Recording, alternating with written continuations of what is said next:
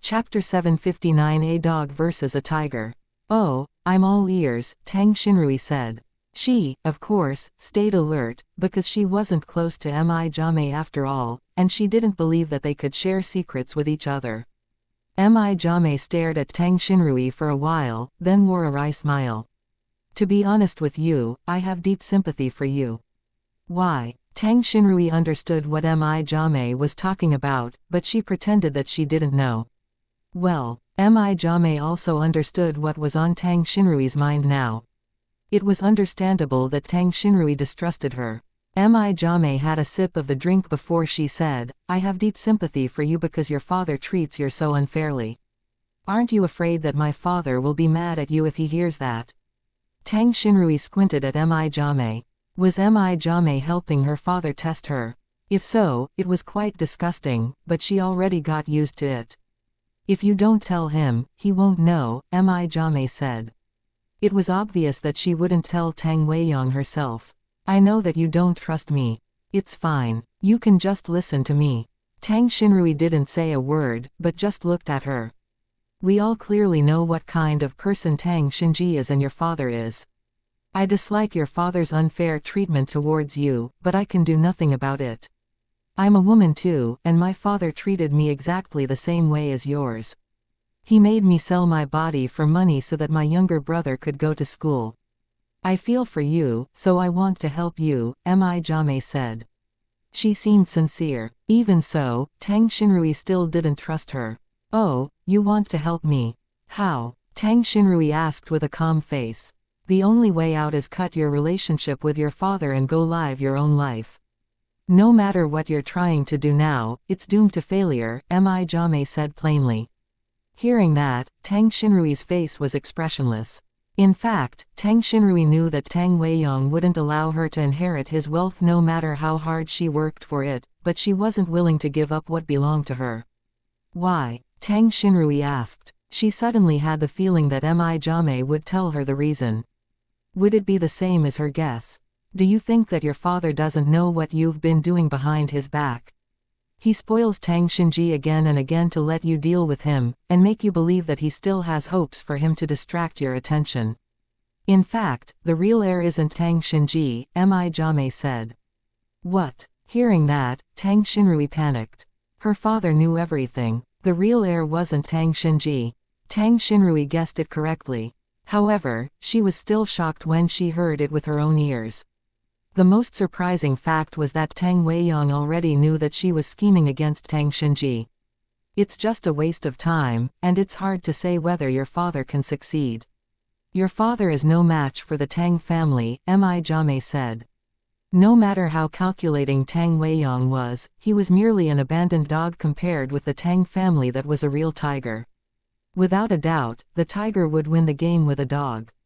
Even though Tang Yunfan and Tang Haifeng were both unconscious now, nobody knew whether it was real.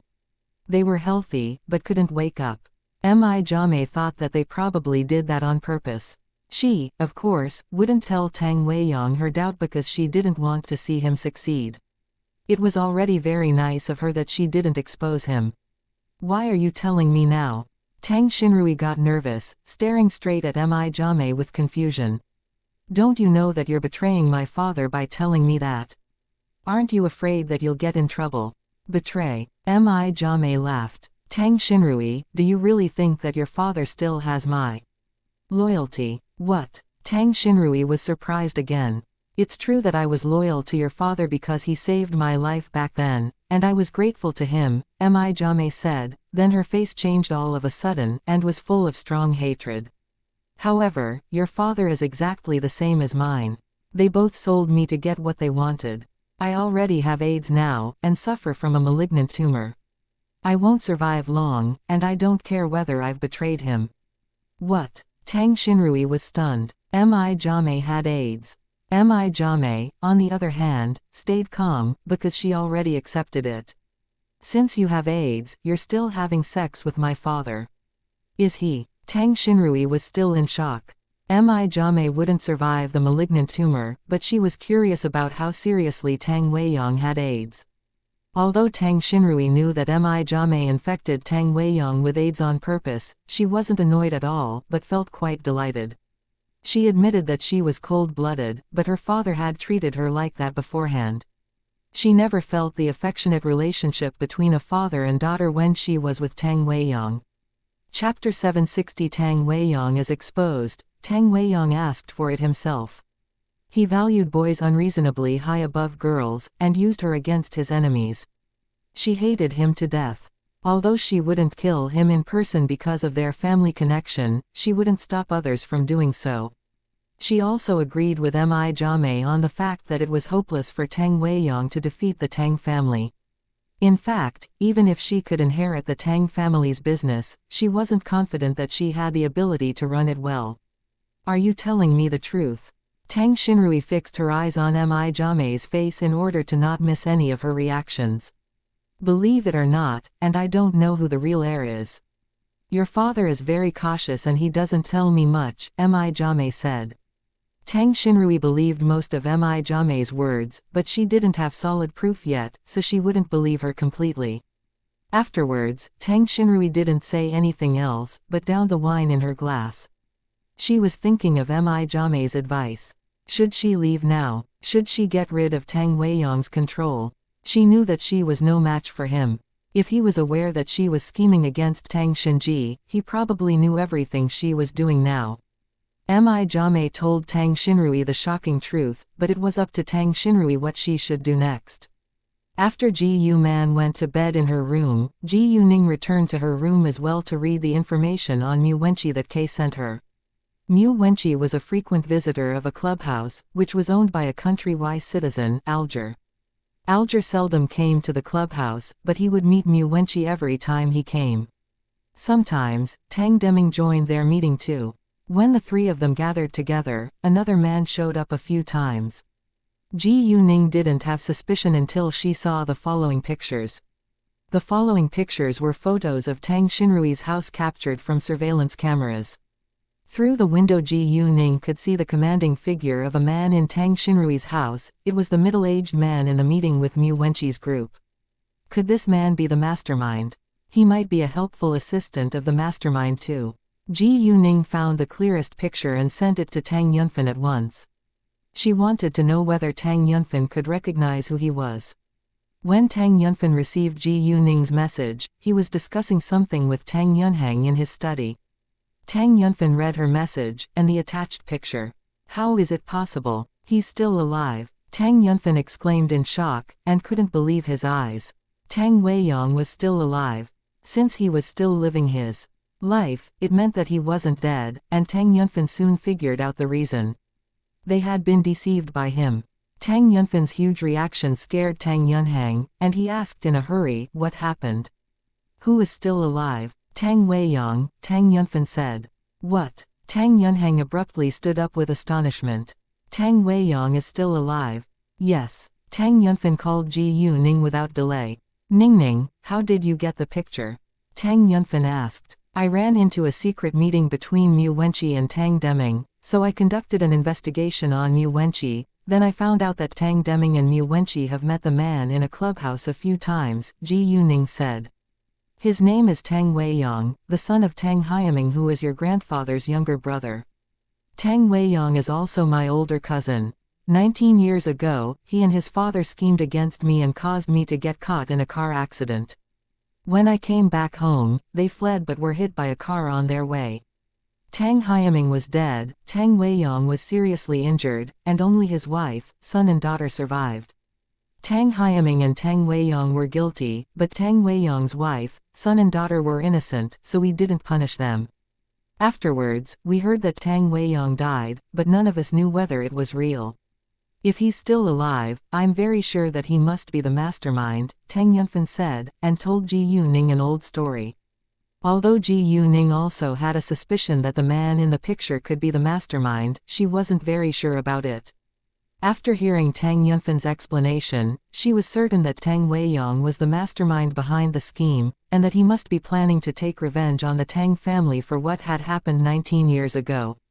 In fact, Tang Yunfan was the victim, but Tang Weiyang was too selfish to care about that. He blamed the Tang family for everything, and was determined to get revenge on the Tang family. Ji Yuning was in a foul mood. He lives in No. XX house on XX road. You already found his address. Tang Yunfan was surprised. I found out about the house a long time ago, but I only knew that Tang Deming has visited there before, and the house is owned by Tang Xinrui, who worked in the finance department of Tangguang Group. The moment I realized that Tang Xinrui has a relationship with Tang Deming, I told Uncle Quan to find an excuse to fire her. I just found out that Tang Weiyang also lives in the house, so I think they must be related, Ji Yuning said. Tang Yunfan was also aware of what had happened to Tang Xinrui. Although Tang Xinrui's information said that she was an orphan and had been adopted by a woman in country Y, Tang Yunfan knew that she must be related to Tang Weiyang after seeing the picture. If he guessed it correctly, Tang Xinrui could be Tang Weiyang's daughter. Tang Weiyang's daughter wasn't named Tang Xinrui, but it was easy to change a name. Tang Weiyang must have changed his identity too. Chapter 761 Tang Jiayang is show. Ningning, thank you for everything you've done for our family, Tang Yunfan said, feeling quite grateful. It was his duty to protect his family, but Ji Yuning had done a lot to protect them instead, which made him feel a little guilty as well. Girls of her age were still studying in school, but Ji Yuning had helped them solve many tricky problems till now. Even though Tang Yunfan understood that Ji Yuning wasn't a simple girl, his heart still ached for her. Ji Yuning smiled. Dad, we're a family, and family members support each other, right? In the beginning, Ji Yuning accepted Tang Yunfan because Ji Yuman loved him, but she gradually felt that it was a good thing to have a loving father. Sure. Tang Yunfan's eyes were wet with tears. Oh, Dad, how is everything going between you and my mom? Ji Yuning asked. Speaking of that, Tang Yunfan was upset. Well, we get along very well, but what? Ji Yuning asked. We don't feel like a family, Tang Yunfan said. Hearing that, Ji Yuning understood. Although they got along very well with one another, they weren't married after all, and not a legal couple. Dad, don't worry. You can propose to my mom after the Tang family overcomes the crisis. I believe that my mom will agree. Ji Yuning said. No problem. I'll deal with the rest of the things as soon as possible. Leave them to me. Tang Yunfan was cheered up. Great. Ji Yuning had no intention to interfere in the Tang family's business affairs, because it wasn't her company. After hanging up the call with Ji Yuning, Tang Yunfan called Tang Jiayang and told him the news. Tang Jiayang was also shocked to learn that Tang Weiyang was still alive, because each member of the Tang family believed that he was dead. Since they found out that Tang Weiyang was the mastermind, it would be easy for them to deal with it. However, they couldn't punish Tang Weiyang right now, because they still needed to find out whether Tang Weiyang had other support. He still had a son after all.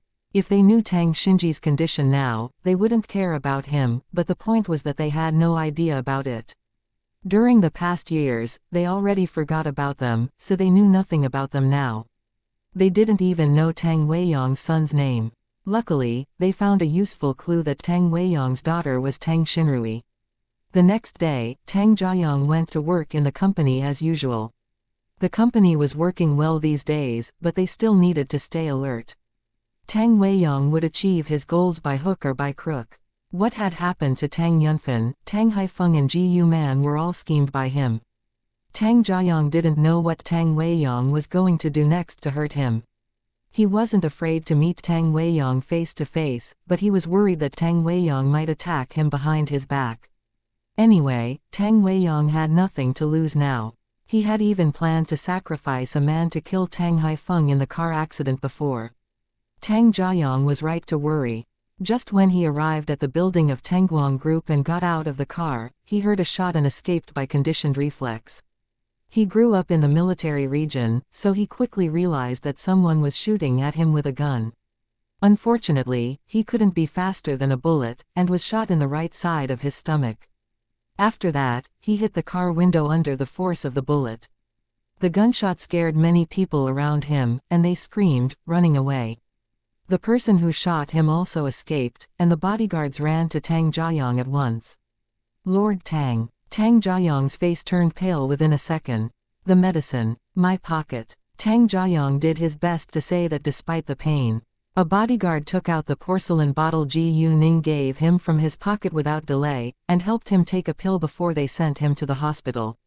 After taking the pill, Tang Jiayong soon felt much better, and the wound gradually stopped bleeding as well, which amazed him.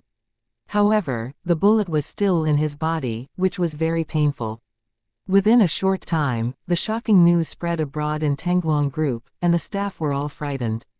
Quan Mingkai left his office once he heard the bad news. He called Tang Jiayong's bodyguard on his way to the hospital. The bodyguard told him that Tang Jiayong felt much better now after taking Ji Yuning's pill, and that the wound had already stopped bleeding. Hearing that, Quan Mingkai was a little relieved, because he knew that Ji Yuning's medicine was very effective. Quan Mingkai then called Ji Yuning and told her what had just happened to Tang Jiayong. Ji Yuning was on her way to the Tang family's house when she received Quan Mingkai's call. She knew that Tang Jiayong was in a dangerous situation, so she had reminded him to be careful, but he was still hurt now. Although Tang Jiayong would be fine with the help of her pill, he didn't have much time to recover at this key moment, so Ji Yuning told Chao Ya to drive to the hospital right away. She was going to put her magical power into Tang Jiayong's body in person to help him recover as soon as possible. Ningning, what happened? Ji Yu Man was worried when she heard that they were heading to the hospital. Chapter 762. He will be fine. Jiayong is in danger now, and I have to go help him, Ji Yuning said. What happened to him? Is it serious? Ji Yu Man's heart was in her throat now. The Tang family had been through so many crises recently, and the important members were attacked one after another. Don't worry, he'll be fine. Ji Yuning comforted Ji Yu Man.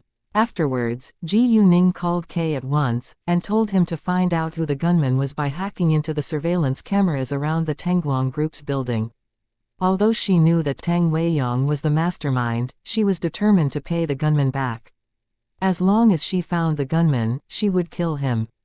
Quan Mingkai called Tang Yunhang next and told him the bad news, but he didn't call Tang Yunfan, in case Tang Yunfan ran out and exposed himself.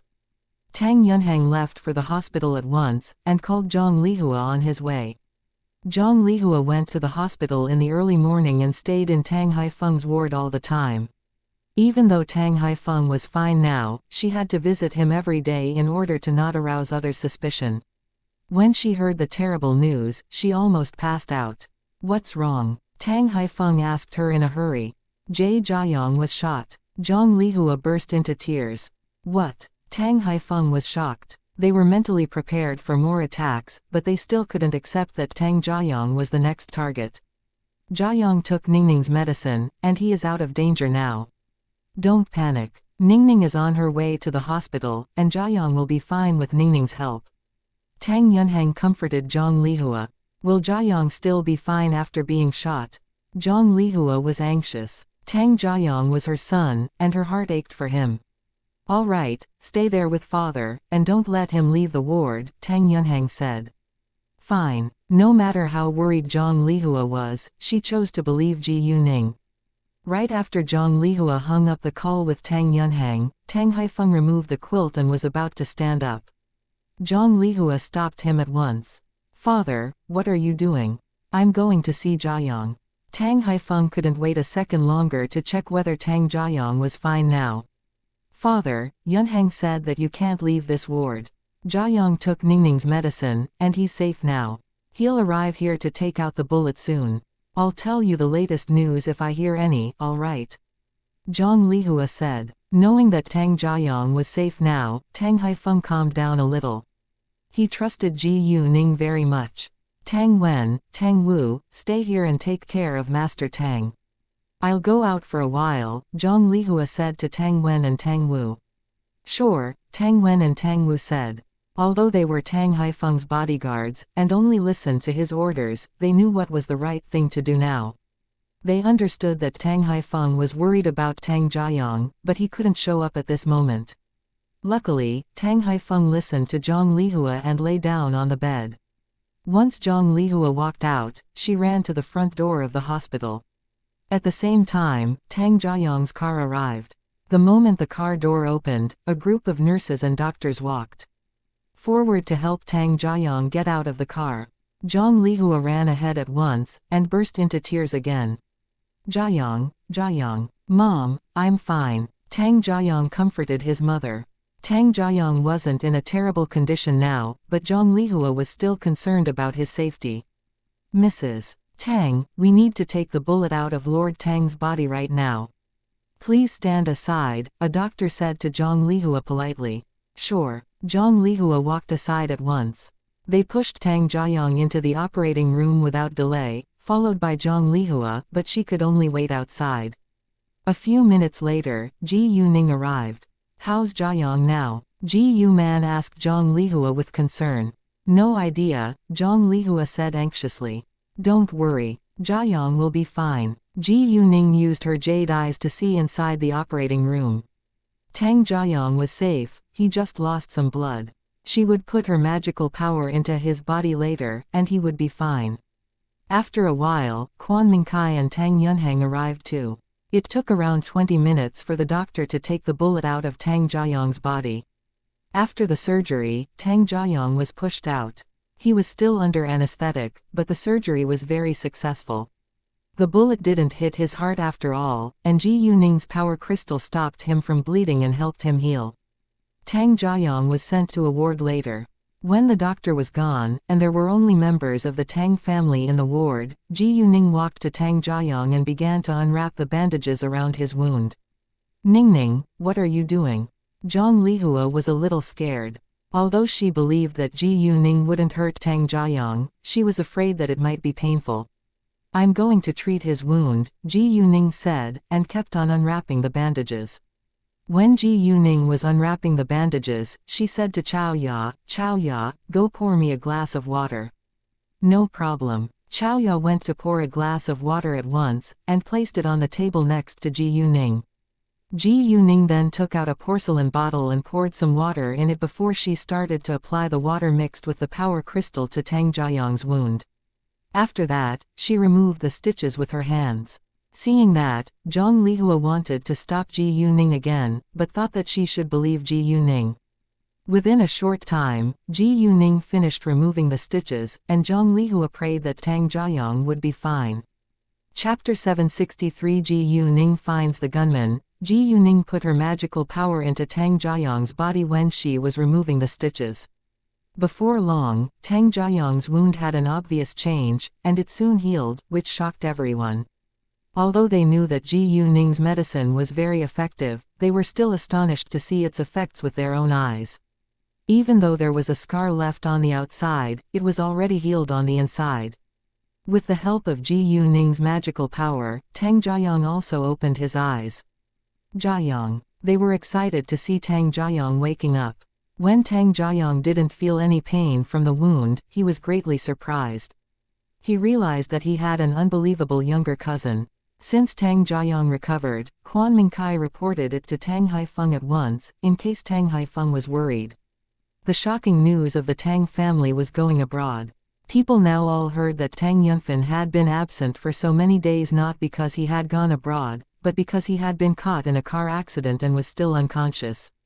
Tang Haifeng also had a serious car accident. And then today Tang Jiayong was shot by a gunman and his life was in danger. The news aroused many guesses. Someone said that the Tang family was cursed, so its family members was caught by accidents one after another. Some also believed that there must be ongoing conflicts in the Tang family. Business was a battlefield without smoke, and one could only survive by killing all of his enemies. Either way, the Tangguang group was in a deep crisis now, and reporters along with its business partners kept calling them for more information. It didn't cause panic when Tang Haifeng and Tang Jiayong were in danger, but it was very shocking when Tang Yunfen wasn't able to run the company. If the Tangguang group lost Tang Yunfen, it lost hope, and its business partners would abandon it as well. The Tangguang group made an official statement later, saying that they knew nothing about it, which was the truth. Facing the severe crisis, the board of directors called an emergency meeting at once. Tang Deming seized this chance. We must elect a new acting chairman right away to make sure that the company can work steadily as usual, he said in the meeting room. Tang Jilin argued against him. You've repeatedly said that. Why do you think that only an acting chairman can help the company work steadily as usual? A team will be in a state of disunity without a leader. Don't you know that? Tang Deming said. We need a powerful leader, not a mascot. Tang Jilin raised his voice.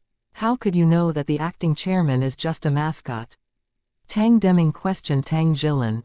Tang Jiayang is just a young boy, but he's helped the company get rid of the turmoil after he became the acting chairman. That's because Tang Jiayang is a member of the Tang family. Tang Jilin said. Aren't we members of the Tang family? Tang Deming argued. You didn't make any effort to build this company, and I don't think that you're qualified to take over. Tang Jilin said. All right, we need to discuss how to deal with it right now. It must be a scheme if Chairman Yunfan, Master Tang and Tang Jiayang were caught by an accident one after another, the ninth director said, then gave Tang Deming a glance. Why did you look at me when you said that? Tang Deming was annoyed. Are you suspicious of me? Do you have any proof? Tang Deming indeed didn't do those things in person, but he was involved in them. I wasn't only looking at you. Why you are so mad? Do you think that you're guilty? The ninth director wasn't afraid of Tang Deming at all. Don't play the blame game with me. Tang Deming almost shouted. You know who should be responsible for it. The ninth director sneered. If we don't elect a new acting chairman, how should we solve this problem? Wu Boyan asked. None of them knew how to deal with it, and looked at each other in silence. The big news about the Tangguang Group started to affect the stock market, and its stock price had a dramatic decrease. At the same time, someone was secretly buying the Tangguang Group shares in a large amount. Right at this moment, Ji Yuning received Kay's call. Kay told her that he found the gunman in a living area, and he also sent her a picture of the gunman.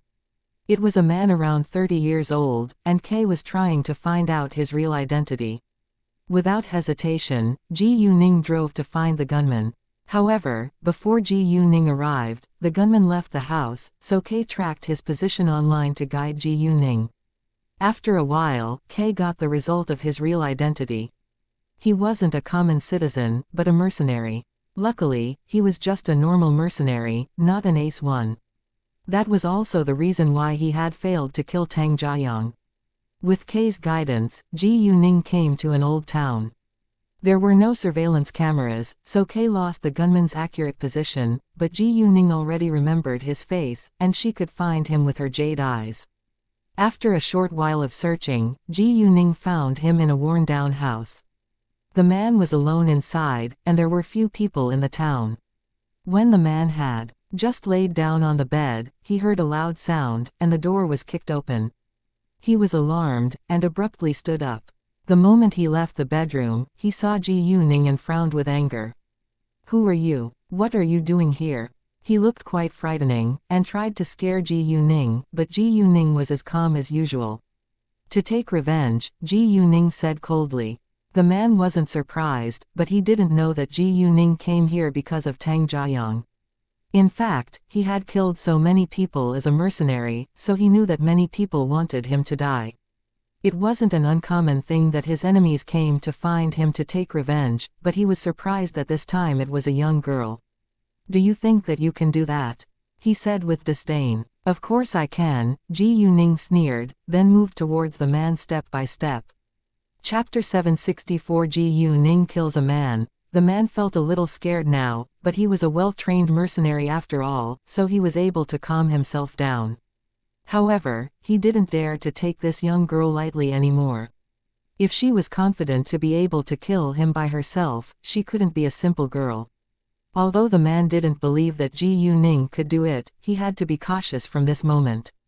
He tried to kill Ji Yuning before she could kill him, so he took out his handgun without delay, but Ji Yuning attacked him at the same time. Seeing that, the man moved away at once, and tried to shoot at Ji Yuning again, but Ji Yuning wouldn't let him have the chance. She kept attacking him, so he didn't have any chance to aim at her.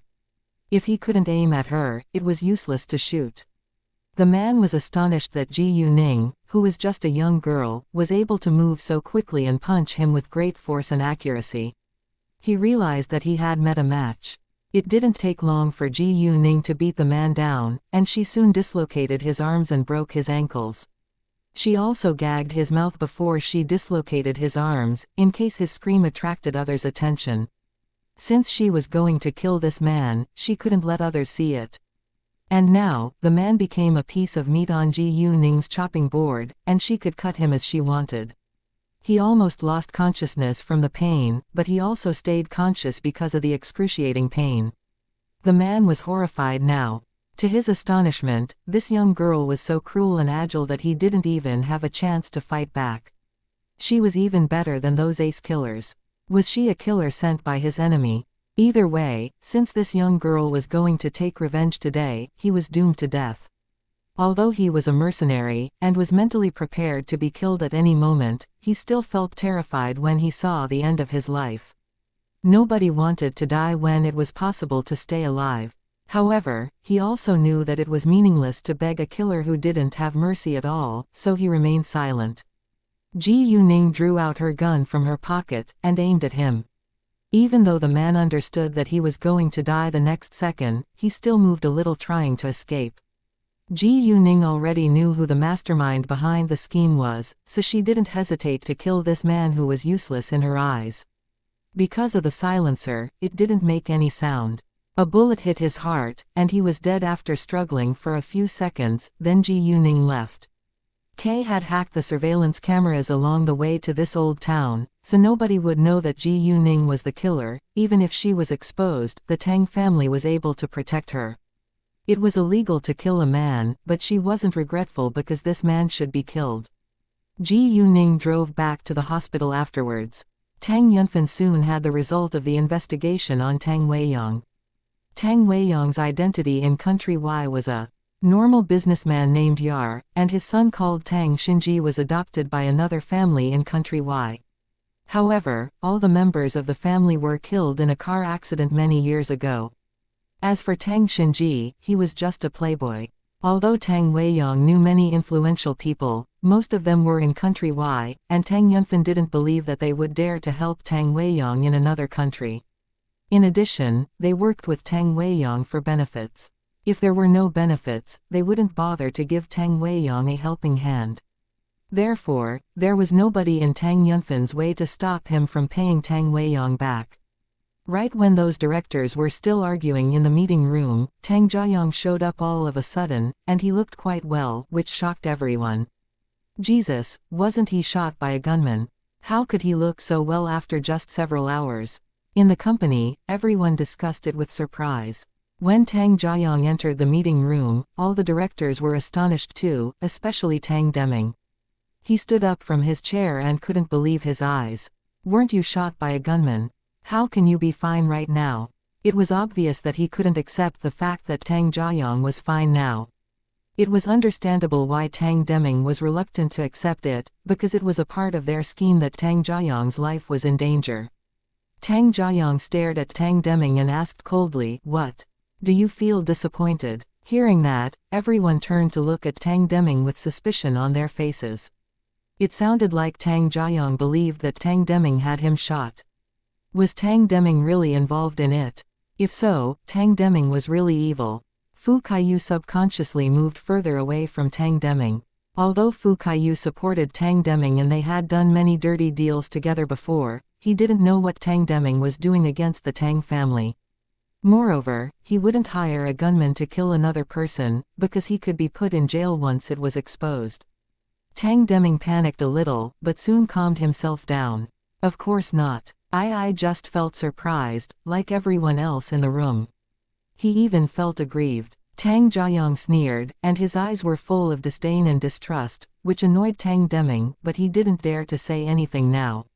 Once Tang Jiayang was back, those who planned to cause Tangguang Group trouble had to stop.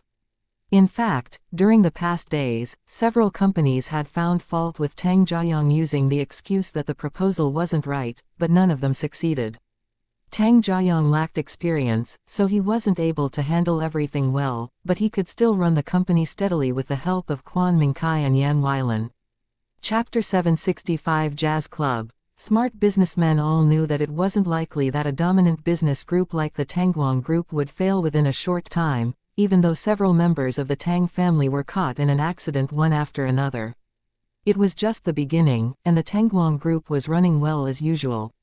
Therefore, those who had picked on Tang Jiayong all had a relationship with Tang Deming.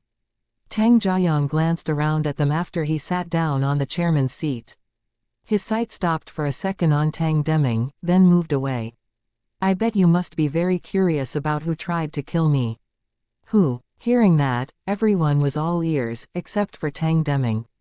Tang Deming was in a panic all of a sudden. Tang Jiayong was paying special attention to him, which meant that he could have been exposed. However, he didn't believe that Tang Jiayong had solid proof, because he had been extremely careful. Even so, he was still restless. At the same time, he also wondered why Tang Jiayong could be fine after just being shot. Hi, Uncle Deming, you seem distracted. What are you thinking? Tang Jiayong looked at Tang Deming. Nothing. Tang Deming swallowed, and his voice trembled a little. He realized that he was behaving abnormally, so he forced himself to calm down, and kept telling himself that Tang Jiayong didn't have solid proof. Tang Deming sat there with a calm face, but the others all knew clearly that there must be something wrong with Tang Deming. It might turn out to be a long day for Tang Deming. Uncle Deming, aren't you curious about who tried to kill me?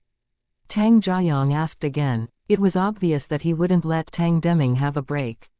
Tang Deming frowned and seemed displeased. Tang Jiayong, do you have to bombard me with questions? Tang Jiayong pulled his lips.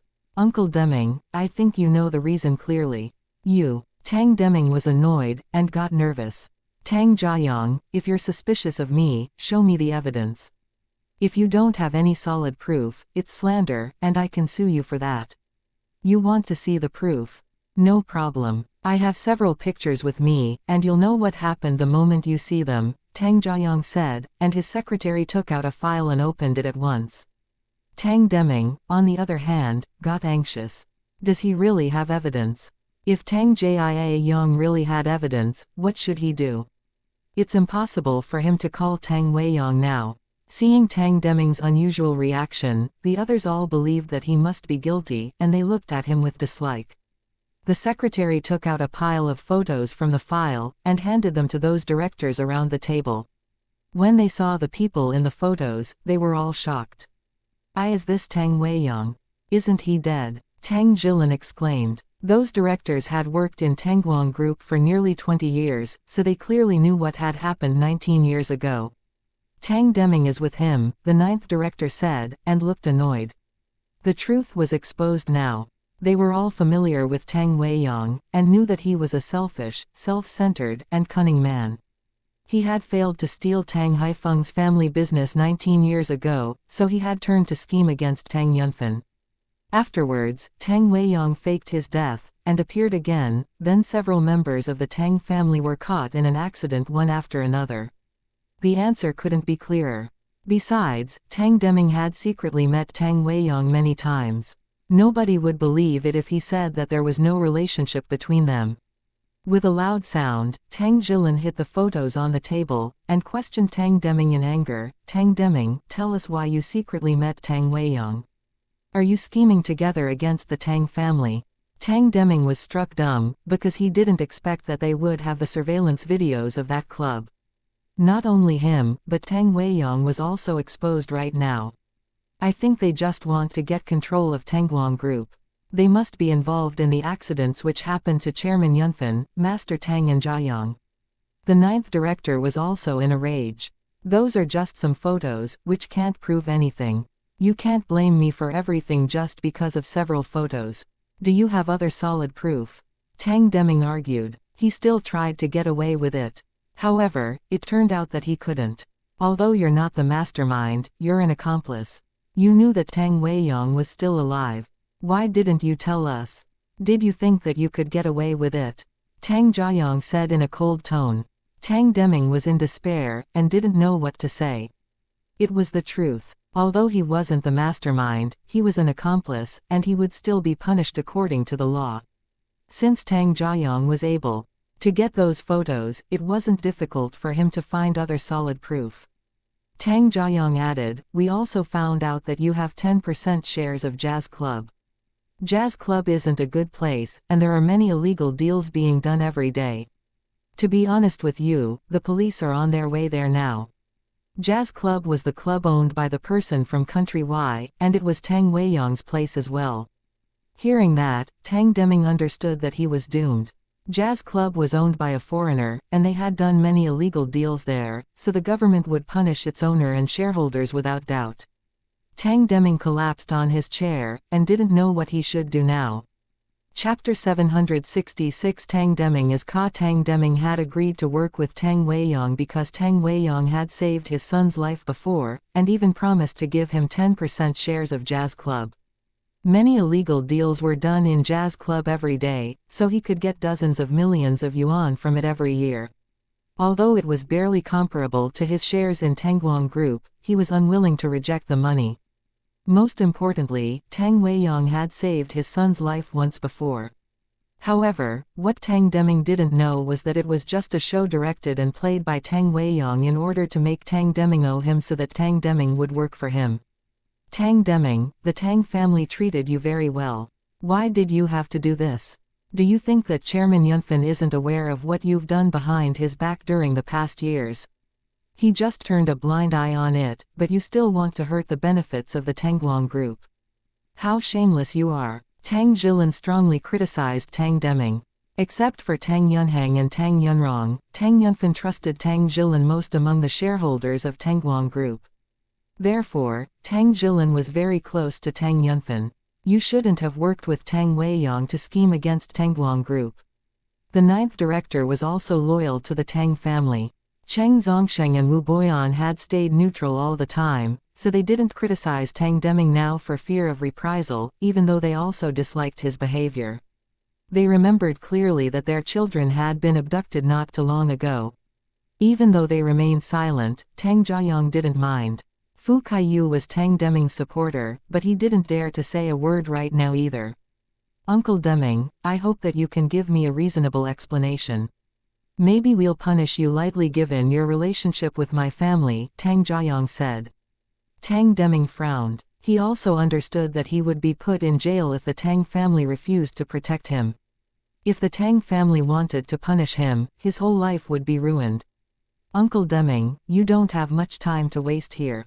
Within half an hour, the police will arrive here too, Tang Jiayang added. When Tang Jiayang went back to the Tangguang Group's building, someone reported that there were many illegal deals being done in Jazz Club, and Tang Yunhang went to inspect it in person. The report was, of course, also just a show directed and played by them, but it was true that Jazz Club was involved in many illegal activities. Its senior management was caught at once, and Jazz Club was sealed too. Hearing that the police would be here within half an hour, Tang Deming finally opened his mouth. I wasn't willing to do it myself, but Tang Weiyang saved my son's life before, so I had to work for him. I have nothing to do with the accidents which happened to Tang Yunfan and Master Tang, because Tang Weiyang wouldn't tell me details. In that case, Tang Deming didn't commit a serious crime, but he was still going to be punished. Tang Jiayang took out a document and threw it in front of Tang Deming. Sign it, and we can let you go. Hearing that, Tang Deming knew that the document wouldn't do him any good, but he had to accept it. It was an equity transfer agreement. The Tangguang Group would buy Tang Deming's shares back according to the market price. Even so, Tang Deming was still reluctant to sign it. If he had shares of the Tangguang Group, he could get an annual dividend of over 100 million yuan. If he sold his shares, he could get a large amount of money at once, but he wouldn't get a cent in the following years. No matter how unwilling Tang Deming was, he had to sign his name on it in the end. Tang Jiayang also kept his word, and transferred the money to Tang Deming's bank account after he signed his name. After that, the police came to arrest Tang Deming. Just as Tang Jiayang had said, the police arrived within half an hour. Tang Deming was arrested by the police, and the meeting was over. Fu Kaiyu didn't let a long breath out until Tang Jiayang left the meeting room. He felt quite lucky that he wasn't punished. The staff working in the building didn't know what had happened, but they understood that Tang Deming must have done illegal things for the police to come arrest him. What has Director Tang done? Why did the police arrest him? Did he betray the company? No way. If the company is in danger, he can't gain any benefits. Hard to say. Once the acting chairman got back, Director Tang was arrested by the police. I think that he might be involved in those accidents which happened to Chairman Yunfan, Master Tang and the acting chairman. Oh, right. If so, I think that Director Tang must want to be the chairman himself. Their guesses were right, because it wasn't difficult to guess correctly given what had happened to the company in the past few days. Before long, they heard the latest news that Tang Deming was fired by Tangguang Group, but they still didn't know why the police arrested Tang Deming today. Tang Weiyang also heard the news, but he couldn't figure out why things changed abruptly. Chapter 767 Tang Weiyang is dead. Since Tang Deming was fired and caught, Tang Weiyang understood that his scheme was exposed, but he didn't know how much the Tang family knew about it, or whether Tang Deming would betray him. He was in a very dangerous situation now, so he thought that it was necessary for him to hide as soon as possible. As for what he should do next, he decided to make the decision later. Therefore, Tang Weiyang took out his paperwork, and planned to leave the house first. However, when he went to open the door, a man blocked his way. Seeing the man's face, he was shocked and couldn't believe his eyes. Tang Yunfan, how could you be fine? The man was exactly Tang Yunfan. Isn't Tang Yunfan still unconscious? Why is he here? Since Tang Yunfan showed up here, it meant that he had already recovered from the accident, but Tang Weiyang didn't know whether he had just woken up, or if he hadn't been hurt by the accident from the very beginning. Besides, if Tang Yunfan came here to find him, it meant that Tang Yunfan knew everything. Tang Weiyang was scared. Of course I'm fine, because I have to pay you back. Tang Yunfan sneered, and walked towards Tang Weiyang step by step. Tang Weiyang, at the same time, moved backwards. Tang Weiyang knew that he was no match for Tang Yunfan in a fight, because his body was seriously damaged in a car accident many years ago. If Tang Yunfan was going to punch him, he could barely fight back. What do you want to do? Tang Weiyang asked. It was a stupid question, because Tang Yunfan obviously came here to get revenge on Tang Weiyang. What do I want to do? What do you think I'll do to a man who has hurt my family again and again? Tang Yunfan said in a cold tone. Tang Weiyang was terrified. He knew that it was highly likely that Tang Yunfan would kill him. You could be sentenced to death according to the law, but I prefer to do it myself, Tang Yunfan said. Tang Weiyang was in a panic now. He didn't want to die. Tang Weiyang, I am surprised that you still want to scheme against me and my family after I let you go many years ago. What makes you think that you have the ability and excuse to act against us? Tang Yunfan asked. Tang Weiyang had no ability, nor excuse to take revenge, because he asked for the car accident 19 years ago.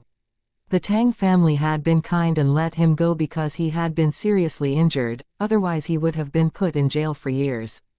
Unexpectedly, Tang Weiyang didn't feel grateful at all. If it hadn't been for Ji Yuning, Tang Weiyang's scheme might have succeeded.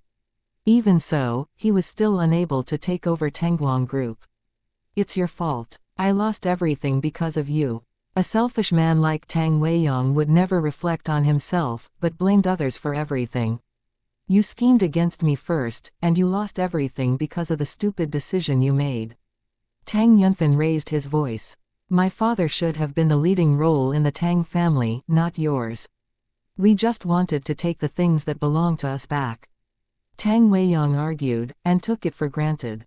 Tang Yunfan sneered. Tang Weiyang, even if my father didn't become the leading role in the Tang family, your father couldn't take over it either, because your father isn't an upright man and doesn't have the ability to run it well. In other words, our grandfather would let our aunt take over the Tang family if my father couldn't. Your father was never among the choices. Tang Weiyang didn't know what to say, because Tang Yunfan was telling the truth.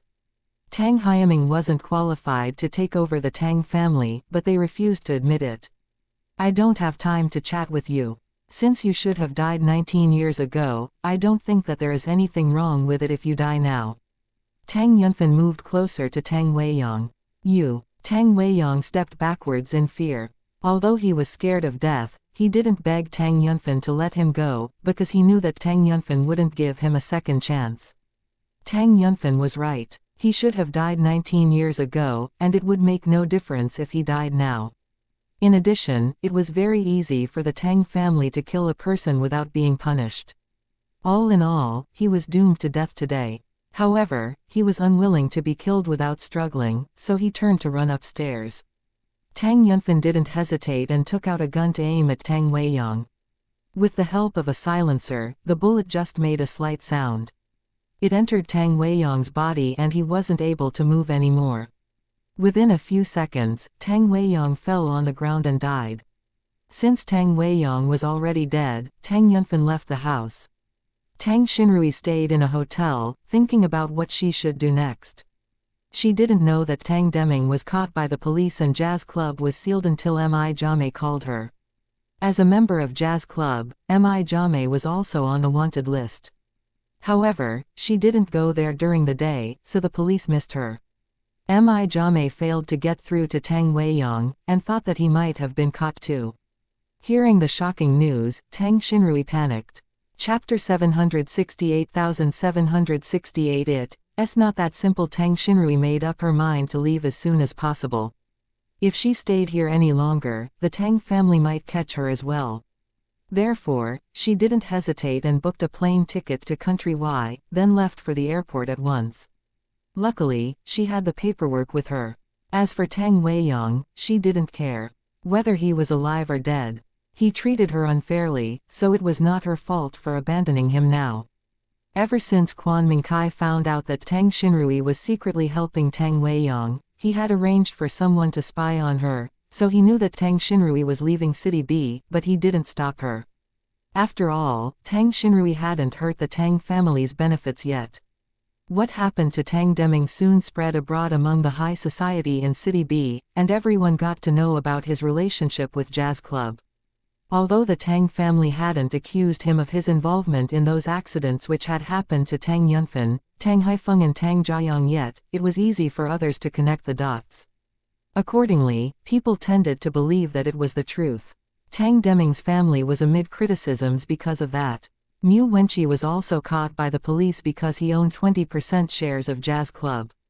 The moment Mu Shushin heard about it, he drove to the Public Security Bureau and tried to bail Mu Wenqi out. Although Mu Wenqi had done illegal things, they weren't severe, and he would be sentenced to 2 or 3 years in jail at the most. The Mu family was an influential family in City B, and Mu Shushin was confident that his son would be fine. However, the Tang family didn't think so, and the Public Security Bureau just allowed Mu Shushin to have a short meeting with Mu Wenqi. Mu Shushin wasn't aware of Mu Wenqi's relationship with Tang Weiyang, but he knew that Mu Wenqi owned shares of Jazz Club. Jazz Club was sealed because of illegal deals, but Mu Shushin thought that it wasn't a big deal. It was a very common thing in clubs anyway, but it would be fine if the club wasn't discovered or had a powerful support. In that case, Mu Shushin didn't blame Mu Wenqi. Jazz Club was owned by a man from Country Y, so it obviously didn't have a powerful support in City B. Once it was discovered, it was doomed.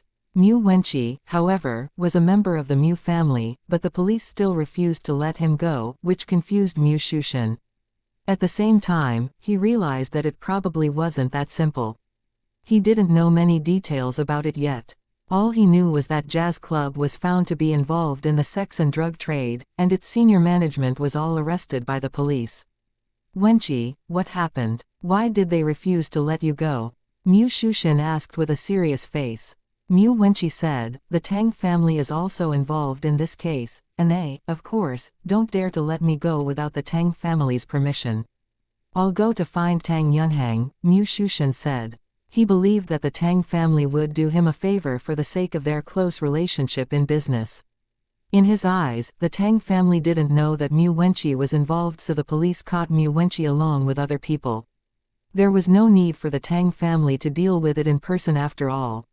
It's not that simple. Mu Wenqi looked upset. Why? Mu Shushin got nervous. I just found out that the boss of Jazz Club has a grudge against the Tang family, so I'm afraid that the Tang family might think that I'm helping them, but I merely joined them for money, Mu Wenqi said. In fact, it was a lie, because Mu Wenqi didn't dare to let his father know about his relationship with Tang Weiyang. Even though he was just aware that Tang Weiyang aimed to get control of Tangguang Group, and he wasn't involved in the accidents which had happened to Tang Yunfen, Tang Haifeng and Tang Jiayang, he was still guilty because he sided with the Tang family's enemy. If he wanted the Tang family to forgive him, he better not be involved in the mess. However, it wasn't easy to fool the Tang family, so Mu Wenqi was worried that he might be put in jail too. It's fine. I can explain it to him. Mu Shushan believed Mu Wenqi's words. Mu Wenqi didn't know what else he could do now, but hoped that his father could help him out.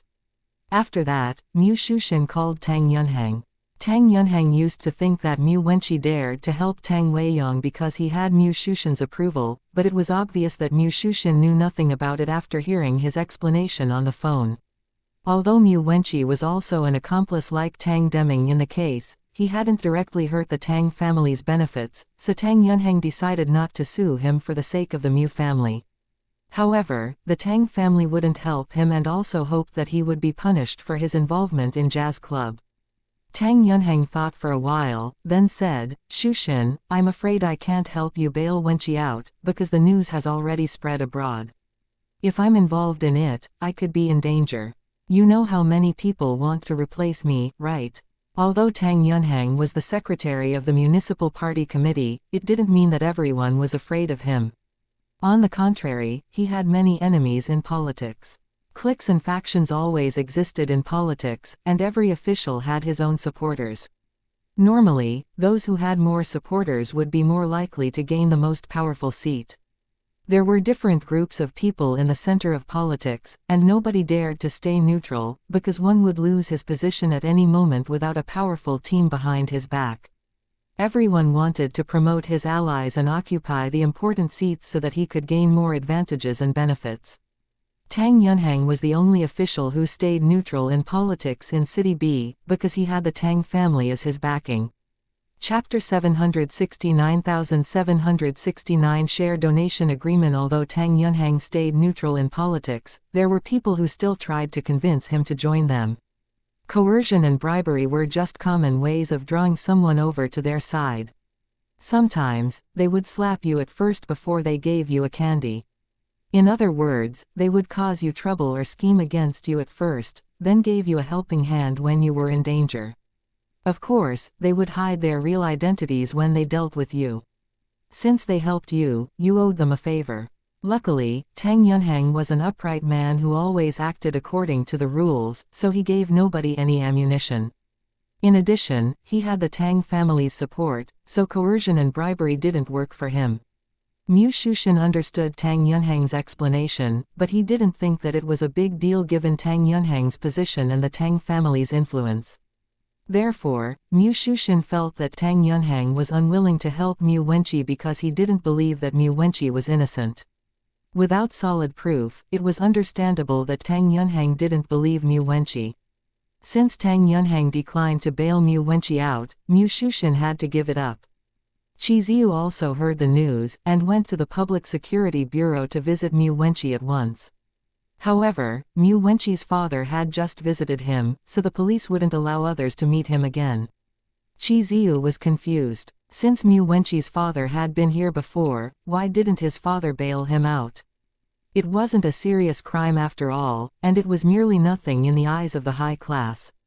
The Mu family was an influential family in City B, so it should be very easy for them to bail Mu Wenqi out, but Mu Wenqi was still locked in the Public Security Bureau. Qi Ziyu and Mu Wenqi were close friends, and he had visited the Mu family's house many times before, so he was familiar with Mu Shushan as well. Without delay, Qi Ziyu called Mu Shushan to figure out what had happened. After talking with Mu Shushan on the phone, Qi Ziyu got to know that the Tang family in City B was also involved. In this case, it was a tricky problem. Qi Ziyu wanted to help them, but he could do nothing about it now. The crisis confronting the Tangguang group came to an end right after it began, but the Tang family had been through a lot behind the scenes. If it hadn't been for Ji Yuning, Tang Yunfen, Tang Haifeng and Tang Jiayang could have been killed. Compared with their lives, the Tangguang group was nothing. If they could stay alive, everything was possible. If they were killed, the Tangguang group was meaningless to them. Tang Yunfen came back to the Tangguang group's building right after Tang Weiyang was killed, because only he could handle the situation. The moment Tang Yunfen showed up, everyone was excited and shocked, because they just heard the news that Tang Yunfen was still unconscious this morning. Since Tang Yunfen appeared now, they believed that it must have been fake news. Some also believed that it was the truth that Tang Yunfen had been caught in a car accident, but he turned it to his own use in order to catch the mastermind behind the scheme against Tangguang Group. Once Tang Deming was caught, Tang Yunfen came back. The news that Tang Yunfen came back to work in the company went abroad within a short time, and people all believed that they had been deceived by those previous rumors. Anyway, the Tang family overcame the crisis, and Tang Yunfen got control of the Tangguang Group again.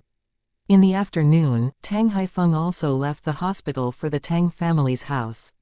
It wasn't a pleasant experience that he had stayed in the hospital for so many days, and he felt much more relaxed in his own home. The Lei family came to visit him a while later. Zhao Yiru also came along with Master Lei and Lei Haowei. Zhao Yiru wasn't worried at all, because he knew everything, but the Lei family was deeply concerned about the Tang family.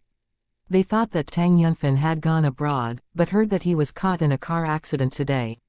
Lei Haowei called Tang Yunhang for confirmation the moment he heard the bad news.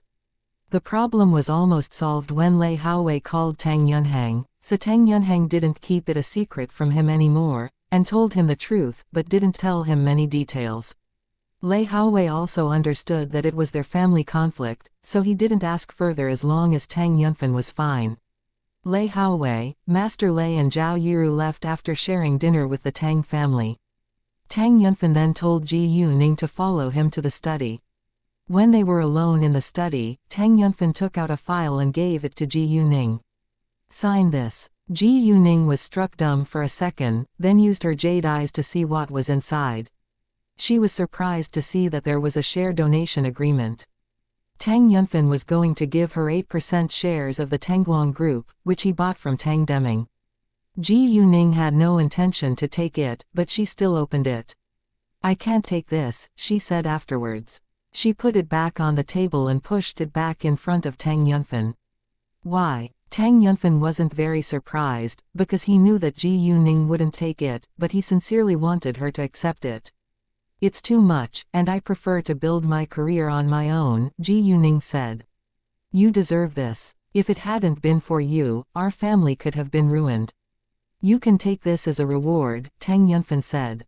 "We're a family, and we don't talk about rewards with family members," Ji Yuning said. Chapter 770,770 Prepare for the wedding. Well, if so, take it as a gift. You're my daughter, and it's reasonable that you take your father's gift, right? Tang Yunfen said. Ji Yuning was struck dumb. She was Tang Yunfen's daughter, and Tang Yunfen would feel hurt if she rejected his gift. Ji Yuning thought for a while, then had an idea. "I can take it, but it'll be my mother's wedding gift. When my mother marries you, I'll let her sign it," Ji Yuning said, then took the share donation agreement. Tang Yunfen agreed. He didn't care what she did with it as long as she accepted it. After that, they went downstairs together. In the living room, Ji Yuman lowered her head. It seemed like she felt very uneasy, but the others were chatting and laughing. "Ningning, come here. I have something to discuss with you," Tang Haifeng said to Ji Yuning with a smile. "Sure, Grandpa." Ji Yuning walked over and sat with Tang Haifeng. "Ningning, since the crisis is resolved, I think it's time for your mother to marry your father, so you can officially join us as a family." Tang Haifeng couldn't wait a second longer to accept Ji Yuning as a member of his family. Hearing that, Ji Yuning understood why Ji Yuman felt nervous. Ji Yuman lowered her head even more when she heard that, while Tang Yunfen's face lit up at once. Ji Yuning smiled and said, "Grandpa, I think it's up to my father whether he can marry my mother. He must propose to my mother if he wants to marry her." Ji Yuman had lived with Tang Yunfen as girlfriend and boyfriend. Although they had a daughter, a proposal was still needed if they wanted to be married. "Right, Ningning's right. You must propose first," Zhang Lihua said. Every woman dreamed to have a romantic proposal. The others all agreed with Zhang Lihua. "Yunfen, propose now," Tang Haifeng urged Tang Yunfen. "Ha ha." Ji Yuning snorted with laughter. Not only Ji Yuning, but the others also laughed out loud, which made Ji Yuman feel even more nervous. It was necessary for Tang Yunfan to propose to Ji Yu Man, but it didn't mean that he could do it without preparation. Ji Yuning said, "Grandpa, we must be prepared before the proposal.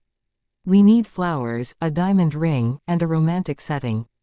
If it's not romantic enough, I don't think my mother will be willing to get married." Ji Yuning said it on purpose to give Tang Yunfan advice, because she was afraid that Tang Yunfan knew nothing about it. Tang Yunfan had actually already hired a famous international jewelry designer to design and make a diamond ring for Ji Yu Man, but he didn't tell anyone else in the Tang family. Tang Haifeng was a member of the older generation, so he didn't know much about the romance the younger generation cared about, but he thought that it was reasonable after hearing Ji Yuning's explanation. "Sure, Yunfan, go prepare for it as soon as possible, and then we can prepare for the wedding as fast as we could," Tang Haifeng said. "No problem." Tang Yunfan was thrilled. If it was possible, he would propose to Ji Yu Man tomorrow and marry her the day after tomorrow, but he knew that it took time to prepare for the wedding. Moreover, he decided to hold a grand wedding for Ji Yu Man. Ji Yu Man flushed red, and didn't know what to say. At the same time, she felt happier than ever. Seeing Ji Yu Man being so shy, Ji Yuning said that they should go home now because it wasn't early. Tang Yunfan walked them to the car, and didn't walk back until they disappeared from his sight. "Mom, he's so in love with you," Ji Yuning joked. Ji Yu Man's face turned red. "Ningning, don't joke about your parents." "I'm not joking. It's the truth, right, Xiaoya?" Ji Yuning asked Xiaoya. "Yes," Xiaoya replied with a serious face. "Gaoyi has never shown his love for me and his eyes are on his face." Gaoyi loved Xiaoya deeply, and he even valued Xiaoya above his own life. He would dash forward to protect her every time they were in danger, but he was a well-trained killer after all, so he learned how to hide his real feelings very well. Speaking of Gaoyi and Xiaoya, they were both ruthless killers, but fell in love with each other in the end. They joined the killer organization together, and were trained together. As time went by, their affection for one another grew deeper, and they ached to live their life like common people. Ji Yu Man didn't know what to say, but still felt quite happy in her heart. Although she had been apart from Tang Yunfan for so many years, they always missed each other, so it was easy for them to fall in love again. Ji Yu Man flushed upon thinking that she was going to marry Tang Yunfan, but she also hoped that that day could come as soon as possible. Ji Yuning also stopped joking, but began to think about what kind of wedding gift she should prepare for Ji Yu Man. She made up her mind to send her mother a special wedding gift. After thinking for a while, Ji Yuning remembered the 2 diamonds Leng Xiaoting had given her, and decided to use the blue diamond to make a pair of earrings and a pendant. In addition, she would open a branch of Cami Beauty Salon in City B as a wedding gift for Ji Yu Man too. Chapter 771,771 Argument over the shop. When they got home, Ji Yuning went to her room and searched on the internet for beauty salons which were available to be rented. There were several beauty salons for rent, but Ji Yuning took a liking to one of them at first glance, because it was located in Fengsheng Shopping Mall, and was almost twice as big as Cami Beauty Salon. In addition, this beauty salon was very new and it had opened for just 2 years. Ji Yuning then read the comments on the beauty salon, and found out that its products weren't popular among the customers. It seemed that it wasn't profitable because of the low-quality skincare products. The next day, Ji Yuning went to Fengsheng Shopping Mall to look at the beauty salon, which was for rent, in person. It was an exclusive beauty salon, so it was furnished and decorated luxuriously. "Welcome." The moment Ji Yuning walked inside, a saleswoman walked forward to greet her. Although this shop was going to be rented, they still needed to serve every customer with enthusiasm as long as it was still open. "Hi, I read the post about your beauty salon being for rent on the internet, so I came here to have a look," Ji Yuning said. "Please wait a second. I need to tell our manager," the saleswoman said, then went to find the manager. During that time, Ji Yuning glanced around the inside of this beauty salon, and she was satisfied with it. The manager walked out in a hurry once she heard that someone came here to look at the beauty salon. She was a woman in late 30s. Although her features were attractive, her skin wasn't in a good condition. If she, who worked in this beauty salon, couldn't take good care of her own skin, how could she persuade her customers to spend money here? It's so nice to meet you, miss. I'm the manager of this beauty salon, and my surname is Ding. May I have your name? The woman greeted Ji Yuning politely, then sat down across from Ji Yuning. Nice to meet you, Manager Ding. My surname is Ji Yuning said. Miss Ji Yu, do you want to look around first, or hear my introduction of the beauty salon? Manager Ding asked. Please tell me something about the beauty salon first. May I know the reason why you want to rent it out? Ji Yuning asked. It isn't profitable, and we lost a lot of money, so our boss wants to rent out it, Manager Ding said. However, she didn't tell Ji Yuning that their skincare products were of bad quality. This beauty salon was furnished and decorated in a luxurious way, but didn't use high-end skincare products, which was playing foul with consumers. However, Manager Ding wasn't the boss, so she couldn't decide what kind of products they should use. She had tried to persuade her boss to change the skincare products, but her boss said that the skincare products were provided by one of her friends. If they changed them, her friend would be displeased. Manager Ding thought that business was business, and it was unreasonable that her boss sacrificed the shop in order to not annoy her friend. However, some people tended to ask for returns just because others owed them a favor. Her boss's friend had helped her boss before, so her boss had to accept it. Therefore, her boss could only rent out this beauty salon after losing a lot of money. Afterwards, Ji Yuning talked with Manager Ding about its rent. The rent was the official price set by Fengshan Shopping Mall, and Ji Yuning needed to pay an extra amount of money for its furnishing and decoration. Because it was furnished and decorated in a luxurious way, it cost nearly 2 million yuan, but there was no need for Ji Yuning to pay the full amount.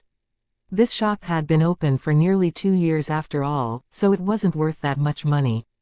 In the end, its boss charged 1 million yuan for its furnishing and decoration. As for its skincare products, Ji Yuning could choose whether to buy them as well or not.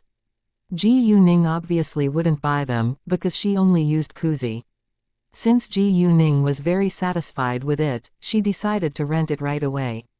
This shop was located in the Tang family's building anyway, so there was nothing she should be worried about. However, when they were about to sign the contract, an accident happened. 2 women came in right when they were ready to sign their names.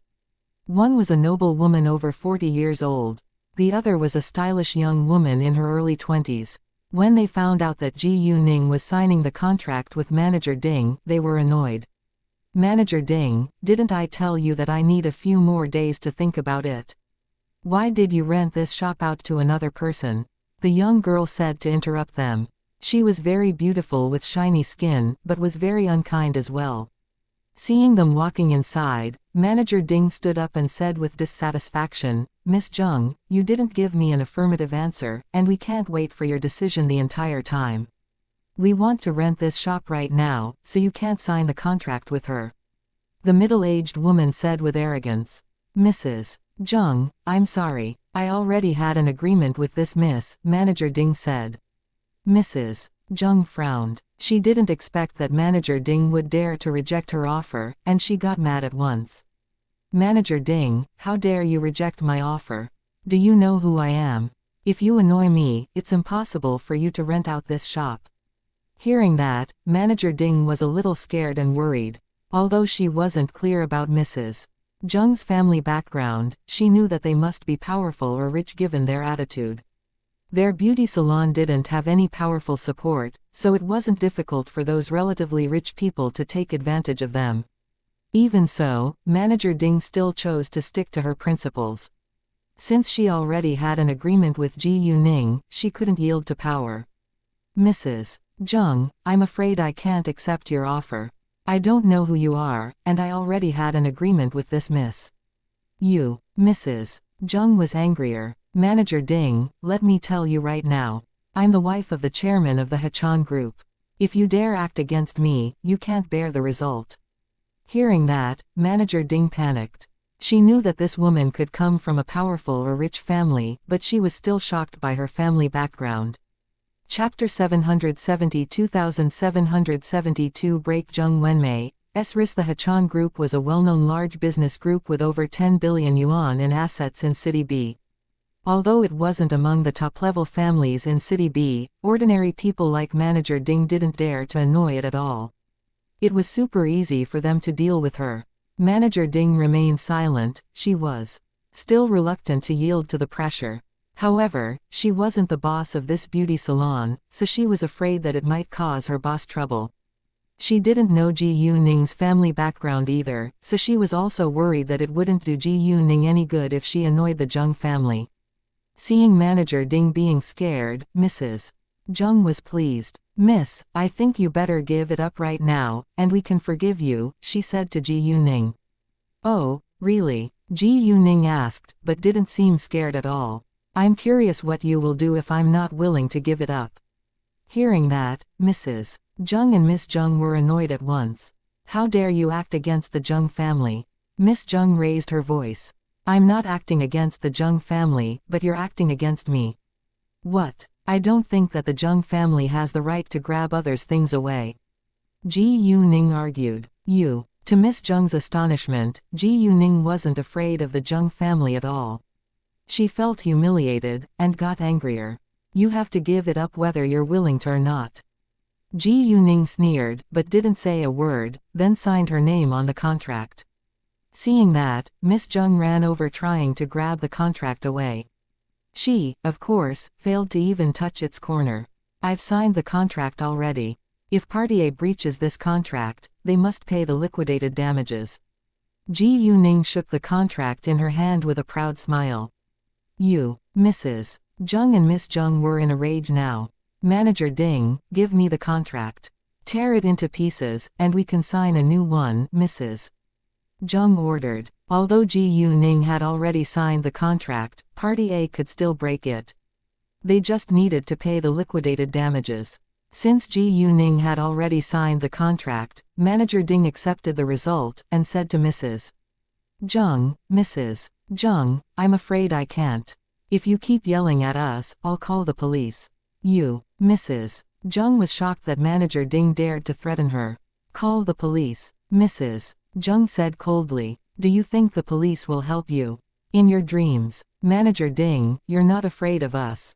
How about your boss? Where is your boss? I need to meet her and tell her in person. I don't believe that she would dare to annoy us. I'm sorry. Our boss went abroad, and she can't meet you right now. I'm completely in charge of this, Mrs. Zheng." Manager Ding did her best to stay calm, but she actually didn't have any confidence in herself. "Mrs. Zheng, Miss Zheng, I think you better leave before I lose my temper, otherwise you can't bear the result." Ji Yuning warned them. She was ready to teach them a lesson. There was no need to be polite to rude people.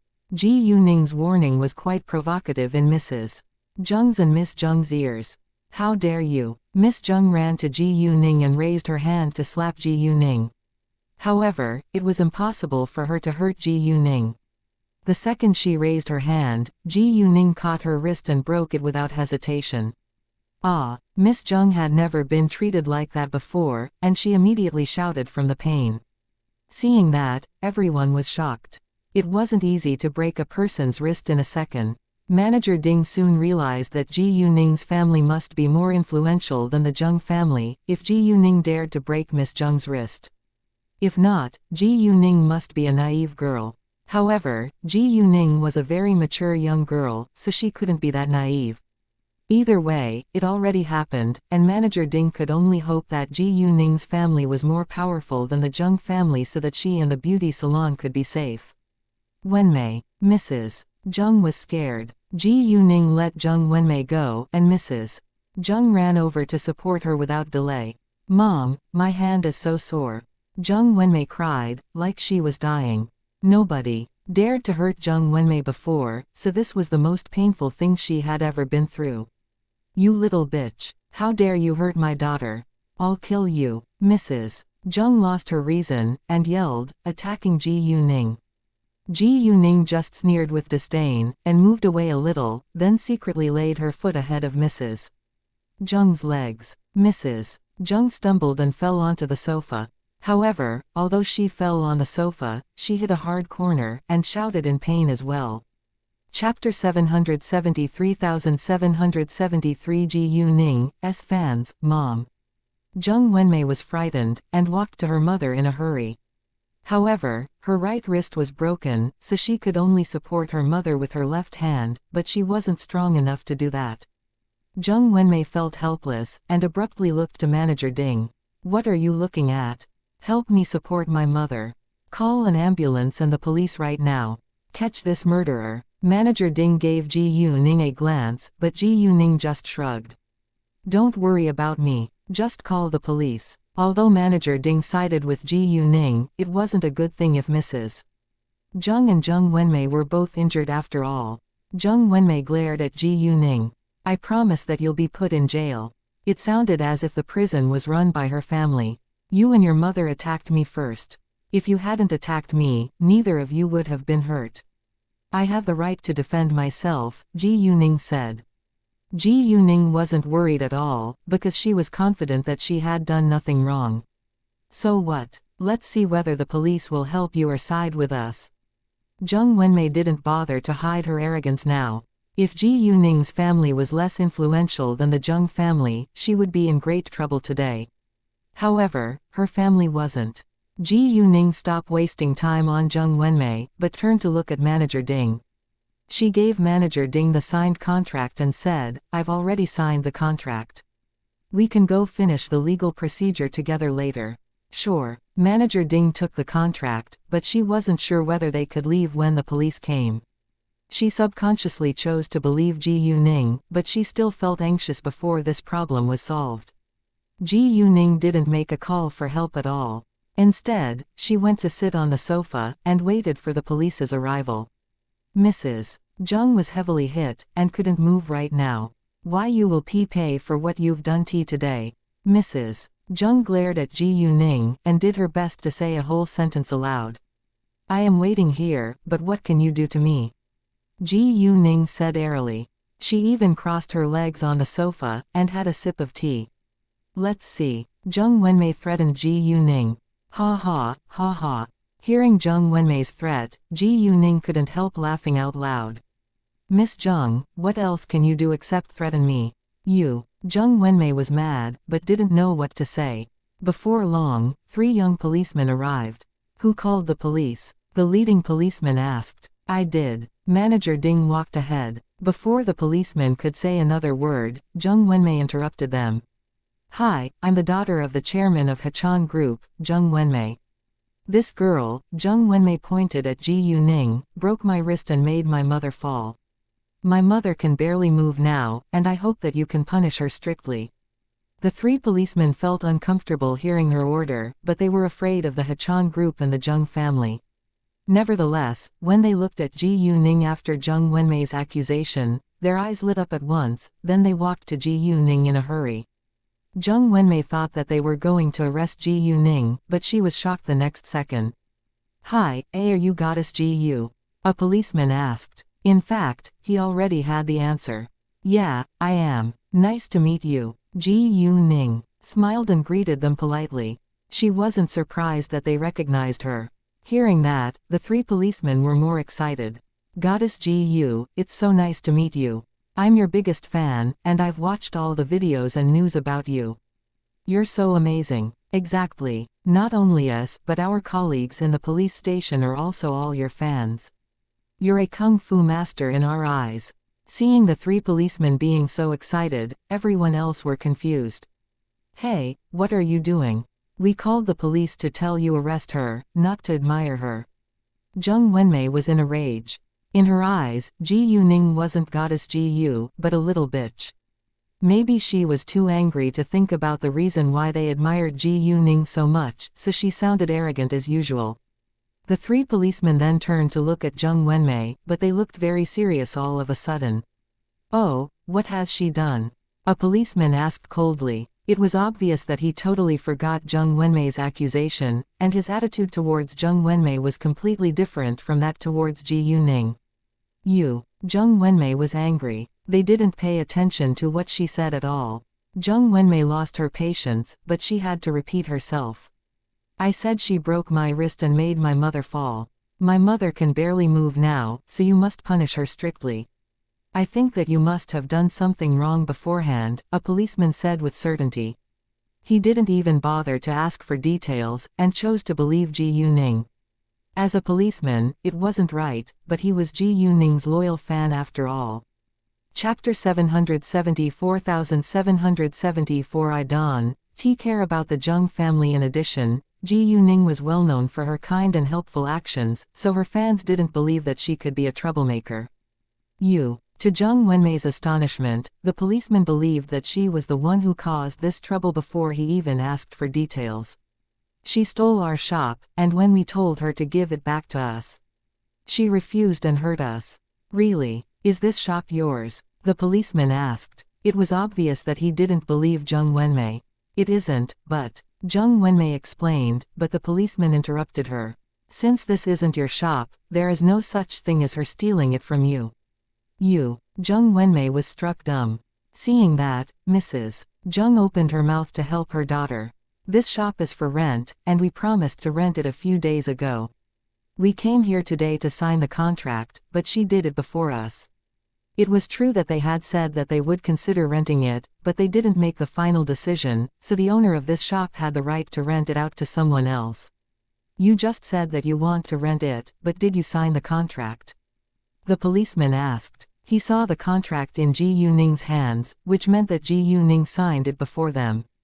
Mrs. Zheng didn't know what to say. No matter what kind of deal it is, you must pay the money and sign the contract first so that it's legal.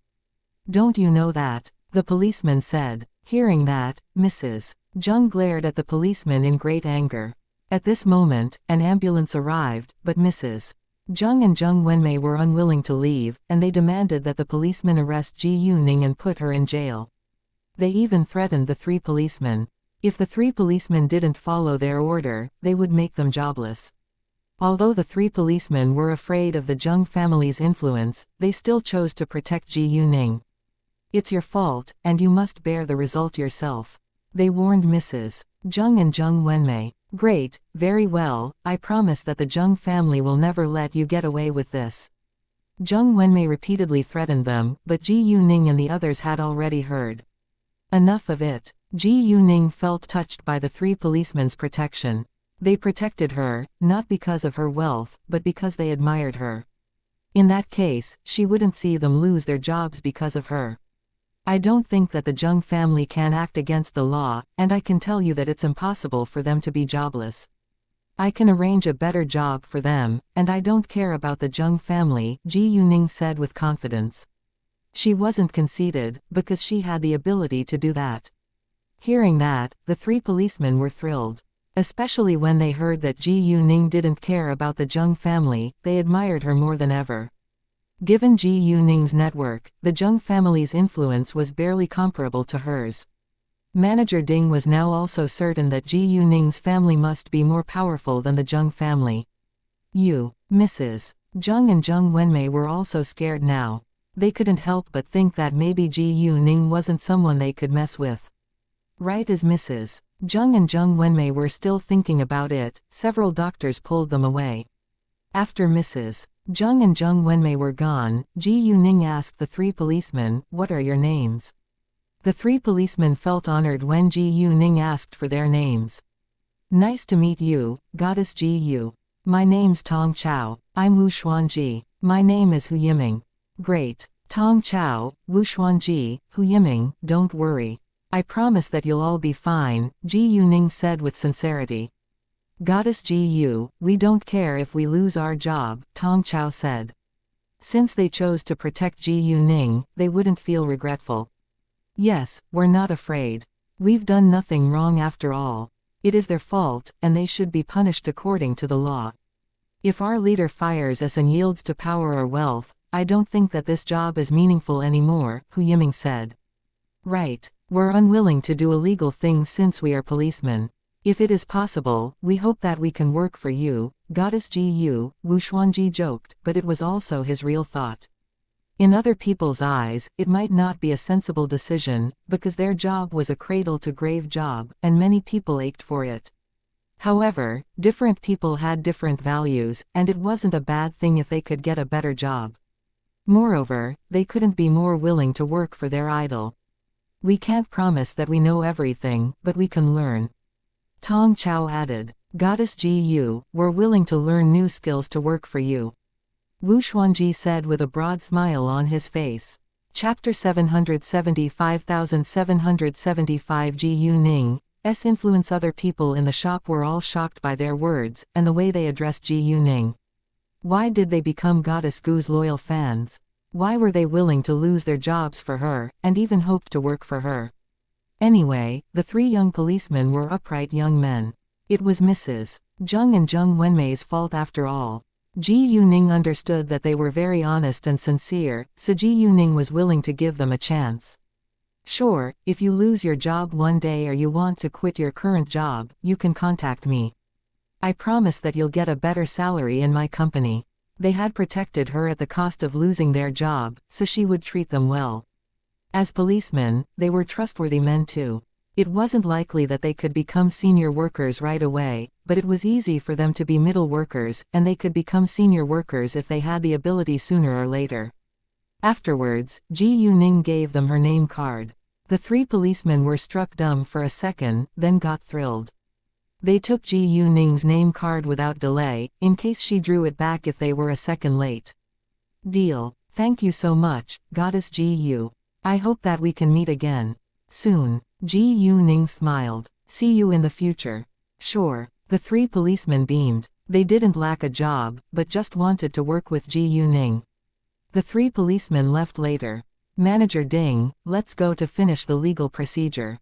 Ji Yuning looked at Manager Ding, who was still shocked.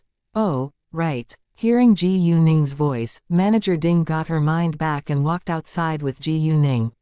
Once they were gone, the staff in the beauty salon began to discuss it. Who is that girl? She doesn't care about the Zheng family. The three policemen called her Goddess Ji Yu, and they're even willing to lose their jobs for her.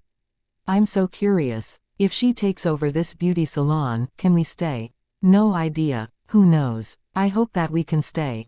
I think that Miss Ji Yu isn't a simple girl. She seems very confident and successful. Most of the staff had positive comments on Ji Yuning, but there was a beautician who disliked Ji Yuning out of jealousy. I think I've heard the title, Goddess Ji Yu, somewhere before, but I can't remember now, a female staff member said. Hearing that, the others all looked to her. Really? You've heard of her name?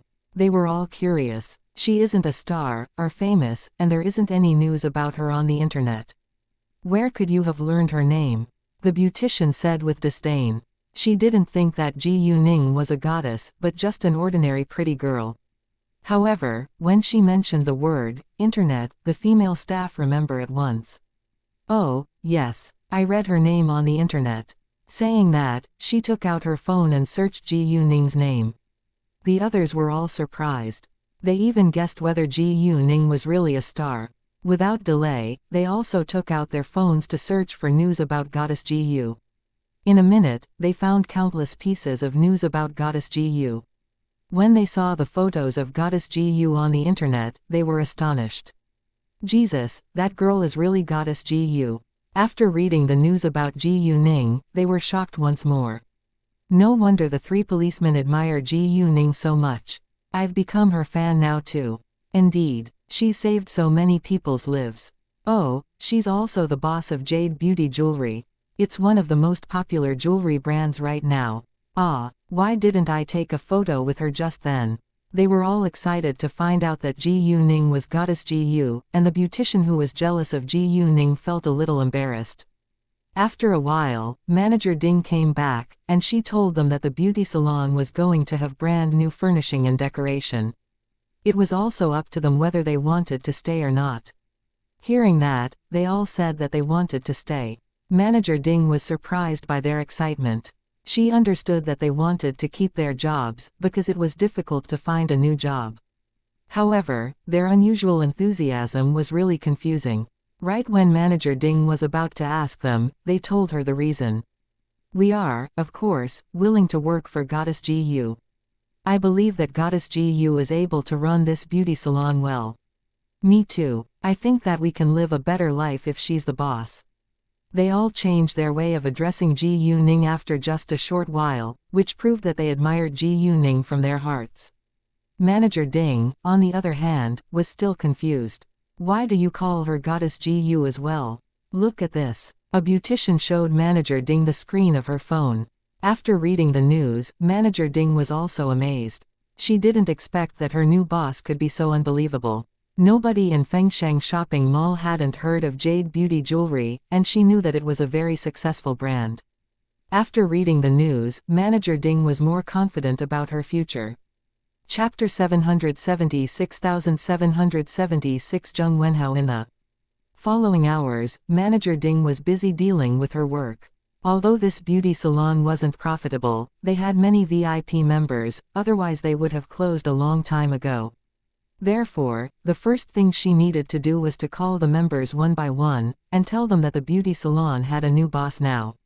It would have brand new furnishing, decoration, and skincare products before it reopened in around a week. Moreover, the members could have a free try on the opening day. If it wasn't effective, they could have their total membership fee back. In fact, the beauticians weren't confident to promote their service in that way. They knew that Ji Yuning would use high-end skincare products, but they didn't believe that the products could be effective immediately no matter how good they were. Ji Yuning was an unusual boss. Anyway, they still chose to trust Ji Yuning, and they were full of anticipation at the same time. If the skincare products were that effective, this beauty salon would be successful sooner or later. Even though many VIP members were disappointed in them, they still wanted to have a try after hearing the good news. It wouldn't do them any harm if they just had a try after all. They could also have their total membership fee back if it wasn't effective. Many VIP members also asked the beauticians what brand they were going to use, and the beauticians told them that the brand was Kuzi. Actually, those beauticians had never heard of Kuzi before themselves. Even Manager Ding knew very little about it, and all she knew was that it was a new skincare brand. Manager Ding didn't trust new brands, but she believed in Ji Yuning. Kuzi was actually gaining a lot of fame in the capital, but not many people in City B had heard of it yet. Coincidentally, 3 of the VIP members had heard of Kuzi. 2 of them had used it before, while the other one hadn't, so she was very excited after hearing that the new brand they were going to use was Kuzi. What? Is it really Kuzi, the skincare products produced by Kalain in the capital? The woman who had heard of Kuzi asked with excitement. Facing this VIP member's unusual reaction, the beautician who called her was surprised. It was obvious that this VIP member had heard of Kuzi and it seemed like she liked it very much. Was Kuzi a very good brand? Yeah, it is Kuzi, which is produced by Kalain in the capital, the beautician answered. Great. Although Kuzi is a new brand, it's super effective. My friend in the capital bought a set for me, and my skin is in a much better condition now. I was also wondering when Kuzi will open a branch in City B. To my surprise, you're going to use it soon. The woman sounded delighted on the phone, which affected the beautician. Was Kuzi really that amazing? The woman added, to be honest with you, I plan to stop spending money on your services after I used Kuzi. Since you're going to use it as well in your beauty salon, I think that I will have to visit your beauty salon more often in the future. Hearing that, the beautician was amused. The beautician then told her colleagues this amusing story, and her colleagues were amazed too. They were looking forward to using Kuzi now. Zheng Wenmei's wrist was moved back to its normal place after she came to the hospital, but it was still painful and she could barely move it. Mrs. Zheng was also seriously injured, and had to stay in the hospital for a few days. On their way to the hospital, they called their family. Zheng Wenmei's father, Zheng Lilin, was in a meeting right now, so her older brother, Zheng Wenhao, visited them. The moment Zheng Wenhao showed up, Zheng Wenmei threw herself into his arms and burst into tears. Wenhao, you must take revenge for me and mother. After that, she told him what they had been through today. Zheng Wenmei hadn't told Zheng Wenhao much details on their way to the hospital, and Zheng Wenhao hadn't asked much either because he was in a hurry to go to the hospital. After hearing the details, Zheng Wenhao was mad. What? How dare she hurt you after knowing that you were born in the Zheng family? Don't worry. I promise that I'll take revenge for you and mother. Zheng Wenhao, Mrs. Zheng and Zheng Wenmei had a similar character. They were all selfish and self-centered people, but were also very protective towards their own family members. Mrs. Zheng was Zheng Wenhao's stepmother, but she treated him very well, so he treated her as his own mother too. As for Zheng Wenmei, Zheng Wenhao had spoiled her rotten. Without hesitation, Zheng Wenhao called his friend who was a member of a gang, and told him to damage the beauty salon as soon as possible. He didn't bother to investigate Ji Yuning's background. In his eyes, he was the only son of the Zheng family, and everyone should know his importance. After that, he called another friend who was a division chief in the Public Security Bureau, and told him to fire the 3 policemen. His friend, of course, agreed with alacrity, and even promised to solve this problem within a minute. However, they didn't know that Ji Yuning had already called Tang Yunfan beforehand. She told Tang Yunfan about what had happened today in the shopping mall, and hoped that he could help her to prevent the 3 policemen from losing their jobs.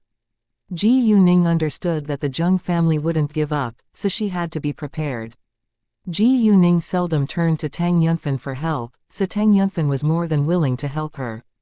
Chapter 777. The Zheng family's revenge. The director of the Public Security Bureau was a member of Tang Yunhang's group in politics, so he was, of course, willing to help once Tang Yunhang opened his mouth. In addition, it wasn't the 3 policemen's fault after all, so it was completely above board. When Luo Guosheng, the leader of the police station where Tong Chao and the other 2 policemen worked, received a call from the director of the Public Security Bureau, he was shocked. To his astonishment, the director of the Public Security Bureau would make a call in person to protect Tong Chao, Wu Xuanji and Hu Yiming, who were just 3 junior policemen. Since the director gave the order to keep their job in person, Luo Guosheng didn't dare to disobey. After hanging up the call with the director, Luo Guosheng asked Tong Chao and the other 2 policemen what they had done today. The director calling to protect their jobs must be because of something they had done today. Tong Chao and the other 2 policemen thought that the Zheng family was punishing them. They weren't afraid of it, and told their leader everything. After hearing their explanation, Luo Guosheng nodded. Although they didn't mention that Ji Yuning had promised to protect them, Luo Guosheng had heard of Ji Yuning's name. He also admired Ji Yuning himself, and soon realized that it was Ji Yuning who wanted to help them keep their jobs. Luo Guosheng was aware that Ji Yuning had a powerful network, but he was still greatly surprised when the director called him in person. "Leader, if you want to fire us for the sake of the Zheng family, it's fine and we can accept it," Tong Chao said. "Yeah, Goddess Ji Yu promised to find us a better job," Hu Yiming said. Before Wu Xuanji could say a word, Luo Guosheng interrupted them. "Who said that I'm going to fire you?" You're not going to fire us." Tong Chao and the other 2 policemen were surprised. "The director just called, and he gave an order that you are to keep your jobs," Luo Guosheng said. In addition, when Luo Guosheng heard that Goddess Ji Yu had promised to arrange a better job for them, he thought that he should maintain a good relationship with them, which would be beneficial to him. Luo Guosheng wasn't a selfish or snobbish person, but he knew what the right thing to do for his career was. "What? The director?" Tong Chao and the other 2 policemen rounded their eyes in shock. "Wow, I think we'll be safe with Goddess Gu's help." "Exactly, but I'm actually a little disappointed, because I prefer to work for Goddess Ji Yu." "Right. Why don't we quit our jobs right now?" They totally forgot that their leader was sitting right in front of them, and talked about it in a loud voice filled with excitement. Hearing their conversation, Luo Guosheng was displeased. "You can leave now. I need to deal with other things." Luo Guosheng chased them out. In fact, Luo Guosheng knew that they were upright, diligent young men, so he was unwilling to see them quit their job. However, without the director's call, he would yield to the Zheng family's influence. He wasn't a senior leader in the organization after all, and he could barely protect himself. Half an hour later, Luo Guosheng received a call from a division chief. The division chief gave an order to fire the 3 policemen, but Luo Guosheng rejected it. Luo Guosheng also told the division chief that it was the director's order. Hearing that, the division chief was shocked. He didn't expect that the director would protect the 3 policemen, and he didn't dare to say another word. He had promised to settle it on the phone with Zheng Wenhao, but now he failed. Even though he failed, he still needed to call Zheng Wenhao and tell him the result. When Zheng Wenhao heard that the director of the Public Security Bureau gave an order to keep the 3 policemen's job in person, he was surprised and mad, but he couldn't do anything about it. The Zheng family didn't dare to annoy the director of the Public Security Bureau. However, it wasn't the end yet. If they couldn't make the 3 policemen jobless, they could teach them a lesson by beating them. Therefore, Zheng Wenhao made another call and was determined to pay the 3 policemen back. Wenhao, how is it? Were they fired? Zheng Wenmei asked with anxiety. No, they're being protected by a senior official. Don't worry, I'll send some people to teach them a lesson. I promise that they won't be able to work anymore, Zheng Wenhao said. Great. We must teach them along with that girl an unforgettable lesson, Zheng Wenmei said with an evil expression. In the beauty salon, they were sorting out skincare products. Their ex-boss told them to sell those skincare products themselves, and that they could share the money. The ex-boss of this beauty salon was a rich lady, so she didn't care about the loss of several million yuan. When they were about to place the skincare products outside for sale at a reduced price, a group of strong men dashed inside and damaged everything in the beauty salon, which scared them and they didn't dare to fight back. The bunch of strong men didn't leave until everything was damaged in the shop. This is the result if you've annoyed the Zheng family. One of them said, then they left. Once they were gone, Manager Ding called Ji Yuning and told her about what had just happened. Ji Yuning was on her way to the antique street at this moment, because Du Liefeng told her that the skincare products had been delivered there from the capital. Ji Yuning thought that she could take several real antiques with her there, but heard the bad news halfway. She wasn't surprised, because she knew that the Zheng family wouldn't give up, but it didn't mean that she wasn't mad. Ji Yuning was in a rage. No matter who dared to cause her trouble, he or she would pay for it. Chapter 778,778 Abandoned Old Buildings. Ji Yuning told Manager Ding to keep the scene the same, and that she would be right there to deal with it. After hanging up the call with Manager Ding, Ji Yuning called K first. She told him to hack into the surveillance cameras around the beauty salon, and found out who those men that had damaged everything in the shop were. Afterwards, she called the police and directly assigned this task to Tong Chao and the other 2 policemen. It was a great chance for them to prove their ability. The policeman who received Ji Yuning's call reported it to Luo Guosheng without delay. Knowing that it was Ji Yuning's beauty salon, Luo Guosheng took it seriously. Since Ji Yuning asked Tong Chao and the other 2 policemen to deal with this case, he wouldn't oppose it.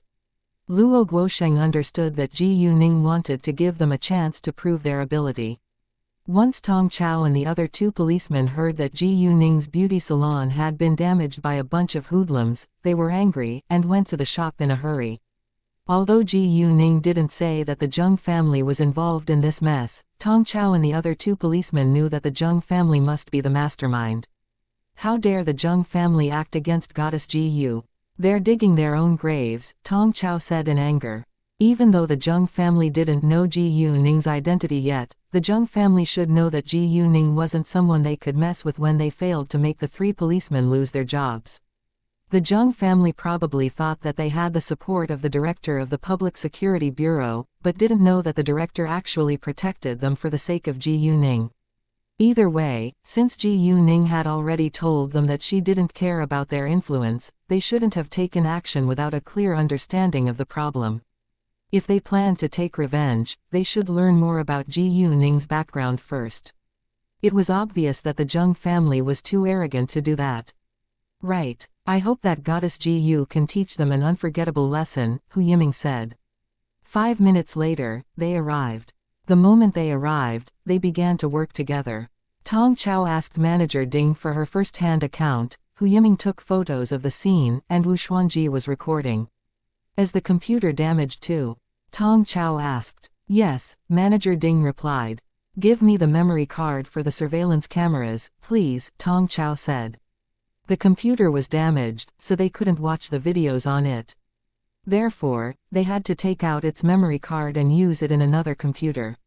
Sure. Manager Ding took out the memory card and gave it to Tong Chao at once. Are there any other working computers? Tong Chao asked. Yes, in the office, Manager Ding said. Please bring me there. I need to check the surveillance cameras, Tong Chao said. Afterwards, Manager Ding guided them to the office, and watched the surveillance videos. They also made a copy of those videos. 20 minutes later, Ji Yuning came. When Ji Yuning showed up, everyone got excited. Goddess Ji Yu, those hoodlums are junior members of the Kirin gang, Tong Chao said to Ji Yuning. The bunch of hoodlums had caused a lot of trouble in this area, so they were familiar with each other. Great, follow me to catch them later, Ji Yuning said. The three policemen were looking forward to seeing Ji Yuning's fighting skills. However, they forgot that they were the policemen and it was their duty to catch bad people. Manager Ding, how much is the loss? Ji Yuning asked. All the damage of the sofas, tables, chairs, computers and skincare products amounts to 1.58 million yuan, Manager Ding said, then showed Ji Yuning the list. Oh, if adding the staff fee and the decoration fee, it'll be 2 million yuan in all. Great, I'll make them pay it. Ji Yuning took the list. After that, she left with Tong Chao and the other two policemen. Manager Ding and the rest of the staff stayed in the shop to sort out the unbroken skincare products for sale at a reduced price. It would be a waste of money if they dumped them in the trash can, so they decided to sell them as planned. When Ji Yuning and the others walked into the parking lot, Ji Yuning called Kay and asked him for the location of the bunch of hoodlums. Following Kay's guidance, Ji Yuning along with the three policemen drove to find them. Kay noticed from the surveillance cameras that the bunch of hoodlums stopped their cars at a large abandoned piece of land. There were 3 abandoned buildings standing there, and Kay was sure that they had to be hiding inside. Around a dozen minutes later, Ji Yuning and the others arrived at the road which led to the large abandoned piece of land. Ji Yuning told Tong Chao to stop the car. They weren't in a hurry to move forward. The 3 abandoned buildings stood in a line, and each of them occupied 700 square meters at least. The first old building was almost demolished, and the other 2 were still there. It was obvious that they had been abandoned here for a long time, and the demolishing didn't go on. Although Ji Yuning didn't know the reason, she thought that this location wasn't bad, and it was a waste of resources. The land was around 3,000 square meters large, which wasn't suitable for building a living area, but it was large enough to build office buildings, a hotel, or a clubhouse. There were so many rich people in City B, and they could be generous consumers. Since Ji Yuning had the idea, she made up her mind to acquire it. After a short while, Ji Yuning saw a van stopped at the front of the second abandoned building. 8 men were eating, drinking and watching TV in a room on the first floor. Apparently, they took it as a temporary abode. Why'd I somehow feel like this place looks familiar, Hu Yiming said all of a sudden, and frowned. Have you walked by this place before?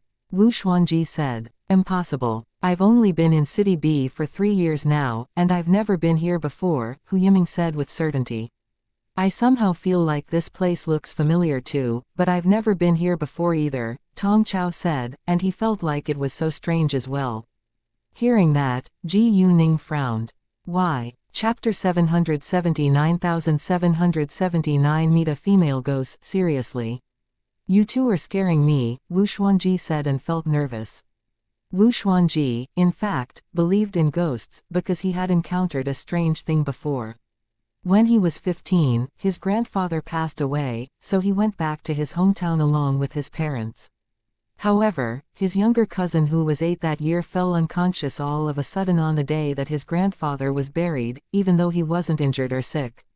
An old man said that his grandfather loved his younger cousin so much when his grandfather was alive, so his grandfather was unwilling to leave his younger cousin, and took his younger cousin's soul away with him, which was the reason why his younger cousin was unconscious.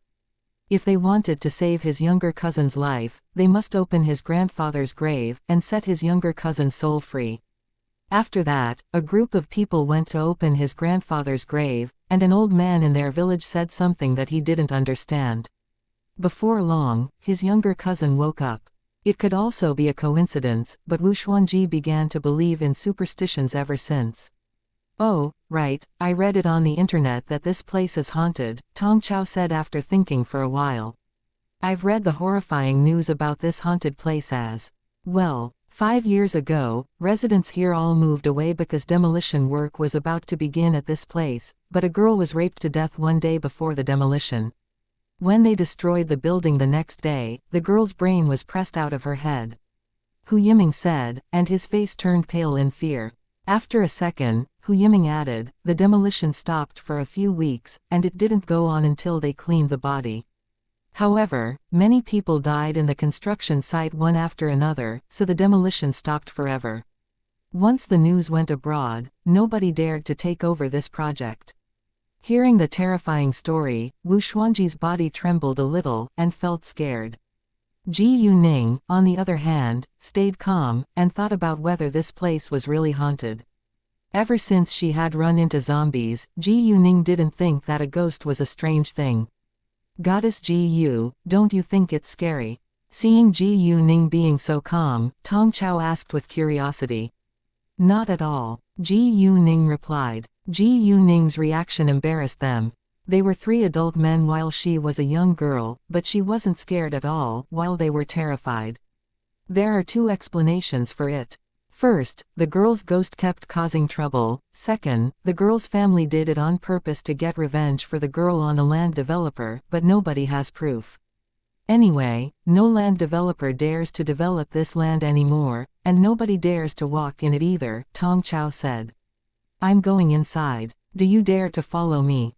Ji Yuning asked. What? They were all shocked. Goddess Ji Yu, what are you going to do inside? Wu Xuanji asked. Those hoodlums are right inside, Ji Yuning said, then opened the car door. Ji Yuning didn't force them to follow her, because this wasn't a safe place, and not everyone had the courage to walk inside. Although Ji Yuning wasn't sure whether the story was real, she was more interested in this place. If there was a real female ghost, she could strike a deal with it, or destroy it with fire as she had done to the zombies. Ji Yuning was confident that she could handle it. Tong Chao and the other 2 policemen disliked this place, but Ji Yuning, who was a young girl, didn't care about it at all. It would be humiliating if they, who were 3 adult men, quit at this moment. Therefore, seeing Ji Yuning getting out, they followed her at once, and walked towards the abandoned buildings. Ji Yuning used her jade eyes along the way to check the inside and outside of the abandoned old buildings. She wondered whether she could find the female ghost in the story. All of a sudden, Ji Yuning sensed a cold look, and she looked over without delay. There was a woman standing in the ruins of the first destroyed building, and she was staring straight at Ji Yuning. She looked very young and was in her early 20s. She was wearing a short cheongsam and had long curly hair and a pale face. This woman was exactly the female ghost in the story. There was indeed a female ghost. When the female ghost met Ji Yuning's eyes, it was shocked, because it knew that this young girl could see it. After that, the female ghost tried to run out, but it stepped backwards once it met light. It couldn't leave darkness, and would faint in light, so it could only wake up at night. Hey, can you hear me? Help me please, the female ghost shouted at Ji Yuning. It wasn't sure whether Ji Yuning could hear it, but it was hopeful since Ji Yuning could see it. The female ghost sounded anxious and sincere. In fact, Ji Yuning heard it, and only Ji Yuning could hear it, but Ji Yuning was busy dealing with something else right now, so she ignored the female ghost and turned her head away after a few seconds. The female ghost thought that Ji Yuning couldn't hear it, and started to doubt whether Ji Yuning had really seen it. It was impossible for a human being to see a ghost, and a normal human being would be scared if they saw a ghost. Thinking of that, the female ghost was disappointed. They went to the room where the 8 men stayed, and Ji Yuning kicked the door open without delay. With a loud sound, the door was kicked open and the men inside got a fright. Even Tong Chao and the others were surprised by her physical strength. Those men inside got mad at once, and were about to swear at Ji Yuning, but they shut their mouths the moment they saw the 3 policemen. Ji Yuning wasn't in the mood to argue with them, so she dashed straight ahead. Tong Chao and the others, of course, followed her. Those hoodlums began to fight back, but they had all drunk beer, and couldn't move fast, so they didn't have time to use their sticks when they were involved in the fierce fight. Tong Chao and his friends were well-trained policemen, but they were still barely comparable to Ji Yuning. It took a long time for them to beat a man down by working together, while Ji Yuning was able to defeat several men in seconds by herself. When the three of them beat a man, Ji Yuning had already defeated 5 hoodlums. Tong Chao and his friends felt embarrassed because they were 3 adult men but weren't as strong as a young girl. However, they weren't jealous of Ji Yuning at all, but admired her more than ever. Chapter 780,780 The Kirin Gang won. To protect you, those hoodlums were all beaten down on the ground, moaning in pain after a few minutes. Goddess Ji Yu, you're so awesome. Indeed. The 3 of us just beat 1 down by working together, but you alone beat 5. That's nothing. A group of security guards weren't even a match for Goddess Ji Yu either. You're right. Tong Chao and his friends all complimented Ji Yuning. Do you know who we are? We're members of the Kirin Gang. If you dare to hurt us, the Kirin Gang won't let you get away with it. A hoodlum threatened them. Although they were policemen, the Kirin Gang never cared about junior policemen without much power. Oh, really? Ji Yuning sneered. I know that you are members of the Kirin Gang, but you're just a bunch of unimportant trash in the gang. I think that the Kirin Gang won't protect you. Hearing that, those hoodlums panicked, because Ji Yuning told the truth. They used the Kirin Gang's name to bully others, but the Kirin Gang wouldn't protect them if they were caught. Now, they believed that Ji Yuning had the ability to punish them as she wanted. What do you want to do? A hoodlum asked with fear. You've damaged my shop and you must pay for it, Ji Yuning said. Follow us to the police station and tell us who the mastermind is, then pay the compensation, which is 2 million yuan in all. Hearing that, those hoodlums understood that Ji Yuning came here for the beauty salon. They were surprised that Ji Yuning was able to find them within such a short time, and they were also shocked by the amount of money they had to pay. 2 million yuan. They were just a bunch of jobless hoodlums. How were they going to pay the 2 million yuan? They couldn't even afford 200,000 yuan. They could just get 50,000 yuan as the fee for helping the Zheng family damage Ji Yuning's shop, because their leader took a large share of the pay. We don't have that much money, a hoodlum said. If you can't pay it, you'll be put in jail, Ji Yuning said. No, those hoodlums were scared. Can you give us a day to collect the money? Another hoodlum asked. Right, please give us a day, and we'll pay it. They would rather pay the money than be put in jail. Ji Yuning wasn't someone that they could mess with, so they chose to listen to her. No way. Ji Yuning refused. If you can't pay the compensation, you can take a video and tell us who sent you to damage my shop in it, and I'll go find the person behind you. Even though they had mentioned the Zheng family when they went to damage the shop, Ji Yuning didn't have solid proof, like a recording or video of it. Without solid proof, she couldn't ask for legal compensation. Compared with causing the Zheng family trouble without many people knowing about it, Ji Yuning preferred to embarrass them in public. What? Those hoodlums felt cornered. Ji Yuning, however, lost her patience. Are you doing it or not? I don't have time to waste on you. Miss Ji Yu, it was a task assigned to us by our leader, and we don't know the details. He just told us that it's the Zheng family's order, a hoodlum said. He had no intention to abdicate his responsibility, but it was the truth. Oh, what's your leader's name and where is he right now? Ji Yuning asked. His name is Lu Zongming, and he's in the Earth nightclub, the hoodlum said. He didn't want to betray his leader, but he was left with no choice. Great, let's go to the Earth nightclub together then, Ji Yuning said, and she meant everyone. Goddess Ji Yu. Tong Chao and the other 2 were worried, because the Earth nightclub was the Kirin Gang's place. They trusted Ji Yuning, but they were still afraid of the Kirin Gang. It's fine, Ji Yuning said to comfort them. Since Ji Yuning said so, they relaxed a little. After that, those hoodlums helped one another get back on their feet and walked outside. Tong Chao dove their van, and Ji Yuning sat with them, in case they escaped, while Wu Xuanji and Hu Yiming drove the police car following them. Ji Yuning couldn't help but think that she didn't get along with the Earth nightclub, because she had encountered a lot of trouble in which it was involved. She didn't want to waste time, so she directly called Manager Lu. Manager Lu had given Ji Yuning his name card, and told her to call him if she needed help in the Earth nightclub. "Hi, Manager Lu, it's Ji Yuning, and I need your help now," Ji Yuning said once the call was answered. "Hi, Miss Ji Yu, what can I do for you?"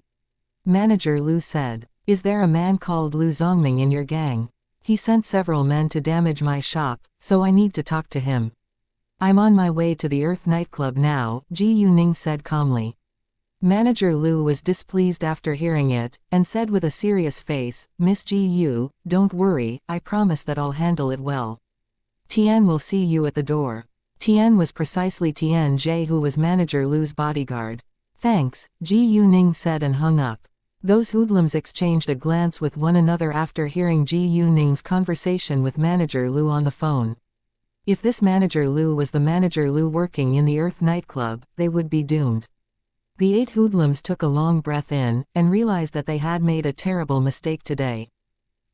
Miss Ji Yu, we just did it according to our leader's order. Would you please forgive us this time? Please, we're already seriously injured." They began to beg Ji Yuning, but Ji Yuning remained silent along the way.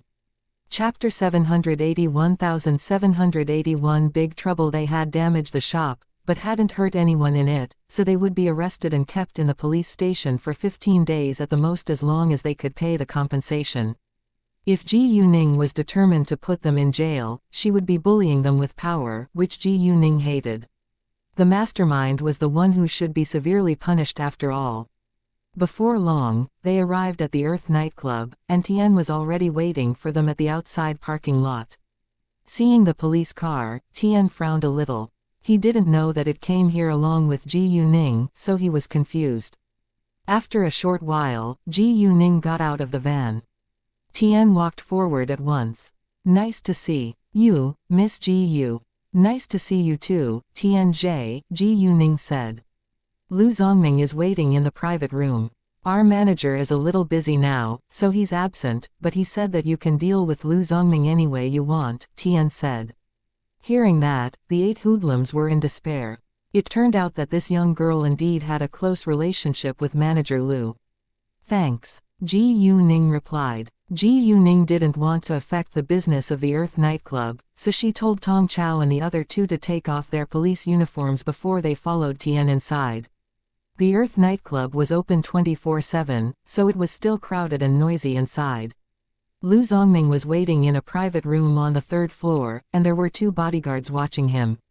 Lu Zongming was a middle manager in the Earth nightclub, which was the reason why he could make friends with Zheng Wenhao, who was born in a rich family. He didn't know why Manager Lu wanted to meet him at this moment, so he thought that he was safe. While he was waiting for Manager Lu, he sat at ease on the sofa enjoying his tea. Tian guided Ji Yuning and the others so they arrived soon. The second the door was pushed open, Lu Zongming thought that Manager Lu was coming in, and stood up at once.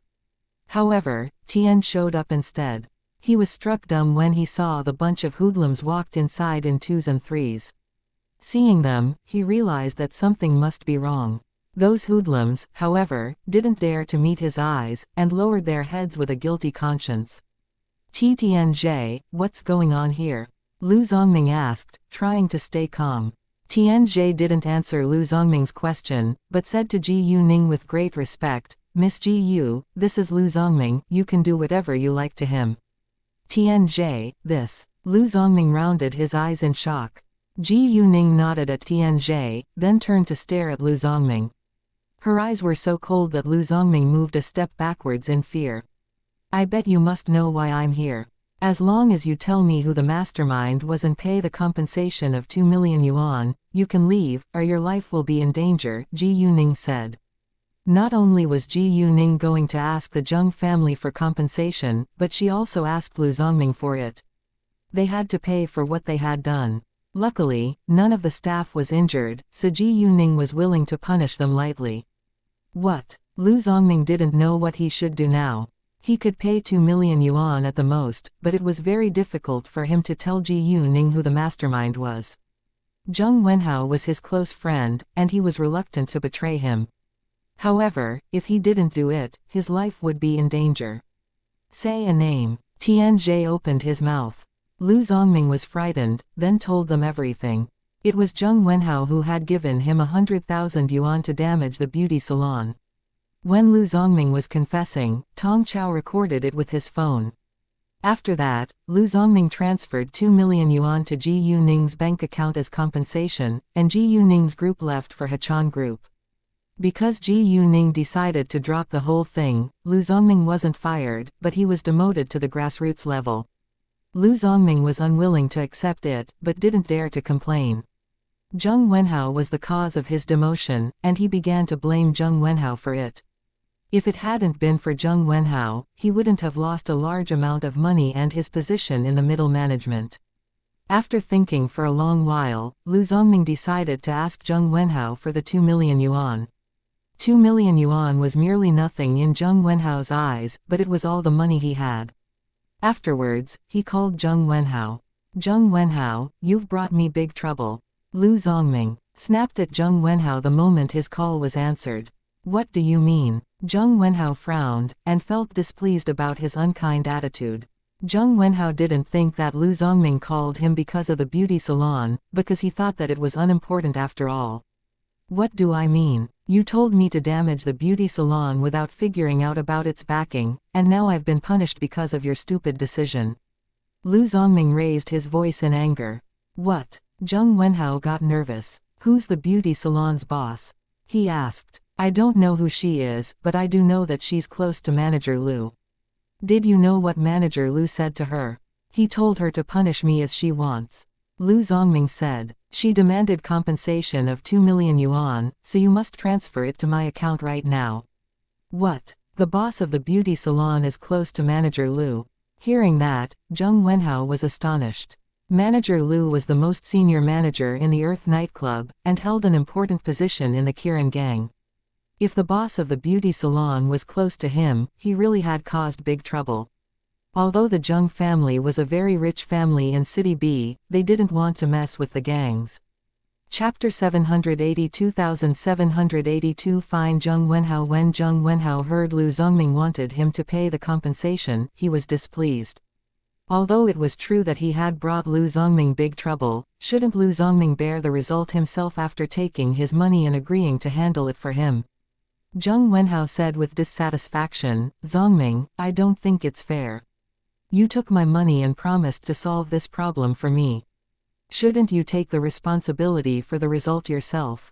Why should I pay the compensation? If you're not confident that you can handle it well, why didn't you reject it at the beginning? Zheng Wenhao was also right. Since Lu Zongming had taken his money and promised to help him, Lu Zongming should deal with the problem well. However, Lu Zongming felt that he was trapped by Zheng Wenhao, and didn't think that it was wrong if he asked Zheng Wenhao for compensation. You trapped me. I did ask you for more information about its boss, but you said its boss is a nobody, so I agreed to help. Do you think that you don't need to take responsibility? Lu Zongming said in a cold tone. Zheng Wenhao frowned. He did think that the boss of the beauty salon was nobody, and he was also surprised by its boss's influence now. Zheng Wenhao still didn't realize that he had made a big mistake. He should have gotten a better understanding of his enemy before he took action. After waiting for a while, Lu Zongming lost his patience, and threatened. Zheng Wenhao, don't regret it in the future if you don't pay the compensation now. You. Zheng Wenhao was annoyed. Lu Zongming, do you have to do that? Lu Zongming wasn't an important figure in Zheng Wenhao's eyes, but Zheng Wenhao was afraid of death. Lu Zongming, on the other hand, was a member of the Kirin gang and always risked his life. Zheng Wenhao, I know that 2 million yuan is nothing to you, but it's everything I have, Lu Zongming said. 2 million yuan was nothing for Zheng Wenhao, but he was displeased with Lu Zongming's attitude towards him. Nevertheless, no matter how displeased Zheng Wenhao was, he had to compromise because he didn't want to die young. All right, I'll give you 2 million yuan, Zheng Wenhao said in the end. Lu Zongming didn't care whether their relationship would be ruined this time because money meant everything to him. After hanging up the call with Lu Zongming, Zheng Wenhao transferred the money to his back account. Their relationship was ruined after this mess, but Zheng Wenhao still accepted it since his life would be safe now. What Zheng Wenhao didn't know yet was that he had to pay Ji Yuning another 2 million yuan a little while later. Zheng Wenhao was too mad to ask Lu Zongming whether he had betrayed him. Before long, Lu Zongming received the money, and Ji Yuning's group arrived at the Hechan Group's building as well. Tong Chao and the other two were wearing their police uniforms again. Seeing policemen coming in, people all turned to look at them with confusion.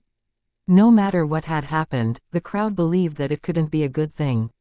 They went straight to the reception, and Tong Chao showed his police officer certificate to the receptionist. "Hi, we're here to find Zheng Wenhao. He's been involved in a gang-related incident, and we need to talk to him. Please wait a second. I need to contact Vice General Manager Zheng first," the receptionist said.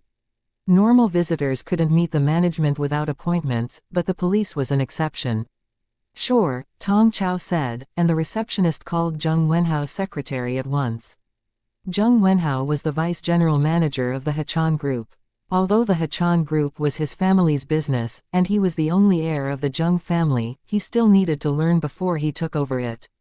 Zheng Wenhao was very ambitious, but he didn't have outstanding ability, so he had no impressive achievements even after working in the company for 2 years.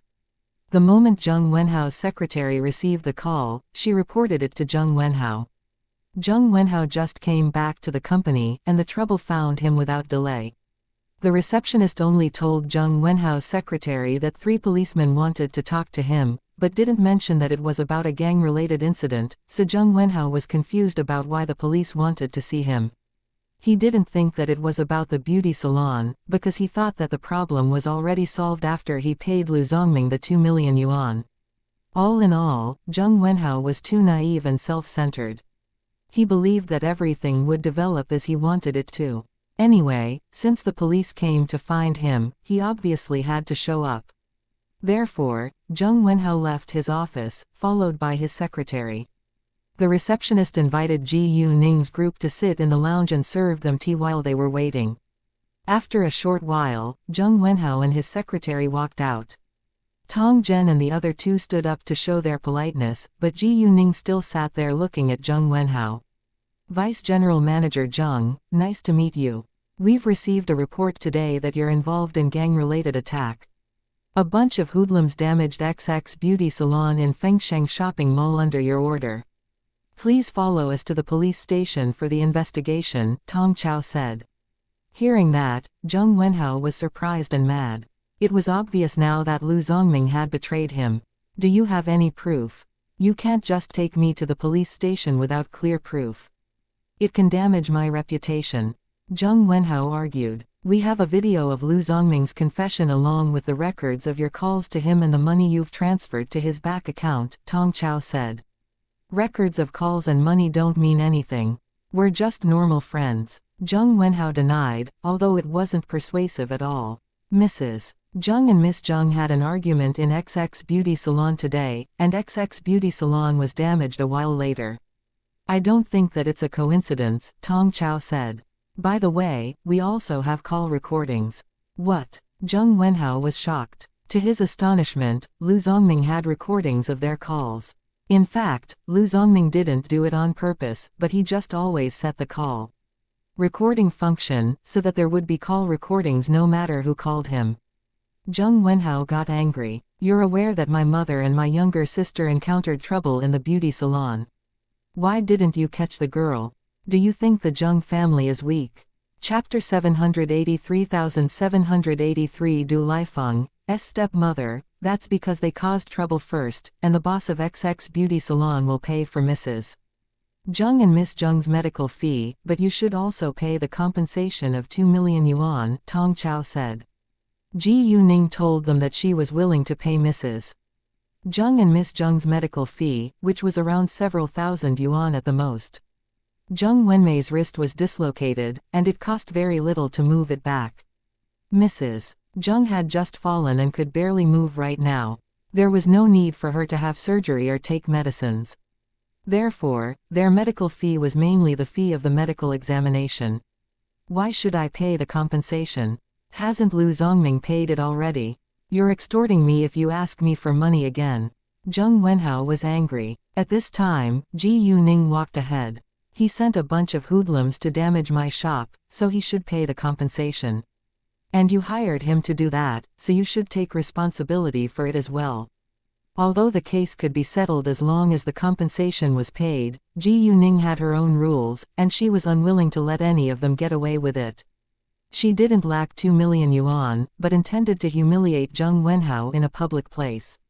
Who are you? It's none of your business. Zheng Wenhao didn't know Ji Yuning, and felt displeased when Ji Yuning interrupted them. I'm the boss of XX Beauty Salon, Ji Yuning said. You're the girl who hurt my mother and younger sister. How dare you come here? Zheng Wenhao was in a rage, and wanted to punch Ji Yuning, but was stopped by his secretary. They caused trouble in the shop first and they even tried to slap me. I think I have the right to defend myself, Ji Yuning said with a calm face. Fine, you've hurt my mother and younger sister and I've damaged your shop. I think it's even now. Why are you asking for compensation twice? You're so shameless. Zheng Wenhao snapped at Ji Yuning. In fact, he was the shameless one here, because he thought that his family was very rich and he could do whatever he wanted. So what? You've damaged my shop, and it's up to me how much you should pay for it. Isn't the Zheng family very rich and influential in City B? Didn't you threaten to punish me? Ji Yuning sneered with disdain. You. Zheng Wenhao got mad again. At this moment, Zheng Wenhao's secretary interrupted them. Miss Ji Yu, there is no such thing as the Zheng family using its influence to bully others, but it is indeed extortion if you ask for compensation again. Nobody introduced Ji Yuning, but Zheng Wenhao's secretary was able to call her surname. It was obvious that she recognized Ji Yuning. In the beginning, she thought that Ji Yuning looked familiar, and remembered who Ji Yuning was after thinking for a long while. Once she recognized Ji Yuning, she understood that they couldn't annoy her. Zheng Wenhao, on the other hand, frowned. He was surprised that his secretary was so polite to this young girl standing in front of him. All of a sudden, Zheng Wenhao remembered that Lu Zongming had told him that the boss of XX Beauty Salon had a close relationship with manager Lu of the Earth nightclub. Thinking of that, Zheng Wenhao was also reluctant to argue with her again, but he wasn't afraid yet.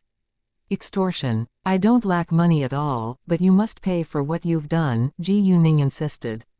I've transferred 2 million yuan to Lu Zongming, so he already used my money to pay the compensation. Zheng Wenhao did his best to curb his anger. I don't care. I need you to pay the compensation to me in person, Ji Yuning said. Zheng Wenhao's secretary wanted to talk with Zheng Wenhao in private, so she said to Ji Yuning's group, please excuse us for a while. After that, Zheng Wenhao's secretary pulled Zheng Wenhao aside, and talked to him in his ear in a low voice. Manager Zheng, I think that we better compromise this time.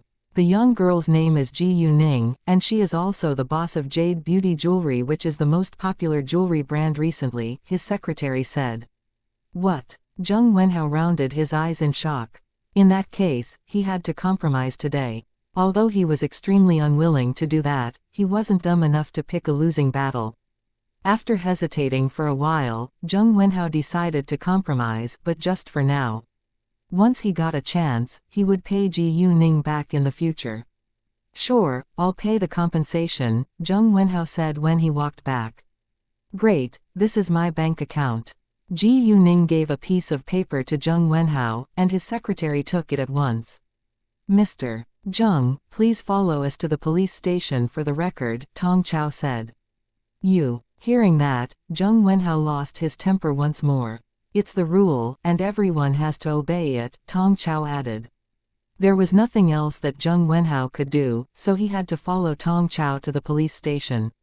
The staff working in the company began to discuss it when Zheng Wenhao was taken away by the 3 policemen. Why did Manager Zheng leave with the police? I heard the police say that Manager Zheng was involved in a gang-related incident. Jesus, those policemen didn't save any face for the Zheng family. I heard that Manager Zheng hired a bunch of hoodlums to damage the girl's shop. What? Why? Who knows? Am I the only one who thinks the girl looks familiar? I think she looks familiar too, but I can't remember where I've seen her before. I know. She's Goddess Ji Yu, who's super popular on the internet these days. Oh, right. After that, they began to talk about Ji Yuning. Given what Ji Yuning had done before, they all believed that Zheng Wenhao was digging his own grave by acting against Ji Yuning. Ji Yuning was a well-known successful businesswoman, and she had a powerful network. Zheng Wenhao was no match for her. Ji Yuning didn't go to the police station along with them after leaving Hachan Group, but she left alone for the antique street. However, it seemed like today was meant to be a long day, and problems occurred one after another. A large amount of goods was delivered into Du Lifeng's shop at short notice, which made his stepmother, who paid special attention to his shop all the time, feel quite surprised. Chapter 784,784. A bronze tripod covered in yin. To her astonishment, Du Lifeng had enough money to purchase goods, and even found a source to buy them from. Wasn't he afraid that those hoodlums would cause him trouble again? She was unwilling to see Du Lifeng run the shop well again. Without delay, Du Lifeng's stepmother, xianxia, called the leader of the hoodlums she had hired to do things for her. Niu Zhe, Du Lifeng just got a new batch of goods in his shop. When are you free? Can you help me damage his shop? Xianxia asked. Really? Niu Zhe was surprised. No problem. As long as you can pay us as usual, we'll go there right now. Sure, I'll transfer the money to you once it's done, Xianxia said with a smile. Xianxia paid those hoodlums 3,000 yuan a time. They weren't members of any gangs after all, so the pay wasn't high. 3,000 yuan was enough for the 5 of them to enjoy a night of drinking and girls, so they were willing to take this job. When Ji Yuning arrived at the antique street, she went to the lady's room first, and took out a suitcase. After that, she walked towards the shop. She didn't use her jade eyes to scan the antiques placed on the stands by the roadside this time, but even so, she still sensed a real antique. She sensed it, not saw it. However, it wasn't a good thing, because a normal real antique could only be found with her jade eyes, and she could only sense yin. Ji Yuning looked to the direction of the yin at once, and used her jade eyes at the same time. There was a bronze tripod on the ground in front of a middle-aged man. Seeing it, Ji Yuning subconsciously thought that it could have come from the ancient grave she had visited last time. Although the ancient grave was in the capital, gravediggers sold antiques that they had found everywhere. In addition, it wasn't common to find a bronze covered in yin, so Ji Yuning had that thought. It was also possible that the bronze came out from another ancient grave. Another middle-aged man and an old man were checking the bronze tripod. It seemed they were very interested in it. The seller, on the other hand, didn't seem well, and it was obvious that his health was affected by this bronze tripod. Ji Yuning walked forward and stopped by their side, but didn't say anything yet. They also noticed Ji Yuning, but it was common to be surrounded by others on this street. Master, what do you think? The middle-aged man asked the old man. I think it's a good decoration, the old man said. Although the old man said that, he was sure that this bronze tripod was highly likely to be a real one. The reason he didn't say it aloud was that the stand owner might regret if he found out that it was a real antique. It's 30,000 yuan, right? Do you want cash or transfer? The middle-aged man asked the seller. Transfer please, the stand owner said. It wasn't safe to carry so much cash. No problem, the middle-aged man said, then asked the stand owner for his bank account. Within 2 minutes, the seller received the money, and the middle-aged man along with the old man walked away with the bronze, followed by Ji Yuning.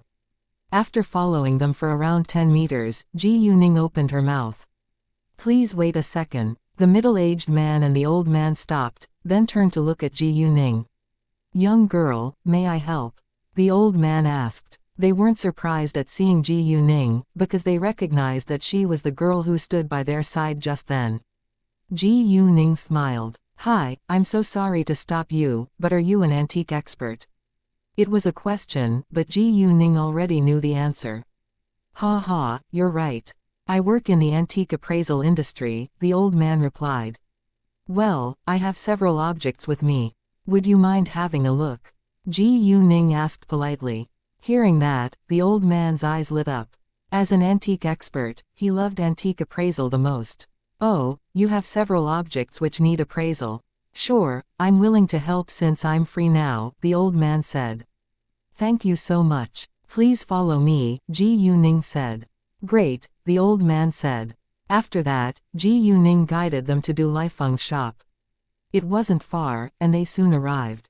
The shop had just opened a small door, and it wasn't ready to serve customers yet, so Ji Yuning directly walked inside. In the shop, goods were all piled up in the hall, and Du Lifeng along with another man were placing them one by one. Seeing Ji Yuning coming inside, Du Lifeng stood up at once. "Hi, boss, we're just placing these goods, and then it's almost done." The man standing by Du Lifeng's side greeted Ji Yuning as well. "Nice to meet you, boss." He was excited to see Ji Yuning. This man was nearly 40 years old, and he had worked in Duji Antiques for many years, but Duji Antiques could barely stay afloat a while ago, so he quit his job. Du Lifeng now called him to come back, and he agreed since he hadn't found another job yet. Du Lifeng also told him about their new boss's influence, so he wasn't afraid that this shop would be closed one day in the future. When the middle-aged man and the old man heard them call Ji Yuning their boss, they were both astonished. To their surprise, Ji Yuning was the boss of an antique store. Although those goods were all well-made handicrafts, none of them was a real antique. "You can keep on placing them, I need to discuss something with these two gentlemen," Ji Yuning said. "Sure," Du Lifeng said.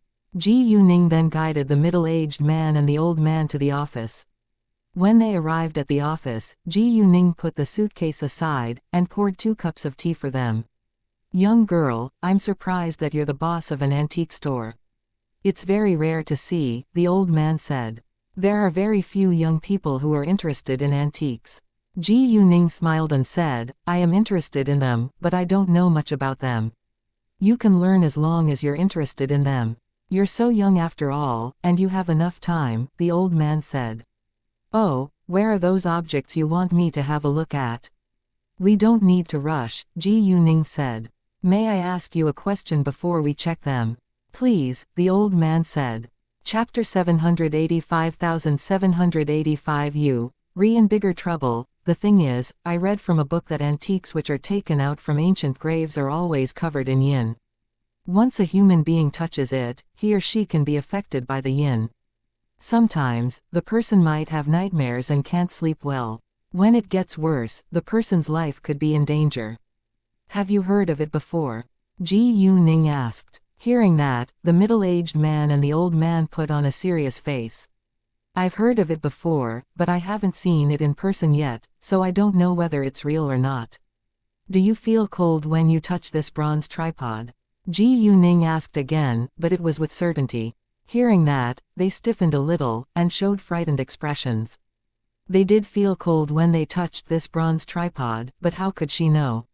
Is it true? Thinking of what Ji Yuning had just told them, they trembled in fear. The middle-aged man put the bronze tripod on the table and moved his hands away without hesitation. He didn't want to believe it, but he was really scared. Do you mean that this bronze tripod could be covered in yin? The old man asked. Yes, Ji Yuning said seriously. What? Both of them were shocked. How do you know? The middle-aged man asked. I have a bronze with me right now, and you can compare it with this one, Ji Yuning said, and went to fetch her suitcase. She put her suitcase on the table and opened it. The middle-aged man and the old man weren't surprised to see so many antiques, because they didn't know or think that they were all real. Ji Yuning took out a bronze and handed it to the old man. Please feel it and have a look. The old man took it, but didn't feel uncomfortable at all, then he began to appraise it. After a long while, the result was out, the bronze was real, which amazed the old man. Please put this one down, and feel the bronze you just bought, Ji Yuning said. The old man listened to her, and touched the bronze tripod he had just bought. The second his hand touched the bronze tripod, he felt uncomfortable coldness, and drew his hand back in an instant. Well, the old man was struck dumb for a second. He couldn't believe that antiques covered in yin were real. How did you get to know about it? The old man asked Ji Yuning. Sorry, I'm afraid I can't tell you many details. Ji Yuning, of course, wouldn't tell them the reason. I stopped you because I knew that this bronze tripod will harm you. Since Ji Yuning wasn't willing to tell them, they wouldn't insist. What should we do now? Should we dump it? The middle-aged man asked. You don't need to do that. If you trust me, you can leave it with me, and I can remove the yin from this bronze tripod. You can come and get it back tomorrow. If you don't trust me, you can pick one from the real antiques in my suitcase as an exchange, Ji Yuning said. I trust you, the old man said with alacrity. The old man had felt it himself, so he knew that this bronze tripod wasn't right. If Ji Yuning was really a liar, he wouldn't mind losing 30,000 yuan. Of course, he would also lose several million yuan as well. However, compared with money, he cared more about his life. The middle-aged man had doubts, but he didn't say anything since his master agreed. This bronze was his master's, not his. Since you trust me, I should set your mind at rest. Why don't you take this bronze with you? These two bronzes have the same value. Ji Yuning pointed at the bronze on the table which the old man had just appraised. No need. I trust you. The old man rejected it. The old man understood that Ji Yuning was being kind to him. She had saved his life, and he owed her a big favor, so he was even willing to send her this bronze tripod as a gift. Ji Yuning smiled, and didn't say another word. Oh, may I know your name? The old man asked. My name's Ji Yuning, Ji Yuning said. I think I can call you Girl Ji Yu. My surname is Xiao. If you don't mind, you can call me Grandpa Xiao, Master Xiao said with a gentle smile. Sure, Grandpa Xiao, Ji Yuning called him. This is my apprentice. His name is Chong, but you can call him Uncle Chong, Master Xiao said. Nice to meet you, Uncle Chong, Ji Yuning called the middle-aged man. At this moment, they heard many noises outside. Ji Yuning used her jade eyes and saw several hoodlums intruding in. She guessed that it might have something to do with Du Lifeng's stepmother. In case they damage the goods, Ji Yuning excused herself, and walked out of the office. Du Lifeng, how dare you purchase goods and run this store again? The leader of those hoodlums, Niu Zhe, said with arrogance. What do you want to do? Du Lifeng asked, but he wasn't afraid this time because Ji Yuning was here today. What do we want to do? Damage your store, Niu Zhe said. Do it now. He gave an order to his sidekicks. The other four hoodlums ran to damage the goods at once. Stop it right now. A cold female voice sounded at this time. Hearing it, they all stopped and looked at Ji Yuning. When their sights fell on Ji Yuning's body, they were stunned and leered at her. Du Lifeng, I didn't expect you to hide such a beauty in your store. Niu Zhe walked to Ji Yuning. Hey, beauty, why don't you be our girl? Du Lifeng is in big trouble now. I think that you're in bigger trouble, Ji Yuning said in a cold tone. Without hesitation, she caught Niu Zhe's arm and threw him over her shoulder to the ground. She also dislocated his arm the second before he fell. Niu Zhe screamed in pain and his face turned pale. It happened too fast, and everyone was struck dumb by the scene. Chapter 786 Niu Zhe's Confession 786 Niu Zhe's confession. Many passers-by heard Niu Zhe's scream of pain, and they all walked closer to see what was going on inside, but there was only a small door open, so they couldn't see much. Li Fengxia, on the other hand, paid attention to the store the entire time, but she didn't dare to move closer, in case she was exposed. Seeing many people looking at the store, Li Fengxia pulled her lips with satisfaction, because she believed that Niu Zhe's group must be damaging the store right now.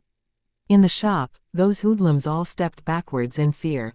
They were just a bunch of jobless and lazy young men, not members of any gangs after all, and they were all scared when Ji Yuning beat Niu Zhe down in seconds. Niu Zhe was mad, and shouted in anger, punch her, now. They exchanged a glance with one another, but none of them moved forward. Niu Zhe, this girl is really good at fighting, a young hoodlum said with a sad expression. They couldn't even beat Niu Zhe in a fight, how could they beat Ji Yuning? Niu Zhe got angry. The four of you can attack her together. Hearing that, those hoodlums thought that it was reasonable, so they dashed towards Ji Yuning at once. Du Lifeng felt a little worried, not about Ji Yuning, but that they might break those goods in a fierce fight. He was confident in Ji Yuning's level of martial arts. Master Xiao and Mr. Chong walked out as well, and they were all astonished by the scene. When they saw 4 men attacking her together, they were anxious, but they were an old man and a middle-aged man who could barely help her in a fight, so they prayed that Ji Yuning would be fine. Ji Yuning didn't make any big moves, in case the goods piled up in the hall were broken. Without delay, she kicked the crotch of the hoodlum who was closest to her. With a loud scream of pain, the hoodlum knelt down on the ground and covered his crotch with his hands. Seeing that, every man in the shop felt for him. Before the other 3 hoodlums could react, Ji Yuning attacked them one after another. Within seconds, they were beaten down on the floor too. The 5 of them were now all screaming in pain, rolling around on the ground. "Open the front door," Ji Yuning said to Du Lifeng. She decided to punish this bunch of hoodlums as a warning to others today in order to prevent other people from causing Du Lifeng trouble again in the future. Du Lifeng went to open the front door at once, and those onlookers who gathered at the door were able to see the scene in the front hall now. Although only some of them saw Ji Yuning beat them down, everyone got to know about it after the news went abroad. "Tell me, do you have any grudges against Du Lifeng?" Ji Yuning asked. "And no." Niu Ji's voice was trembling. "No. Then why did you come here to damage his store today?" Ji Yuning sneered. It was obvious that she didn't believe it. Well, Niu Ji didn't know how to explain it, because they indeed had no grudge against Du Lifeng. "Who hired you to do it?" Ji Yuning asked again. In fact, Ji Yuning already had the answer herself, but she asked that question on purpose, so that others could hear it, which would damage the person's reputation. Hearing Ji Yuning's question, they suddenly realized that they just took this job from another person. They were just a bunch of hoodlums, and did things for others after taking money. They didn't have any sense of professional ethics at all, and would betray their hirers the moment their lives were in danger. Therefore, Niu Ji confessed without hesitation, "Right, we were hired by someone to damage this shop. She's the owner of Duji Antiques, Li Fengxia. She's also Du Lifeng's stepmother. She paid us 3,000 yuan to ruin Du Lifeng's business." Not only did Niu Ji confess to it, but he also told Ji Yuning the hirer's identity. In case Ji Yuning didn't believe him, Niu Ji added, "You can check my phone if you have doubts. She just called me half an hour ago. It's not done yet, so she hasn't transferred the money to me this time, but she's hired us many times before. There are transfer records on my phone as well." Even though Niu Ji was in great pain now, he still told Ji Yuning everything he knew.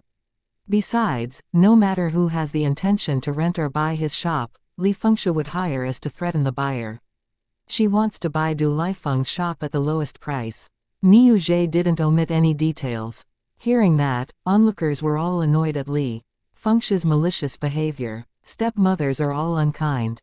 How could she hire hoodlums to ruin her stepson's business? Mr. Du owned 2 antique shops, and he gave them to his 2 sons before he passed away. Each son got one, but Li Fengxia and her son want to grab the other shop away from Du Lifeng. She's so evil. People were all criticizing Li Fengxia and her son. Tell Li Fengxia that this shop isn't Du Lifeng's anymore, but Ji Yuning's. If she dares to do that again, I'll put them in jail. Ji Yuning warned. Sure, Niu Ji replied. Disappear now. Ji Yuning snapped at him. Hearing that, those hoodlums struggled to get back on their feet and escaped. Li Fengxia was struck dumb when she saw Niu Ji and the other hoodlums escape from the shop like drowned mice. What happened? How is it possible? Li Fengxia wasn't dumb, and she knew that they must have been beaten down by someone, but who? She didn't believe that Du Lifeng was able to do that. Li Fengxia didn't dare to watch it any longer, and ran back to her shop in a hurry. Afterwards, Niu Ji and the other hoodlums walked into her shop as well. Li Fengxia, the shop isn't Du Lifeng's now. You told us to damage the shop before you made it clear, and now we're all injured. You must pay the medical fee. 10,000 yuan a person, Niu Ji said. Li Fengxia was surprised to hear that the shop had a new boss. Chapter 787 Can't submit to humiliation. 787 Can T submit to humiliation. When Niu Ji asked her for money, Li Fengxia rounded her eyes in shock, and couldn't believe her ears. What? 10,000 yuan a person? How dare you? Although Li Fengxia was willing to pay them to cause Du Lifeng trouble, she was reluctant to be extorted. If you don't give it to us, we'll damage your shop the next time. Niu Zhe threatened. They wouldn't leave without money today. Li Fengxia was mad as well as scared. She was just an ordinary woman without any support. Her son and her relied on this shop to live their lives. If they really damaged this shop, they would suffer a loss of more than 50,000 yuan. She didn't dare to call the police either, because they would be kept in the police station for just a few days. Once they got out, they would take a worse revenge on her. It wasn't the first time that she had been in touch with them, so she knew them to some extent. Therefore, no matter how unwilling Li Fengxia was, she had to yield, and transferred 50,000 yuan to Niu Zhe. Niu Zhe was satisfied when he received the money. Li Fengxia, its new boss told us to pass on to you that she will put you in jail if you dare to cause her trouble again. After that, they left. Li Fengxia, on the other hand, was shocked that they betrayed her. At the same time, she was also angry. She thought that nobody knew that she was the person who had hired those hoodlums to damage Du Liefeng's shop again and again. Du Liefeng actually knew it from the very beginning. However, Du Liefeng didn't have the ability to fight back, or he wouldn't have allowed his stepmother to do it again and again. Since the shop had a new boss now, she didn't dare to cause them any trouble again. She wasn't willing to accept this result, but she had to swallow her anger. Thinking of what had happened today, Li Fengxia was growing increasingly displeased. She grabbed a cup on the table and smashed it on the ground. Right at this moment, her son, Du Mingde, came back, and the cup broke into pieces right under his feet. Du Mingde was scared, so was Li Fengxia. She ran over at once and asked him with anxiety, "Mingde, are you all right?" Li Fengxia had spoiled her son rotten. Although her son was already over 20 years old, she still treated him like he was a little boy. Du Mingde seldom took care of this shop, but hung out all day long with either his girlfriend or fair-weather friends. Li Fengxia knew, but had never thought to teach her son, so Du Mingde was merely a good-for-nothing now. Yes, but why are you so mad?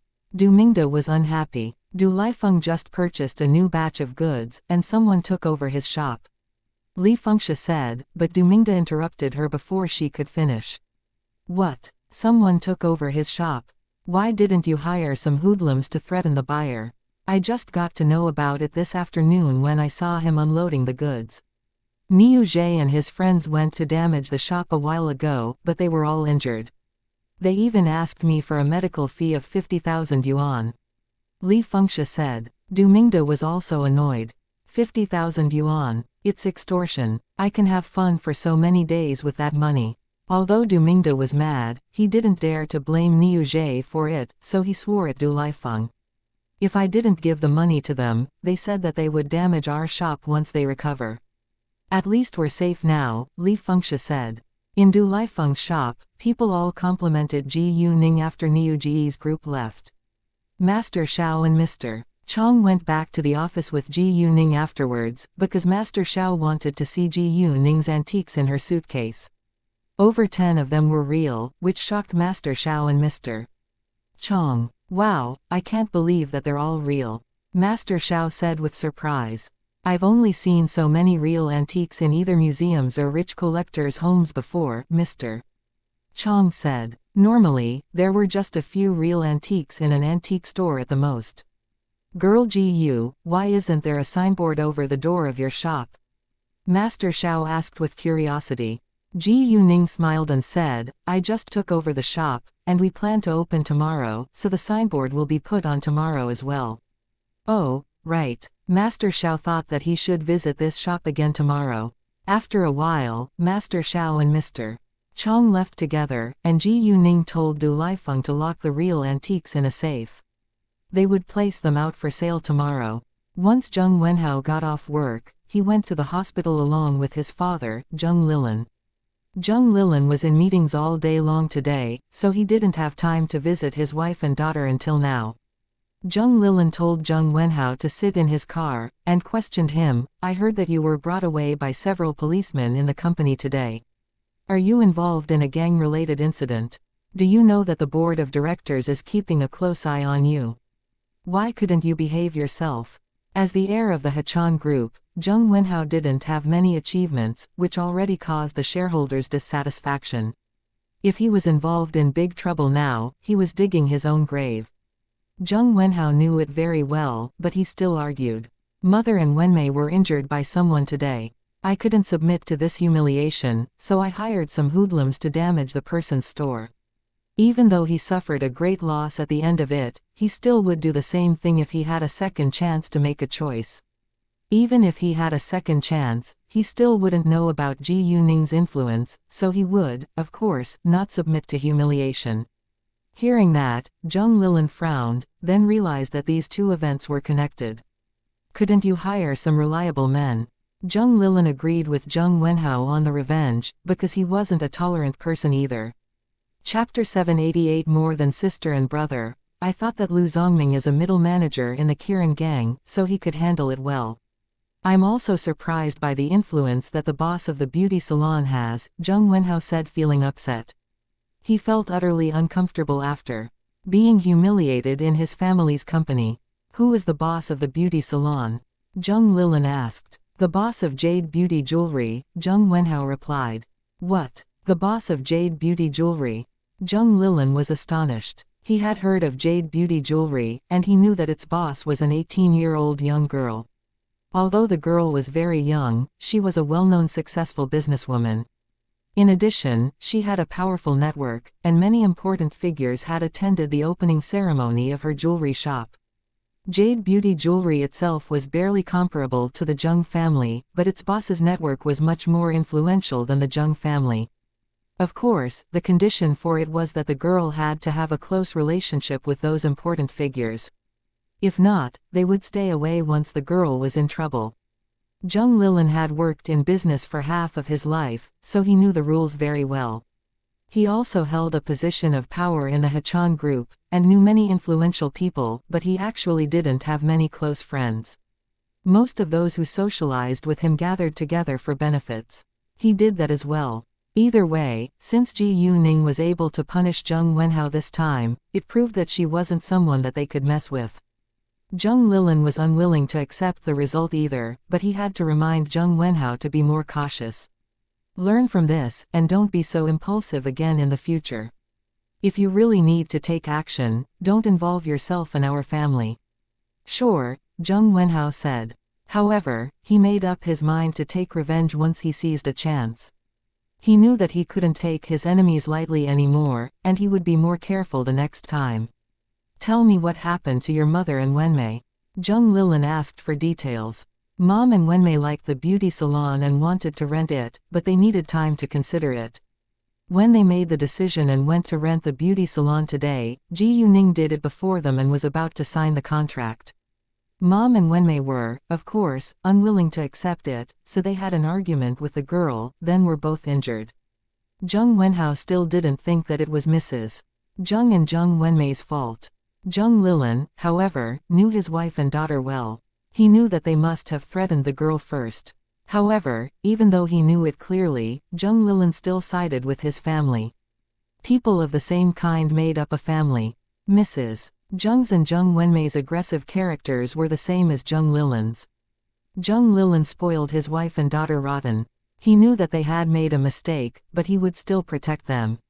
In the hospital, Zheng Wenmei was in a good condition after her wrist was moved back to its normal position, although it was still a little painful.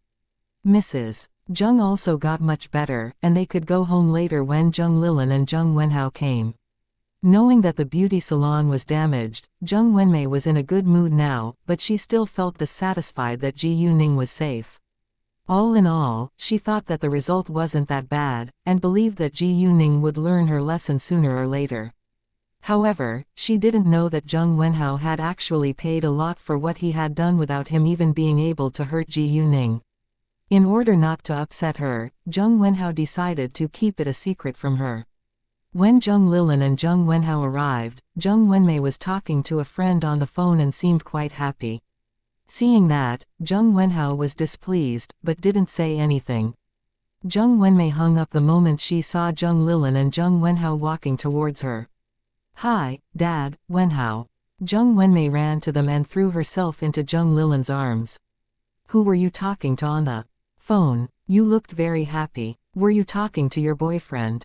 Zheng Lilin joked. Zheng Wenhao was annoyed when he heard the word boyfriend. He disliked knowing that Zheng Weimei had a boyfriend. Zheng Wenmei felt a little shy and said with pride, "He's just chasing me now, and I haven't agreed yet." It's said that men never cherish a girl that they can easily get. You're my daughter. Who would dare to not cherish you? I'll make him pay for it. Zheng Lilin seemed serious. Zheng Wenmei snorted with laughter. Love you, Daddy. How about me? Zheng Wenhao wasn't willing to be ignored. Hearing that, Zheng Wenhao moved out of Zheng Lilin's arms, and held Zheng Wenhao's arm. You're the best older brother in the world. Zheng Wenhao was satisfied, but still felt unhappy about the fact that Zheng Wenmei was about to have a boyfriend. He knew his feelings towards Zheng Wenmei clearly. In his eyes, Zheng Wenmei was more than his younger sister. He was highly possessive of her and didn't want her to have a boyfriend at all. At the same time, he also knew that they were biological sister and brother, and no other relationships were going to exist between them except for their family connection. Nevertheless, he couldn't control himself, and felt distressed. All right, how is your mother now? Zheng Lilin asked. Honey. The second Mrs. Zheng saw Zheng Lilin, she cried feeling aggrieved. In other people's eyes, Mrs. Zheng was arrogant and aggressive, but she was a weak woman in front of Zheng Lilin. Zheng Lilin loved that, because he enjoyed the feeling that his wife needed him. Zheng Lilin walked over at once, and asked with concern, "How are you, honey?" "It's still painful, Mrs. Zheng said, and looked pitiful. "Well, I guess you have to tolerate it. You'll be fine in a few days." "I wish I were the one who had been injured," Zheng Lilin said. "No, honey, don't say that." Mrs. Zheng pressed her fingers on Zheng Lilin's lips to stop him.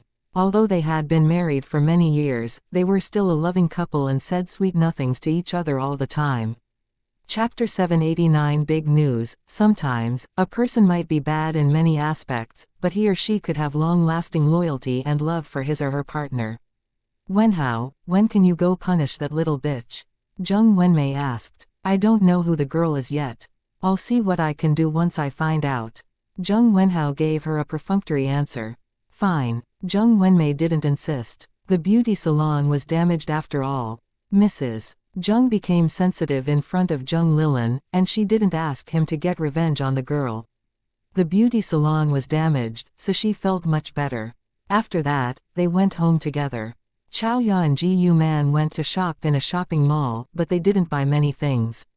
When it was lunchtime, they shared a meal at a restaurant. Ji Yu Man understood that Ji Yu Ning was very busy these days, so she didn't call her. Today was also the opening day of Jade Beauty Jewelry in the capital, and it attracted a lot of attention from people and the media. When Master Leng heard that Jade Beauty Jewelry was about to open a branch in the capital today, he went there with Master Zhang and Zhang Zongyu. Zhang Zongyu was almost fully recovered now, and he was even healthier than before. Master Leng and Master Shu were also close friends, so Master Leng sent Master Shu 2 power crystal pills as well. Master Shu's body was also in a better condition after taking the pills. The three of them who were nearly 70 now were as strong as men around 50. Master Leng thought that Ji Yu Ning would show up, so he went there to see his granddaughter-in-law, but Ji Yu Ning was absent today. However, their appearance at the opening ceremony of Jade Beauty Jewelry shocked the jewelry industry in the capital. Businessmen and workers involved in the jewelry industry paid a lot of attention to their peers, so that they were able to know the latest news in the industry. So when the three important figures showed up together at the opening ceremony of Jade Beauty Jewelry, everyone couldn't believe their eyes. Moreover, each of them came with flowers and a gift. It meant that they had a close relationship with Jade Beauty Jewelry. Since Ji Yu Ning was absent, they didn't stay there for long, and soon left. The release conference of Jade Beauty Jewelry in City B had already gained a lot of attention, so many people were attracted to its branch in the capital today. Noble ladies even asked for information about charm gowns. When things were almost done, Zhou Zhenghong called Ji Yu Ning to report his work today. Ji Yu Ning was dining in a restaurant when she received Zhou Zhenghong's call. Boss, big news. Zhou Zhenghong was very excited. What happened? Ji Yu Ning was amused. Big, good news. Do you know who showed up at the opening ceremony today? Zhou Zhenghong asked with excitement. Who? Ji Yuning asked with curiosity. She didn't know that Master Leng and his friends would attend, but thought that Leng Xiaoting might have made some arrangements to surprise her. Speaking of Leng Xiaoting, Ji Yuning hadn't seen him in many days, and she missed him so much. Master Leng, Master Zhang and Master Shu. Once they showed up, many people were shocked and they were like free ads for the jewelry store. Zhou Zhenghong said. Hearing that, Ji Yuning was surprised, but wasn't shocked. Boss, you're so unbelievable. How did you manage to get to know them? Zhou Zhenghong now admired Ji Yuning more than ever. Well, I met them at the antique street, and we've just met each other a few times, Ji Yuning said. I think that you're the only one who can meet important figures at the antique street. Zhou Zhenghong joked. Ha ha, right, I'm always lucky. Ji Yuning laughed. In fact, she had been very lucky ever since her rebirth. Although some people had schemed against her, none of them had succeeded. Oh, many noble ladies asked when Charm will open a branch in the capital. They like charm gowns very much, Zhou Zhenghong said. I'll discuss it with Yu Zi, Ji Yuning said. Sure, Zhou Zhenghong said, then hung up. Afterwards, Ji Yuning called Yu Zi. Hi, boss, Yu Zi greeted her the second she answered the call. Is it convenient for you to take a call now? Ji Yuning asked. Yes, what's up, Yu Zi said.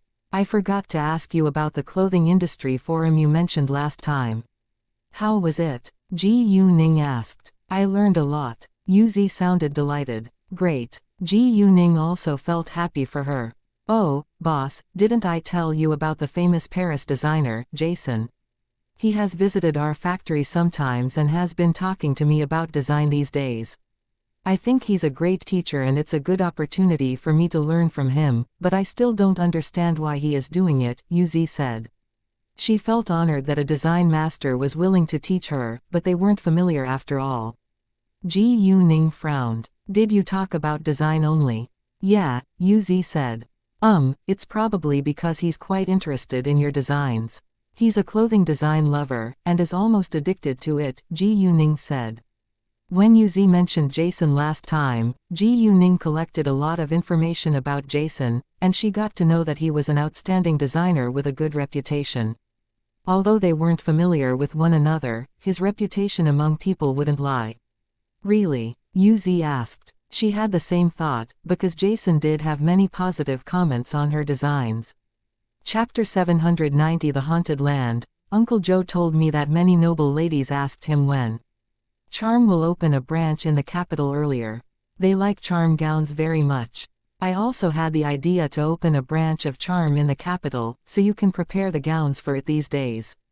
I'll arrange someone to find a good shop in the capital, Ji Yuning said. No problem, Yu Zi said. She was enthusiastic about opening a branch in the capital, because it meant that her brand was becoming more and more popular.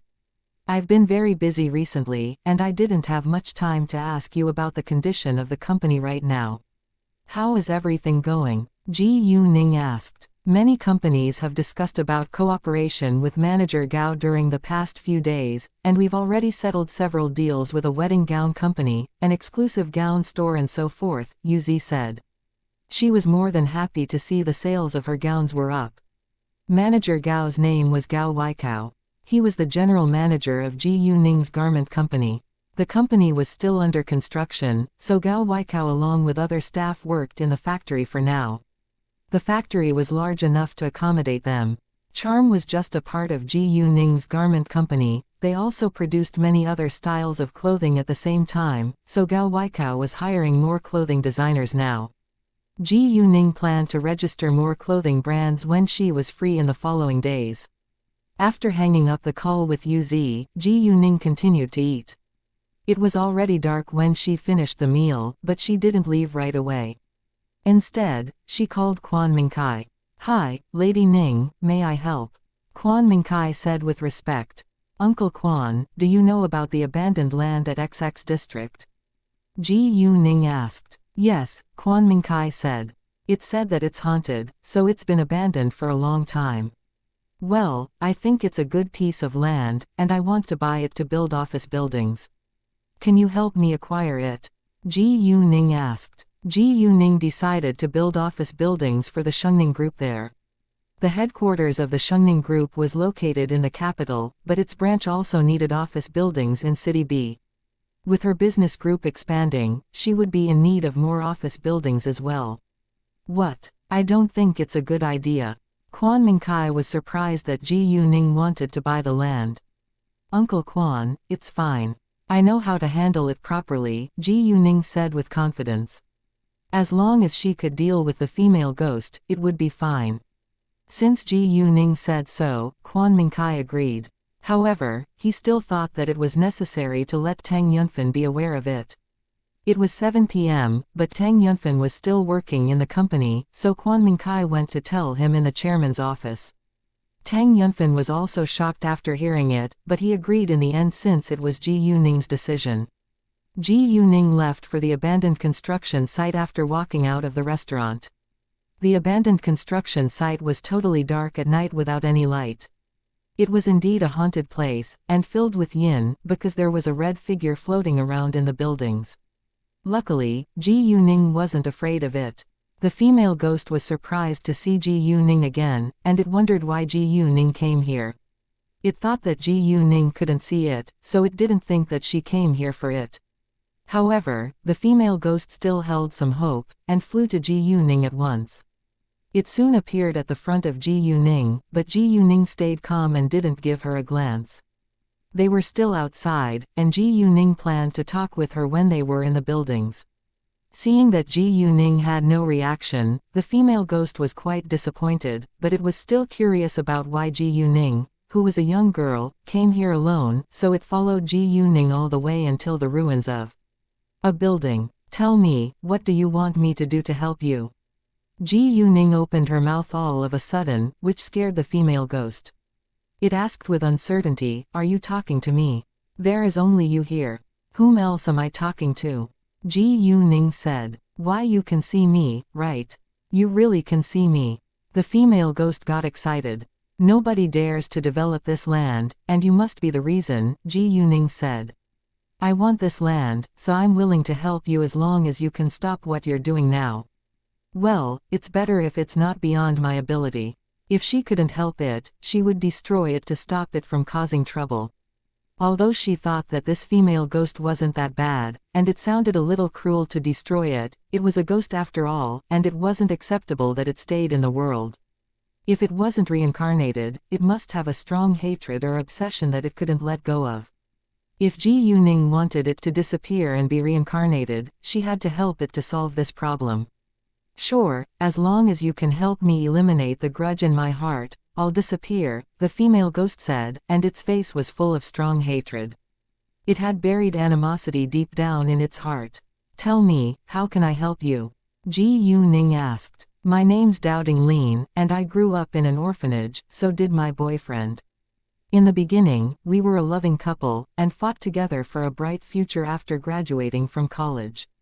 Our living standards were improving as well. However, 5 years ago, my boyfriend sought a connection with a girl from a rich family. I wasn't willing to break up with him, so he hired a bunch of men to rape me, which caused my death in the end. I hate him. I hate him to death. If he's not dead yet, I'm reluctant to be reincarnated." The female ghost was in a rage. Chapter 791. The same singing. Hearing the story, Ji Yuning understood why the female ghost was reluctant to leave the world. If it was possible, the female ghost would rather see the man dying in great pain and torture. Ji Yuning had deep sympathy for her, because Tang Aining's death was also caused by her beloved man's betrayal. Speaking of that, Doubting Lean had suffered more than Tang Aining, because she had been raped to death.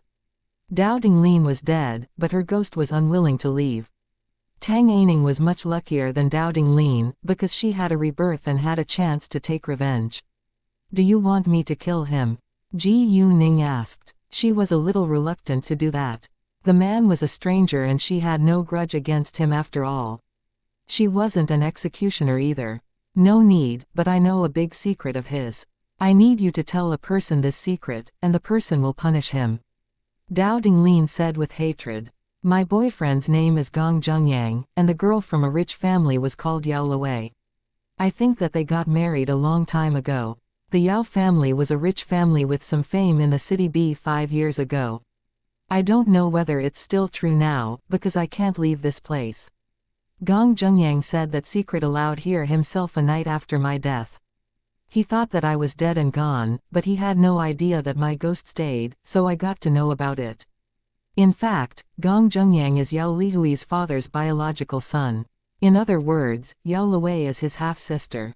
Yao Lihui's father had sex with Gong Zhengyang's mother, then abandoned his mother, and refused to take responsibility when Gong Zhengyang was born. Yao Lihui's father even planned to kill Gong Zhengyang, so Gong Zhengyang's mother had to send him to an orphanage when he was only 10, but they kept in touch. In order to take revenge, Gong Zhengyang found Yao Luwei later, and had sex with his half-sister. It's incest. Dao Dinglin laughed out loud all of a sudden. The person I need you to tell this secret to is precisely Yao Lihui's father. Hearing the story, Ji Yuning was surprised by the way Gong Zhengyang took his revenge. Incest was disgusting. Gong Zhengyang is Yao Lihui's father's biological son. Are you sure that Yao Lihui's father will punish him? Ji Yuning asked. Of course, because he had the intention to kill Gong Zhengyang many years ago. No matter what, Gong Zhengyang was trying to get revenge on the Yao family and even had incest with his daughter. Dao Dinglin said with confidence. If Yao Lihui's father isn't willing to do it, you can tell the secret to Yao Lihui's mother. I don't think that Yao Lihui's mother could accept it. Even though a woman could accept her husband's love child, it was impossible for her to accept the fact that the love child had incest with her daughter. Dao Dinglin added, Yao Luwei also has an older brother. Gong Zhengyang's existence is a threat to his position in the family, and he won't let Gong Zhengyang get away with it. Sure, I'll help you. Ji Yuning agreed. Dao Dinglin smiled with satisfaction, but she looked quite scary. After that, Ji Yuning went back to Wufu Hills. Ji Yuman and Chao Ya were already home when she got back. She chatted with them for a while, then went back to her room. The moment she was in her room, she opened her computer to search for some information about the Yao family. However, she read a piece of news on Pei Henna all of a sudden. Xia Yichu, a new singer just signed by Fenghua Entertainment, has the same voice as Pei Henna, who is a popular singer. What happened? Ji Yuning was struck dumb for a second reading its title, then scrolled up to read the content. At 6 p.m. today, the official website of Fenghua Entertainment released a video of Xia Yichu, who is a new singer just signed by it. This new singer has the exact same voice as Pei Henna, who is a popular female singer. What happened? There was a video attached to the news, which was recorded when Xia Yichu was singing in the recording studio. Her singing was exactly the same as Pei Henna's, and it caused a sensation on the internet within a short time. Although many people had doubts whether it was an imitation, they couldn't tell the difference between Xia Yichu's singing and Pei Henna's, so it wasn't very persuasive. Nobody said that it was lip sync, because Xia Yichu sang with music and a cappella in the video. She also talked with a singing teacher. It was obvious that Xia Yichu's voice was almost the same whether she was singing or talking, while Pei Henna's singing voice was very different from how she spoke. Many internet users were shocked by this news, and asked Fenghua Entertainment for more information about it, but Fenghua Entertainment stayed silent for now. Lu Xiao didn't want to explain it until it attracted a lot more attention. What happened? Shouldn't Fenghua Entertainment explain it? Why are their voices the same? How come I have a feeling that Xia Yichu is the real singer of Pei Henna's songs? I have a bold guess. Xia Yichu could be Pei Henna's ghost singer. Have you watched the film about ghost singers? A girl is very good at singing, but she isn't beautiful, so she has to be another singer's ghost singer. Wow, I think it's possible. More and more internet users began to talk about ghost singers. At the same time, Pei Henna's fans started to defend their idol. Xia Yichu is just imitating Goddess Pei. It's a publicity stunt. Right, Xia Yichu merely wants to gain fame on Goddess Pei's coattails. Chapter 792 I don't understand what you're talking about. 792 I don't understand what you talking about. Pei Henna had many loyal fans, but most of them chose to be quiet before the truth came out. Not every fan lost his or her reason and would defend his or her idol in any situations. In any case, the majority of the internet users liked Xiaoyichu's performance in the video. No matter if it was imitation or not, she left a good impression on many people. In addition, she was prettier than Pei Henna. Fenghua Entertainment had also become a well-known entertainment company now after it had gained a lot of fame last time, so many people subconsciously sided with Fenghua Entertainment. When Pei Henna read the news, she was stunned. Although she knew that it would come sooner or later the moment Xiaoyichu escaped, she was still reluctant to accept it. To her astonishment, Xiaoyichu's face was back to normal, and she looked even more beautiful than ever. Most importantly, she was signed by Fenghua. The agent Pei Henna worked for called her and Chao Guanxiang without delay. Actually, the agent was aware that she had a ghost singer, but didn't say anything about it because it was profitable. However, since it was exposed now, the agent decided to abandon Pei Henna, because they knew that Pei Henna couldn't sing. Chao Guanxiang received countless calls from reporters too, and smashed his phone on the ground in the end. Xiaoyichu left him no choice now. He forgot that he was the one who had forced Xiaoyichu to be Pei Henna's ghost singer in the first place. If he hadn't betrayed Xiaoyichu would probably still be Pei Henna's ghost singer now, and made a lot of money for them. Karma was real. Ji Yuning had told Liu Xiao to handle it well, so she didn't call him after reading the news but continued to read information about the Yao family. Moreover, she told Kay to help her find the phone numbers of the Yao family. The Yao family was a rich family in City B, but it wasn't comparable to the Pan family or the Zheng family. Gong Zhengyang married into the Yao family and became the financial controller, which was a key position in a company of its business. Before long, Kay found the phone numbers of all the members of the Yao family, and Ji Yuning gave Yao Guanghui an anonymous phone call afterwards. "Who is this?" Yao Guanghui asked. Ji Yuning used a voice changer, so she sounded like a man. "Mr. Yao, nice to talk to you. I have a very important thing to tell you now, so please move away from others." Ji Yuning heard other people's voices from the phone, so she told Yao Guanghui to be careful. Hearing that, Yao Guanghui frowned, then moved to his study. "Who is this?" Yao Guanghui sounded serious on the phone. Ji Yuning ignored his question, but asked, "Do you still remember the boy you always wanted to get rid of over 20 years ago?" "What?" Yao Guanghui panicked. "I don't understand what you're talking about." Well, Ji Yuning knew that he couldn't believe it, but he was also lying. "Mr. Yao, if you want to know the information about the boy, you better not play dumb with me, or you probably won't know who'll kill you in the future. Revenge is a dish best served cold. You abandoned his mother once she was pregnant, and even wanted to kill him. Do you think he'll forgive you?" Ji Yuning said. "You?" Yao Guanghui rounded his eyes in shock. "How come he knows about it? Who is this man? He can't be the boy. What does he want to do?" Yao Guanghui almost forgot that he had a love child after so many years. The moment Ji Yuning brought it up, he felt a strong sense of crisis. He knew that the boy would take revenge if he was still alive. What was the boy going to do to him? Yao Guanghui wasn't afraid to meet his enemies face to face, but he must be careful of his opponents in the darkness. He knew nothing about his love child, which scared him. Thinking of that, Yao Guanghui grew restless.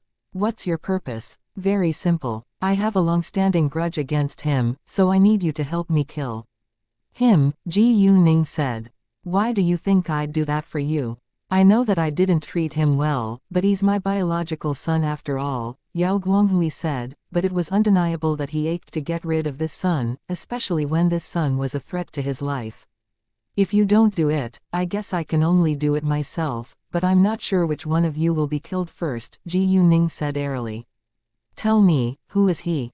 Yao Guanghui lost patience. "He's right by your side. Your son-in-law, Gong Zhengyang said. "What?" Yao Guanghui collapsed on his chair, and fought for breath. Gong Zhengyang. Gong Zhengyang is my son. How is it possible? If Gong Zhengyang is really my son, it'll be incest that he married Lu Wei." Yao Guanghui felt utterly humiliated, and refused to accept it. In order to take revenge on him, Gong Zhengyang was willing to commit incest, which was terrifying. In fact, it was also frightening that he had the idea to kill his own son. They were the same type of people. Are you serious? Yao Guanghui was unwilling to accept it. You can have a DNA paternity test done if you want to know the answer, Ji Yuning said. Chapter 793 Tang Yunfan's Proposal 793 Tang Yunfan's proposal. It was easy to find the answer by having a DNA paternity testing. However, the man on the phone must be sure that Gong Zhengyang was his son. Yao Guanghui was still in shock, and didn't notice when the phone was hung up. He kept thinking about Gong Zhengyang. His refusal to believe and accept it gradually became anger. He couldn't wait a second longer to question Gong Zhengyang for the reason, but managed to calm himself down in the end. Yao Guanghui was a sophisticated man after all, so he knew how to compose his face. Gong Zhengyang and Yao Luwei weren't home yet, and Yao Guanghui decided to search for Gong Zhengyang's hair in their room. Gong Zhengyang married into the Yao family, so he lived in the Yao family's house. The couple also had their own house, but they spent most of their time in the Yao family's spacious house. Yao Guanghui lived on the second floor, while Gong Zhengyang and Yao Guanghui's room was on the third floor. He walked out of the study and went upstairs to the third floor without delay, then entered Gong Zhengyang and Yao Lihui's room. He searched for a while on the pillow, and successfully found several pieces of Gong Zhengyang's hair. He wrapped them up at once, and quickly left for his study. Yao Guanghui planned to stay in his study all day long, because he was unwilling to meet Gong Zhengyang when they got back home. He was afraid that he might lose control of himself and punch Gong Zhengyang right in front of Yao Luwei. If it was true that Gong Zhengyang was his love child, it was impossible for him to accept him. Gong Zhengyang's existence was a threat to his life, and also a humiliation to his family. Once the shocking news went abroad, the Yao family's reputation would be ruined, and it would also affect its family business. Yao Guanghui would never allow it to happen.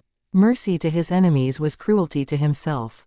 He wasn't someone who would be cruel to himself, so he had tried to kill a kid for his reputation many years ago. However, he had failed, and the kid became a bomb which could explode anytime. He never liked Gong Zhengyang, even when he had no idea that Gong Zhengyang was his love child, because Gong Zhengyang was a poor young man without any great achievements. Yao Luwei, however, loved Gong Zhengyang to death, and threatened him that she would rather die if he didn't approve of their marriage. He agreed unwillingly in the end. Gong Zhengyang had performed well in the company during the past years, so he didn't think further about it. To his astonishment, Gong Zhengyang married into the Yao family for his revenge. Even though Yao Guanghui had already accepted the shocking news that the mysterious man had told him on the phone, he still had doubts, and wished that it wasn't true. Either way, he had to do a DNA paternity test. A while later, Gong Zhengyang and Yao Luwei got back home. They walked inside hand in hand, and looked like a sweet loving couple. They had been married for 3 years now, but still stayed together every second like newlyweds. It was just a false appearance. Gong Zhengyang was a very sexy, handsome, humorous and considerate gentleman, which was the most attractive kind of man to women, and Yao Luwei fell deeply in love with him at first glance. Although it was a false appearance, it was undeniable that Gong Zhengyang was a talented actor, and nobody in the Yao family knew who he really was, but treated him better over time. Gong Zhengyang was very kind to them all, and worked hard as well, but didn't show any ambition, so the Yao family trusted him and let him be the financial controller. "Hi, everyone, we're home," Yao Luwei said with a broad smile on her face the second she was home. "Welcome home, baby," Yao Lihui's mother hugged her with a smile. After that, they chatted with each other in the living room like a happy family. Hearing Gong Zhengyang's voice, Yao Guanghui trembled in anger, but he did his best to calm himself down, and stayed in the study. He didn't sleep at all that night. When it was about 6 a.m. in the morning, Ji Yuning heard some noises outside from the yard. She woke up and got up to see what was going on there. She was surprised by the group of people standing in the front yard. What are they doing here? All the members of the Tang family gathered together here today. Some were busy placing roses, and some were organizing balloons. In an instant, Ji Yuning realized that Tang Yunfen was going to propose. She smiled, then took a picture of the scene. Tang Yunfen and the rest decorated the yard with countless red roses and pink balloons. Without a doubt, it must have been Tang Yunfen's idea. The setting wasn't new, but he did his best. Moreover, Tang Yunfen was going to propose to Ji Yuman right in front of all of his family members. All of a sudden, Ji Yuning thought of Leng Xiaoting, and wondered how he would propose to her in the future. She wouldn't accept a simple proposal anyway. Xiaoya didn't have as good hearing as Ji Yuning did, but she also heard the noise 10 minutes later. She got up as well, and noticed what they were doing from the window in her room. Xiaoya was also touched, and hoped that she could have a romantic proposal too, even if it was the simplest one. There were many of them busy decorating the front yard, but they kept their movements light in case they woke up the people sleeping in the house, so it took them a long time to finish the decoration. Light started appearing a little in the sky at 6:30, but Ji Yuman was still sleeping, so they had to wait for a while longer. Nevertheless, they didn't lose their patience, and waited with anticipation. The sky was almost bright when it was 7 a.m., and Ji Yuman finally got up and walked downstairs to prepare breakfast. Ji Yuning and Xiaoya were already in the living room when Ji Yuman was walking down the stairs. Both of them got up early every day, so Ji Yuman didn't think that it was different today. Ji Yuning walked forward and pulled her outside once Ji Yuman came into the living room. "Where are we going?" Ji Yuman asked with confusion. "You'll know," Ji Yuning said. The door was opened, and all the members of the Tang family looked over at the door with excitement. Chapter 794 Protect you throughout this lifetime. Ji Yuman was struck dumb the moment she saw the scene outside, and burst into tears of joy. Even though she was mentally prepared that Tang Yunfen was going to propose to her, she was still deeply touched when it became reality. Tang Yunfen walked towards Ji Yuman step by step with a large bunch of roses in his hands. He seemed calm, but actually couldn't wait a second longer to hug her. Ji Yuman's heart was pounding, and her cheeks flushed red. She felt so nervous that she almost wanted to escape. However, her feet wouldn't listen to her, and she stood still. Tang Yunfen was also nervous, but did his best to stay calm. Tang Yunfen walked till he was in front of Ji Yuman, and stared at her with his eyes full of love. At this moment, he could only see her. Even Ji Yuning who stood aside couldn't distract his attention. "Man, we've been apart for the past 18 years. Man, I feel utterly sorry that I broke your heart, and left you alone with so much pressure. Man, I'll protect you throughout this lifetime. Man." Tang Yunfen knelt down and raised the large bunch of roses along with the diamond ring, then said with a serious face, "Will you marry me?" Ji Yuman cried again, and couldn't say a word. The others standing around were also touched. Seeing that Ji Yuman didn't agree right away, someone shouted, "Marry him! Marry him!" Afterwards, everyone shouted together, "Marry him!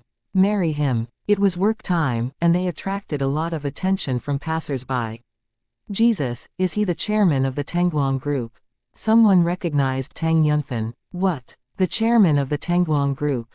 Hearing that, some were surprised. "OMG, the chairman of Tangguang group is proposing to his beloved woman." The onlookers took out their phones at once, then took many pictures along with videos of the proposal scene. Hearing people shouting, "Marry him," Ji Yuman nodded with great excitement, and took the roses from his hand. She agreed. Tang Yunfen was also thrilled, and put the ring customized for Ji Yuman on her finger before he held her in his arms. They were a couple of the older generation, and weren't as relaxed as the young generation in a public place, so Tang Yunfen didn't kiss Ji Yuman right in front of everyone but just hugged her. Tang Yunfen hadn't hugged Ji Yuman for a long time, and he almost forgot the feeling. Now, he felt a little aroused smelling the fragrance of her body. Ji Yuman had the same feeling. People around them all applauded, and there was a rain of rose petals falling from the sky. Balloons of different colors were set free at the same moment. It was a breathtakingly beautiful scene. Everyone shared the romance of this moment. After that, Ji Yuning told them to come inside. The onlookers, however, posted the photos and videos on Weibo without delay. Because the Tangguang group was too famous, everyone who saw those posts reposted them at once. Those who knew Tang Yunfen were also shocked. To their astonishment, Tang Yunfen, who had stayed single till he was over 40, would propose to a woman. Although the proposal scene wasn't as luxurious as normal rich people would usually have it, it was very romantic and loving. People were all jealous of the woman who could marry into the Tang family, which was the top family in City B. Some also attacked Gu Man, and claimed that she just liked money. However, there were more people who supported Gu Man. Not every woman who marries into a super rich family aims to get as much money as possible. They're just jealous. They don't even know who the woman in the photos and videos is, and yet they begin to attack her. Haters are so disgusting. It's Wufu Hills, one of the most expensive living areas in City B. A house there cost at least dozens of millions of yuan. I don't think that the woman is an ordinary person. Knowing that the place was Wufu Hills, the haters didn't dare to attack Gu Man anymore. Only rich people could afford a house in Wufu Hills after all. After the proposal, they had to prepare for the wedding. Tang Haifeng had chosen a lucky date for the couple, so they would hold the wedding on the 16th of next month. In that case, they had half a month to prepare for it. Yao Guanghui left for work when it was nearly 8 a.m., and he told his secretary to take his hair along with Gong Zhengyang's hair to the hospital for DNA paternity testing. He trusted his secretary, but it was a scandal after all, so he was unwilling to let another person know about it. Therefore, he didn't tell his secretary whose hair it was. Yao Guanghui also told his secretary to be careful and to attract as little attention as possible. A short while after his secretary was gone, Gong Zhengyang came to Yao Guanghui's office. The moment Yao Guanghui saw Gong Zhengyang, a touch of hatred flashed in his eyes, which was caught by Gong Zhengyang. Before Gong Zhengyang could think further, Yao Guanghui realized that he shouldn't have done that and made an excuse to interrupt Gong Zhengyang. Someone saw you pulling and pushing with a woman in the parking lot yesterday. What have you done? It sounded like he was defending his daughter. In fact, Yao Guanghui really had seen Gong Zhengyang pulling and pushing with a woman, but he also knew that there was nothing between them. He just used that to cover his mistake. Gong Zhengyang explained at once.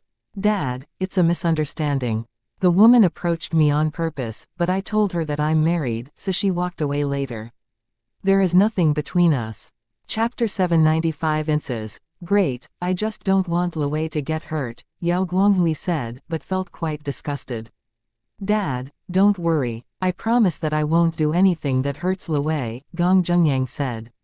Gong Zhengyang cared about his revenge the most, and couldn't care less about women. Let alone having sexual relationships with other women, he wasn't interested in any women even if they came onto him. It was tiring enough for him to deal with Yao Lewei, and he thought that it was totally a waste of his time. However, it wouldn't be helpful to his revenge if he didn't have a good relationship with Yao Lewei. No pain, no gain. In order to take revenge, he slept with his sister, but it was impossible for him to have kids, because he was reluctant to accept kids with his own sister. What did you want to talk to me about? Yao Guanghui asked. After that, Gong Zhengyang discussed his work with Yao Guanghui. Tang Yunfen and the others stayed in Wufu Hills for a long while before they went back to the Tang family's house. Gu Man also left with them for lunch, while Tang Yunfen would go back to work this afternoon. It was the opening day of Shangyan Antique Store today, so Ji Yuning had to go to the antique street. She asked Tang Haifeng whether he wanted to leave with her. Tang Haifeng agreed with alacrity. Tang Haifeng had been an antique lover for years, and he was also Ji Yuning's grandfather. There was no reason for him to reject it. I'll go with you. Cao Wenxin stood up at once. Me too, Tang Jiakai said. Why don't we go there together? Tang Yunfen said. Although he wasn't interested in antiques, he would love to attend the opening ceremony of his daughter's shop. He had been absent when Jade Beauty Jewelry held the opening ceremony and release conference last time, and he didn't want to miss this chance. However, Ji Yuning rejected his advice. No, please don't attract too much unnecessary attention for my shop. They were the richest man, the secretary of the municipal party committee, and the director of the political department in City B.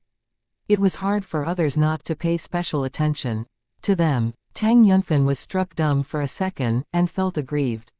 You don't want me to show up? Nope. Please take your fiancé to dine at your home now.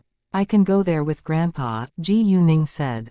Tang Yunfan didn't insist, but he would still send her a gift under the name of the Tangguang group. Afterwards, Tang Yunfan and the other adults went back to the Tang family's house together, while Tang Haifeng, Cao Wenxin, Tang Jiakai, and Tang Jiayang followed Ji Yuning to the antique store. Ji Yuman wasn't in a dangerous situation anymore, so Chaoya went back to Ji Yuning's side. Cao Wenxin, Ji Yuning and Tang Haifeng sat in the same car. Chaoya drove Ji Yuning's white Lamborghini, and the brothers shared a car. The Tang family kept a low profile, so their cars were less noticeable, although they were also luxurious cars. The most noticeable car had to be Ji Yuning's Lamborghini. It was her only car anyway. On the way, Tang Haifeng called his old friends to appreciate the antiques with him. He also invited Master Lei and Zhao Yiru. Zhao Yiru lived in another city, but his daughter married in City B, so he visited and stayed in City B often. He was retired after all, and had a lot of free time. Hearing that Ji Yuning opened an antique store in City B, both of the old men were surprised, because there were only a few young people who had an interest in antiques nowadays. They were also excited to appreciate antiques, especially when they knew that it was Ji Yuning's shop. Tang Haifeng also called many other friends in the Antiques Association, Master Xiao was included. Hey, Xiao, what are you doing now? Tang Haifeng asked with a broad smile on his face. On my way to the antique street. Do you have any good news? Master Xiao asked. They seldom contacted each other, and talked about antiques every time they met. Great. I'm on my way to the antique street now as well. My granddaughter's antique store is going to open today. Why don't you go there with me?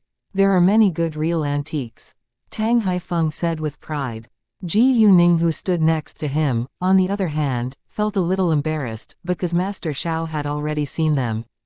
Ji Yuning recognized Master Xiao's voice, and felt surprised that Master Xiao was her grandfather's friend. Hearing that, Master Xiao was also surprised. How come there are two antique stores going to open today? Tang Haifeng's granddaughter is also in her early 20s. Why is the younger generation beginning to love antiques all of a sudden? Master Xiao believed that Tang Haifeng's granddaughter had to be Cao Wenxin, because Cao Wenxin was the only granddaughter in the Tang family till now. Sure, see you then. Master Xiao agreed. Xianxia Antique Store was going to open at 10 a.m. today. Li Fengxia and Du Mingde focused on it the entire time. They were mad to see Du Lifeng and his shop, but they could do nothing about it. When it was already 9:30 a.m., there were still only a few customers in the shop, so they gloated over Du Lifeng's failure. The signboard of Xianxia Antique Store was still covered with a cloth, and others didn't know that this shop was a branch of Xianxia Antique Store, otherwise it would be crowded already. Xianxia Antique Store was a famous brand in the antique industry now. A while later, Ji Yuning and the others arrived. Once Tang Haifeng showed up, someone recognized him. Jesus, isn't he Master Tang from the richest family in City B? I think so. Wow, I didn't expect that I could meet Master Tang here. I feel so honored now. Hearing their talk, more and more people gathered there with excitement. Master Tang held great fame in City B, and nobody didn't know that his family was the most influential family in City B. Li Fengxia and Du Mingde were also shocked. They couldn't believe that Master Tang would visit Du Lifeng's shop. And the girl by Master Tang's side. Isn't she the goddess Ji Yu, who is quite popular on the internet these days? She's also the boss of Jade Beauty Jewelry. Chapter 796. Not the time to make it public. What? She's the goddess Ji Yu. Yes, she's an unbelievable girl, and many people regard her as their idol. I'm so excited to see her in real life. I must take a photo to remember this moment. Saying that, many people took out their phones to take pictures. Du Lifeng also felt honored when Tang Haifeng appeared in his sight, even though he came here because of Ji Yuning. He had never met such an important figure before. It's so nice to meet you, Master Tang, boss. Du Lifeng greeted them with respect. Hearing that, the onlookers were all surprised to know that this antique store was Ji Yuning's. Maybe it was because Ji Yuning was a famous successful businesswoman now, but they weren't shocked that Ji Yuning owned another store. Li Fengxia and Du Mingde didn't dare to do anything to hurt Ji Yuning after hearing the news. Tang Haifeng received Master Xiao's call the moment he arrived. Master Xiao asked him whether he had arrived yet, and said that he was going to meet him. When Tang Haifeng told Master Xiao where he was, Master Xiao was astonished, because it was Ji Yuning's shop. Since when did Ji Yuning become Tang Haifeng's granddaughter? Master Xiao thought to himself. Master Xiao was confused, but he guessed that maybe Tang Haifeng treated Ji Yuning as his granddaughter. He knew who the members of the Tang family were. Anyway, the girl had to be very outstanding if Tang Haifeng appreciated her. Master Xiao then went to Ji Yuning's antique shop along with his apprentice. Before long, they arrived and met Tang Haifeng and the others. "Hi, Xiao, come here.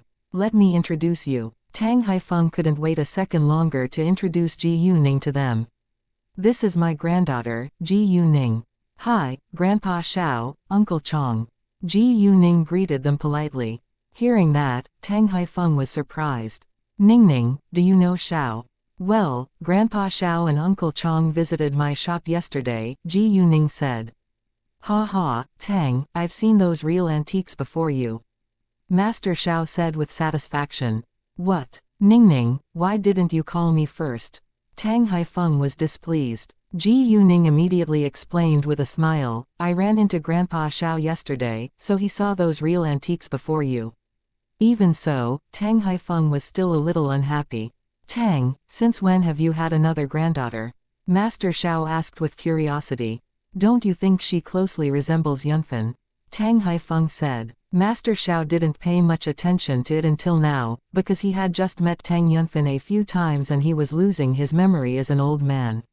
He took a closer look at Ji Yuning's face, and was astonished to find that Ji Yuning really did resemble Tang Yunfen a lot. An idea dawned on him, and he rounded his eyes in shock. "Is she Yunfen's?" "Right, but it's not the time to make it public yet." Tang Haifeng interrupted Master Xiao before he could finish his sentence. Hearing that, Master Xiao closed his mouth, but he was curious about why Tang Yunfen suddenly had a daughter. After that, many flower baskets under the name of Jade Beauty Jewelry, Charm and the Tangguang Group were delivered. Master Lei also came a while later. Zhao Yiru showed up too. They all came with flower baskets, which caused the antique street to be ablaze with fresh flowers. Tang Haifeng's friends who were members of the Antiques Association arrived one after another. One of them was its head. Given Tang Haifeng's high social status, his friends were all important figures. Tang Haifeng introduced Ji Yuning to his friends afterwards. And they were all as curious as Master Xiao about Ji Yuning. However, Tang Haifeng told them that it wasn't the time to make it public, so they didn't ask further. Those important figures' arrival caused a sensation at the antique street. Many antique lovers along with owners of other antique stores ran to have a look. Several members of the Antiques Association were frequent visitors of the antique street, so they got to know that many of their friends were there.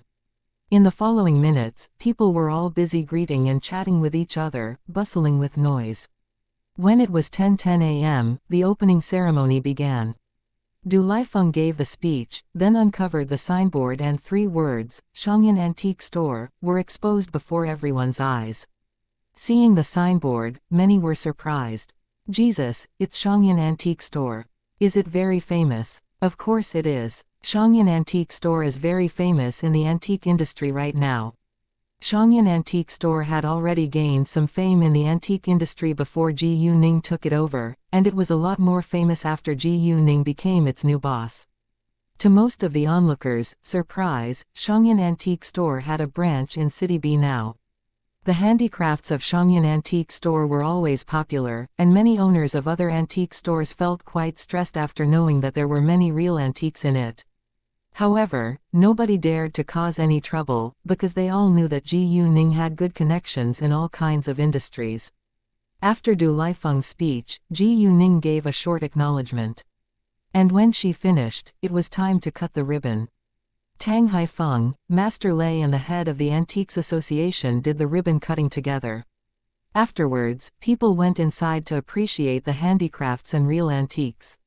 Onlookers were more interested in handicrafts, while antique lovers focused on the real antiques. There was an exhibition wall made of bulletproof glass in the room, where real antiques were placed. The history and price of each antique were written down on a card beside it. Chapter 797. Don't you think that I can handle it? 797. Dawn, you think that I can handle it?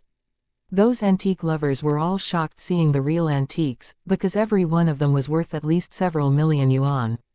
There were too many people in the store, so Xiaoya along with Tang Haifeng's bodyguards were arranged to keep order, in case someone stole. Luckily, they didn't find a thief. The news about Sha Yichu and Pei Hena attracted more and more attention, and it became the hottest news on many websites. Many internet users appealed to the two singers and the agents they worked for to make an official explanation. Although they had many guesses, they still wanted to know the truth. At noon, Fenghua Entertainment finally gave an explanation and posted all the evidence on Weibo. It exposed the shocking truth that Chao Guanxiang and Pei Hena had used Sha Yichu to make a large amount of money during the past several years. Sha Yichu had also been caught in a car accident because of them. Once the post was sent out, it threw a bomb among internet users. Jesus, how can they be so shameless? They schemed to disfigure Sha Yichu's face with a car accident. They're criminals, and they should be arrested by the police. Poor Sha Yichu. She has been cheated for so long. Good for her that she escaped after she found out. I wondered why Pei Hena has been absent for so long, and now I know that she's never been a singer. Put them in jail. Some internet users also thought that Sha Yichu might want to become famous on Chao Guanxiang and Pei Hena's coattails. I think that this is a scheme instead. No evidence shows that Chao Guanxiang has schemed to disfigure Sha Yichu's face with a car accident. I only see 2 photos of Sha Yichu's face before and after the car accident.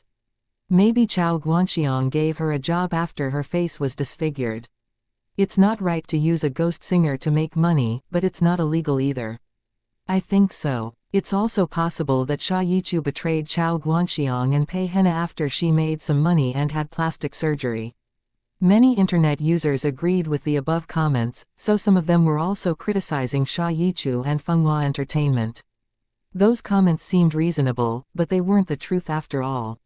Facing accusation, Chao Guanxiang, Pei Hena, and the agent they worked for stayed silent the entire time, which made more and more people believe that Fenghua Entertainment was right. It was a criminal case, so the police was also involved to conduct an investigation. A day later, the agent Chao Guanxiang and Pei Hena worked for finally made an announcement, but it wasn't defending them. Instead, the agent fired them. It was obvious that Chao Guanxiang and Pei Hena were guilty. After the drama, Sha Yichu gained a lot of attention. Because her songs were very popular, many people became her fans after the real singer showed up. Of course, there were still some who thought that Sha Yichu was calculating and disliked her. Nobody could be liked by everyone anyway. Sha Yichu didn't care about those criticisms, because she knew that it would take time for people to know more about her. When it was 12 p.m., Ji Yuning invited her guests to dine together. After lunch, they all left. Tang Haifeng went back to the Tang family's house under bodyguards' protection. Tang Jiakai went to his school, and Tang Jiayang left for work. Although Tang Yunfen already went back to work in the company, Tang Jiayang still had a lot to learn, and he would go back to his school after Tang Yunfen's wedding. Ji Yuning, Cao Wenxin and Chao Ya were left alone together. Ji Yuning was going to the Land and Resources Bureau now, because Quan Mingkai had told her that he successfully bought the land, and she needed to finish the legal procedure at the government department. It was an abandoned piece of land, and the government was more than happy to sell it, especially when the buyer was a member of the Tang family. It was said to be a haunted land, but not everyone believed it. Its price was also low because of the terrifying news. Ningning, what are you going to do next? Cao Wenxin asked. I need to go to the Land and Resources Bureau now, Ji Yuning said. What are you going to do there? Cao Wenxin asked. I just bought land, Ji Yuning said. Where? Cao Wenxin asked. Ji Yuning told her the address, which scared her. Ningning, you can't buy it. It's haunted. I know, but it's just a rumor, Ji Yuning said, and didn't look afraid at all. But, Cao Wenxin was still worried. Don't you think that I can handle it? Ji Yuning asked with a smile. Cao Wenqin was struck dumb for a second. She obviously believed that Ji Yuning could handle it well given Ji Yuning's outstanding ability.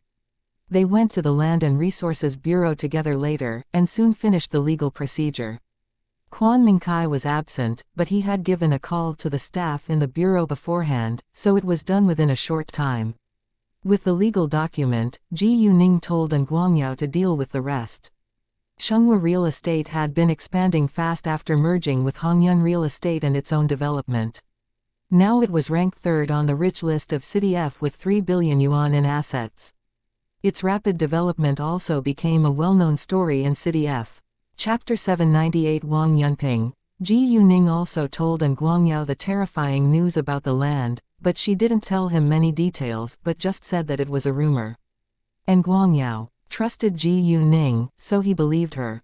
After days of resting and a supply of drugs, Feng Shuichen was able to calm down a little. However, she was already addicted to drugs, and the Feng family had to buy drugs for her. Luckily, they were rich enough to afford it. Lu Chuding stayed with Feng Shuichen in the hospital most of the time, because she was a full-time housewife and wasn't busy. In the beginning, Lu Chuding took care of Feng Shuichen because of their friendship, but she soon got tired of it. She could still stand it, so she forced herself to keep Feng Shuichen company, but she would often ignore Feng Shuichen and play on her phone. Feng Shuichen just took drugs, so she was lying quietly on the bed.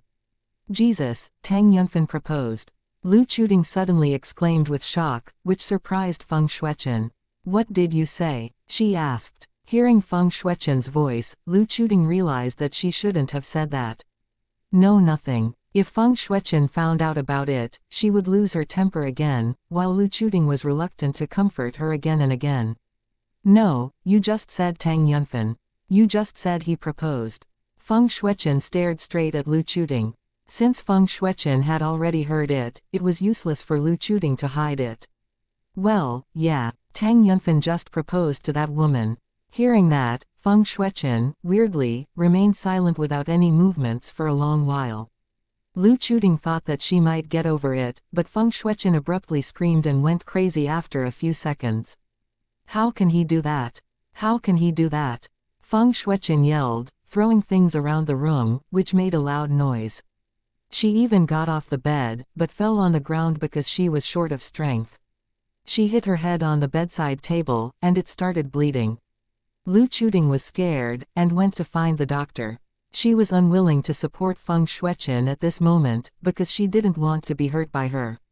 Feng Shuichen, however, kept shouting in anger with her head bleeding and her face covered in blood. Why? Why do you have to treat me like this?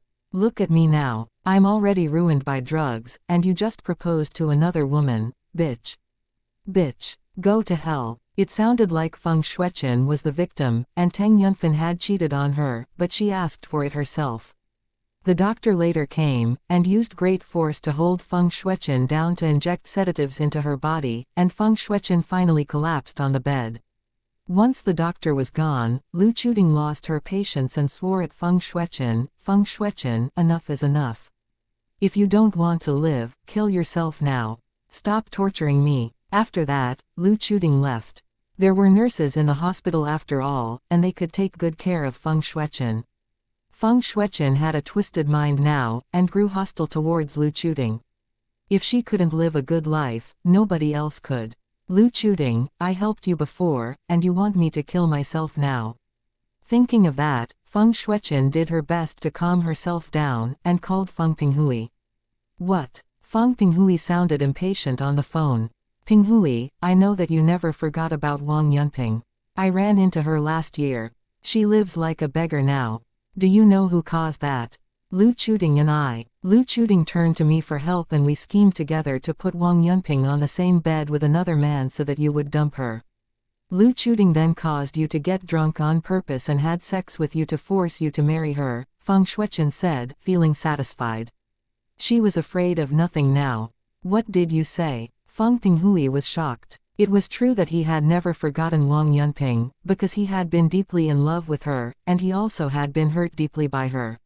Even though he got along well with Lu Chuding, he never loved Lu Chuding. However, he didn't do anything that hurt Lu Chuding either. However, Feng Shuichen now told him that what had happened that year was merely a scheme. If so, it was completely a joke that he had hated Wang Yunping for so many years, and he felt that Lu Chuding and Feng Shuichen were really disgusting all of a sudden.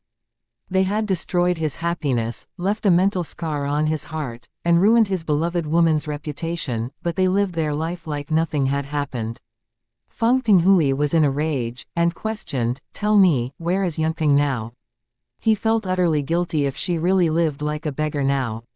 It was a scheme designed by Lu Chuding and Feng Shuichen, but it was also true that he had blamed Wang Yunping for everything and had even dumped her.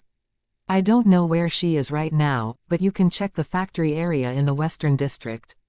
She was wearing a uniform from a factory when I ran into her last time," Feng Shuichen said. She knew that Lu Chuding's relationship with Feng Pinghui was doomed. After hanging up the call, Feng Pinghui arranged for someone to search for a woman named Wang Yunping around the factory area at the Western District. Feng Shuichen, on the other hand, laughed out loud like a crazy woman.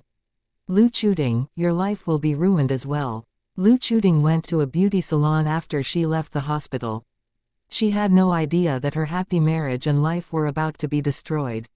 With the approximate area, it was easy to find a person. Chapter 799 Feng Pinghui's son 799 Feng Pinghui's son Feng Pinghui's secretary directly called the HR department of the factory area, and found out that a woman named Wang Yunping really worked there. Therefore, Feng Pinghui's secretary arrived at the factory area in half an hour, and found the woman named Wang Yunping at the 6th factory after 20 minutes. The secretary didn't talk to Wang Yunping right away, but took a picture of her and sent it to Feng Pinghui. She looked over 30 in the picture, because she aged over time, but Feng Pinghui still had the feeling that she was the woman he loved at first glance. He lost control of himself and burst into tears. Feng Pinghui told his secretary not to disturb her work, and that he would come to meet her in person. Afterwards, he left his work to another secretary before he drove over. Half an hour later, he arrived. It was only 5:30 p.m., and the workers were still at work, so Feng Pinghui waited outside for Wang Yunping. Feng Pinghui didn't see Wang Yunping walking out until 6:05 p.m. Although she was just 35 years old, she looked like a woman in her late 40s. What had she been through during the past years? Feng Pinghui showed no disdain at all, but his heart ached for her. If he had married Wang Yunping, they could have lived a happy life together. Feng Pinghui didn't go over at once, but followed her, trying to find out what kind of life she was living now. Wang Yunping walked to a bus stop and waited for a while. She got on a bus later, and Feng Pinghui drove behind it. After 4 stops, Wang Yunping got off somewhere near the suburbs. However, she didn't leave the bus stop, but sat there looking at oncoming buses once in a while. Feng Pinghui thought that she was about to transfer to another bus, but it seemed that she had no intention to take another bus after many buses passed by the stop. 2 minutes later, a bus stopped, and a young teenage boy around 16 years old got off it. Seeing the boy, Wang Yunping beamed and walked to him. After that, they chatted and laughed while walking away. The moment Feng Pinghui saw the young teenage boy's face, he was shocked. The boy closely resembled him when he was young. Was the boy his and Wang Yunping's child? When Wang Yunping left him that year, she was pregnant, but he thought that she was carrying another man's baby. To his astonishment, this boy was highly likely to be his son. They had been deeply in love that year and wanted to marry each other, so they had sex and Wang Yunping soon got pregnant. Feng Pinghui had mixed emotions now. He was thrilled that he had a son with Wang Yunping, because the boy was the symbol of their deep love for each other. It probably sounded unfair to Lu Chuding, but it was Lu Chuding who had ruined his happiness. If it hadn't been for her, he wouldn't have been apart from his beloved woman, and his son wouldn't have grown up in a single-parent family. According to the law, Lu Chuding could be put in jail. It didn't matter whether Wang Yunping had a new family now, or they could get back together again, but he couldn't live with Lu Chuding any longer. He wouldn't sue her given their years of marriage, but he was determined to divorce her. No man would tolerate a woman who had ruined his happiness and made his beloved woman along with their kid live a poor life. Feng Pinghui calmed himself down, and followed them in his car. Around 10 minutes later, they walked to a living area and bought some food before they went home. It was a narrow road, and a car couldn't drive in, so Feng Pinghui stopped his car by the roadside, and followed them on foot. They walked for around 50 meters, then entered an old building. Wang Yunping and her son lived on the first floor. It wasn't a big apartment. Wang Yunping slept in the inside room, while her son slept in the outside room, which was also their living room, kitchen and dining room. Only poor people lived here. Feng Pinghui didn't go closer until they had walked inside, but he didn't immediately knock on the door. Instead, he eavesdropped outside the door. "Mom, have you found a good apartment yet?" Wang Yunping's son, Wang Zesheng, asked. "Not yet, I'm still looking." "Don't worry, we will find a good apartment before the demolition," Wang Yunping said to comfort her son. "Mom, I'm studying hard, and I'll make a lot of money so that we can live in a good house in the future," Wang Zesheng said with a serious face. It was what he wanted the most. "Good boy. Mom trusts you, and you'll be successful one day in the future," Wang Yunping encouraged Wang Zesheng. Feng Pinghui felt like crying outside of the door. They didn't even have a good place to live. He composed himself, then knocked on the door. "Coming." Wang Yunping walked over. Neighbors here often visited each other, so Wang Yunping didn't think further. However, when she opened the door and saw the man standing outside, she was stunned. "Feng Pinghui, what is he doing here? How come he knows I live here?" "Yunping," Feng Pinghui greeted her the way he had called her when they were deeply in love that year. Wang Yunping soon reacted and tried to slam the door, but was stopped by Feng Pinghui. "Yunping, can we talk?" "We have nothing to talk about," Wang Yunping said. Feng Pinghui was the last man in this world that she wanted to see now. What had happened over a dozen years ago left a deep mental scar on her heart. She didn't blame Feng Pinghui for it, because he was a victim too. However, it was hard for them to let it go. "Mom, what's wrong? Who is he?" Wang Zesheng ran over at once, and protected Wang Zesheng behind him. He stared at Feng Pinghui, staying alert. When their eyes met in the air, Wang Zesheng somehow felt that this man looked familiar, and Feng Pinghui believed that Wang Zesheng had to be his son after looking at him from a close distance. Chapter 800 I Don't Care 800 I Don, T Care, Yunping, he's our son, right? Although Feng Pinghui already had the answer himself, he still wanted to hear it from Wang Yunping's mouth. What? Wang Zesheng couldn't believe his ears. Didn't his mother tell him that his father was killed in an accident? Wang Yunping got nervous and denied it at once. "No, he has no connection to you. If not, why he does closely resemble me when I was young?"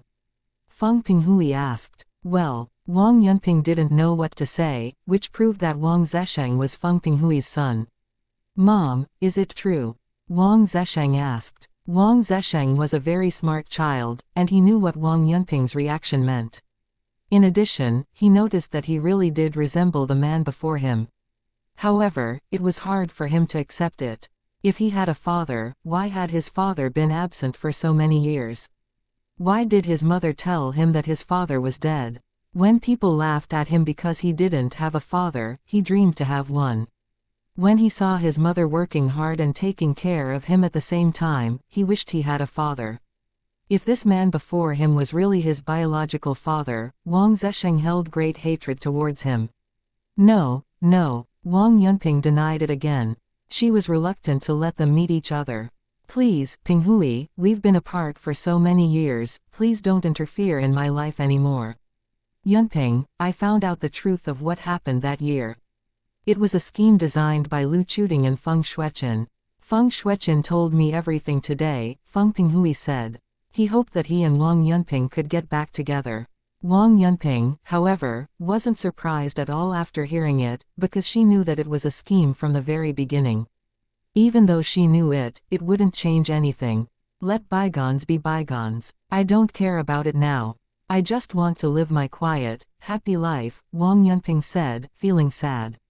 She still felt hurt thinking of the terrible old memory, but she had no intention, ability, or energy to pay those who had hurt her back. She was used to her life now. "Mom, what happened before?" Wang Zesheng asked in annoyance. "Scheme" wasn't a good word. Even though it was something that had happened many years ago, Wang Zesheng was mad when he knew that his mom had been schemed against by someone else. Zesheng, go back to your room. Wang Yunping didn't want Wang Zesheng to know too much about it. No, Wang Zesheng rejected. He always listened to his mother, but not today. He already found out about his mother's misfortune, and it was impossible that he would stand aside. Zesheng. Wang Yunping was a little displeased, but Feng Pinghui interrupted her before she could say anything else. Yunping, since you knew that you were schemed against by them, why didn't you tell me? Feng Pinghui was astonished as well as angry.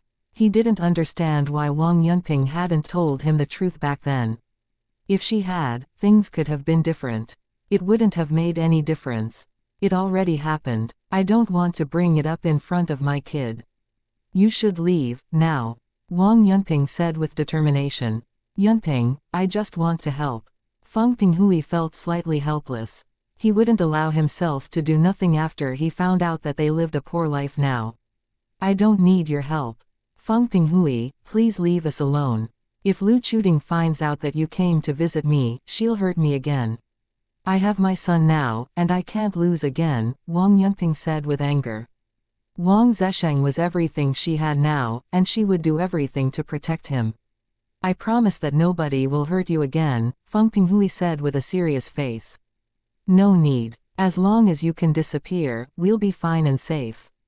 You have a family now, and people may say that I'm the other woman in your marriage if you visit me again and again. Rumors can ruin our lives.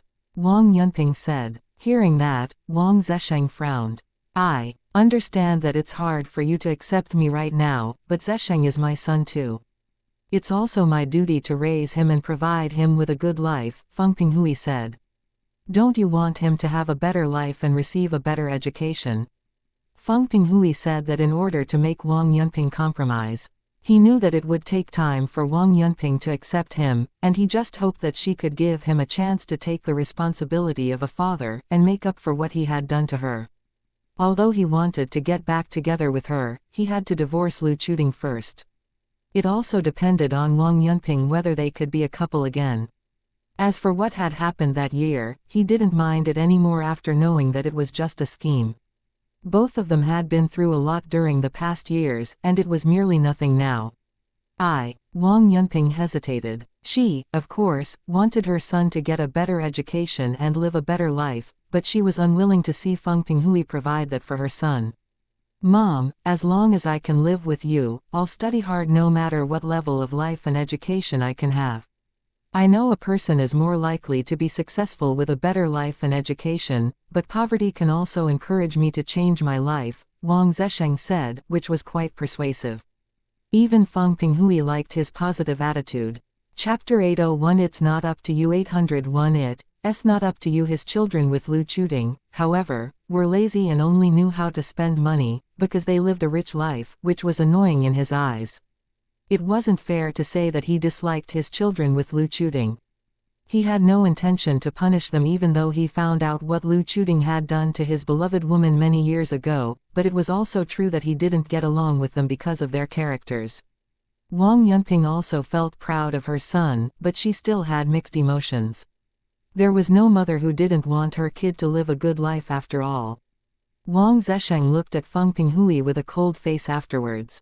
I don't care whether you're my biological father or not. Since my mother told you not to interfere in our lives, please leave now. We can rely on ourselves to live. Although he ached to have a father, he refused to accept a father who already had a family with another woman. Nobody could be more important than his mother in his heart. Seeing them being so determined, Feng Pinghui didn't say anything further. He left Wang Yunping his name card, and told her to call him whenever they needed help. In case they fled, Feng Pinghui arranged someone to spy on them. Once they wanted to move away, he would know. At the same time, he had to go back and divorce Lu Chuding now. Since Wang Yunping refused to accept him because he had a family, he would be divorced before he came to visit her the next time. By then, she might accept him. After Feng Pinghui left, Wang Yunping seemed distracted too. Mom, what's wrong? Wang Zesheng asked worriedly. Zesheng, are you willing to accept his help? Wang Zesheng asked. Mom, it's not important to me, and I don't care about it. I only care about you, Wang Zesheng said. Wang Zesheng also wanted to get a better education and live a better life, but he cared more about his mother's feelings. It was all up to Wang Yunping. Wang Yunping knew her son very well, so she stopped talking about it, and went to prepare dinner. Lu Chuting shared a pleasant dinner with her friends after having a facial in a beauty salon. It was a good day for her till now, but she had no idea that it wouldn't last long. Feng Pinghui turned to his lawyer for help to draft a divorce settlement the moment he left Wang Yunping's place. When he got home, it was already 8 p.m., and all the members of the Feng family were in the house. Lu Chuting came back home just a little earlier than Feng Pinghui, and now she was arguing with Tong Wen in the living room. Chuting, you can't spoil your son like that.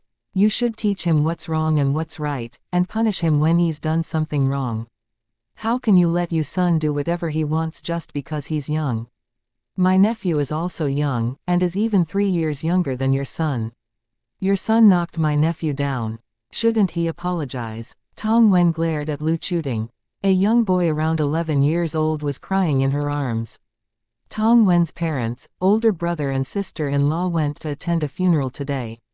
It wasn't appropriate for them to bring their kid with them, so they asked Tong Wen for help, and they would pick the boy up a while later. However, Lu Chuting's son didn't like this boy, and knocked him down on purpose, which annoyed Tong Wen. Lu Chuting was mad, but didn't know how to argue back, because it was her son's fault in the first place. Pingji, apologized to him. No, Lu Chuting's son, Feng Pingji, refused at once. Lu Chuting, look at your son. The Feng family's business will be ruined in your son's hands if he's going to take it over. Tong Wen believed that Lu Chuting's son and daughter were spoiled rotten. Hearing that, Lu Chuting was anxious and snapped at her son. Pingji, apologize now. I didn't do it on purpose. Why should I apologize? Feng Pingji retorted. He refused to apologize, and even lied. Lu Chuting didn't know what she should do now.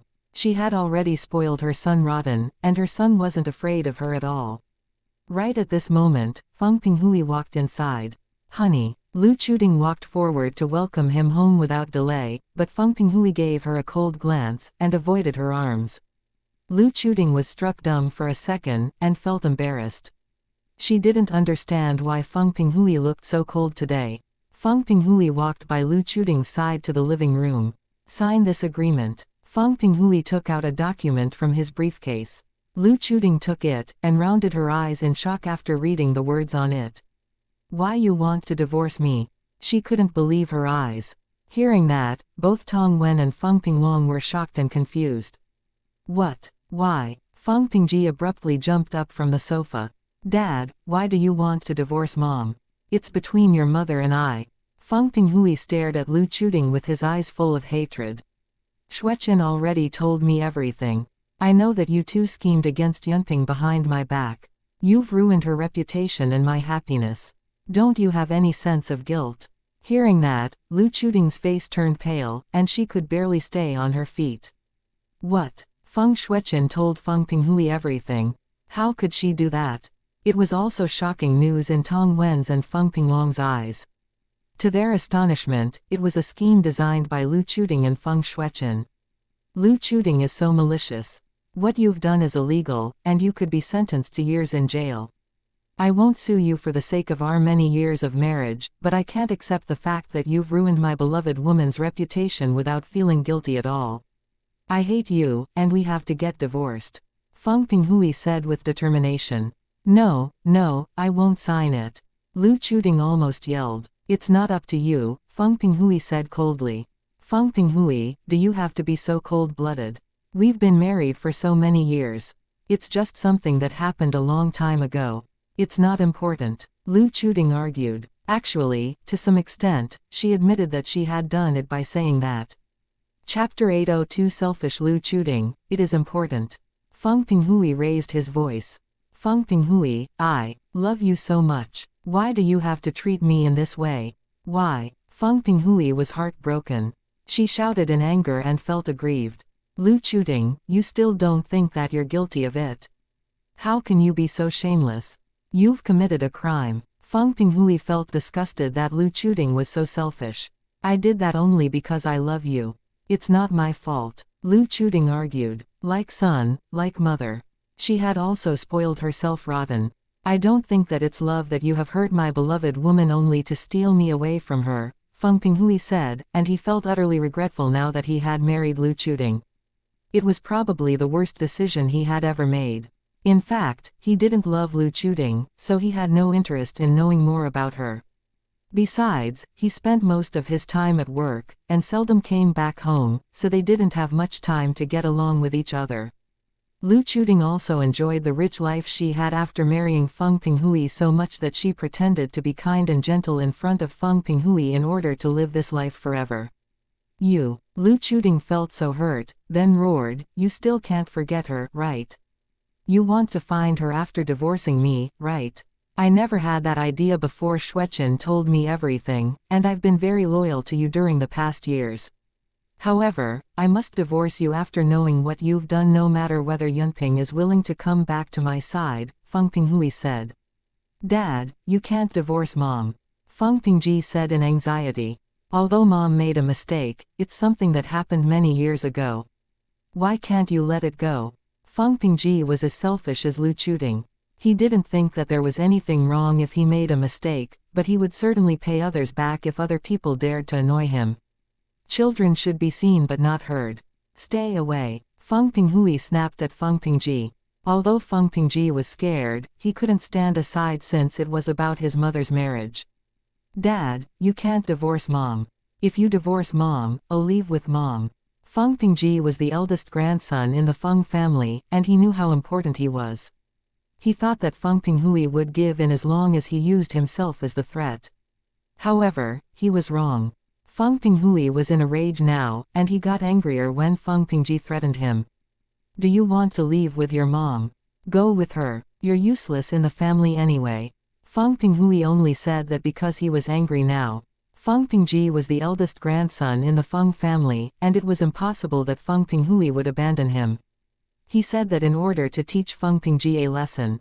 No, no, Lu Chuding argued against it at once. Feng Pingji was going to take over the Feng family's business in the future. If he left the Feng family right now, there would be no position for him in the family's business anymore. Feng Pingji also shut his mouth in fear. He was, of course, unwilling to leave the Feng family. If he left the Feng family right now, he gave up his right of a fortune. Sign it now. You can drive away with your car, and you can also have the house in XX district, Feng Pinghui said. Feng Pinghui, do you have to do that? Lu Chuding asked again. Don't you think that you're too shameless? Lu Chuding, you should pay for what you've done. Do you understand? Feng Pinghui lost his patience. Lu Chuding felt hopeless now. Fine, I can sign it, but you must give me 100 million yuan, she said. A car and a house weren't enough. What? Not to mention Feng Pinghui, even Feng Pingwang and Tong Wen were shocked. Lu Chuding, how dare you ask me for that? Impossible. Feng Pinghui was totally disappointed in her. You haven't made a cent ever since you married into my family, and you even secretly gave your family a lot of money behind my back. I turned a blind eye on it, but it doesn't mean that it's right. If you want 100 million yuan, tell your family to pay me back the money they've gotten from my pocket first. Lu Chuding was struck dumb. Her family couldn't afford 100 million yuan at all.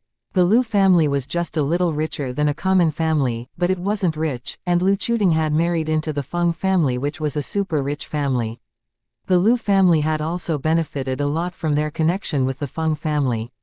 Lu Chuding had used the Feng family's money and influence to help her brothers, so her brothers were able to make a lot of money with her help. Tong Wen, on the other hand, was mad at the fact that Lu Chuding had secretly given her family a lot more than 100 million yuan. Oh, we can give our own family money from the Feng family's pocket. I didn't know that. I just bought my family some simple gifts when it was a festival. Chuding, should I learn from you? They were both daughter-in-laws in the Feng family, and it was unfair if only Lu Chuding could do that. Chapter 803 Hurt each other. Tong Wen had a quick temper and was always straightforward, but she had never taken advantage of anyone. She didn't marry into the Feng family for their money. Although the Tong family wasn't very rich, they had power. The marriage between Tong Wen and Feng Pingwang was an alliance of power and wealth. Of course, they also fell in love with each other. The Tong family became richer because of the Feng family, and the Feng family also grew more successful with the support of the Tong family. Both of the two families benefited from their alliance. Therefore, Tong Wen didn't marry into a family of a much higher social class than hers. It was understandable if a girl sent her family some gifts after she was married, but it was unacceptable that Lu Chuting had given her family an unusually large amount of money. The Lu family wasn't poor after all, but greedy. Tong Wen thought that it was highly unfair.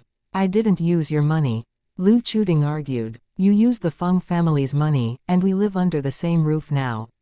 Tong Wen said. It was true. The Feng family still lived together, and none of the couples had moved out, so they shared the family's fortune. The Feng family had several billion yuan in assets, but they only owned 60% of it, and the rest belonged to shareholders. Besides, 2/3 of the assets of their family's business was a movable property, while the remaining funds were used to keep the company afloat. In that case, they didn't have much money for household expenses, so the 100 million yuan that Lu Chuting had given her family was quite a lot. Lu Chuting didn't know how to argue back. Sign it now, or I won't even give you the car and house. Feng Pinghui urged Lu Chuting to sign her name on the agreement. Mom. Feng Pingji wanted to stop his mother, but was afraid of his father, so he did nothing in the end. Lu Chuting was in despair now. She was unwilling to sign it, but she was left with no choice. If Feng Pinghui was going to expose her dirty secret, she could be put in jail, and her family didn't have the ability to help her out. Her hands were trembling when she wrote down her name, and Feng Pinghui put it away the second she finished signing. Go pack your stuff right now and leave. After that, Feng Pinghui walked upstairs.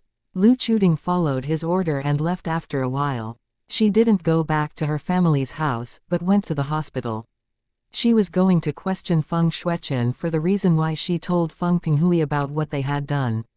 Feng Shuechen, why did you tell your older brother what we did so many years ago? Your older brother just divorced me. Are you happy now? Lu Chuting criticized Feng Shuechen in the ward. She couldn't figure out why Feng Shuechen betrayed her all of a sudden. You're already divorced. Feng Shuechen was surprised, but laughed out loud with satisfaction the next second. Ha ha, good to know that. Lu Chuting, don't forget that you told me to kill myself earlier today. Feng Shuechen said. What? Lu Chuting rounded her eyes in shock. She couldn't believe that Feng Shuechen betrayed her just because she had said something in anger. Feng Shuechen, I've taken good care of you during the past few days, and you betrayed me just because of a short sentence I said today in anger. I didn't mean it. Lu Chuting shouted. You did mean it. Feng Shuechen suddenly lost control of her face, and became unusually excited. Lu Chuting felt so helpless. She was already divorced, and it was meaningless to argue with Feng Shuechen now. However, she wasn't willing to tolerate it. Since Feng Shuechen ruined her marriage, she was going to torture her as well. Very well. You just ruined my marriage, and I accept the result, but you're just an old woman. The man you love never bothers to give you a look. He's already married, Lu Chuting said to irritate Feng Shuechen. Hearing that, Feng Shuechen was indeed mad. Shut your mouth. The fact that Tang Yunfen married another woman was a thorn in Feng Shuechen's heart, and it was painful every time she thought of it. What? It's the hottest news recently. Why can't you accept it? Speaking of your love towards Tang Yunfen, I think it's a pure joke. You claim that you love him so much that he's the only man you want to marry in this lifetime, but you sleep with different kinds of men at the same time. You're a disgusting slut. No man wants to marry a woman who has been fucked by countless men. You're sick and ill. Lu Chuting verbally abused Feng Shuechen as much as she could. Feng Shuechen thought that she had hidden the fact that she had many booty calls with different kinds of men very well, but Lu Chuting had still accidentally found her sexual chats with several men. Lu Chuting had also run into Feng Shuechen with other men several times. When she found out that Feng Shuechen had a sexual relationship with Lu Xingqi, she was shocked. She treated Feng Shuechen as a good friend before, so she didn't say it aloud, but there was no need for her to hide it anymore since their friendship was destroyed by betrayal. Shut your mouth. Feng Shuechen lost control of her emotion now, and started to damage things in the ward again.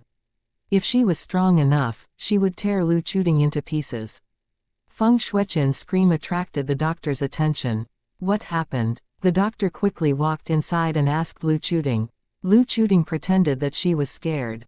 I think she has gone crazy again. Please, inject her with a sedative.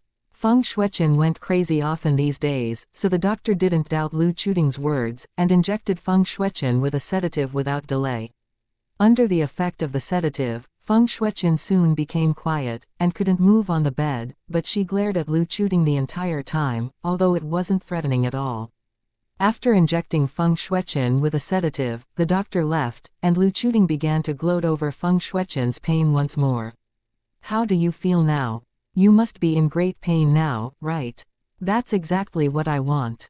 Chapter 804 The Z family in Southeast Asia. Feng Shuechen wanted to say something, but she couldn't make a sound after opening her mouth for a while. Feng Shuechen, you made me lose my family, and I won't let you live a good life. Lu Chuting said and slapped Feng Shuechen across her face. She hit Feng Shuechen right on her wound, which was extremely painful, and tears welled up in Feng Shuechen's eyes. Lu Chuting enjoyed every second that Feng Shuechen was in pain, so she kept slapping Feng Shuechen's face right on the wound. The bandages wrapped around the wounds were dyed red by blood within seconds, and Feng Shuechen almost fainted from the pain. However, she couldn't shout out loud, so she only whimpered. Lu Chuting knew that she couldn't kill Feng Shuechen right now, so she walked away when she thought that it was enough. At this moment, Feng Shuechen would rather die. Ji Yuning didn't go to pick Ji Yu Man up tonight, but let her stay in the Tang family's house. Ji Yu Man still felt a little uneasy, but Tang Yunfen persuaded her to stay with him. Therefore, only Ji Yuning and Chao Ya were in her house. When it was 10 p.m., Ji Yuning finally received Leng Xiaoting's call. Xiaoting. Ji Yuning greeted him the second she answered his call. She missed him so much. In fact, they had only been apart for a few days, but they hadn't contacted each other during that time, so they really missed one another. Leng Xiaoting also ached to see Ji Yuning. Ningning, I miss you. Do you miss me? Leng Xiaoting asked. Although he already knew the answer, he still wanted to hear it from Ji Yuning's mouth. Yes, I do. I've been thinking about you all the time, Ji Yuning said. I'm coming to City B tomorrow, but I still have to fulfill a task, so I can't stay by your side the entire time, Leng Xiaoting said. He felt excited to see Ji Yuning tomorrow, but was also sad that he couldn't stay with her. It's fine. I understand. Ji Yuning was very considerate, although she felt disappointed. They kept chatting on the phone. After a short while, Ji Yuning heard a female voice from the other side of the phone. Hey, Xiaoting, what you are doing alone in the yard? Hearing the girl's voice, Ji Yuning was instantly displeased, and Leng Xiaoting was a little scared as well. Ningning, let me explain. The girl is the younger sister of one of my friends. Jinchen, Xinbei and I just came to my friend's place to talk about something. They stayed in the room, and I walked out alone, so. I trust you, Ji Yuning said. She trusted Leng Xiaoting, and just felt momentarily displeased when she heard the female voice.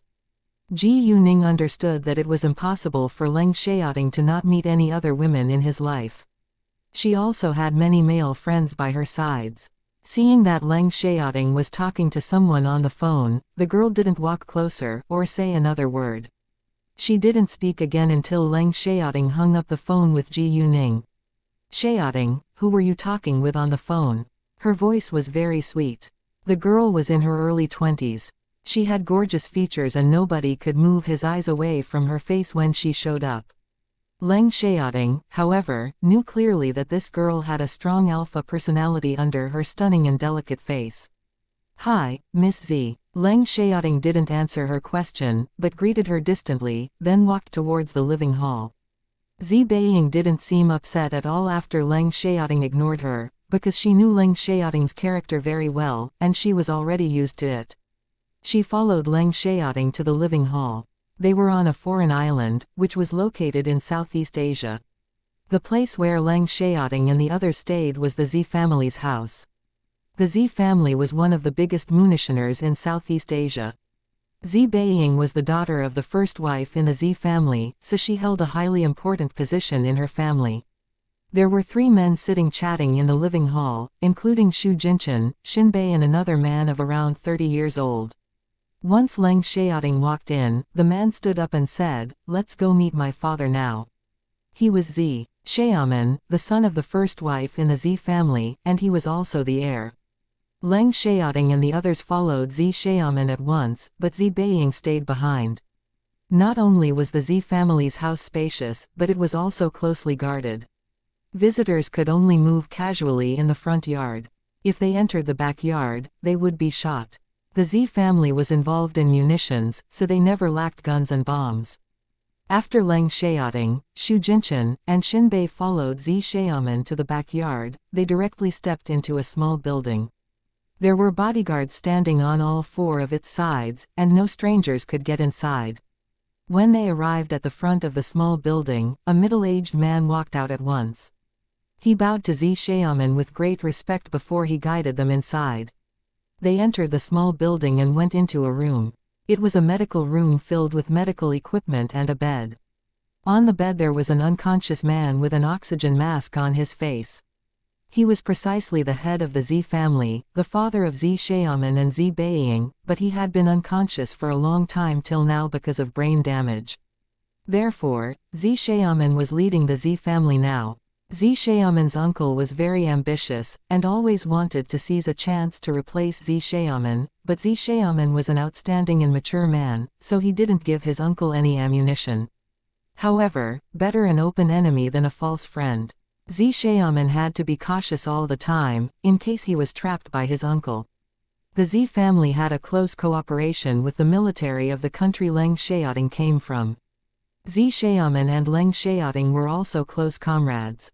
As the heir of the Zi family, Zi Xiaoman had received professional training when he was just a kid, which was no different from the devilish training that Leng Xiaoting had been through, so they had met each other in the Amazon forest many times and had also worked together to fight against enemies.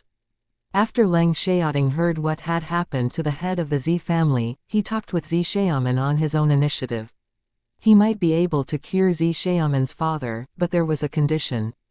Chapter 805 Like him, or want to conquer him, the condition was that the Zi family had to contribute more in cooperation with the military of the country Leng Xiaoting came from. Zi Xiaoman hesitated for a while. Although it wasn't a bad deal, it wasn't profitable either. However, his father's life was in danger now, and Zi Xiaoman had to accept it in order to rescue his father. It would be best if Leng Xiaoting could rescue his father, or at least help his father to not become worse. If his father died, Leng Xiaoting said that he would take responsibility. In that case, the deal was highly risky for Leng Xiaoting in other people's eyes, but Leng Xiaoting was confident because he trusted Ji Yuning. Leng Xiaoting was going to save the head of the Zi family with Ji Yuning's special medicine. When the medical staff left, Leng Xiaoting took out a small porcelain bottle and handed it to Zi Xiaoman. "There are 3 pills in it. Take one every 3 days, you can help him take one right now." Zi Xiaoman took the porcelain bottle, then walked to the patient bed. He took off the oxygen mask from his father's face, poured out a pill, and put it into his father's mouth without hesitation. The moment he agreed with Leng Xiaoting, he chose to believe him. He cared about his father's life, and he also trusted Leng Xiaoting. The power crystal melted the second it was put into his father's mouth, and the magical power gradually spread across his father's body. Once it entered his head, the brain damage started to heal. About a dozen minutes later, Zi Xiaoman's father began to breathe normally. Which shocked him. "Wow, this." Zi Xiaoman didn't know what to say. Actually, Zi Xiaoman didn't have much hope at the beginning, but now he was totally amazed. Even Xu Jinchen and Xinbei, who had heard of the unbelievable effect of the medicine before, were astonished too. They had just heard of it before, but now they witnessed it with their own eyes. "Please keep this medicine a secret," Leng Xiaoting said to Zi Xiaoman. "No problem," Zi Xiaoman said, and didn't ask further about the medicine. He called a doctor at once to check his father's body. The doctor was greatly surprised that Master Z could recover within such a short time, which was a miracle. The doctor didn't ask Xiaoman what had happened, because he didn't think that Master Z became so much better after just taking one pill. He thought that Master Z must be recovering on his own. Xiaoman didn't bother to explain it either. Lord Z, Master Z is much better now, and his life is already out of danger, the doctor said with excitement. Hearing that, Xiaoman was relieved. Since Master Z was much better now, he should satisfy the condition laid down by Xiaoting, but they had to wait for the final result of Master Z's health till the day after tomorrow. After that, Xiaoman told the housekeeper to take Xiaoting and the others to have a rest. Xiaoman also went back to the living hall of the main building. Beiying was watching TV in the living hall the entire time, and waited for Xiaoting to come back, but Xiaoman walked back alone, which disappointed her. Seeing that, Xiaoman didn't know what to say.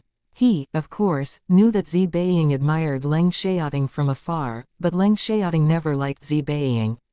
To be specific, he had never seen Xiaoting pay attention to any women before. Even though he also hoped that Beiying could be with Xiaoting, he didn't want to ruin his close relationship with Xiaoting either. It was better for them to maintain a good relationship with people of power, instead of messing with them. Xiaoman, where is Xiaoting? Beiying asked. He left for a rest, Xiaoman said. It's still early now. Beiying pouted, feeling upset. Beiying, I think you should give up. He doesn't like you at all, Xiaoman said. It wasn't the first time that he had tried to persuade her to give up. Beiying pulled her lips. She clearly knew that Xiaoting had no affection towards her, but she just liked him. In fact, Beiying didn't know whether she really liked Xiaoting, or she simply wanted to conquer him. She was stunned by him in the beginning. However, the more he ignored her afterwards, the more she wanted to conquer him. I think that Xu Jinchen is also a good choice. Why don't you change your target? Xiaoman proposed. Compared with Xiaoting, he thought that Xu Jinchen was a better choice. Xiaoting was like a cold machine in his eyes. He obviously had no idea that Xiaoting already had a beloved girlfriend. No, Xiaoting is the only man I want. Beiying insisted. Xiaoman shrugged, then went back to his room. The next morning, Beiying got up early, because she didn't want to miss breakfast with Xiaoting. Xiaoting, do you like the food? Beiying tried to strike up a conversation with him. Xiaoting, however, just nodded, but didn't say a word. They ate quickly, and soon finished breakfast before Beiying could find a topic to chat to Xiaoting about. After that, Xiaoman guided them to the backyard, and Beiying didn't follow them either this time. When they walked into the medical room, the doctor said, Lord Z, Master Z's brain is almost fully recovered, and his fingers are moving once in a while. I think he's about to wake up. Really? Xiaoman was thrilled. Yes, the doctor said. After hearing the good news, Xiaoman was sure that his father would be awake soon, so he guided Xiaoting back to the study of the main building to sign a new contract. Although Master Z was still unconscious, he would wake up sooner or later. With the new contract signed, Xiaoting and his team left.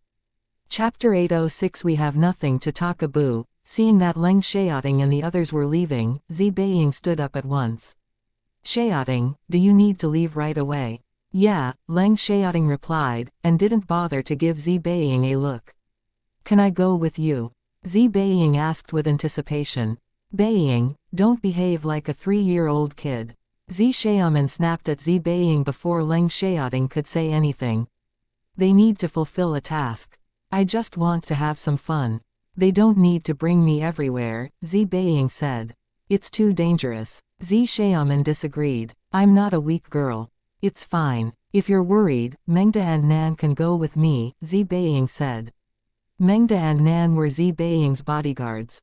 Mengda was a man, while Nan was a woman. At this moment, Xu Jinchen received a look from Xiaoting, so he said, Miss Z, if you want to have some fun, you can go yourself. It's not convenient for you to go with us. Xiaoting didn't want to talk to Beiying, so he let Xu Jinchen say it. Since Xu Jinchen said that, Zi Beiying had to give up, even though she was very disappointed. Fine. After that, Leng Xiaoting's group left. Although Zi Beiying couldn't go with them, she made up her mind to visit the country that they came from, and went to pack at once. Zi Beiying thought that she should visit the capital and City B. She had a friend that she met on the internet, so she decided to visit City B first. Zi Beiying didn't know where Leng Xiaoting's group were leaving for, but she accidentally flew to the same city as them. It took around 7 hours for Leng Xiaoting and the others to get back to City B. The private jet landed at the airport of City B at 4 p.m. In City B, the result of the DNA paternity testing between Yao Guanghui and Gong Zhengyang was also out. When Yao Guanghui found out that Gong Zhengyang was indeed his son, he was shocked and felt utterly ashamed. Since he was sure of it now, he had to get rid of Gong Zhengyang as soon as possible, or the Yao family's reputation would be ruined. Even his company would be in danger. Without delay, Yao Guanghui made a call. At the same time, Feng Pinghui visited the factory Wang Yunping worked for again, but it was work time, so Feng Pinghui met the leader of the factory. The leader of the factory then told Wang Yunping to have a break. Wang Yunping didn't understand why until she saw Feng Pinghui in the office. Wang Yunping was surprised, then seemed displeased. Why did you come here again? Yunping, can we talk? Feng Pinghui stood up the moment Wang Yunping showed up. Hearing that, the leader of the factory walked outside at once. He understood that it had to be a private conversation. Feng Pinghui was the chairman of a big business group, so he wouldn't dare to act against him. To his astonishment, his worker was able to know such an influential figure. I told you yesterday not to interfere in my life, Wang Yunping said with a resigned look. Yunping, I already divorced Lu Chuting, Feng Pinghui said. In fact, he felt quite relaxed now that he was finally divorced. What? Wang Yunping was shocked. Why? Wang Yunping didn't think that it was the right thing to do, because they had been apart for so many years after all. Wang Yunping might have already moved on, but Feng Pinghui couldn't let it go. Yunping, she's schemed against you. Don't you hate her? Feng Pinghui asked. He knew that Wang Yunping was always kind to others, but it was different this time. It's something that happened so many years ago. It won't make a difference even if I hate her, Wang Yunping said. She would be lying if she said that she didn't hate Lu Chuting, but she was actually more afraid of Lu Chuting. No matter how many years have passed, I can't stand to be married to a selfish woman who ruined our happiness and our kid's life. Feng Pinghui said. You've been married for so many years. Even if you hate her, you already have children with her. If you divorce her, your children will be hurt, Wang Yunping said. She, of course, couldn't tolerate the fact that Lu Chuting had ruined their happiness, but children were innocent. If their mother was absent, they would be hurt deeply. Why don't you care about yourself? She ruined our family as well. Feng Pinghui almost went crazy. Why was Wang Yunping still so considerate towards Lu Chuting? Wang Yunping remained silent, and Feng Pinghui added, I never liked her. If it hadn't been for. Saying that, Feng Pinghui suddenly realized that it could also be a part of Lu Chuting's scheme that they had sex after he got drunk that day. Damn it, she drugged me and had sex with me on purpose. Feng Pinghui was good at drinking, so it wasn't easy for him to get drunk, but he had been drunk that night with Lu Chuting. Feng Shuichen had also left halfway. If Feng Shuichen hadn't brought Lu Chuting to drink with him, he wouldn't have stayed alone with Lu Chuting. He didn't tend to blame Lu Chuting for everything, but he couldn't believe that it was just a coincidence. In addition, Lu Chuting had schemed against Wang Yunping in order to be with him, but he had never liked her. If they hadn't had sex that night, he wouldn't have married Lu Chuting. Chapter 807 Gong Zhengyang's Death 807 Gong Zhengyang's death. Wang Yunping thought that it made sense to her. Lu Chuting had schemed against her anyway, so it wasn't a surprise if she had drugged Feng Pinghui in order to marry him. Yunping, let me take care of you and our kid from now on. Please allow me to take responsibility as a father, Feng Pinghui begged. He didn't mention their relationship for now, because he knew that she cared about the kid most. Whether or not they could get back together again, he made up his mind to take good care of them. Why do you have to do that? Although we live a poor life, we feel quite happy, and we have no intention to be involved in your rich family, Wang Yunping said. She knew clearly that it would become complicated once she and her son accepted Feng Pinghui. Zesheng is also my son. Since he's my son, it's my duty to raise him, and he has the right to inherit my properties as well. You can't deny that, Feng Pinghui said, and it meant that he was willing to let Wang Zesheng inherit some of his properties. Even though Wang Zesheng was his love child, he was still a member of the Feng family. To be specific, he was the eldest son, so he absolutely had the right to inherit its wealth. Feng Pinghui had 2 sons, and he would let the more outstanding one be the leader of their family. Anyway, Wang Zesheng could inherit some of his properties whether or not he was the heir of the Feng family in the future. Speaking of the heir of the Feng family, Feng Pinghui preferred to train Wang Zesheng, because Wang Zesheng was the child he had with his beloved woman. He knew that it was unfair, but he was willing to do so. Wang Yunping, however, was shocked. Yunping, please. Feng Pinghui begged her again. Wang Yunping hesitated. Yunping, please give me a chance to make it up to you. Don't worry, I promise that I won't interfere in your life without your permission. I just want to provide better conditions for you, Feng Pinghui said. I'm afraid that I can't give you an answer right now, because I need to ask for Zesheng's opinion. Wang Yunping actually agreed in her heart, because she also hoped that her son could get a better education, but she would let her son make the final decision. Although Feng Pinghui was eager to take care of them, he knew that he should take it slow, in case they disliked him, so he didn't say anything further. When it was almost 12 p.m., an accident happened on the road to the airport. A black Rolls-Royce suddenly exploded. Its driver was fine, but the man who sat in the rear seat was badly injured, and his life was in danger. People soon found out that the seriously injured man was the son-in-law of the Yao family, Gong Zhengyang. Hearing that, Yao Guanghui was relieved, but he had to pretend to be sad. Yao Luwei was stunned when she heard the terrible news, and almost passed out. She did her best to stay calm, and went to the hospital to visit Gong Zhengyang at once. Gong Zhengyang was in the middle of an operation when she arrived. Outside of the operating room, Mrs. Yao hugged Yao Luwei, who was trembling in fear, in her arms. He'll be fine. Don't worry, he'll be fine. Mrs. Yao kept comforting her. If Mrs. Yao knew Gong Zhengyang's real identity, she would wish him to be killed more than anyone else. After an hour, the operation ended and the doctor walked out with a serious face and sad news. Gong Zhengyang was too injured to be saved. Hearing that, Yao Luwei burst into tears, then fainted. Mrs. Yao was also heartbroken, while Yao Guanghui remained silent. Yao Lihui's older brother, on the other hand, had mixed emotions. He felt a little sad, but more because he felt sorry that a young life was gone. In fact, he never liked Gong Zhengyang, because he thought that Gong Zhengyang was very hypocritical. When Ji Yuning heard the news, she sent Chaoya to get more details. Chaoya went to the hospital and reported Gong Zhengyang's death to Ji Yuning after the doctor announced it.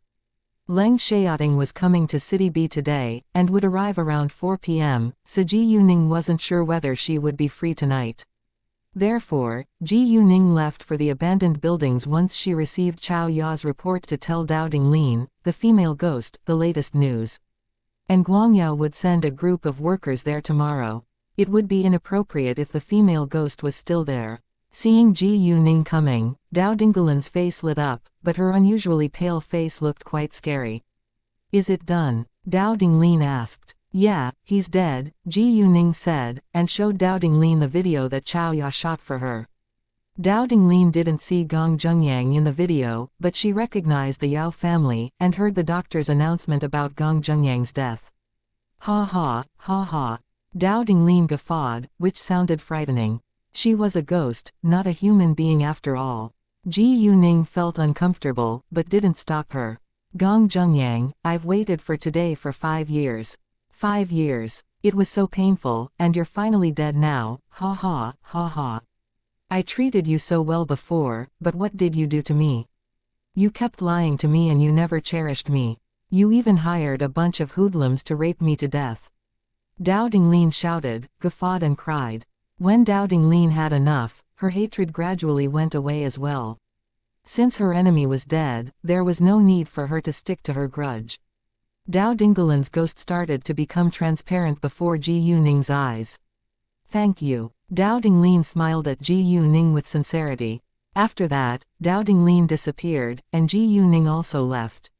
Chapter 808. The scandal erupts. Gong Zhengyang's mother was an actress without much fame many years ago. Because of her affair with Yao Guanghui, she quit her job and hid away in another city. Although she now made less money than before, she was still the owner of several beauty salons. Gong Zhengyang's mother came back to City B 2 years ago, because she and Gong Zhengyang were about to take action to pay Yao Guanghui back. At this moment, Gong Zhengyang's mother was in her apartment. She was the boss of those beauty salons, so there was no need for her to work every day.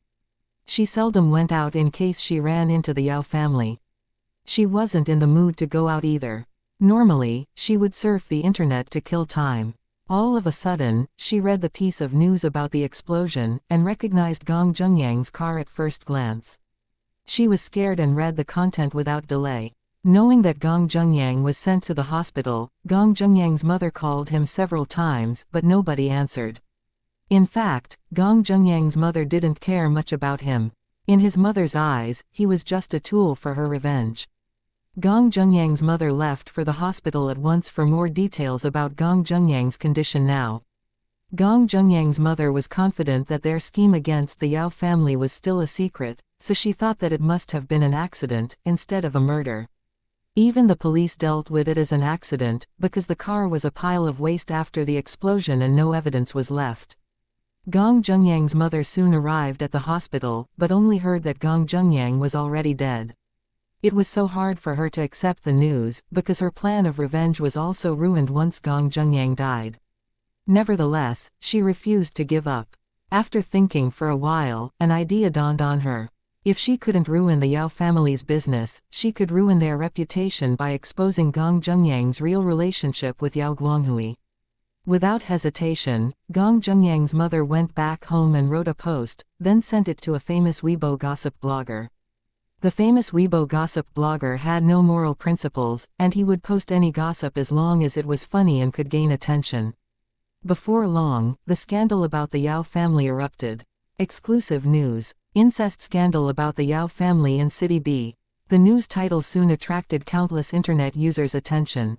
Around 28 years ago, Yao Guanghui, the leading role in the Yao family, had an affair with an actress without much fame.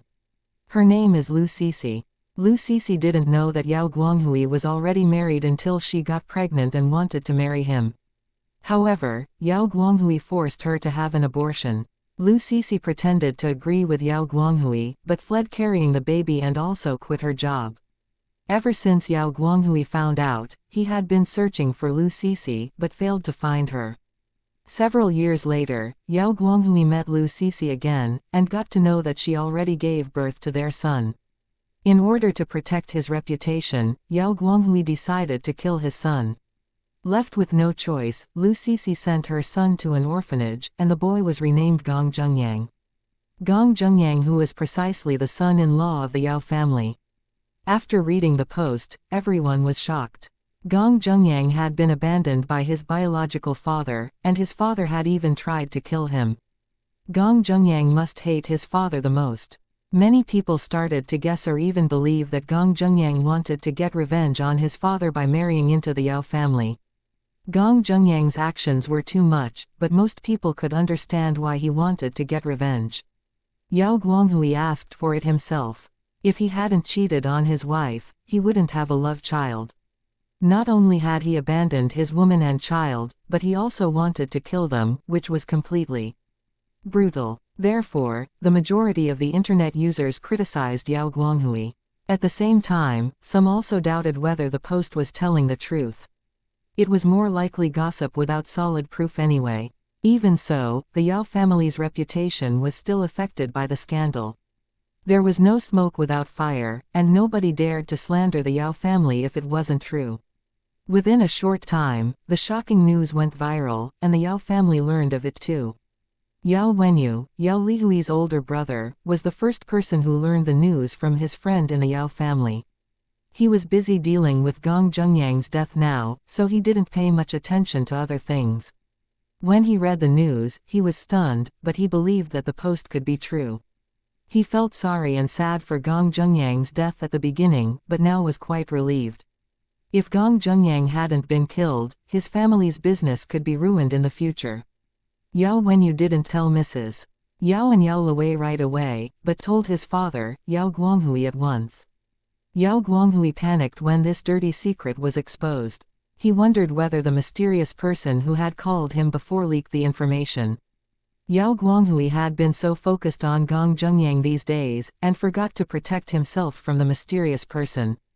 "Dad, is it true?" Yao Wenyu asked, although he already had the answer.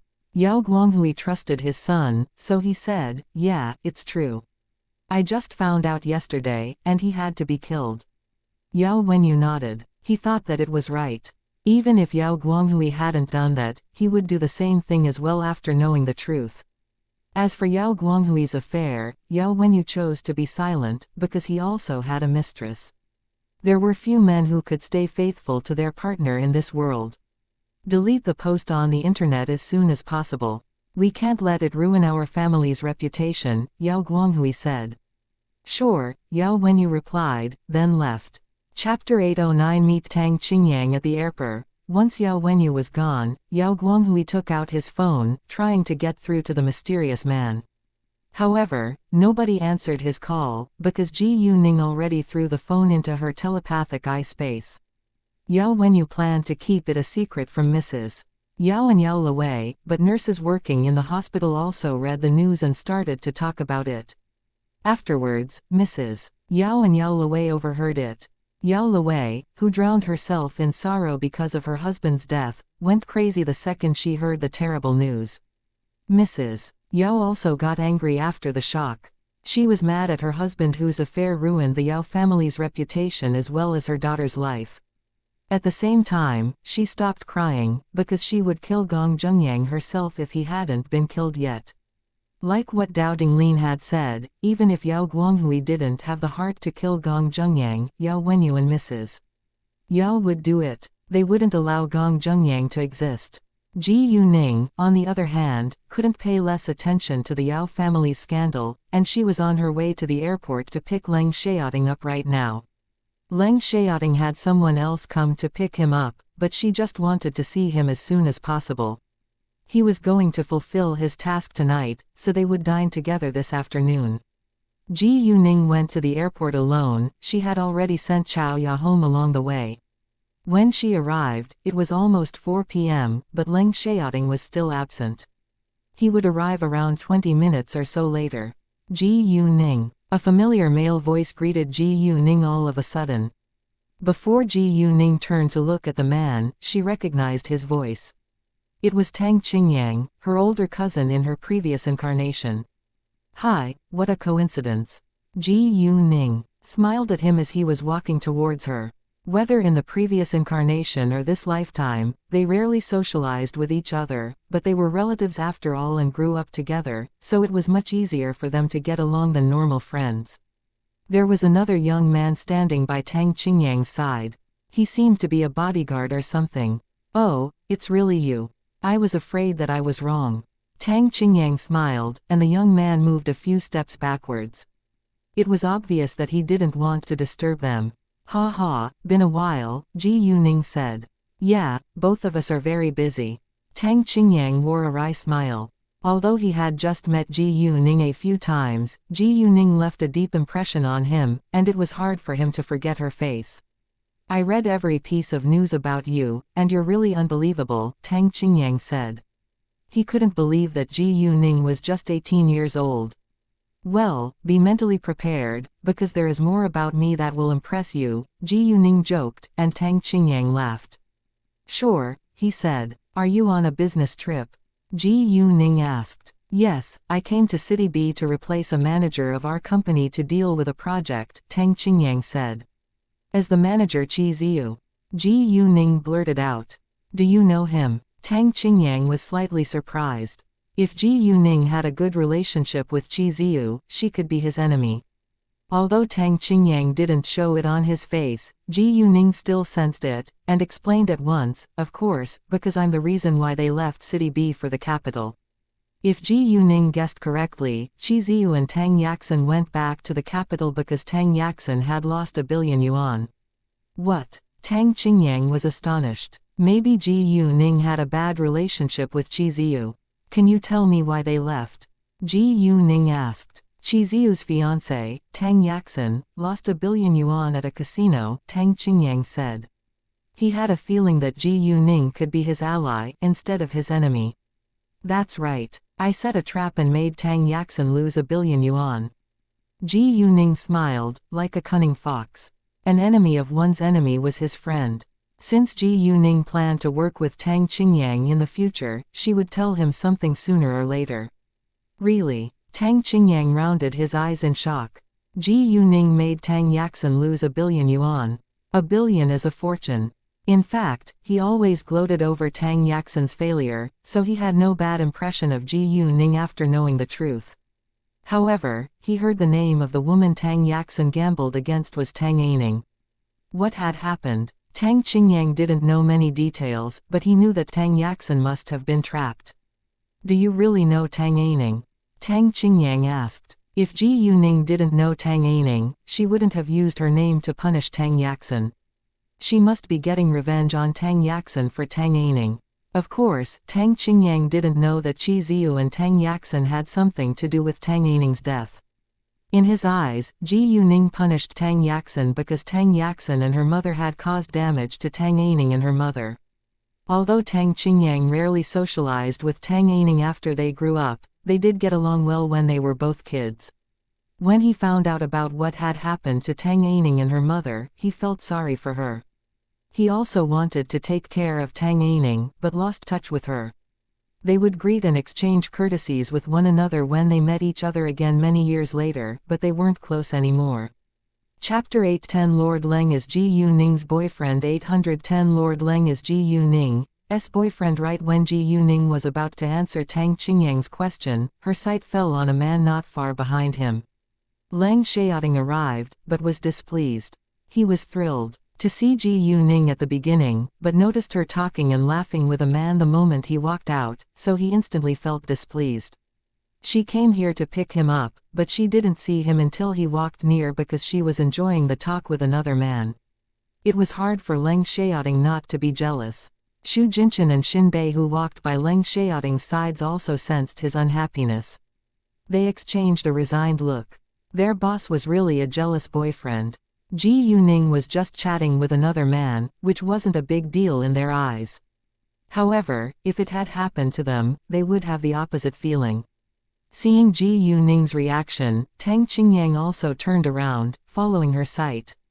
When he noticed Leng Xiaoting's cold face, he got a little nervous and realized that the man was displeased because of him. Tang Qingyang complained to himself that this man got jealous so easily. He was just chatting with Ji Yuning, but the man was full of hatred towards him. It also proved that the man loved Ji Yuning very much. Ji Yuning understood that her boyfriend got jealous again. She didn't think that it was a good thing, but still had to comfort him, so she directly ignored Tang Qingyang and walked to Leng Xiaoting. Leng Xiaoting strode to Ji Yuning as well, then squeezed her hand in his big palm, like Ji Yuning would escape once he loosened his hand. Ji Yuning didn't know what to say, because it wasn't the right time to explain it to Leng Xiaoting. "Hi, Lord Leng," Tang Qingyang said to Leng Xiaoting politely. Leng Xiaoting frowned. "Do you know me?" Leng Xiaoting didn't know Tang Qingyang, and was surprised that Tang Qingyang knew him. "Yeah, I met you once before by chance, and I also heard that Lord Leng is Ji Yuning's boyfriend," Tang Qingyang replied. Hearing that, Leng Xiaoting felt a little better. Xu Jinchen and Xin Bei walked over at this moment. "Hi, Ji Yuning, been a while." "Nice to see you again," Ji Yuning said with a smile. "Nice to meet you, Lord Xu," Tang Qingyang said to Xu Jinchen. Because he didn't know Xin Bei, he said nothing to him, but just nodded. "Do you know me too?" Xu Jinchen was also surprised. "I live in the capital too, so I know something about the high society in the capital." My name's Tang Qingyang, and I'm Zhang Rukan's close friend, Tang Qingyang said. Oh, you're Rukan's friend. Nice to meet you, Xu Jinchen greeted Tang Qingyang. Well, I'm afraid that I have to leave now. See you next time, Tang Qingyang said to them, then left. You can leave now. Tell me when you find a good place to eat, Leng Xiaoting said to Xu Jinchen and Xin Bei. He was chasing them away, because it was time for him to be alone with Ji Yuning now. All right, Xu Jinchen pulled Xin Bei, walking away. After that, Leng Xiaoting and Ji Yuning walked to the parking lot. Leng Xiaoting didn't ask Ji Yuning what she was talking with Tang Qingyang about because he trusted her. Although Leng Xiaoting didn't ask Ji Yuning decided to explain it to him on her own initiative when they got in the car. Leng Xiaoting held Ji Yuning's hand walking out of the arrival hall. The couple of a gorgeous girl and an extremely handsome man attracted a lot of attention along the way. After they were gone, a group of young people recognized Ji Yuning. Oh, I think the girl was Goddess Ji Yu, right? A girl said with excitement. Really? Where? Her friends looked around searching for Ji Yuning. She's already gone. What a shame, the girl said. Ji Yuning was nowhere to be found now. Are you sure that the girl was her? One of her friends doubted. I'm sure, because I thought that she looked familiar and kept looking at her, the girl said. Why didn't you tell us earlier so we could take photos with her? The girl's friends all complained. I didn't recognize her at first glance. It isn't my fault. They all felt that it was a shame that they missed the chance to take pictures of Ji Yuning.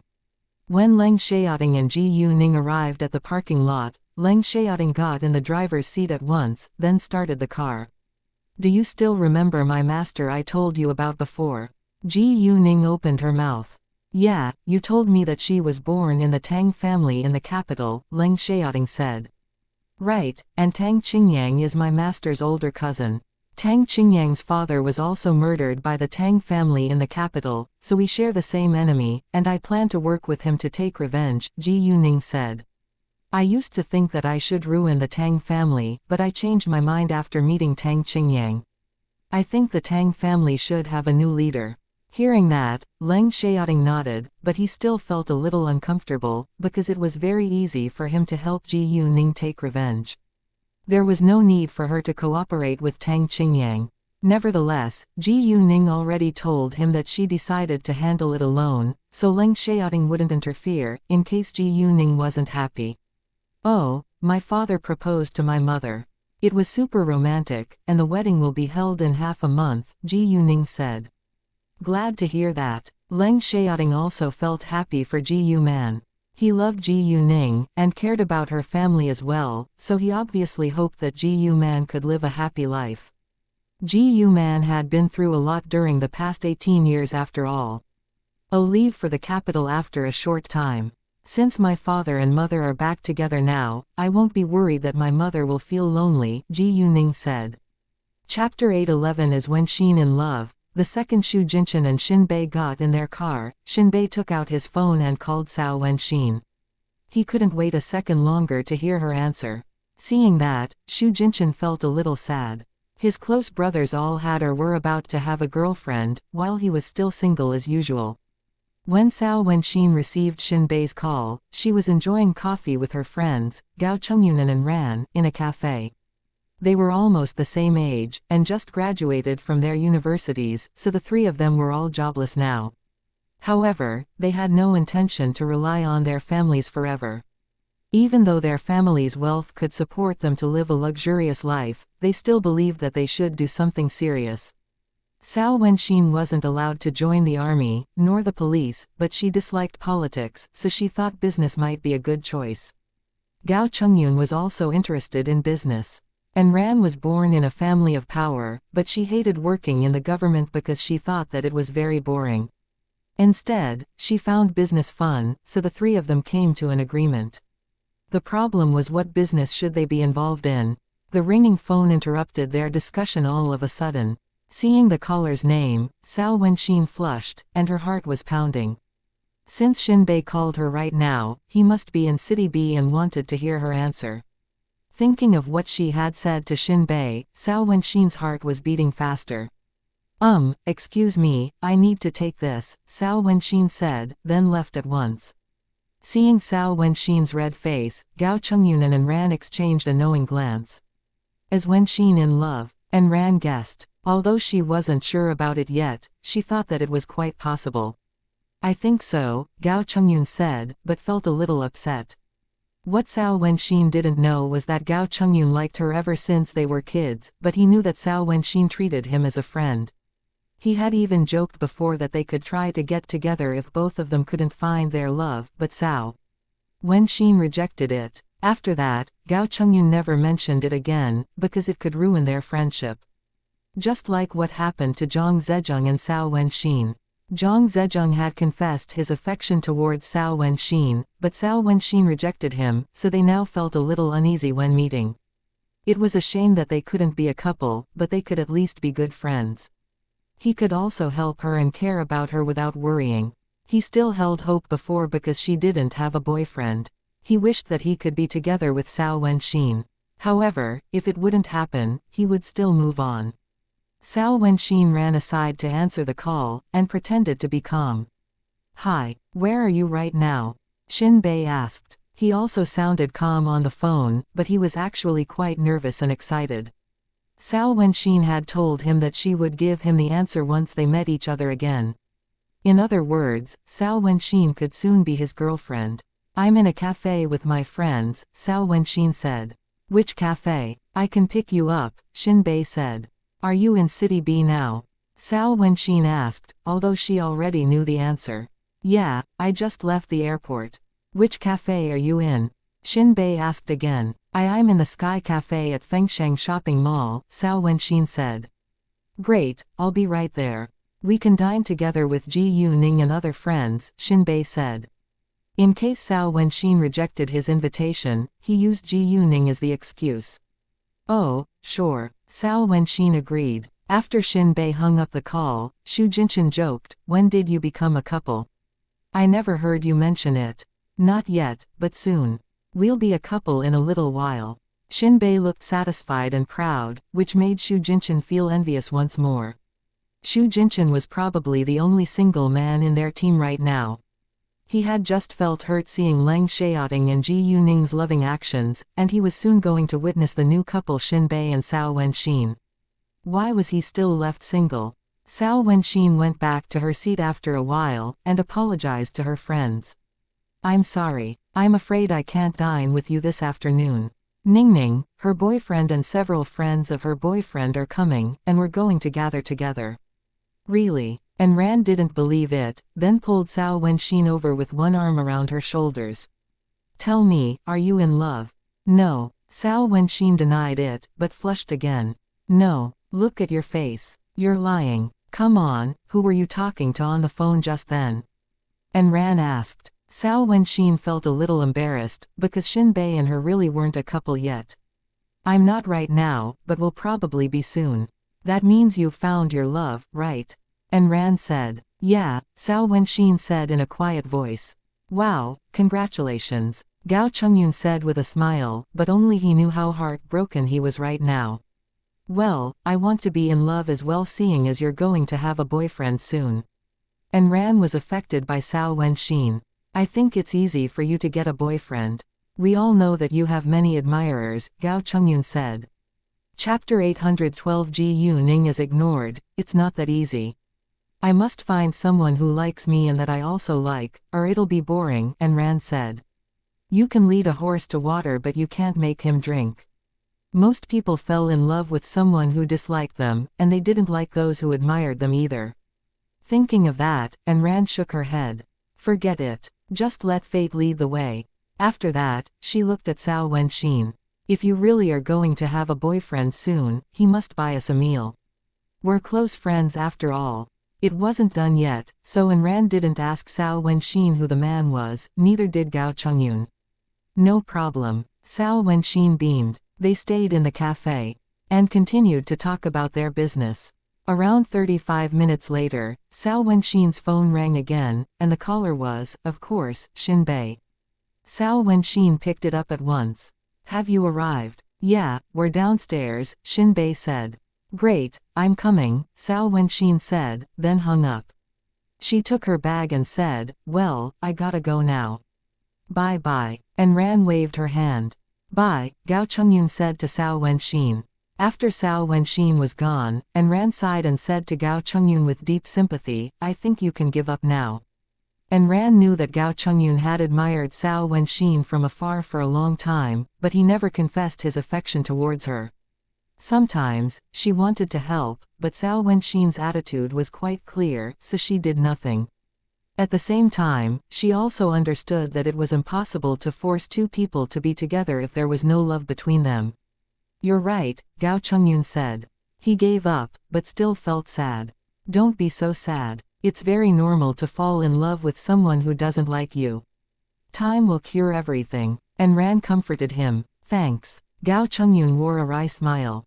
Time would indeed cure everything, but the process was also painful.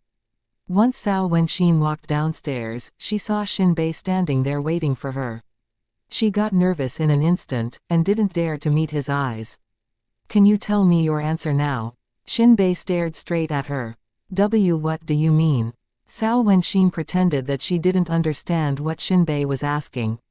Xinbei knew that she felt shy, and beamed with happiness. Since Cao Wenxin was willing to meet him, it meant that she agreed to be his girlfriend. Will you be my girlfriend? Xinbei asked directly. It was the first time that he had been so brave and straightforward in his life. Well, Cao Wenxin flushed. Will you? Xinbei asked again. Yes, Cao Wenxin said, and lowered her head. Hearing that, Xinbei was excited. If they hadn't been in a public place, he would have hugged and kissed her. Seeing as everything was going as planned, Xinbei was going to give Cao Wenxin something. Wait a second, he said, then walked to the counter. There was a large bunch of red roses placed on it, which was prepared by Xinbei. Here, this is for you, Xinbei said to Cao Wenxin. Cao Wenxin felt like crying now, and her eyes were wet with joyful tears. Although it wasn't the first time that she had received flowers, it was the first time that she had felt so happy about it. Cao Wenxin took the large bunch of roses, and Xinbei held her hand, walking outside. Xinbei had told Xu Jinchen to leave when they arrived here, because he wanted to spend some time alone with Cao Wenxin. Even though Xu Jinchen wanted to stay and gossip, he was afraid that he might get hurt again, so he drove the car to Jinline Hotel. He was the only one who was left alone now. It's still early. Why don't we go for a walk? Xinbei said. Sure. Cao Wenxin smiled. She didn't care where they were going, but felt happy and satisfied being with Xinbei. Ji Yuning, at the same time, didn't leave for the hotel at once, but went to the Tang family's house. She was in City B now, so she should visit the Tang family. It was still work time, so Tang Yunfan was absent, and only Tang Haifeng, Zhang Lihua and Ji Yuman were in the house. Tang Haifeng was reading in his study, while Zhang Lihua and Ji Yuman were trimming the trees and flowers and chatting in the garden. There were gardeners in the Tang family, but Zhang Lihua would do it herself when she was home, because she thought it was fun. Oh, Ningning is coming. The moment the car drove inside, Zhang Lihua and Ji Yuman knew that Ji Yuning was coming, so they put down the tools in their hands and walked towards the car. When they saw Leng Xiaoting get out of the car along with Ji Yuning, both of them were surprised. Xiaoting. They were very glad to see Leng Xiaoting. Although they used to think that it wasn't a good thing for Ji Yuning to have a boyfriend at such an early age, Leng Xiaoting left a good impression on them afterwards, and they now thought highly of him. Nice to see you. Leng Xiaoting greet them. You don't need to bring so many gifts every time. Zhang Lihua said when she noticed the big and small bags in Leng Xiaoting's hands. They knew that Leng Xiaoting did it out of kindness, but they already accepted him as a member of their family. I won't the next time, Leng Xiaoting said, although he would do the same thing again. After that, Zhang Lihua and Ji Yuman walked in with Leng Xiaoting, and directly ignored Ji Yuning. Ji Yuning felt a little embarrassed and rubbed her nose. It seemed her mother and aunt liked Leng Xiaoting more than her now. Chapter 8:13 Cousin-in-law. Tang Haifeng walked out at once when he heard that Leng Xiaoting and Ji Yuning came. He also focused on Leng Xiaoting after simply welcoming Ji Yuning. Ji Yuning didn't think that it was a bad thing, but wasn't used to it yet. Before, they would surround her the moment she showed up, but now Leng Xiaoting became the focus of their attention. Xiaoting, why don't you play chess with me? Tang Haifeng proposed. Sure, Leng Xiaoting agreed, then went to play chess with Tang Haifeng. I know that you're good at chess, so you must play to the best of your ability, Tang Haifeng said. He didn't want to win the game just because he was Ji Yuning's grandfather. Tang Yunfen wasn't as good at chess as Leng Xiaoting was, so Tang Haifeng thought that he had finally met a match, and he wanted to enjoy the game. I will, Grandpa, Leng Xiaoting said. In the beginning, Tang Haifeng and Leng Xiaoting were at the same level, then Leng Xiaoting got the advantage and won by a narrow margin. Very good. Tang Haifeng wasn't displeased at all, but enjoyed himself, because it wasn't easy for him to find a match. When he played chess with his friends, normally one held a distinct advantage over another. It wasn't fun at all, because they would know the result even before the game began. Zhang Lihua told Leng Xiaoting to stay for dinner, but Ji Yuning said that they had to leave to meet their friends. She also told them that Leng Xiaoting directly came to visit them once he got off the plane. The members of the Tang family felt quite touched, and liked Leng Xiaoting more. When it was about 6 p.m., Ji Yuning and Leng Xiaoting left, because Leng Xiaoting and his comrades were going to fulfill their task tonight. Ji Yuning wouldn't ask further about Leng Xiaoting's task, because she knew that it was highly confidential. The moment they walked out of the door, they met Tang Yunfen, who just came home. Seeing Ji Yuning and Leng Xiaoting, he was a little surprised. He was happy to see Ji Yuning, but soon put on a serious face when his sight fell on Leng Xiaoting.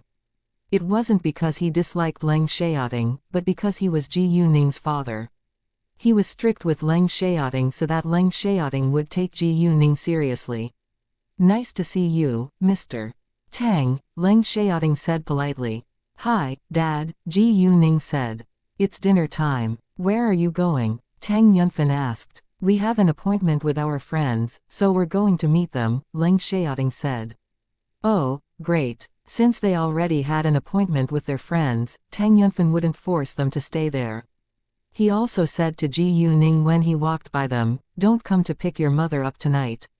Tang Yunfen felt slightly embarrassed being laughed at by his own daughter, but pretended that nothing had happened and walked inside. Afterwards, Ji Yuning and Leng Xiaoting got in their car and drove away. Leng Xiaoting was a little sad that he couldn't stay with Ji Yuning tonight.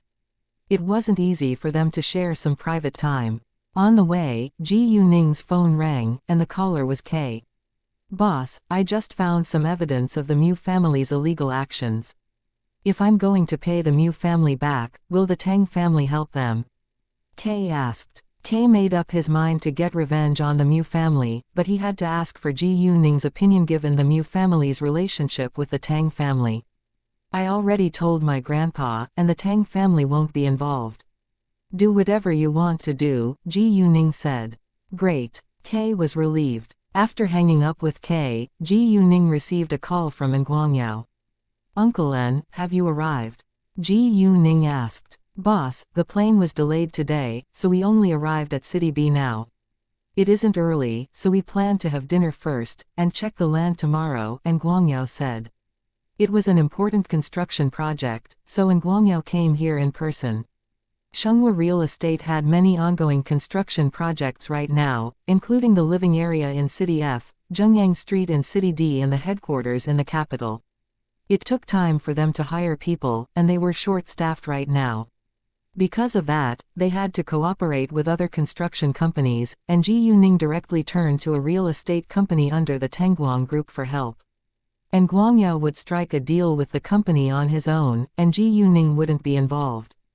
Ji Yuning would only get involved when it was necessary. How many people do you have? Ji Yuning asked. 8 in total, and Guangyao said. They came to check the land this time, and the construction would begin after a thorough plan was made. You can eat and stay in the Jinline Hotel. I'm on my way there to meet my friends as well. See you then, Ji Yuning said. Although she didn't know much about construction, she should meet Nguangyao since he was already here.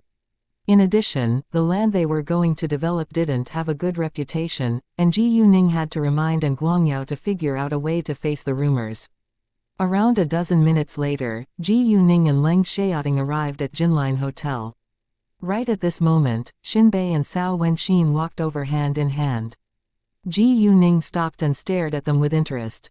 When Cao Wenxin noticed Ji Yuning, she drew her hand out from Xinbei's at once, and flushed red.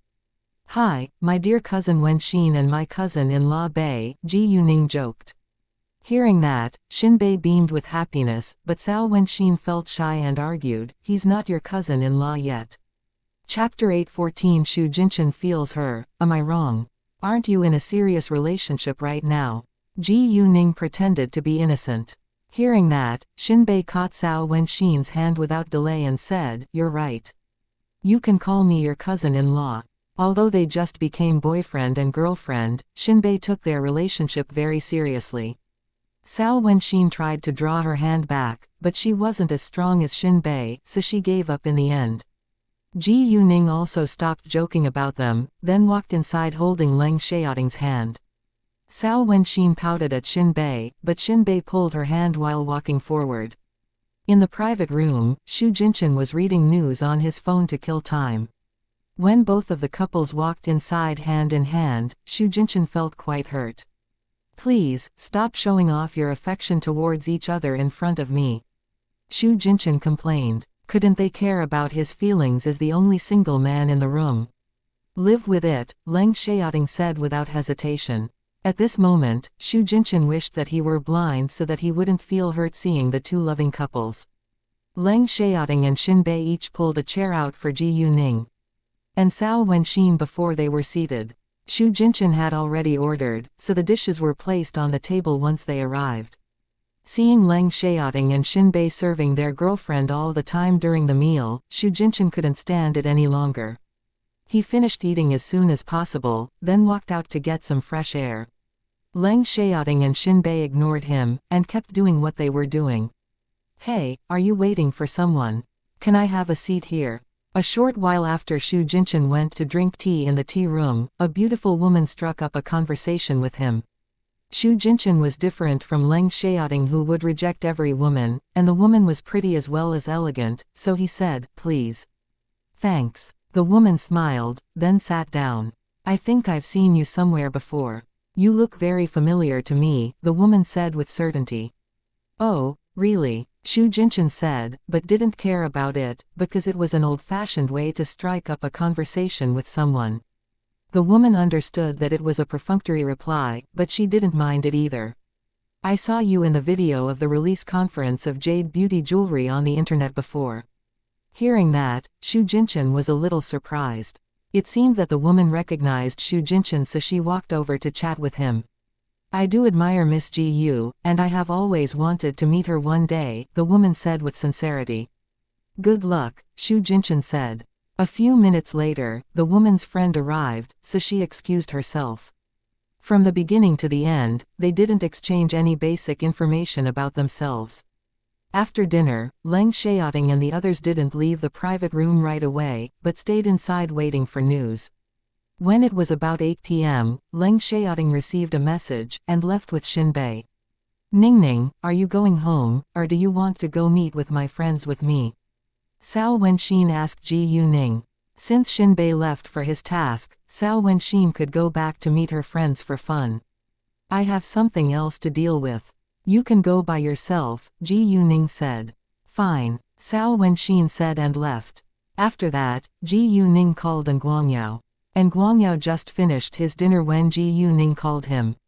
He told Ji Yuning the number of his private room, and also asked her whether he should tell the others to leave, because the others didn't know who their real boss was. Ji Yuning told him that it was fine, so An Guangyao didn't tell the others to leave. It wasn't necessary for Ji Yuning to hide her real identity now. After hanging up the call with Ji Yuning, An Guangyao told the others that their real boss was coming. All the staff members in Shenghua Real Estate knew that they had a new boss, but none of them knew who their boss was, and every one of them got excited now knowing that their boss was coming. And Guangyao directly told them that their new boss was an 18-year-old girl, in case they forgot their manners when they saw Ji Yuning a while later. Hearing that, they were all shocked. It was so hard for them to believe that their real boss was a girl who was just 18 years old. Chairman N, are you sure? Someone asked with doubt. Yes, and her name is Ji Yuning, she is the founder of Jade Beauty Jewelry, and Guangyao added. What? The founder of Jade Beauty Jewelry? Everyone was shocked again, because they had all heard of Jade Beauty Jewelry. In that case, they felt that it wasn't so surprising that Ji Yuning had acquired Xianxia real estate.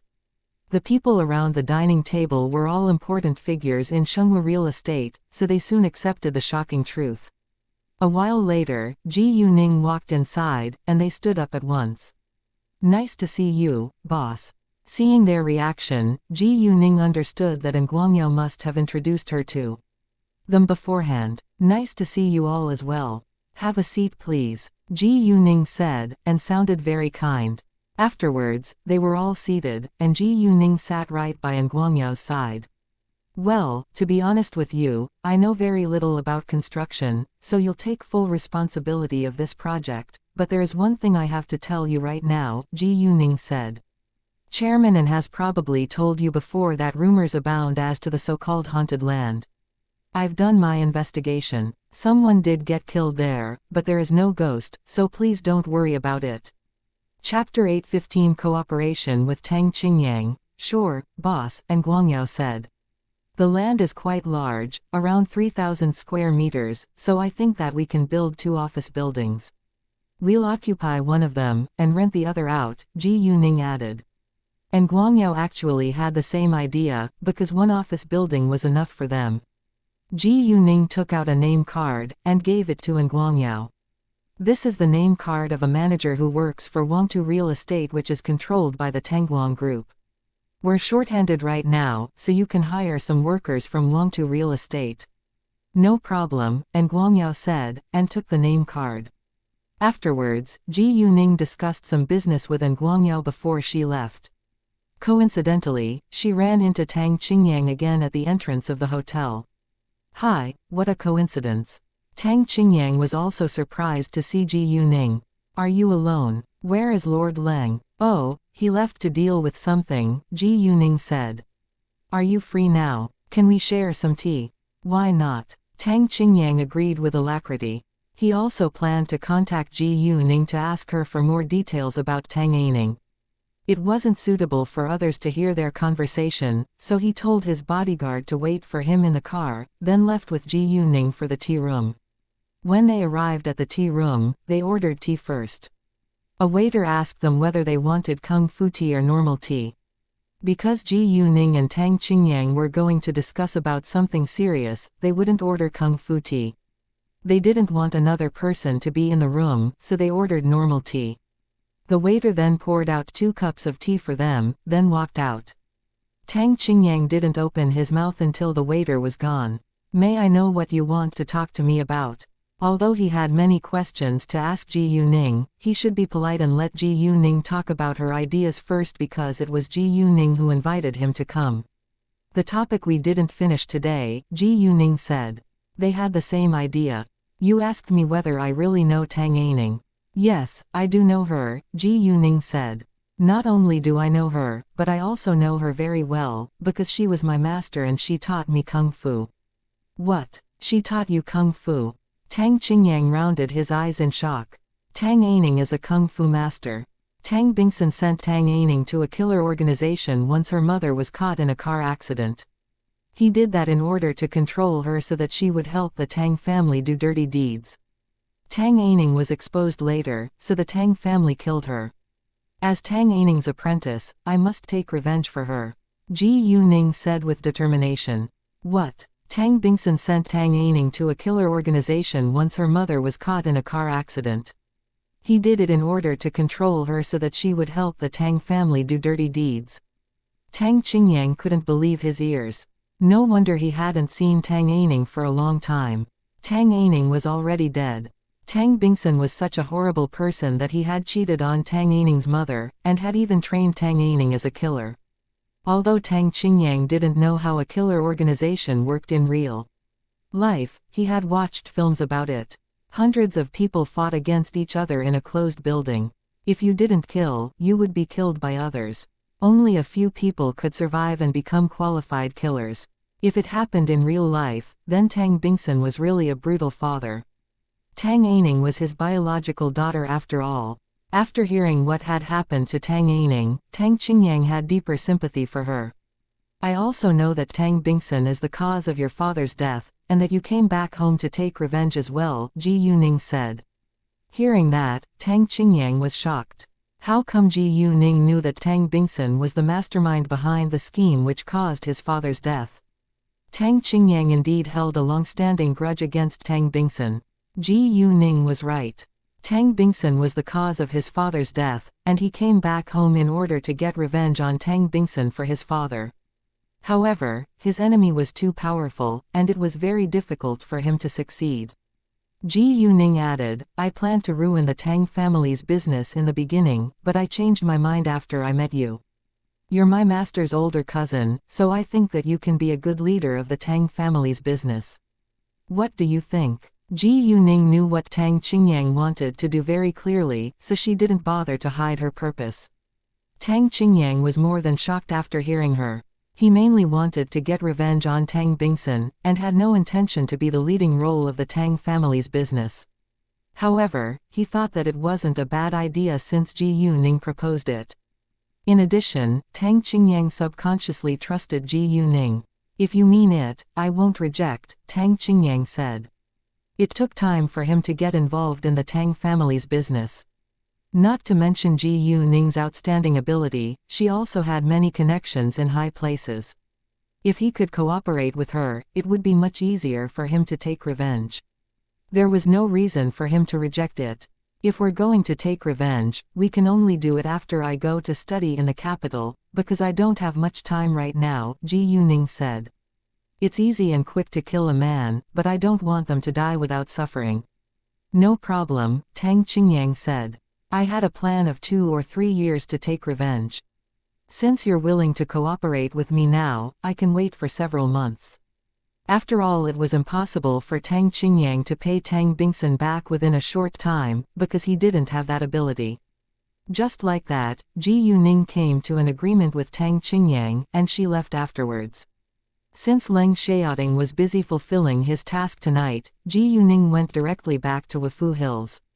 Chapter 8:16 Argument with Zi Beiying. However, it wasn't the end of the day yet. When Ji Yuning drove home, she was caught in an accident halfway. A bunch of people were fighting against each other on the sidewalk, but a man was kicked all of a sudden, and fell on the hood of Ji Yuning's car. It happened too fast and Ji Yuning didn't have time to avoid it. Fuck. She couldn't help but say a dirty word.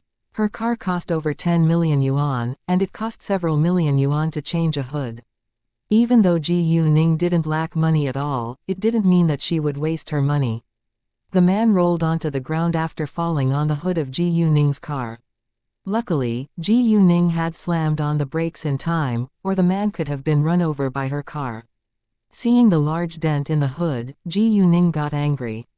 She got out of her car at once and pulled the man up to discuss compensation. The man was heavily hit, but wasn't seriously injured, and he was able to run away after breathing in a few times. It showed that this man had received professional training. Just as Ji Yuning pulled the man up, another man was kicked over. She subconsciously kicked him back, and the man flew back following the same direction, then knocked over a person in black. The scene amazed everyone on the road, and they turned to look at Ji Yuning. Seeing that Ji Yuning was a young girl, they were all surprised. To their astonishment, this young girl was so agile and strong.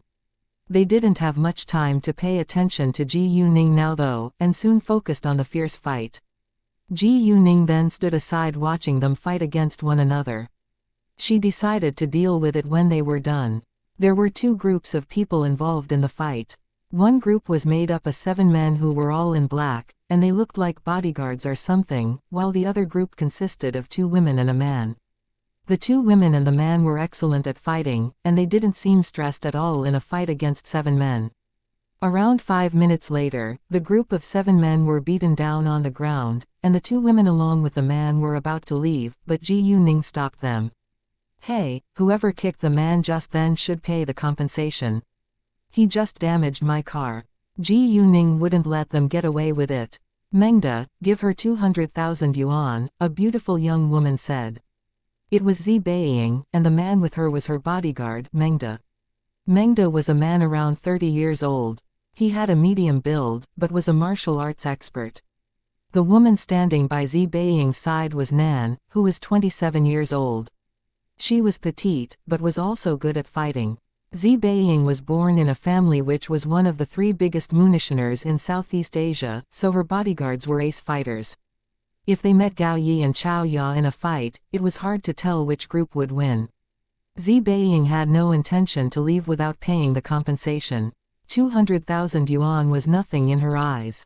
200,000 yuan. That's not enough, Ji Yuning said. Not enough. Zi Beiying frowned. She didn't think that a hood was worth much.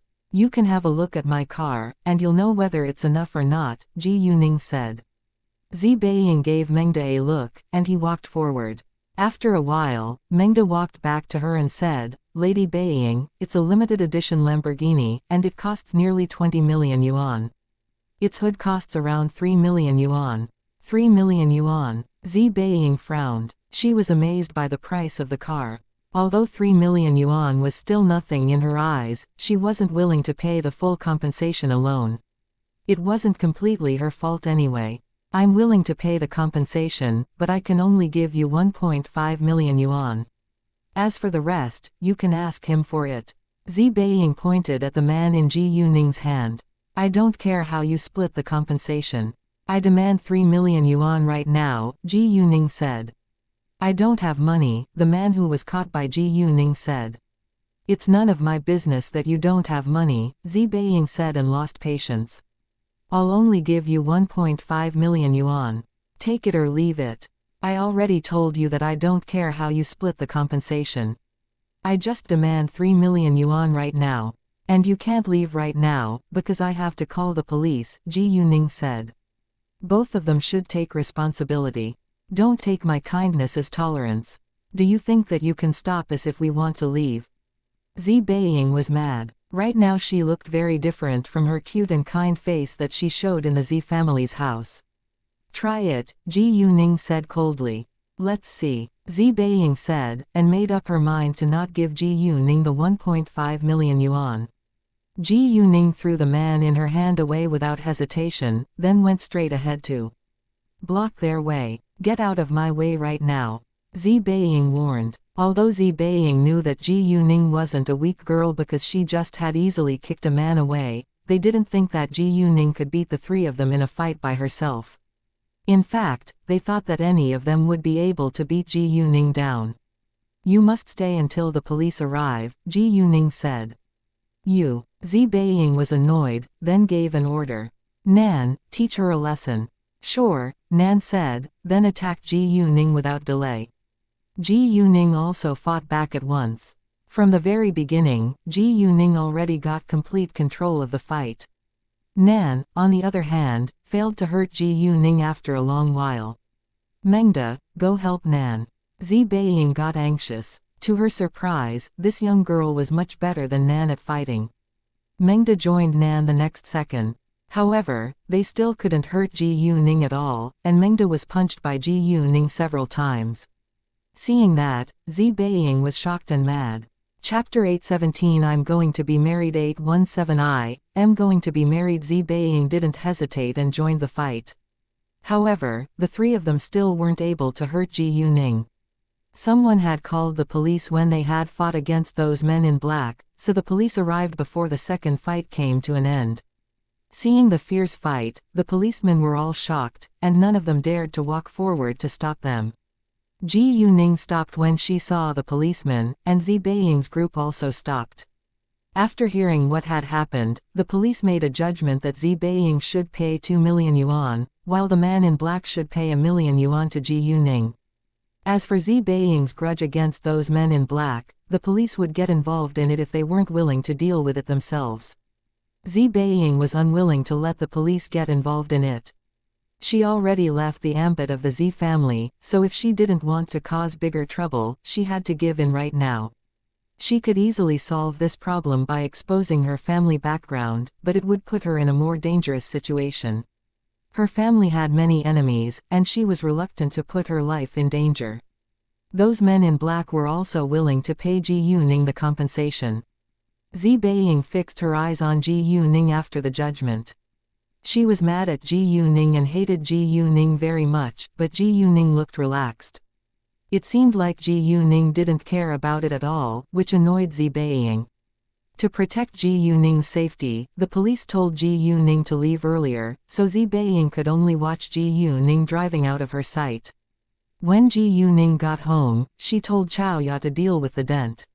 Although Ji Yuman lived in the Tang family's house right now, she didn't sleep in the same room as Tang Yunfan. The members of the Tang family went back to their rooms to rest around 11 p.m. Ji Yuman lay on her bed and thought for a while, then called Ji Yuqing. Ji Yuqing was still awake. "Hi, man, are you still up?"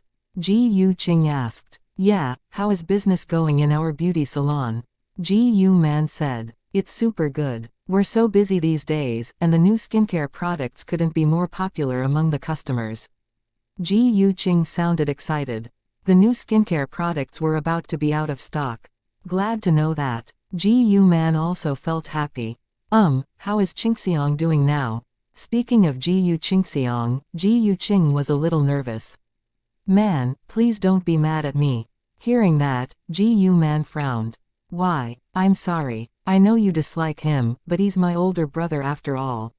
He's changed a lot as well, so I lent him 2 million yuan to help him keep his company afloat, but he has to pay the money back to me in the future.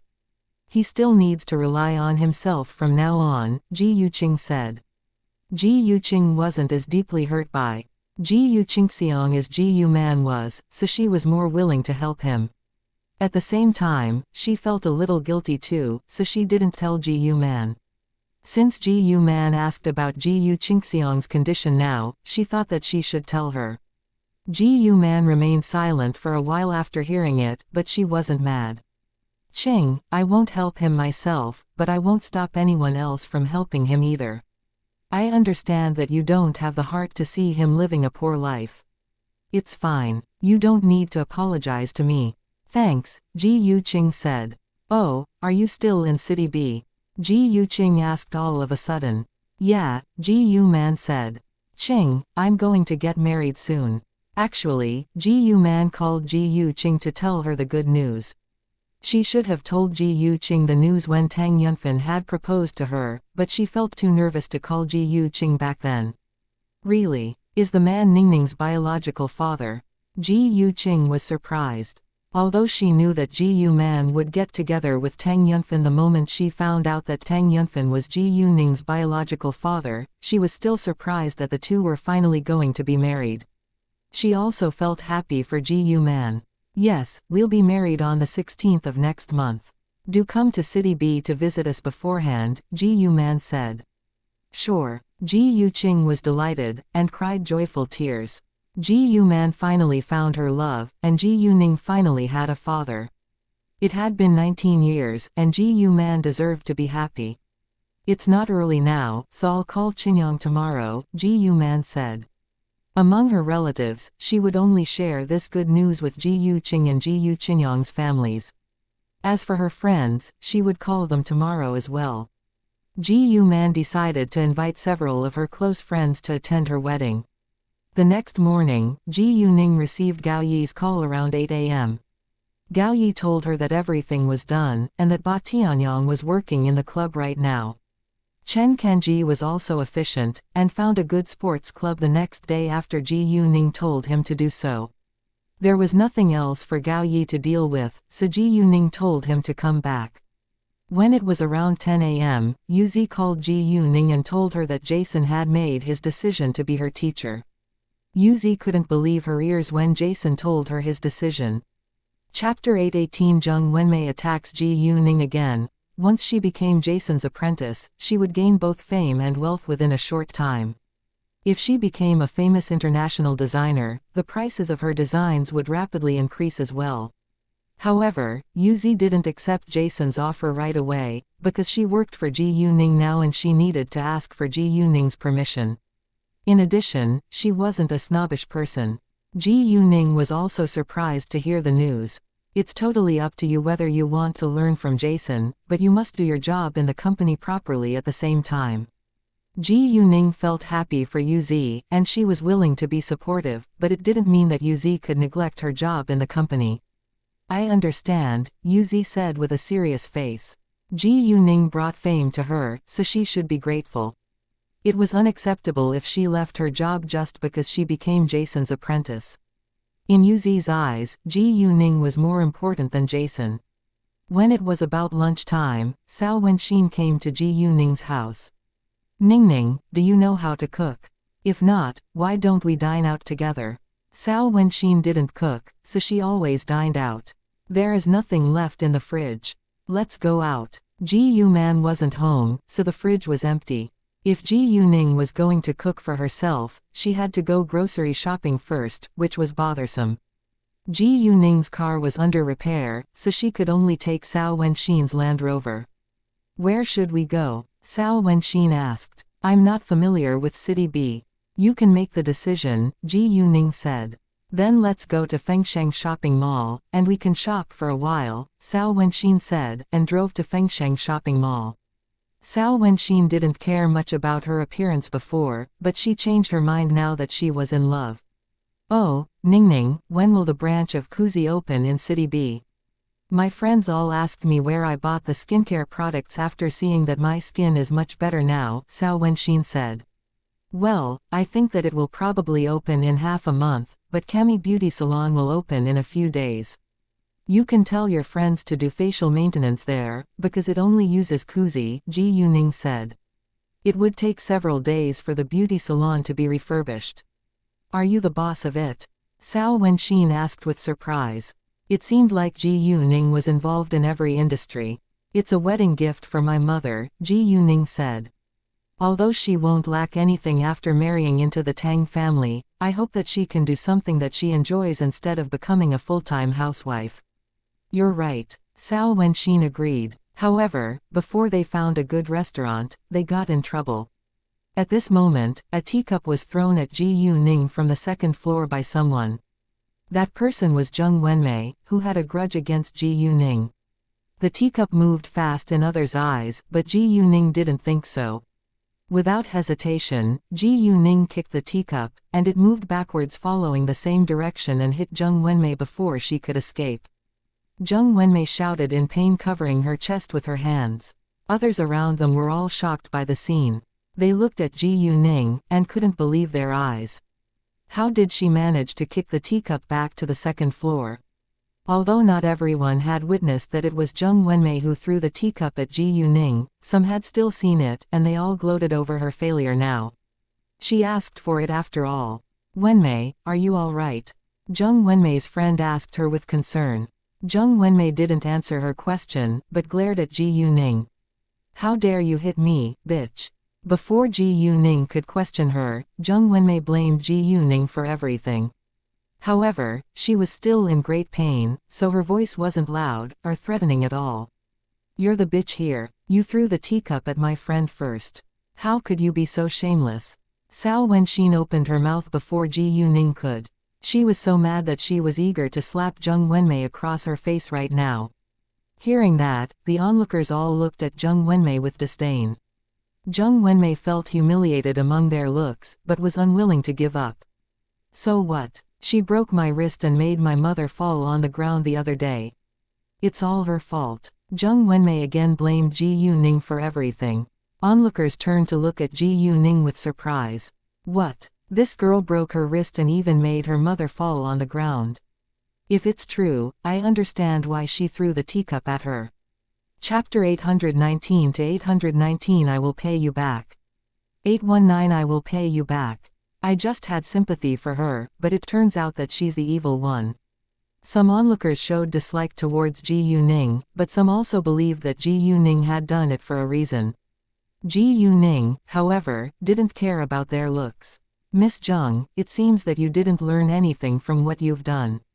If you hadn't attacked me first that day, I wouldn't have broken your wrist by accident. As for your mother, she also wanted to hurt me, so I avoided it on time, and she fell down on the ground by herself. Did you expect me to stand still so that your mother could hit me? I'm not dumb. Zheng Wenmei got angry, but didn't know how to retort. Ji Yuning hadn't broken her wrist by accident, but on purpose. Onlookers turned to support Ji Yuning now. Oh, Miss Zheng tried to attack the girl first. Her mother also wanted to hurt the girl. Only idiots would stand there to be beaten. You're right. Miss Zheng is so shameless. She's brought shame on her family.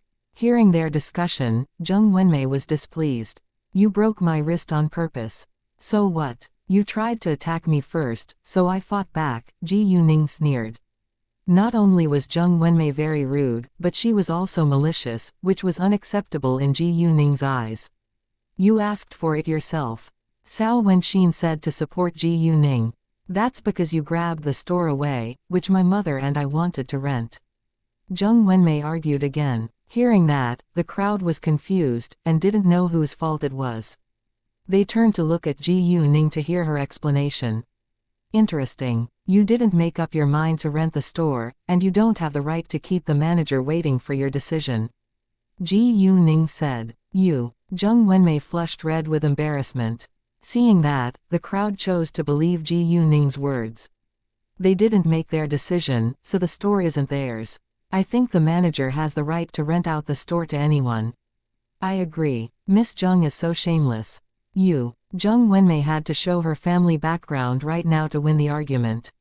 You can't criticize me. I was born in the Zheng family, that is the owner of the Hechan group. Hearing that, the onlookers closed their mouths at once. No matter how much they disliked her, they didn't dare to say a word now. Ji Yuning, however, wasn't afraid of her family at all. To be honest with you, your older brother has already paid me the compensation for the damages he caused my store. Hearing that, let alone those onlookers, even Zheng Wenmei was shocked. The crowd was shocked by the fact that the Zheng family had damaged Ji Yuning's store, and that Ji Yuning was able to get the compensation, which proved that Ji Yuning wasn't a simple girl. Zheng Wenmei was shocked, because her older brother had kept it a secret from her that he had paid the compensation after damaging the store. She couldn't accept it. Seeing Zheng Wenmei's reaction, Ji Yuning realized that she probably wasn't aware of it. Wenmei, I don't think we have the ability to mess with her. Let's go now. We can find a chance to teach her a lesson next time. Zheng Wenmei's friend was a little scared of Ji Yuning now and wanted to leave. Although Zheng Wenmei was rude and arrogant, she wasn't dumb, so she listened to her friend. Let's see. I will pay you back. In the end, Zheng Wenmei left in anger after threatening Ji Yuning. Ji Yuning wasn't injured at all, so she also walked away with Cao Wenxin. Why'd I somehow feel that the girl looks so familiar? I think I've seen her somewhere before, a boy suddenly said after Ji Yuning was gone. Forget it. You say that every time you want to strike up a conversation with a beautiful girl. She's already gone, another boy said with disdain. I didn't say that because I want to strike up a conversation with her.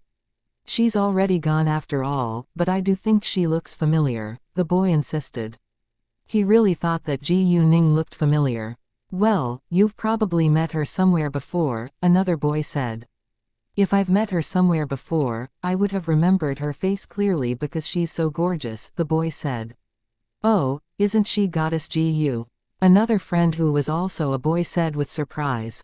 Right, she is Goddess Ji Yu.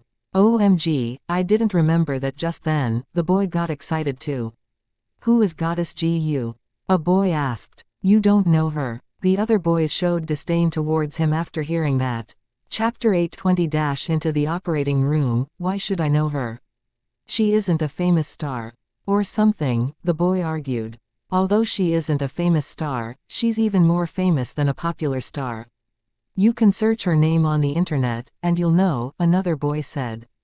Really? The boy took out his phone at once. After reading the news about Ji Yuning, he was more than shocked and became her fan as well. There were few people who didn't admire Ji Yuning after knowing what she had done and achieved. At the same time, Zheng Wenmei called Zheng Wenhao and cried the second her call was answered. Wenhao, I just met the bitch who hurt Mom and I the other day. I threw a teacup at her, but she kicked it back and it hit my chest. My chest is so sore now. Zheng Wenmei felt quite aggrieved. Zheng Wenmei didn't bother to hide the truth from Zheng Wenhao, because she knew that Zheng Wenhao would side with her. Even though it was Zheng Wenmei's fault, Zheng Wenhao would protect and defend her as usual. What? You met the girl? Zheng Wenhao got nervous. The girl wasn't simple at all, and he hadn't thought of a good way to take revenge yet. How are you doing now? Don't argue with her anymore. You're not her match. Leave it to me and I'll figure out a way to pay her back. Do you need to go to the hospital for a checkup since your chest is sore? Where are you right now? I'll go to pick you up, Zheng Wenhao said. Zheng Wenhao's heart ached for Zheng Wenmei after hearing that she was hurt. He ached to rub her chest to relieve the pain for her. I'm in Fengsheng shopping mall right now, and I already left. Zheng Wenmei also knew that she wasn't Ji Yuning's match, or she wouldn't have given up. I'll be right there, Zheng Wenhao said. Thanks, Zheng Wenmei said. Zheng Wenmei's friend couldn't wait a second longer to leave her, and felt relieved that her brother was coming to pick her up. Around 10 minutes later, Zheng Wenhao arrived and sent Zheng Wenmei to the hospital without delay. Wenhao, why didn't you tell me that you paid her compensation after damaging her store? Zheng Wenmei questioned him with dissatisfaction. Hearing that, Zheng Wenhao was struck dumb for a second. I was afraid that you'd be unhappy about it. Don't worry, I promise that I'll be more careful next time, and I'll pay her back for you. Zheng Wenhao said to comfort Zheng Wenmei. Great. Zheng Wenhao was cheered up a little. Ji Yuning and Cao Wenxin went to a restaurant afterwards. After the meal, they went to shop for clothing. Ji Yuning had no intention to buy new clothes at the beginning, but eventually bought a lot when Cao Wenxin persuaded her to try things on again and again. They shopped for nearly 3 hours and had many shopping bags in their hands. When they felt a little tired, they found a nice cafe to enjoy coffee and have a rest. All of a sudden, Ji Yuning's phone rang and the caller was Pan Zerui. In fact, Ji Yuning almost forgot Pan Zerui because she seldom contacted him. Before Ji Yuning could say a word, Pan Zerui anxiously said, Boss, where are you now? Help me. What happened? Ji Yuning asked. My older brother was caught in a car accident, and he lost a lot of blood. Can you sell me the magical medicine you let us take last time? No matter how expensive it is, I'm willing to pay for it, Pan Zerui said. Although he didn't know whether Ji Yuning's magical medicine was effective in his older brother's case, he would like to try it. Where are you? Ji Yuning asked. Since Pan Zerui called her for help, she was willing to do something to help him, and it was free. Pan Zerui was her friend after all. Hearing that, Pan Zerui knew that Ji Yuning was willing to help him, and felt very relieved. I'm in the central hospital right now, outside of operating room number 2. Don't worry, I'll be right there, Ji Yuning said, then told Cao Wenxin to leave with her. Ningning, what happened? Cao Wenxin asked with worry after seeing Ji Yuning's serious face. Pan Zerui's older brother was caught in a car accident, and he asked me for my medicine, Ji Yuning said. Hearing that, Cao Wenxin sped up following Ji Yuning. Ji Yuning drove the car this time, because she was more skillful at driving.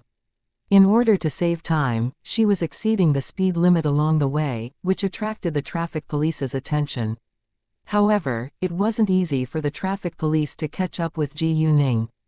When they arrived at the hospital, Ji Yuning told Cao Wenxin to deal with the traffic police, then she ran to the operating room number 2 without hesitation. Pan Zerui along with his parents were all waiting outside. The second Ji Yuning showed up, the door of the operating room opened, and the doctor walked out. How is it? Pan Zerui's family walked forward at once. I'm so sorry, but we've done our best, the doctor said, feeling sad. Although the injured wasn't dead yet, it was impossible to save his life now. What? Pan Zerui's family couldn't accept the shocking news. Mrs. Pan almost fell but Mr. Pan supported her in time. Ji Yuning didn't have time to greet them right now, and dashed into the operating room at this moment. Hey, what are you doing? You can't. The doctor was shocked and tried to stop Ji Yuning in vain. What's going on here? How can she dash inside? Zerui, pull her out now. Pan Zerui's father was in a rage. Pan Zerui, however, stood still and explained, Dad, she's my boss, and she can save my older brother's life. Pan Zerui chose to trust Ji Yuning. Mr. Pan closed his mouth, but didn't believe that Ji Yuning could do it. Nevertheless, there was nothing they could do now. The nurses and doctors in the operating room were all surprised when Ji Yuning suddenly appeared. Who are you? Get out now, a male doctor said to Ji Yuning. Chapter 821 Pan Zerui's older brother survives. Ji Yuning immediately used her invisible power to prevent the male doctor from coming close. The male doctor stiffened for a while, and couldn't move. Seeing that the male doctor failed to stop Ji Yuning, another doctor walked forward, but felt extremely stressed when he came near Ji Yuning. Both of them were shocked by the young girl's invisible influence, and they were soon out of breath. If you don't want him to die, shut your mouths, Ji Yuning snapped at them, then walked to the injured man lying on the operating bed. At short notice, a power crystal appeared in her palm, and she helped the man take it. Meanwhile, she pressed her fingers on his temples to secretly put her power into his body. In others' eyes, she was just massaging the injured man. Once the doctors or nurses wanted to stop her, Ji Yuning would give them a cold glance, and they would close their mouths in fear. However, they still tried to chase Ji Yuning, who was an intruder, away. Look, his heartbeat line is rising. Hearing that, those doctors and nurses all turned to look at the screen of the nearby machine. Seeing the heartbeat line, which was almost level, starting to rise, they were all amazed. None of them dared to stop Ji Yuning now. Finish the surgery right now, Ji Yuning said to get their attention back. She couldn't completely cure the injured man right now, because it would arouse suspicion. Several doctors continued the surgery at once. When they saw that the wound stopped bleeding, they couldn't believe their eyes. Ji Yuning removed her fingers after the injured man's life was out of danger, but she didn't leave right away, in case they needed her help. Pan Zerui's family, however, was restless outside. Zerui, are you sure that she can help? Mrs. Pan asked. I don't think that it's a bad thing that she is staying inside for long, Mr. Pan said. Around half an hour later, the surgery was done and the doctors started to stitch the cut. After a while, the door of the operating room opened again. Pan Zerui's family anxiously asked the doctor, how is he? The operation was very successful, and the credit goes to the miss, the doctor said. What? It was successful. The Pan family got excited and cried tears of joy. Ji Yuning walked out afterwards, and the Pan family repeatedly thanked her. Thank you so much, Miss Ji Yu. Thank you so much for what you've done for our family. Mrs. Pan almost knelt down, but was stopped by Ji Yuning. Boss, I don't know how to thank you. Pan Zerui whimpered. It's fine, Ji Yuning said, then took out a porcelain bottle. There are 2 pills inside. Help your older brother take one every 3 days, and he'll be fine. Thanks. Pan Zerui took the bottle. How much is? Before he could finish, Ji Yuning interrupted him. Since we're friends, I'm willing to help you and you don't need to give me money. All right, I should leave now.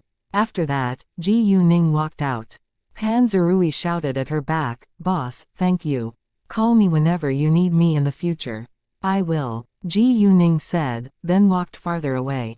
Just as Ji Yuning disappeared at the end of the passage, a doctor ran over with the head of the hospital. They came to meet the girl who saved the injured man's life, but it was too late.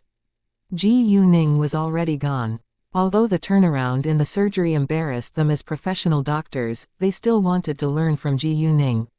The head of the hospital then asked Pan Zerui for Ji Yuning's phone number, but Pan Zerui refused, because he needed to ask for Ji Yuning's permission first. After that, Pan Zerui walked aside to call Ji Yuning. When Ji Yuning received Pan Zerui's call, she had just walked out of the building. What? She thought that Pan Zerui's older brother was in danger again, so stopped at once. Boss, the head of this hospital wants your phone number. Do you mind if I give it to him? Pan Zerui said. Ji Yuning relaxed when she heard that it wasn't about Pan Zerui's older brother. Tell him it's useless to contact me, because I know nothing about the medicine. Someone else gave the pills to me, and a medical expert has tested it before but found nothing. Sure, Pan Zerui said. After hanging up with Ji Yuning, Pan Zerui told the head of the hospital what Ji Yuning had said to him. The head of the hospital felt quite disappointed, but didn't insist. How is it? Cao Wenxin asked with concern when Ji Yuning was back in the car. His older brother is safe now, Ji Yuning said. Glad to know that, Cao Wenxin said. Did you pay the fine? Ji Yuning asked. Yeah, I paid 2,000 yuan, Cao Wenxin said and shrugged. In fact, as long as she showed her identity, nobody dared to fine her, but she disliked doing that. Where are we going now? Cao Wenxin asked. Let's go dine somewhere before we go home. Ji Yuning said. Chapter 822 Meeting Zi Beiying again, what do you want to have? Cao Wenxin asked. Seafood, Ji Yuning said. Ji Yuning hadn't eaten seafood for a long time, and she missed it. My friend told me that there is a new seafood restaurant on the commercial street, and it's quite popular. Why don't we give it a try? Cao Wenxin said. Cool, Ji Yuning replied. Afterwards, Ji Yuning called Xiaoya. Xiaoya had called her while she was in the operating room, but it wasn't convenient for her to pick it up back then. Actually, Xiaoya already sent her a message after she failed to get through to her. Ji Yuning's car was repaired, and Xiaoya was on her way to pick Gao Yi up at the airport. Ji Yuning then told them to join them for the meal. It was a busy day, and Ji Yuning received another call before she arrived at the commercial street. The caller was Qi Tianlin. Do you have more pills with you? I need more, Qi Tianlin asked in a domineering tone. They were familiar with each other now, so Ji Yuning didn't mind it. How many do you need? Ji Yuning asked. The more, the better, Qi Tianlin said. He shared the pills that Ji Yuning had given him with his close brothers, and they were running out of it. Although Qi Tianlin was arrogant and cruel, he was a good leader. In addition, he also had many comrades. He wasn't able to manage the Kirin gang alone after all. I don't have many with me, so I can only give you 20 pills. 1,000,000 yuan each as usual, Ji Yuning said. Hearing that, Cao Wenxin was amazed by its price. The pill was unusually effective, but it was too expensive. Only rich people could afford it.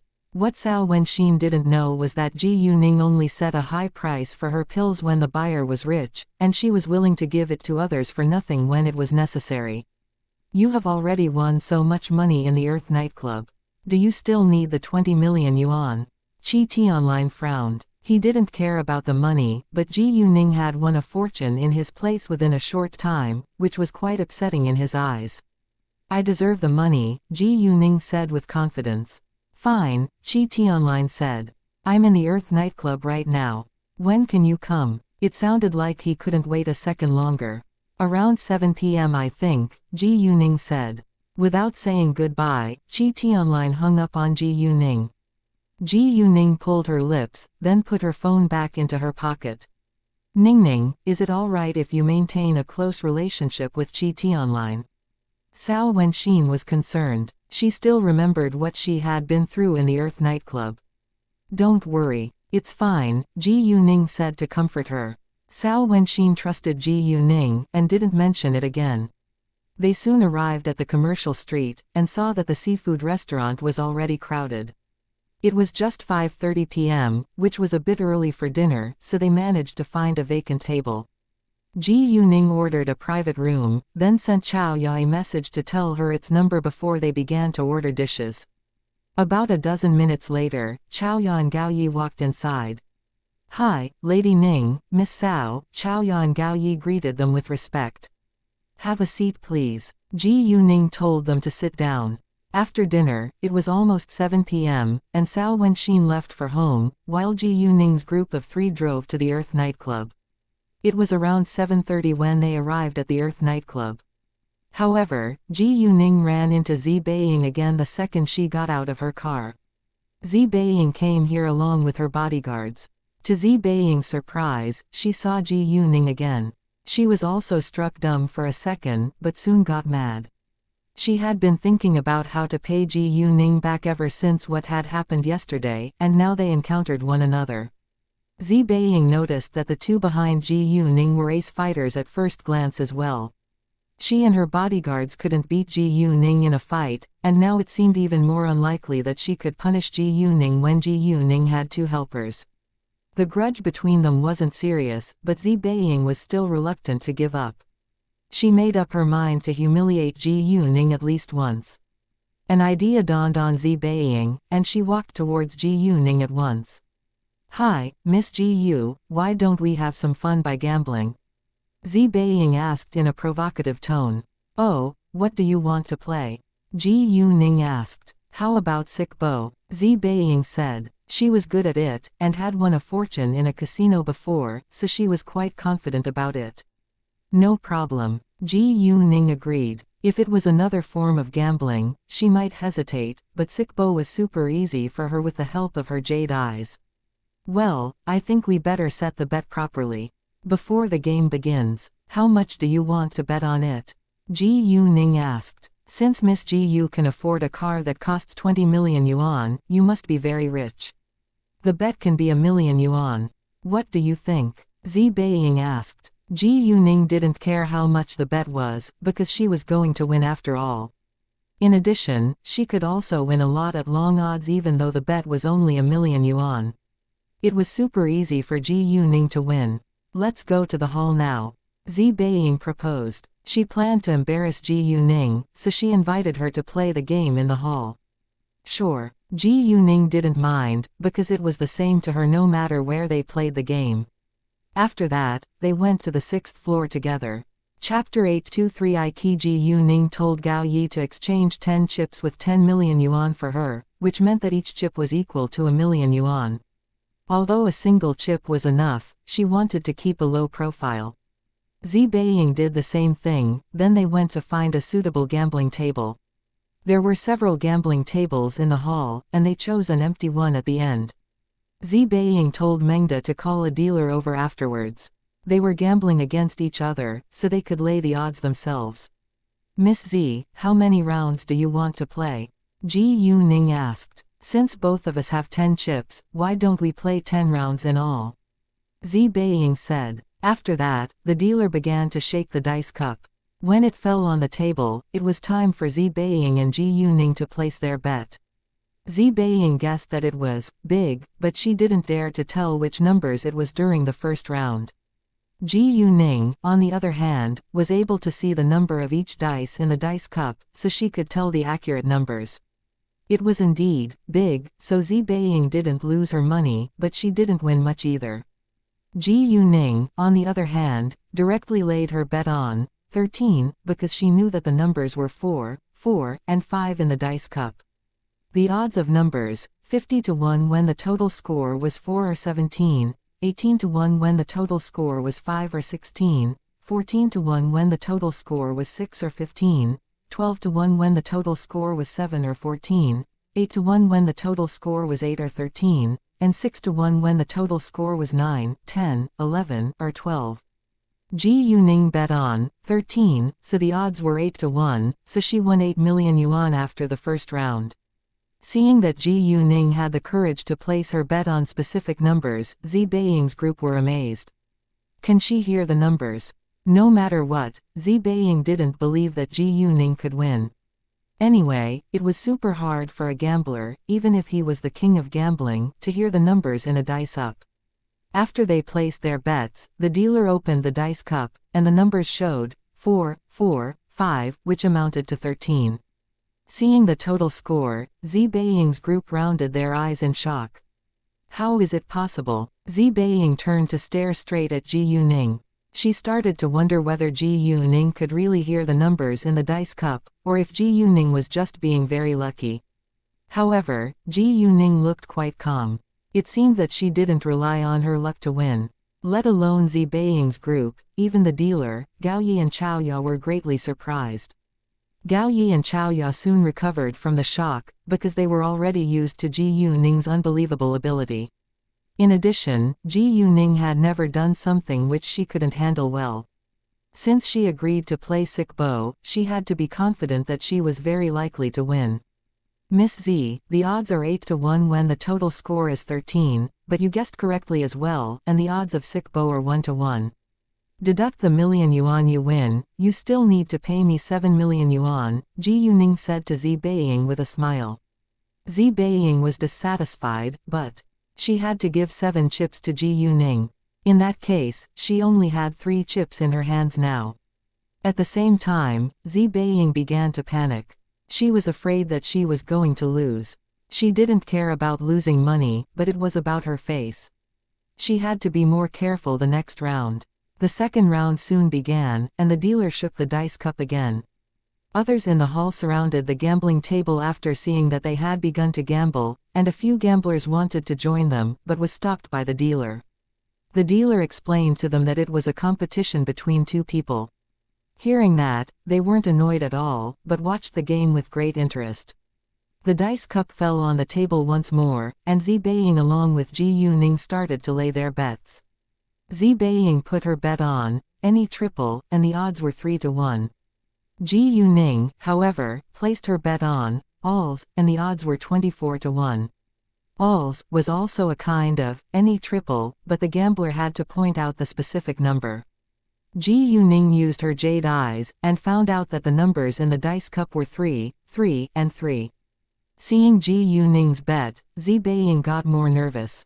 She refused to believe that Ji Yuning was able to tell the specific number, but she was worried after the result of the first round. Gamblers around them were all surprised too, but a lot of them showed disdain towards Ji Yuning's decision. The girl is so bold. She dares to bet on alls. The odds are 24 to 1. If she wins, she'll win a fortune. I don't think that she can win. The dealer opened the dice cup, and it turned out to be alls, of 3 as Ji Yuning had bet. Jesus, she won again. Wow, the odds are 24 to 1, so she won 24 million yuan, while the other girl won 3 million, 24 minus 3 is 21. In other words, she 21 million yuan in all. It's a lot. I wish I could win that much money. Zi Beiying was shocked again, and couldn't believe her eyes. Ji Yuning won the second time. After the second round, Zi Beiying had a stronger feeling that Ji Yuning had real ability instead of relying on luck. Zi Beiying was unwilling to give up, but she knew that she would only lose more if she kept playing. After struggling for a while, Zi Beiying chose to give up. I quit, Zi Beiying said. Mengda, go exchange 20 chips with 20 million yuan now. Zi Beiying lost, but she had no intention to deny it. Ji Yuning also stopped gambling. It wasn't a bad result that she won 28 million yuan in all. Zi Beiying had to admit that Ji Yuning was unusually good at gambling right now. Qi Tianlin was waiting for Ji Yuning the entire time. When it was almost 8 p.m., he finally lost his patience and called Ji Yuning. Right when Mengda went to exchange chips, Ji Yuning received Qi Tianlin's call. Chapter 824 Is she a human being? The second Ji Yuning answered his call, Qi Tianlin heard noises through the phone. He thought that Ji Yuning was playing games and forgot their appointment, so he questioned her with annoyance, where are you right now? Didn't you say 7 p.m.? It's almost 8 p.m. now. I'm in the hall at the 6th floor. Where are you? Ji Yuning asked. Knowing that Ji Yuning was already on the 6th floor, Qi Tianlin was cheered up a little. I'm in my office on the top floor. The manager will lead the way for you. After that, he hung up on Ji Yuning again. Ji Yuning rolled her eyes. It seemed like she was the one begging him for a favor. Mengda walked back at this moment, and gave Ji Yuning 21 chips whose denomination was 1,000,000 yuan. Manager Lu also came and greeted Ji Yuning with respect. Miss Ji Yu, can we leave now? Yeah, Ji Yuning said, then followed Manager Lu walking away. The others in the hall were shocked by the fact that this young girl knew Manager Lu. It wasn't uncommon that a gambler knew Manager Lu. In fact, frequent visitors here all knew Manager Lu, but it was the first time that they had seen Manager Lu being so polite to a young girl. Zi Beiying was also astonished. She walked towards an elevator too, but she wasn't following Ji Yuning. They were leaving as well. Zi Beiying was going upstairs, but she was unwilling to be in the same elevator as Ji Yuning, so she waited for the next one. When Ji Yuning arrived at Qi Tianlin's office, he was lazily lying on the sofa with his legs crossed. The black tight pants accentuated his long, strong legs, and he only fastened 2 buttons of his shirt. He was handsome with beautiful features and looked obtrusive. Seeing Ji Yuning walking inside, he gave her a glance with arrogance on his face, but it wasn't aggressive at all. On the contrary, he looked like a little boy who felt wronged. "You're very punctual," he said in a sarcastic tone. "Yeah, I'm always punctual." Ji Yuning ignored his sarcasm, then walked to sit down on the sofa, followed by Gao Yi and Chao Ya. Once Ji Yuning was seated, they stood apart at her sides.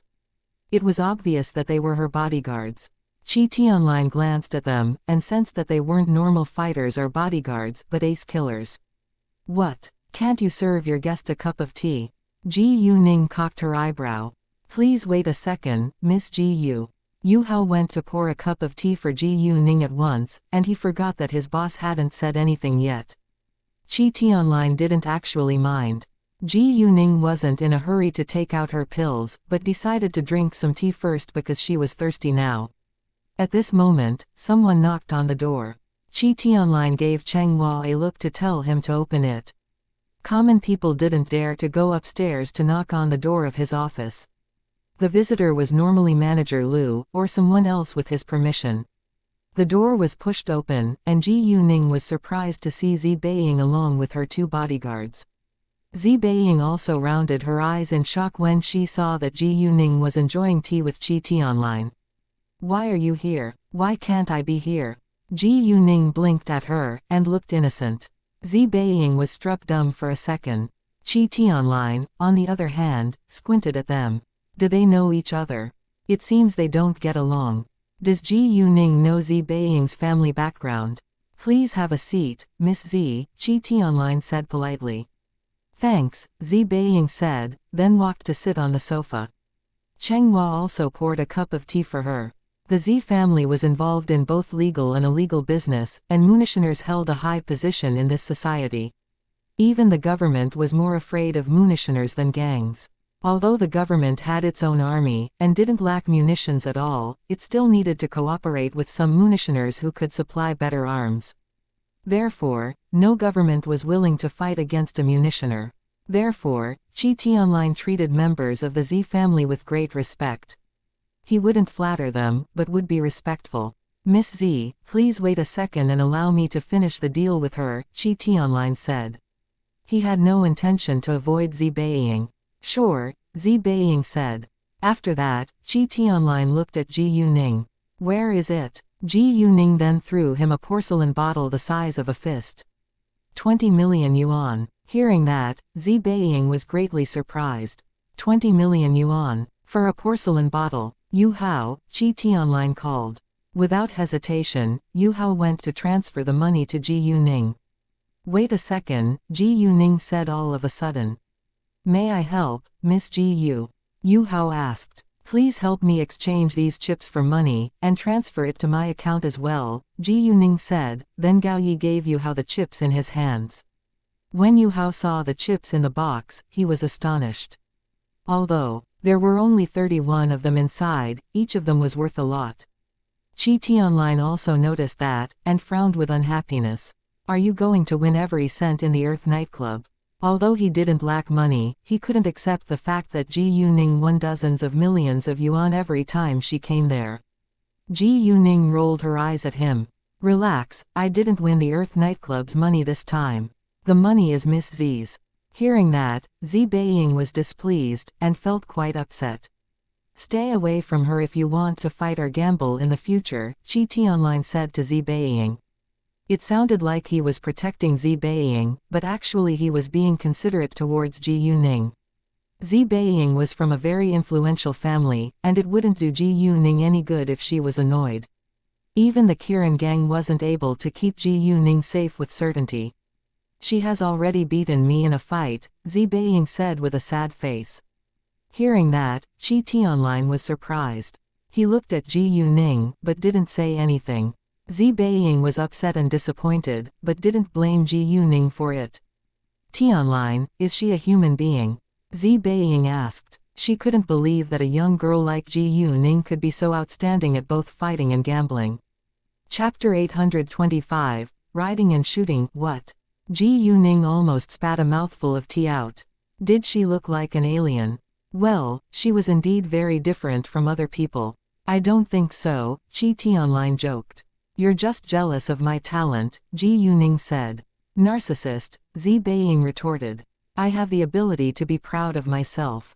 Do you? Ji Yuning argued. If you want to show off your family background, forget it. I never respect those who rely on their families. I challenge you to compete against me with your own ability. Although Ji Yuning didn't know Zi Beiying's family background yet, she knew that she couldn't be an ordinary girl given Qi Tianlin's polite attitude towards her. I won't rely on my family's influence, Zi Beiying said. Ji Yuning smiled, but didn't say another word. All right, I got the money, so I should leave now, Ji Yuning said and stood up. Wait a second, Zi Beiying stopped her. What? Ji Yuning looked at her with interest. She understood that Zi Beiying wasn't willing to be a loser. I want to compete with you again. Riding and shooting, what do you think? Zi Beiying said. She refused to believe that Ji Yuning could do everything. Zi Beiying was born in a munitioner family, so she couldn't be more familiar with guns. Shooting was super easy in her eyes. It's already dark. Ji Yuning pointed at the sky out of the window. We can do it tomorrow, Zi Beiying said. How much is the bet? Ji Yuning asked. She wouldn't do it without a bet. 10 million yuan, Zi Beiying said. Great. Ji Yuning took out her name card from her backpack, and gave it to Zi Beiying. Call me when you set the time, but you better set it in the morning, because I'll be busy in the afternoon. Today was Thursday, so tomorrow was Friday, and the day after would be Saturday when the National High School Math Competition was held. High school students around the country would come to City B tomorrow, and Ji Yuning had to join them. Sure. Zi Beiying took her name card. After that, Ji Yuning swaggered out, like it was her place. Qi Tianlin said to Zi Beiying when Ji Yuning was gone, since she agreed, she has to be confident that she can win. I know that you can afford the result, but I still need to remind you not to take revenge if you really lose the game. If you want to beat her, it must be above board. You have a powerful family, but she isn't someone to be trifled with either. Ji Yuning's family probably wasn't as powerful as the Zi family, but she would do everything to protect herself. If Ji Yuning wanted to kill Zi Beiying, it wouldn't be difficult. Zi Beiying didn't feel displeased hearing that, because she knew that Qi Tianlin said that to her out of kindness, and she wasn't narrow-minded. Ji Yuning was just her opponent, not an enemy. Although Zi Beiying panicked a little after Ji Yuning accepted her challenge with alacrity, she couldn't take her words back. If she did that, it would be more humiliating than losing the competition. Afterwards, Qi Tianlin began to discuss their cooperation. In the Zi family, Zi Beiying was a weak lady, but she was actually a strong woman as well. She pretended to be weak so that her enemies in the family would ignore her, and she would have more chances to do things without them knowing. In the morning, Guangyao had taken some workers to check the construction site. After that, he contacted the manager that Ji Yuning had recommended to him. It was a win-win deal, so the manager agreed. As for the rumors about the construction site, not everyone believed them. The manager also said that their cooperation would end if any accidents happened. And Guangyao agreed, so they could start to build on the land tomorrow. When Ji Yuning was about to sleep, some people were having fun in another place. In a private room of a bar, Zheng Wenmei was having a party with her friends. Although she was hurt on her chest that morning, it was fine by the afternoon, so she went out to have fun with her friends tonight. Among her friends, there was a man who was her admirer. In fact, Zheng Wenmei also liked the man, but hadn't agreed to be his girlfriend yet. Under the effects of the alcohol, the two started to flirt with each other. At this moment, the man laid his hand on Zheng Wenmei's waist, and Zheng Wenmei didn't resist. Instead, she enjoyed the feeling. When they talked to one another, they were very close and almost kissed each other's faces. After a while, Zheng Wenmei's other friends left for the washroom, and only her and the man were left in the private room. Without hesitation, the man approached Zheng Wenmei and asked, "Wenmei, can I kiss you?" He asked for her permission, which proved that he respected her. Zheng Wenmei was a little drunk, and couldn't think clearly now. Moreover, she liked the man, so she agreed, yes, you can. Hearing that, the man kissed Jung Wenmei at once, and Jung Wenmei also kissed him back. Jung Wenmei was a pure girl, and was only willing to have sex with her boyfriend. She liked this man, so she allowed him to kiss her.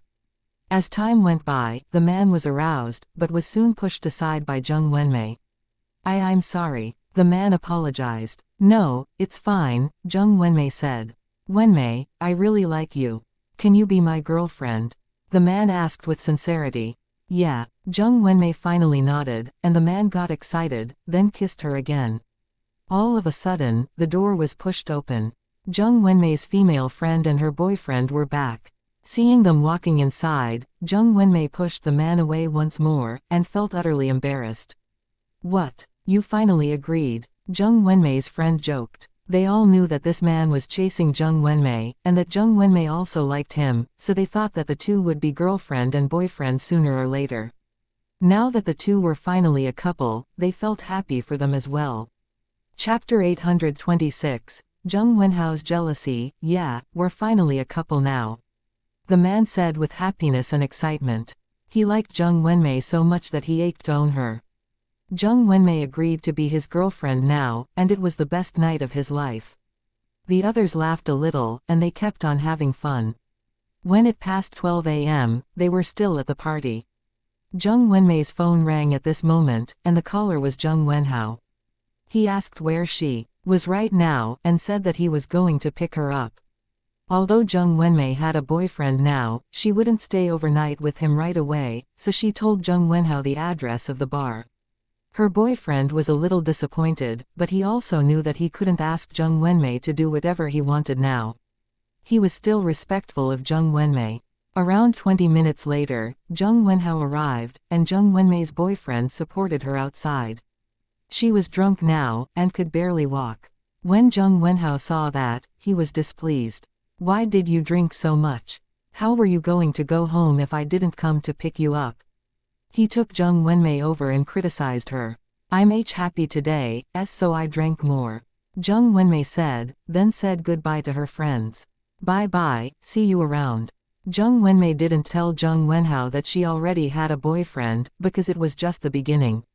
Her boyfriend understood her, so he also said nothing.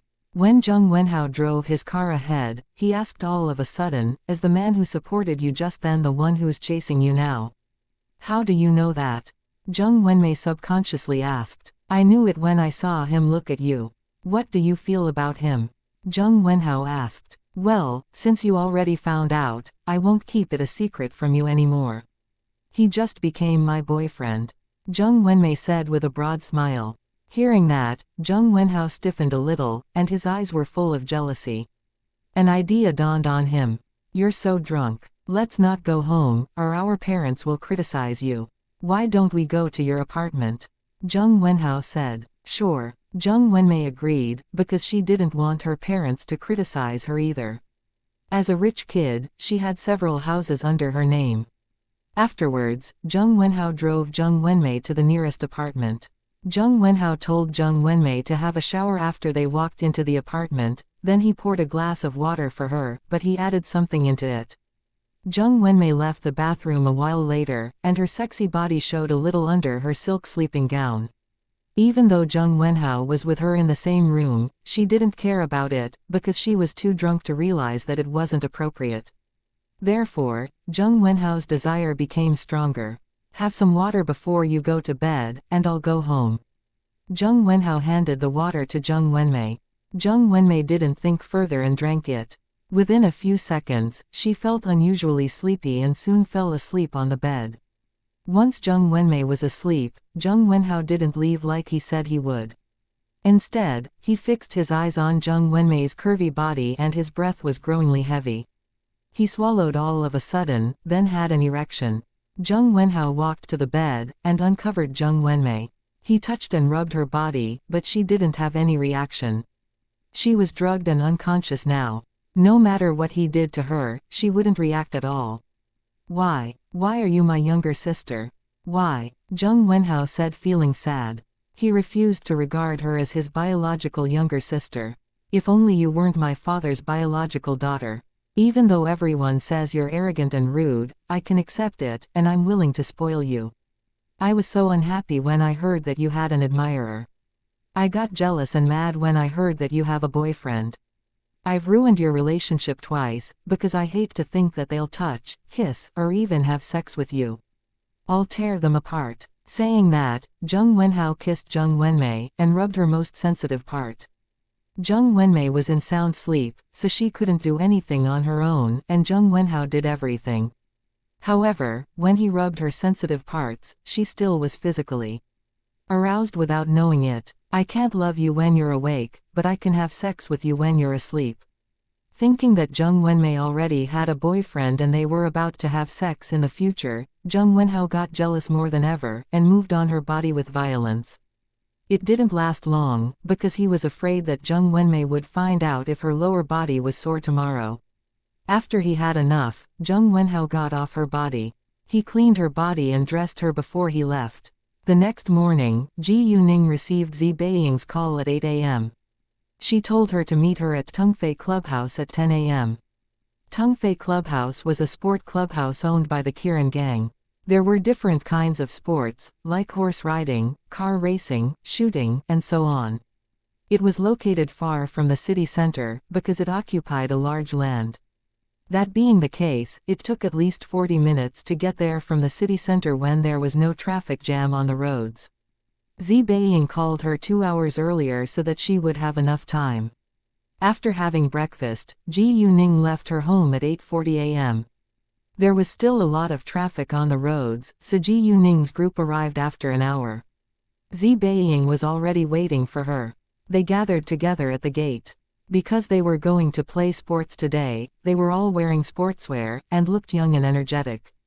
Chapter 827. Zi Beiying loses again. Ji Yuning didn't wear any makeup, but Zi Beiying did.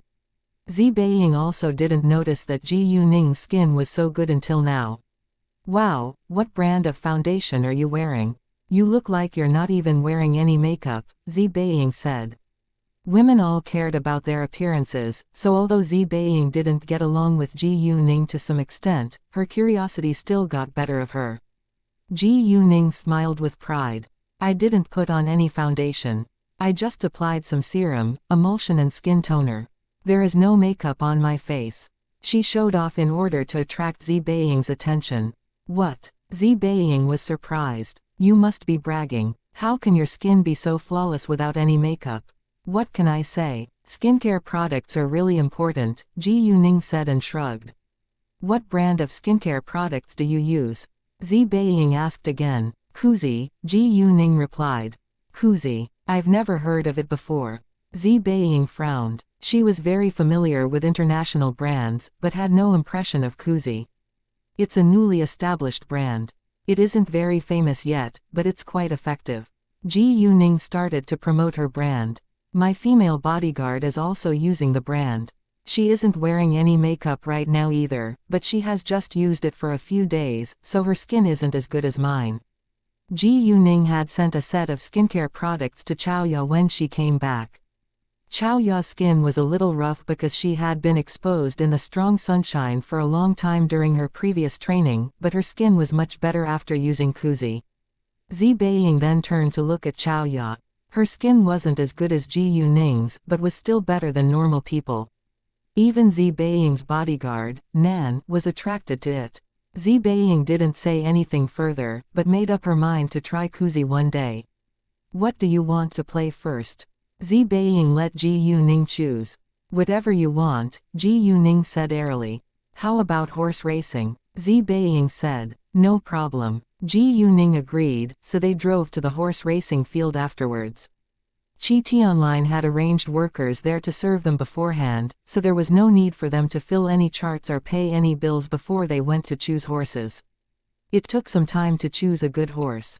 In the morning, workers there would ride horses for a few circles to see whether they were in good condition. If any horses were sick or weak, they would be replaced. Zi Beiying couldn't be more familiar with horses, so she soon picked one that she was satisfied with. Ji Yuning also chose a horse according to its physical condition. This time, she wouldn't use her magical power. After they chose their horses, the game began. Ji Yuning and Zi Beiying slowly rode their horses to the starting line and were prepared. Zi Beiying didn't take Ji Yuning lightly just because she was a skillful rider. Since Ji Yuning was outstanding at fighting, gambling, and agreed to compete against her with alacrity, Ji Yuning had to be confident. Ji Yuning also took the competition seriously, because she relied on her own ability this time. Bam! With a gunshot, Ji Yuning and Zi Beiying rode their horses ahead at the same time. In the beginning, they were at the same level, then Zi Beiying was a meter or two ahead of Ji Yuning, but Ji Yuning soon caught up. It repeated in the following minutes, and nobody knew who would win. Even Zi Beiying wasn't so confident in herself now, but she wouldn't give up till the end.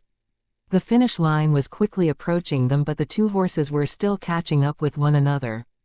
10 meters away, 9 meters away, Ji Yuning suddenly overtook Zi Beiying when they were just 8 meters away from the finish line.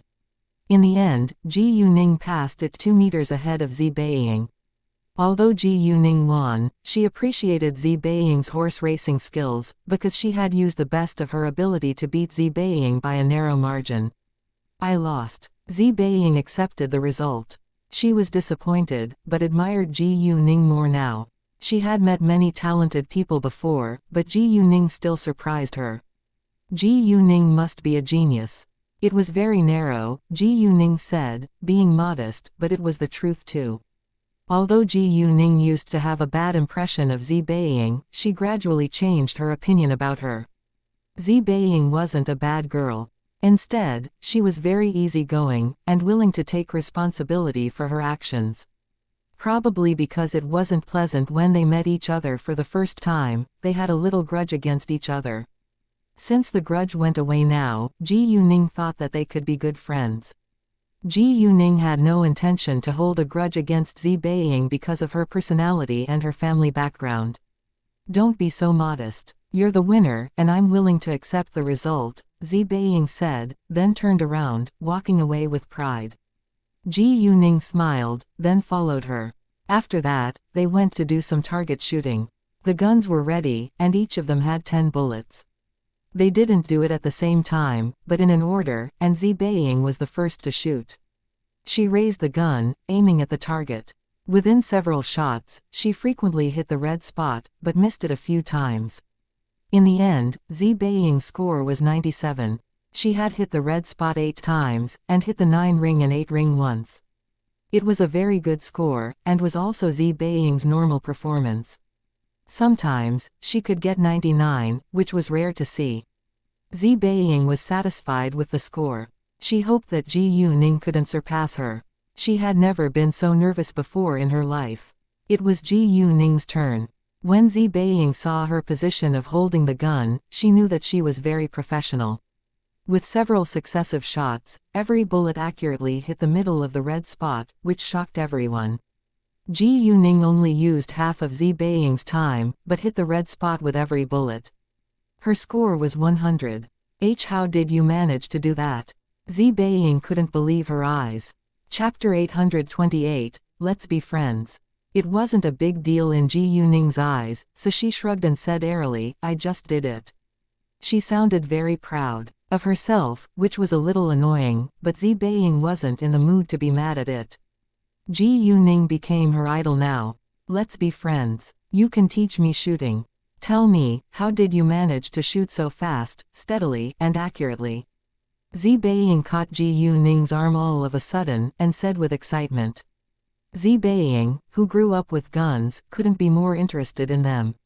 She didn't care about fighting, gambling skills, and horse racing, but shooting was something she could never ignore. Seeing the about-face in Zi Beiying's attitude towards her, Ji Yuning was surprised, but she was willing to accept it. Well, you still need to pay me the money even though we're friends, Ji Yuning said. No problem. Mengda will transfer it to your account, Zi Beiying agreed with alacrity. She didn't feel upset at all after losing money this time, but felt thrilled that Ji Yuning was willing to be her friend. 20 million yuan was merely nothing in Zi Beiying's eyes after all. The Zi family was not only involved in munitions but also in many other industries and had over 100 billion yuan in assets.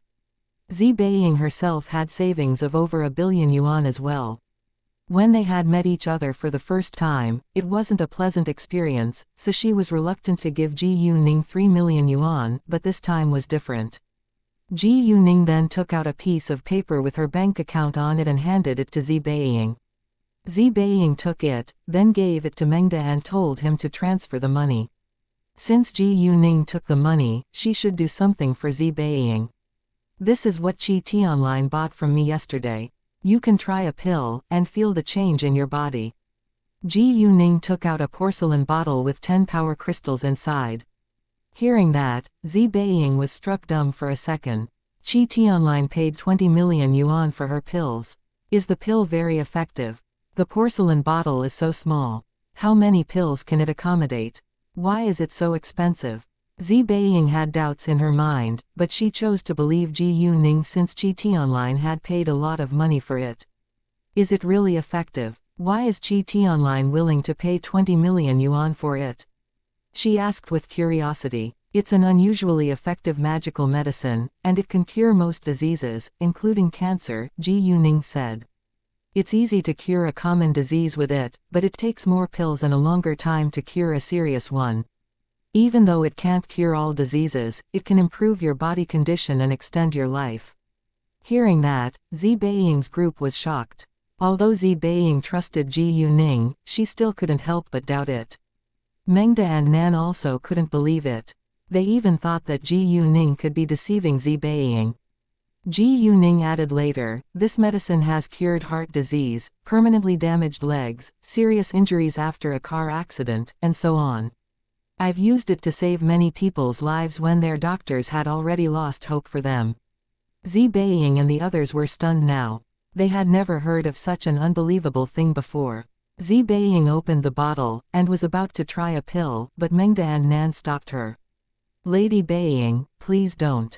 Zi Beiying was a noble lady born in a very influential family, so she couldn't try it randomly. What if it hurt her? Ji Yuning also understood their worries, so she asked them, do you have any scars on your bodies? In fact, Ji Yuning had used her jade eyes to scan Nan's body beforehand to see whether she had scars on her body so that they could have a test.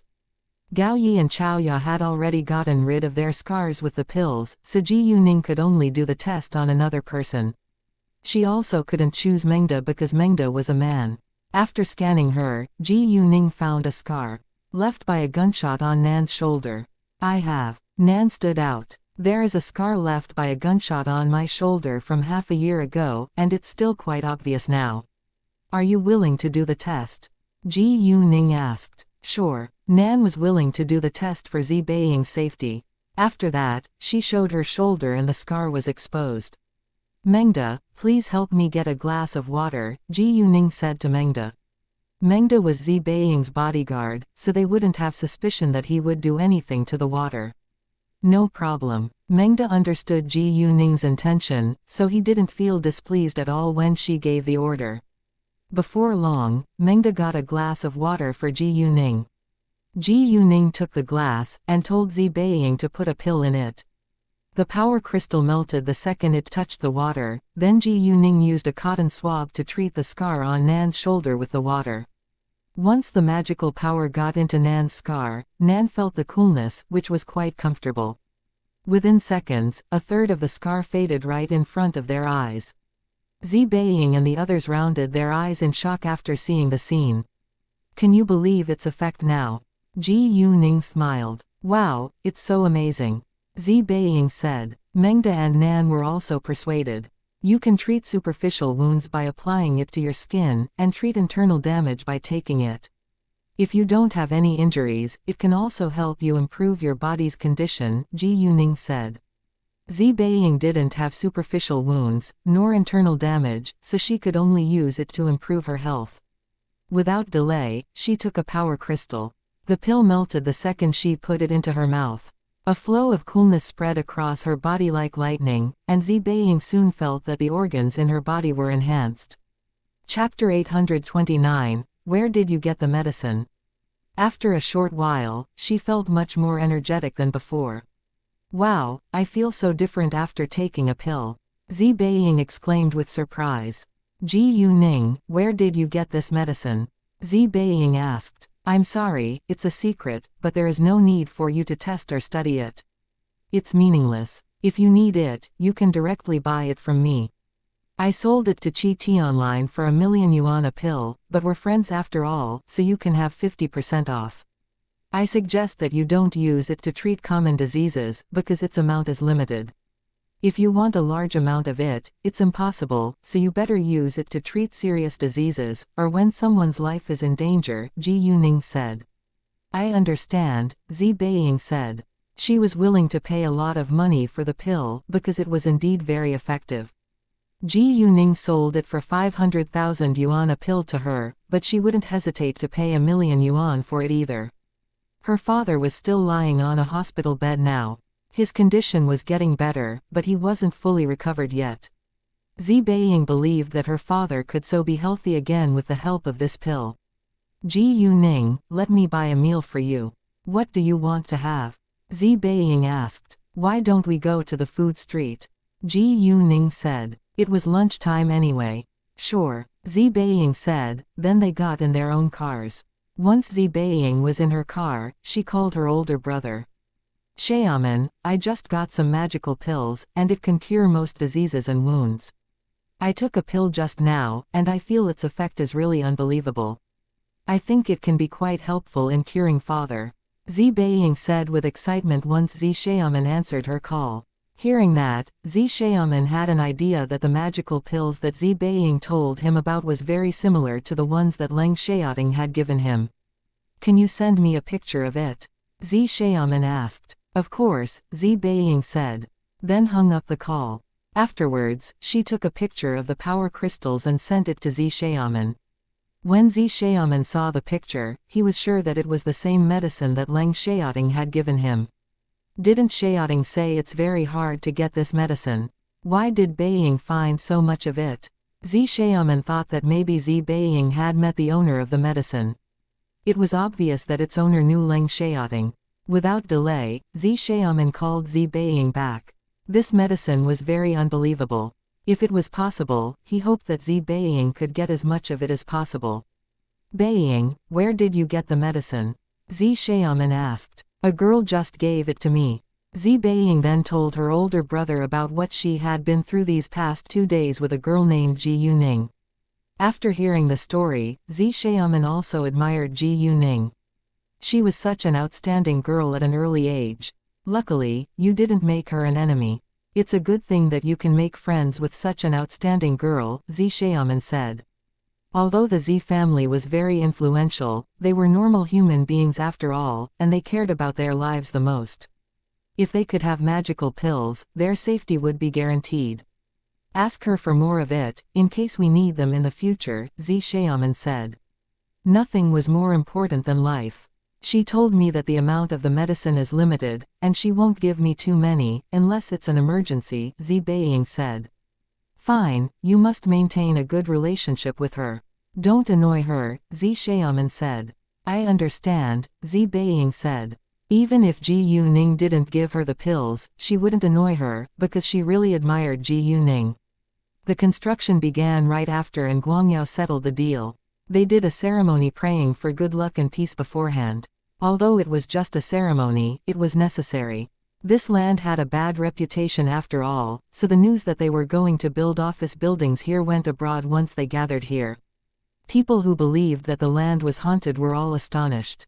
Why did Xianxia Real Estate acquire this land after knowing that it was haunted? Nobody knew the answer. Some land developers who had the intention to buy the land before were also surprised after hearing the shocking news. The land used to be a construction site developed by the government and several land developers.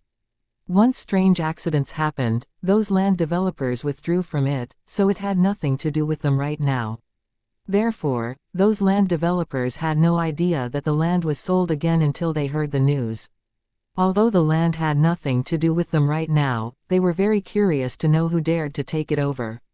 Not only were the land developers curious, but their peers in the same industry were as well. Many land developers had abandoned the land precisely because of its bad reputation. They were curious to know the ability of Xianxia Real Estate now. If Xianxia Real Estate was going to do business in City B, it would be a great match for them. They had to know a lot about it in order to compete against it. Xianxia Real Estate was a company established in City F, which was a third-tier city, and it became a large, profitable company with over 2 billion yuan in assets from a medium-sized enterprise that could barely stay afloat within just a few months. Its pace of expanding shocked everyone in the real estate and construction industries. Chapter 830, Did she just have sex with another man? Although Xianxia Real Estate wasn't a threat to a real estate tycoon yet, its speed of growing was threatening enough. Even so, some arrogant people in the industry still despised Xianxia Real Estate, because they thought that it grew too fast, and believed that it wasn't healthy for the company. Therefore, many were waiting to see the failure of Xianxia Real Estate one day in the future. Peers were competitors after all. It was also true that a company was doomed to fail if it grew too fast without a steady base, but that only happened when its owner didn't have the ability to run it well. In that case, those who wanted to see the failure of Xianxia Real Estate would be disappointed, because Ji Yuning had the ability to manage her companies well. She wouldn't allow her companies to fail, unless she was dead. And obviously, it wasn't easy for her to die with the help of her magical power. Many reporters also heard the news, so they went to interview Guangyao. And Guangyao didn't refuse, because Xianxia Real Estate needed to gain attention. Reporter: Chairman N, have you done your homework before you acquired this land? And Guangyao: Of course I have, but I don't believe those rumors. It's a universally acknowledged truth that demolition is very dangerous, and accidents happen, but it can't prove that this land is haunted. Reporter: Accidents have frequently happened here. Aren't you worried about it? And Guangyao: Well, rumors are rumors. If you're curious about it, you can keep paying attention to our construction, and we'll see whether it's safe or not. And Guangyao said that to keep them paying attention to the construction, so that they could have free publicity. During the interview, the reporters all failed to hear what they wanted to hear, so they could only wait and see what was going to happen in the future. Some who believed that the land was haunted thought that Guangyao would soon be regretful. While some who sensed Guangyao's real intention started to think that it might just be a way to gain attention for the company. However, was the construction site safe? Actually, most people didn't believe in ghosts, but they were scared of those terrifying rumors. If it hadn't been for those rumors, the land would have been sold a long time ago. So people were all watching it. Zheng Wenmei didn't wake up until noon because she had been drunk and drugged. When she finally woke up, she felt that her lower body was a little painful, but it wasn't severe. She was drunk last night, and had a headache now, so she didn't think further. She checked her phone afterwards, and found several missed calls from her boyfriend along with some messages. She called her boyfriend back at once, then told him that she had drunk too much last night and had just woken up. Her boyfriend understood and wasn't mad at all.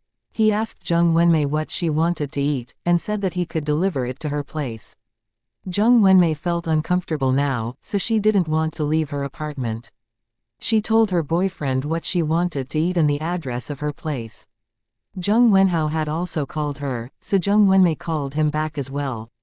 Zheng Wenhao asked Zheng Wenmei the same thing, but Zheng Wenmei told him that she was fine and that she would order some takeout herself. She didn't mention her boyfriend, and Zheng Wenhao said nothing further. Half an hour later, Zheng Wenmei's boyfriend arrived. Zheng Wenmei didn't change her sleeping gown, but directly went to open the door for her boyfriend in it. Once the door was open, her boyfriend was a little sexually excited at seeing her curvy body showing in the silk sleeping gown. Wenmei, aren't you afraid that I'll press you down on the bed? Her boyfriend joked, half seriously. He did want to have sex with her, but he wouldn't force her to do so, because he really loved her. Zheng Wenmei was struck dumb for a second, then realized that she was still in her sleeping gown and flushed red. She had been in love several times before, and they were already boyfriend and girlfriend now, so she didn't mind his joke. Since they were a couple, they would have sex sooner or later. In fact, Zheng Wenmei was looking forward to it, but she wouldn't say it aloud. Her boyfriend walked inside. He put the food down on the coffee table, and Zheng Wenmei ate it in a hurry. However, she felt quite uneasy being stared at by her boyfriend all the time. Why are you staring at me all the time? Because you're so attractive, he said, and didn't bother to hide his affection towards her. Zheng Wenmei was always arrogant and aggressive, but she was also kind and gentle in front of her family, friends and boyfriend.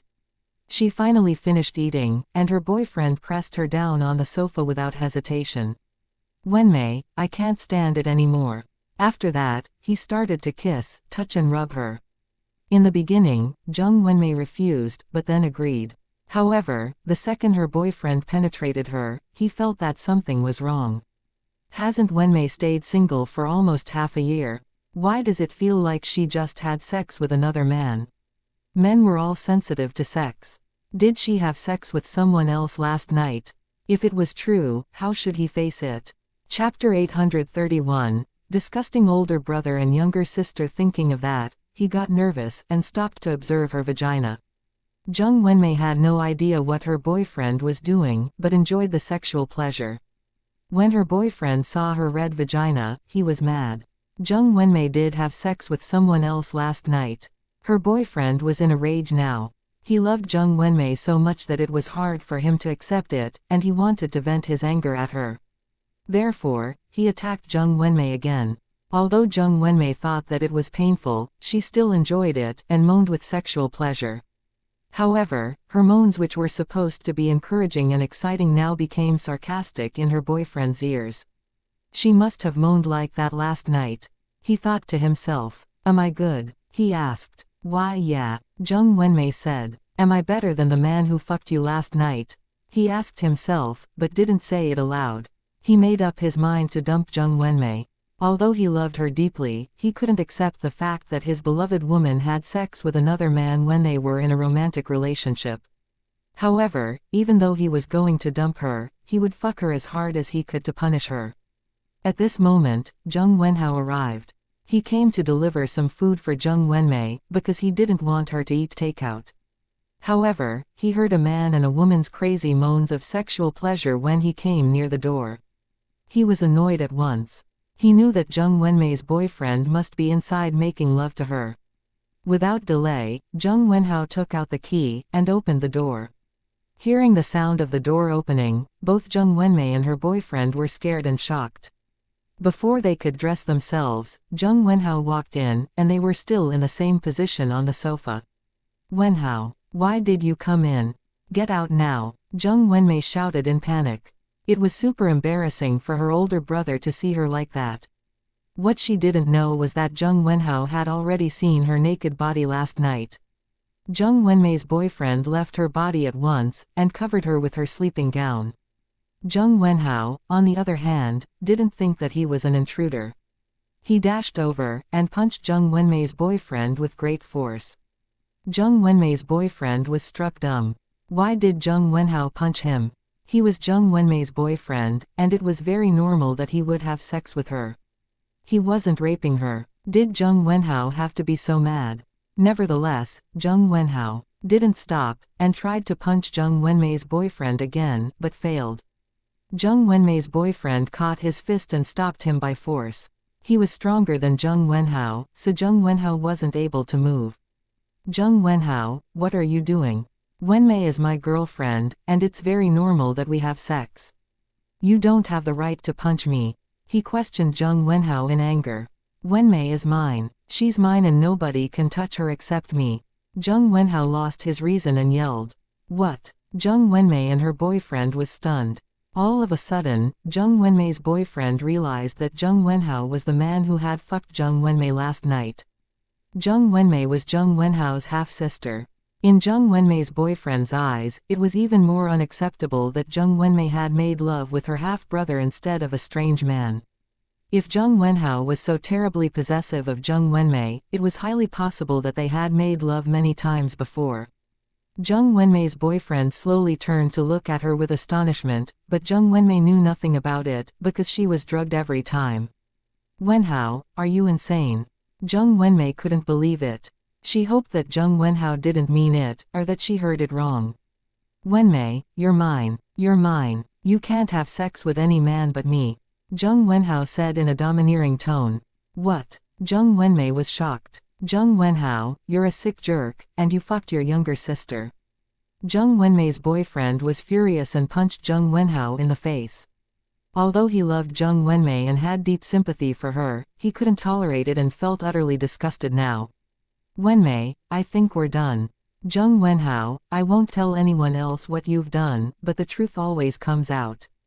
Good luck, he said, then dressed himself as fast as possible before he left.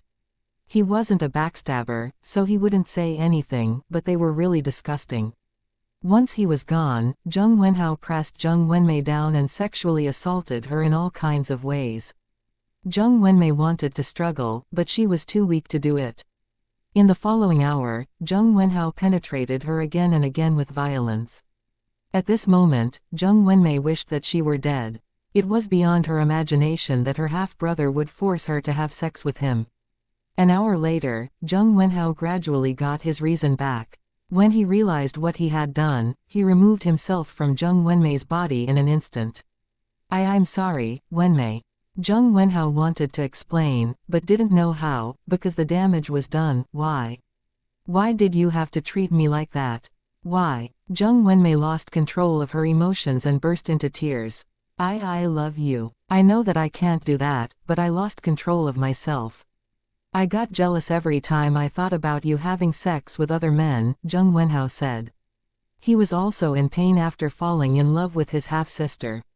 Their amoral relationship wouldn't go anywhere, but he couldn't control himself.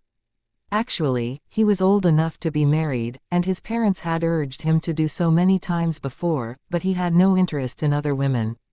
He was deeply in love with Zheng Wenmei, which already affected his life, but he was willing to accept it. The only thing he felt sad about was that he couldn't marry her. Chapter 832, Meeting Su Anya. No, no, no. Zheng Wenmei resisted it. She curled up her body and covered her head with her hands, crying loudly. They were brother and sister. The fact that they had sex with each other was amoral and illegal. However, they just did.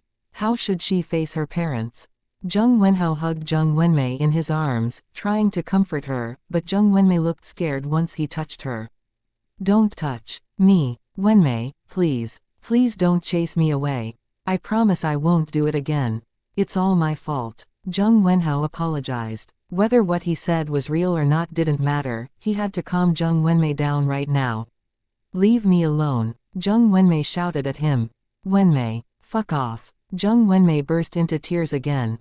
Sure, I'll leave right now, but please don't hurt yourself, or tell our parents, alright? Zheng Wenhao begged. He couldn't bear the result if their parents found out. Zheng Wenmei remained silent, and Zheng Wenhao took it as a silent agreement, so he left afterwards. A short while after Zheng Wenhao was gone, Zheng Wenmei took out a large amount of sleeping pills and swallowed them. Ji Yuning's teacher called her at 3 p.m., and told her to meet them at the Blue Sky Hotel at 10 a.m. The Blue Sky Hotel was a 4-star hotel, and all the participants would stay there. They were high school students, so there was no need to arrange a 5-star hotel for them. A 4-star hotel was good enough after all. When Ji Yuning arrived at the Blue Sky Hotel, it was super crowded with people everywhere. Every city sent 3 students as its representatives, so there were over 100 students who gathered there this afternoon. They had already attended the final contest in their own cities. Ji Yuning was the only one who directly came to attend the national final round.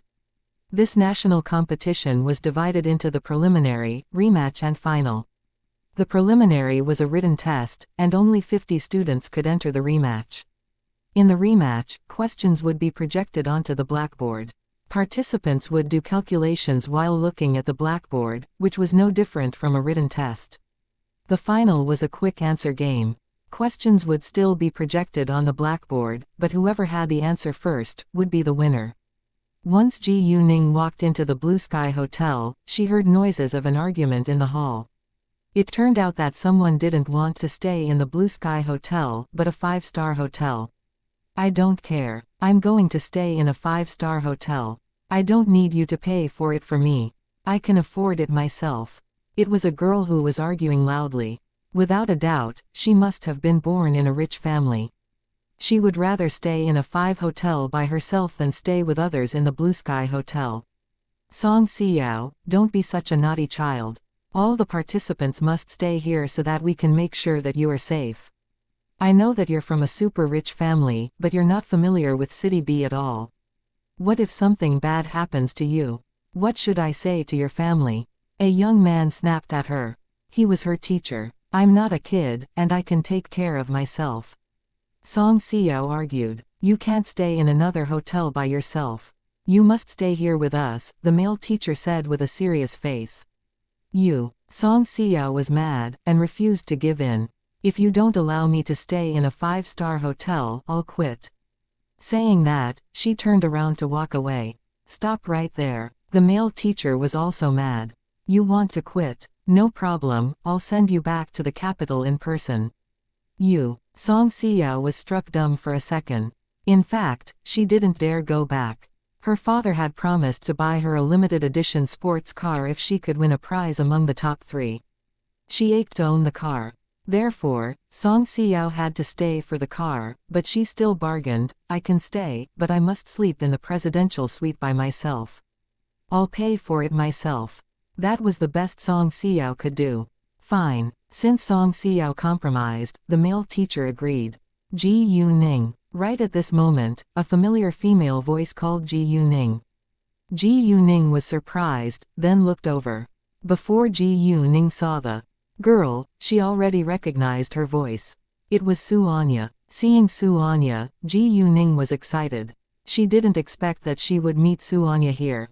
Xianxia ran towards Ji Yuning at once, and gave her a big hug. Ha, aren't you surprised? I told them not to tell you that I'm one of the participants in order to surprise you. When Xianxia got to know that Ji Yuning would also attend the competition, she told Haoran and the others to keep it a secret that she would be attending it too. Ji Yuning smiled, but still felt happy. I am surprised. We can stay in the same room.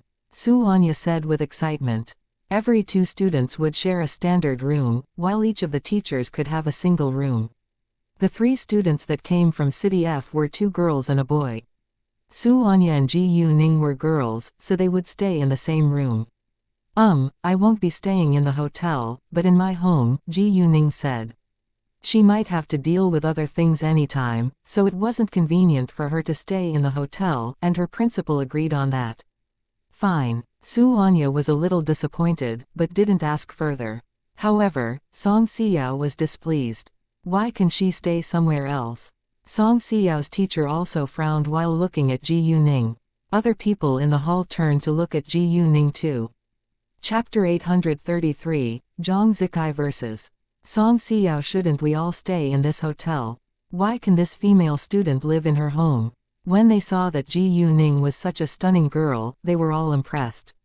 She's so gorgeous. Most of the boys kept appreciating her beauty, while most of the girls started to get jealous of her, especially Xianxia, whose eyes were full of hatred now.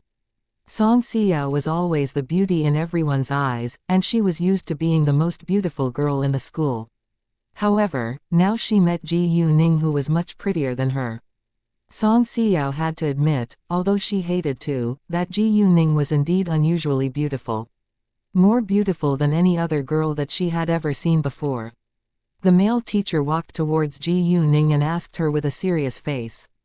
May I know which city you are from? Did your teacher agree with it? I'm from City F, and my teacher has already agreed, Ji Yuning replied, staying calm. City F, a 3rd-tier city. The male teacher frowned and showed a little disdain on his face.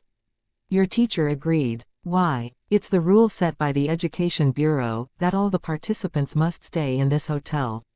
If you stay somewhere else, will the Education Bureau allow you to do that? He hated those who thought that they were different and should be treated differently the most. In addition, Ji Yuning was from a 3rd-tier city, while Xianxia was from the capital. Xianxia was born in a super rich family in the capital, and even she had to stay in this hotel in the end. Why could Ji Yuning disobey the rule? The male teacher blamed Ji Yuning's teacher for it. Well, if it were possible, I would obey the rule, but I have something else to deal with, so I can't stay here with the other students, Ji Yuning explained politely. She understood that this male teacher was just doing his job. You have something else to deal with. The male teacher frowned again with obvious dissatisfaction. You're a student, and the only thing you should deal with is your studies. Right. You're just a student. What else should you focus on except studying? I think you just want to play. Xianxia said. After that, some girls who were also jealous of Ji Yuning's outstanding appearance began to criticize her. I think that she is refusing to stay in this hotel because she comes from a powerful family. Some people are so arrogant just because of their family background. She's from a third-tier city. How powerful could her family be? She's flattering herself. How shameless she is. She knows nothing about this society. Hearing their criticisms, Ji Yuning was annoyed. If you're dissatisfied with it, you can report it to the Education Bureau. Shame on you for attacking me right now. Do I have to tell you everything that I do? Ji Yuning hated people who were always criticizing and blaming others. Even though she did disobey the rule, she was in a special situation. You can go report it to the Education Bureau if you're not satisfied with it. Stop criticizing her. Aren't you well educated, top students? Xianxia said in anger. Hearing that, those girls closed their mouths, and felt a little embarrassed. However, they still disliked Ji Yuning's behavior. All right, do whatever you need to do now, the male teacher said to them, so they left to do their own things. All of a sudden, a girl walked in front of Ji Yuning and asked, "Are you Goddess Ji Yu?" The girl looked excited. Ji Yuning had never met this girl before, but she knew that this girl must have read some news about her on the internet from the way the girl addressed her. What? Goddess Ji Yu? Zhang Zikai, although she's beautiful, she isn't a goddess. Song Xiao snorted with disdain. She felt quite displeased when Zhang Zikai called Ji Yuning Goddess Ji Yu, because she believed that she was the only girl who could be called a goddess. It's none of your business. Zhang Zikai retorted, then sneered at Song Xiao, you must be super jealous of Goddess Ji Yu now. Do you really think that you're the prettiest girl in the school just because you have several admirers? People with eyes can all see which one is more beautiful here. You. Song Xiao was mad, because Zhang Zikai saw through her. The two girls had grown up together, arguing against each other along the way, so they knew one another better than anyone else. Song Xiao was indeed an unkind and mean narcissist. Zhang Zikai, on the contrary, was a kind and straightforward girl. She never liked the way Song Xiao behaved, but she wouldn't argue against Song Xiao either as long as Song Xiao didn't annoy her. Hearing their argument, some students who didn't leave the hall yet turned to glance at Ji Yuning and Song Xiao. It was true that Ji Yuning was more beautiful than Song Xiao. Moreover, Song Xiao looked arrogant and aggressive, while Ji Yuning was gentle and elegant. All in all, Ji Yuning was more attractive than her. Enough. Stop arguing here. The male teacher snapped at them once more. Both Song Xiao and Zhang Zikai were born in super-rich families, so he couldn't side with either of them. Zhang Zikai was in no mood for an argument, so she turned to look at Ji Yuning again. You're Goddess Ji Yu, right? Ji Yuning was amused. You already called me Goddess Ji Yu. What else can I say?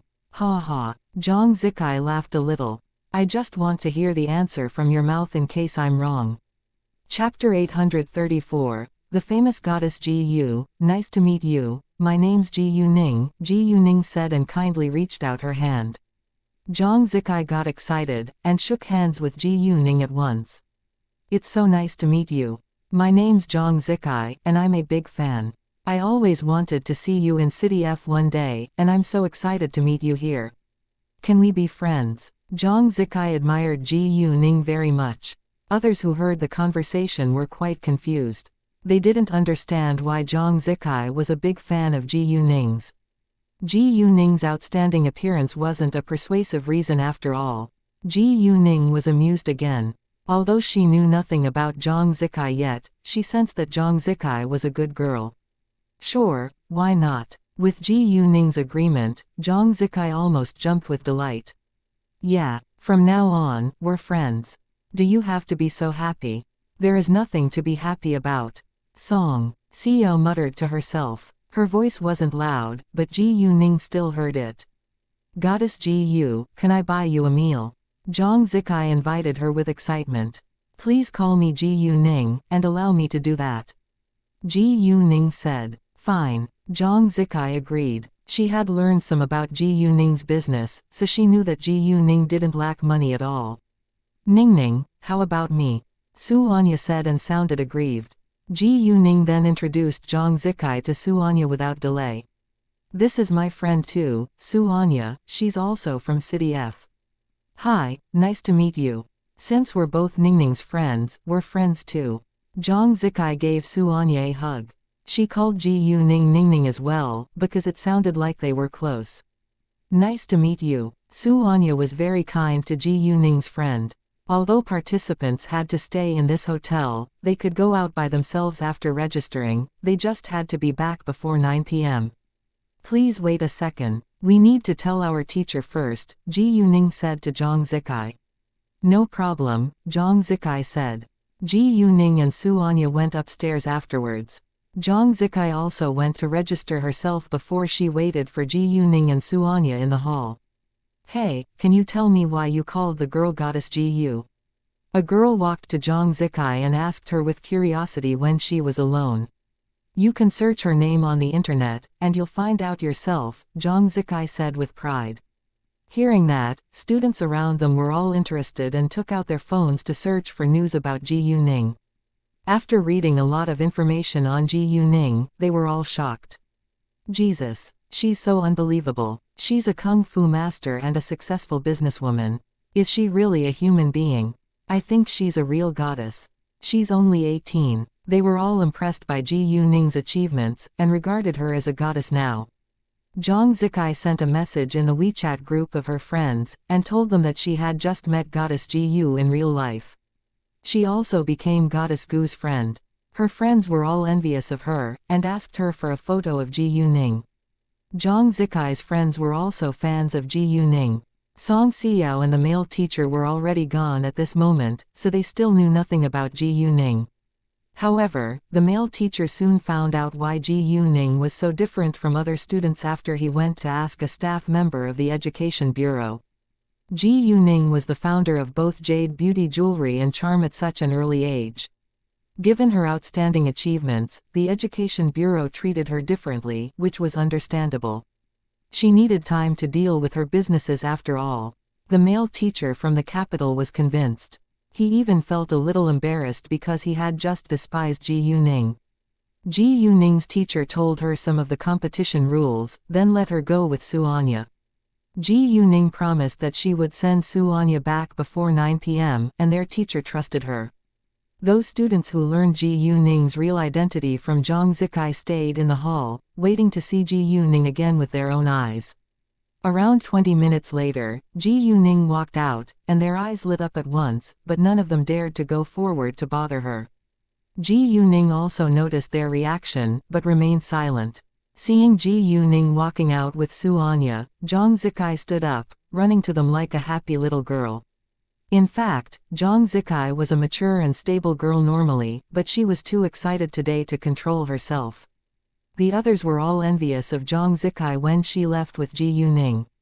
They all wished that they could be Ji Yuning's friends. Ji Yuning didn't drive there, but she had to send Zhang Zikai and Su Anya back a while later, so she asked the hotel for a car. When she started the car, Ji Yuning asked, "What do you want to have?" "Anything is fine. I'm not picky," Zhang Zikai said. "Are you allergic to anything?" Su Anya asked. "Nope," Ji Yuning and Zhang Zikai said. Chapter 835, Play Games, Then Why Don't We Go to Eat Seafood? I remember that Ningning likes seafood, and I want to eat it too, Su Anya said. What do you think, Zikai? Cool, I haven't eaten seafood in a long time. Let's go eat seafood. Zhang Zikai didn't like or dislike seafood. If it was delicious, she wouldn't mind having some. Most importantly, Ji Yuning liked seafood. None of them were familiar with City B, so Ji Yuning opened the navigation device. They went to a nearby shopping mall so that they could shop for a while after dinner. Along the way, Zhang Zikai kept taking photos, and Ji Yuning was in each of them, but only her profile was showing because she was driving. Zhang Zikai also took a short video of Ji Yuning, then posted it on her WeChat Moments. Hanging out with goddess Ji Yu tonight. Don't ask me who she is. Search her name on the internet yourself. Video attached. Not everyone had heard of Ji Yuning, so Zhang Zikai told them to search for Ji Yuning's information themselves. The second Zhang Zikai sent it out, she got many responses. Both Zhang Zikai's family and good friends were aware of Ji Yuning's achievements. Because Zhang Zikai was Ji Yuning's loyal fan, they got to know a lot of information about her. Zhang Zikai's parents also thought highly of Ji Yuning, and even told Zhang Zikai to learn from her. Wow, Zhang Zikai, Goddess Ji Yu is driving the car for you. Zhang Zikai, how did you meet Goddess Ji Yu in real life? I'm so jealous of you now. Zikai, is Goddess Ji Yu one of the participants? I bet so, and that is probably the reason why Zikai met Goddess Ji Yu. Goddess Ji Yu is an excellent student in her school after all. She's so amazing. Zhang Zikai read their comments, and smiled with pride. She also read them out to Ji Yuning and Xianxia. Ji Yuning was already used to it, but was still amused. Xianxia also felt proud that she was Ji Yuning's friend. Before long, Mrs. Zhang also saw the post, and she was excited too. Good girl. Learn from Goddess Ji Yu and make good friends with her. Do bring her to our home if she's free. Nobody would refuse to maintain a good relationship with an outstanding person with great ability. Zhang Zikai replied, I will. Around a dozen minutes later, they arrived at the shopping mall. The moment they entered it, Zhang Zikai started to take endless photos again. She still pointed her camera at Ji Yuning along the way, and kept complimenting her. You're so gorgeous, and flawless. The friend of a goddess is also a goddess. You two are so pretty. Xianxia was also very attractive, so Zhang Zikai didn't ignore her. Ha ha, are you complimenting yourself as well? Xianxia joked. Zhang Zikai was an outstanding girl too, and was as attractive as Xianxia, but Ji Yuning was still more noticeable than them. Even so, Zhang Zikai wasn't jealous of Ji Yuning at all, because she wasn't a mean girl. Ha ha, you're right. Zhang Zikai laughed. Hey, why don't we take a photo together? Zhang Zikai proposed. After that, the three of them chose a beautiful background to take several pictures. Throughout the day, Zhang Zikai kept posting photos and videos of her being with Ji Yuning and Xianxia. Whenever she posted some photos and videos, she received many comments from her friends saying that they were jealous of her. After dinner, they went to shop together, but there was nothing they wanted to buy. Why don't we go to the amusement arcade? Zhang Zikai said. She was a video game lover. Ji Yuning and Xianxia agreed. The amusement arcade was on the 5th floor of the shopping mall, and there were all kinds of machines for entertainment, or for gambling. The second they arrived, Zhang Zikai went to exchange some game coins with money. She divided the game coins into 3 parts, and shared them with Ji Yuning and Xianxia. After that, she guided them to the claw machines, which were her favorite. They knew that the claw was very loose, so it was super difficult to catch a doll, but they still enjoyed it. Zhang Zikai and Xianxia put 10 yuan worth of game coins into the machine, but failed to catch a single doll.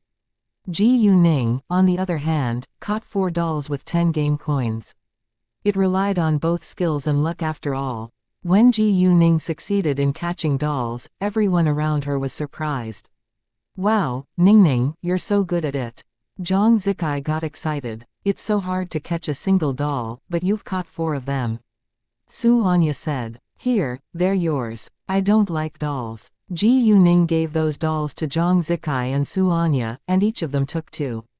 Zhang Zikai and Xianxia were still teenage girls, so it was very normal that they liked dolls, but Ji Yuning's soul was actually almost 30 years old. Thanks. Zhang Zikai and Xianxia loved dolls very much, and happily took the gift from Ji Yuning. In the following hour, they went to play other games. Ji Yuning walked to the darts. If she could hit the red spot with all the darts, she would get the largest doll. Chapter 836. Unerring accuracy. Although Zhang Zikai and Xianxia thought that it was very difficult, they were looking forward to it, because they could get a doll as long as 7 of the darts hit the red spot. The fewer darts that hit the red spot, the smaller the doll would be. 10 game coins were 10 yuan, and could buy 10 darts. Ji Yuning got the darts, then started to throw them one by one. Once a dart hit the red spot, Zhang Zikai and Xianxia cheered with excitement. Within seconds, 7 successive darts hit the red spot, which attracted the attention of people around them. Jesus, the girl has hit the red spot 7 successive times. It's so unbelievable. I wonder whether she can hit the red spot with all 10 darts. I think it's quite possible. Everyone believed in Ji Yuning.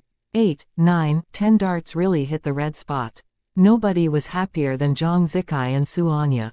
Ji Yuning, on the other hand, stayed calm as usual, because it wasn't a surprise in her eyes. OMG, she's so amazing. She must have practiced that before. Of course she did, or she wouldn't be so good at it.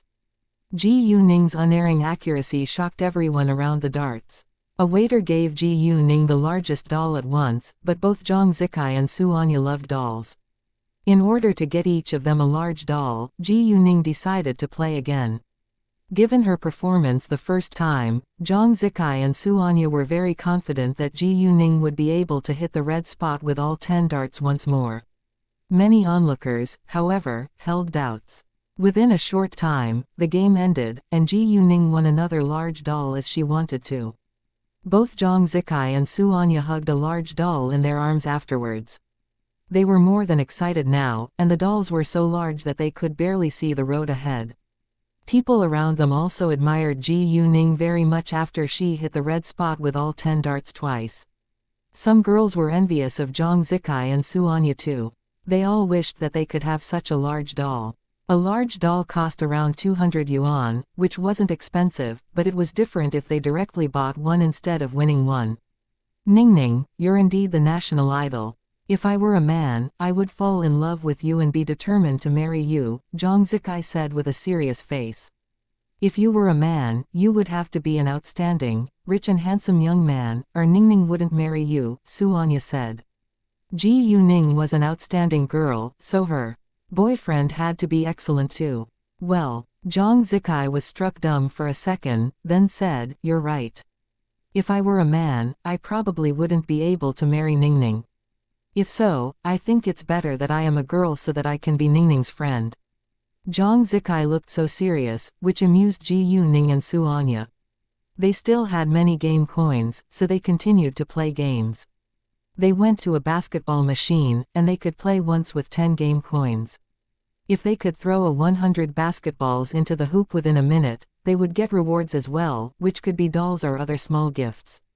Zhang Zikai and Su Anya gave their game coins to Ji Yuning, because they believed that Ji Yuning could win with them every time. After putting the game coins into the machine, Ji Yuning began to throw basketballs into the hoop. She moved fast, and the basketballs flew into the hoop one by one, which attracted people's attention around them. Jesus, she's so good. I can't believe my eyes now. Let's guess how many basketballs she can throw into the hoop within a minute. Over 150, I think. It could be 180. I believe it's 200. She's already thrown over 100 into the hoop within 30 seconds. Hard to say. Maybe she'll get tired later, and move slower. However, to their astonishment, Ji Yuning moved at the same speed from the beginning to the end. A minute later, Ji Yuning had thrown 208 basketballs into the hoop in all. In fact, a 100 within a minute was a very hard goal, and normally 1 in 100 people could do that, but Ji Yuning broke the record. People applauded and cheered at once, which scared others who were playing other games, and they all looked over. Many of them felt displeased when they were interrupted by the thunderous applause, but they were soon amazed after learning what had happened. I think she just set a world record. Nobody can break it. Hey, beauty, can we become friends? A boy struck up a conversation with Ji Yuning. We can if you can throw a 100 basketballs into the hoop, Ji Yuning said with a smile, which was a kind way to reject him. Hearing that, the boy felt embarrassed, and closed his mouth. After that, Ji Yuning and her friends went to get their gifts. Even though it was an unbelievable record, they could only get one gift. Ji Yuning noticed 2 cups which were made for a couple, so she took them and kept them herself. Someone took a video of Ji Yuning playing on the basketball machine, then posted it on the internet. Before long, the video went viral, and some recognized Ji Yuning. Although they already knew that Ji Yuning was very outstanding, they were still stunned by her this time. Goddess Ji Yu is a real goddess. She's always so amazing. Goddess Gu. Why do you call her Goddess Gu? Someone who didn't know Gu Ning was confused. Search her name on the internet yourself. It was difficult to introduce Gu Ning's achievements with just a few sentences, so it was better to search for information about her on the internet themselves. More and more people searched Goddess Gu on the internet, and Goddess Gu soon became a hot topic. Chapter 837. Most importantly, Xiaoting likes her. Many actors who ached to become a hot topic felt quite upset because Goddess Gu frequently occupied people's attention. At the same time, they were also amazed by her outstanding ability. When they had enough fun, Gu Ning, Zhang Zikai, and Su Anya left together.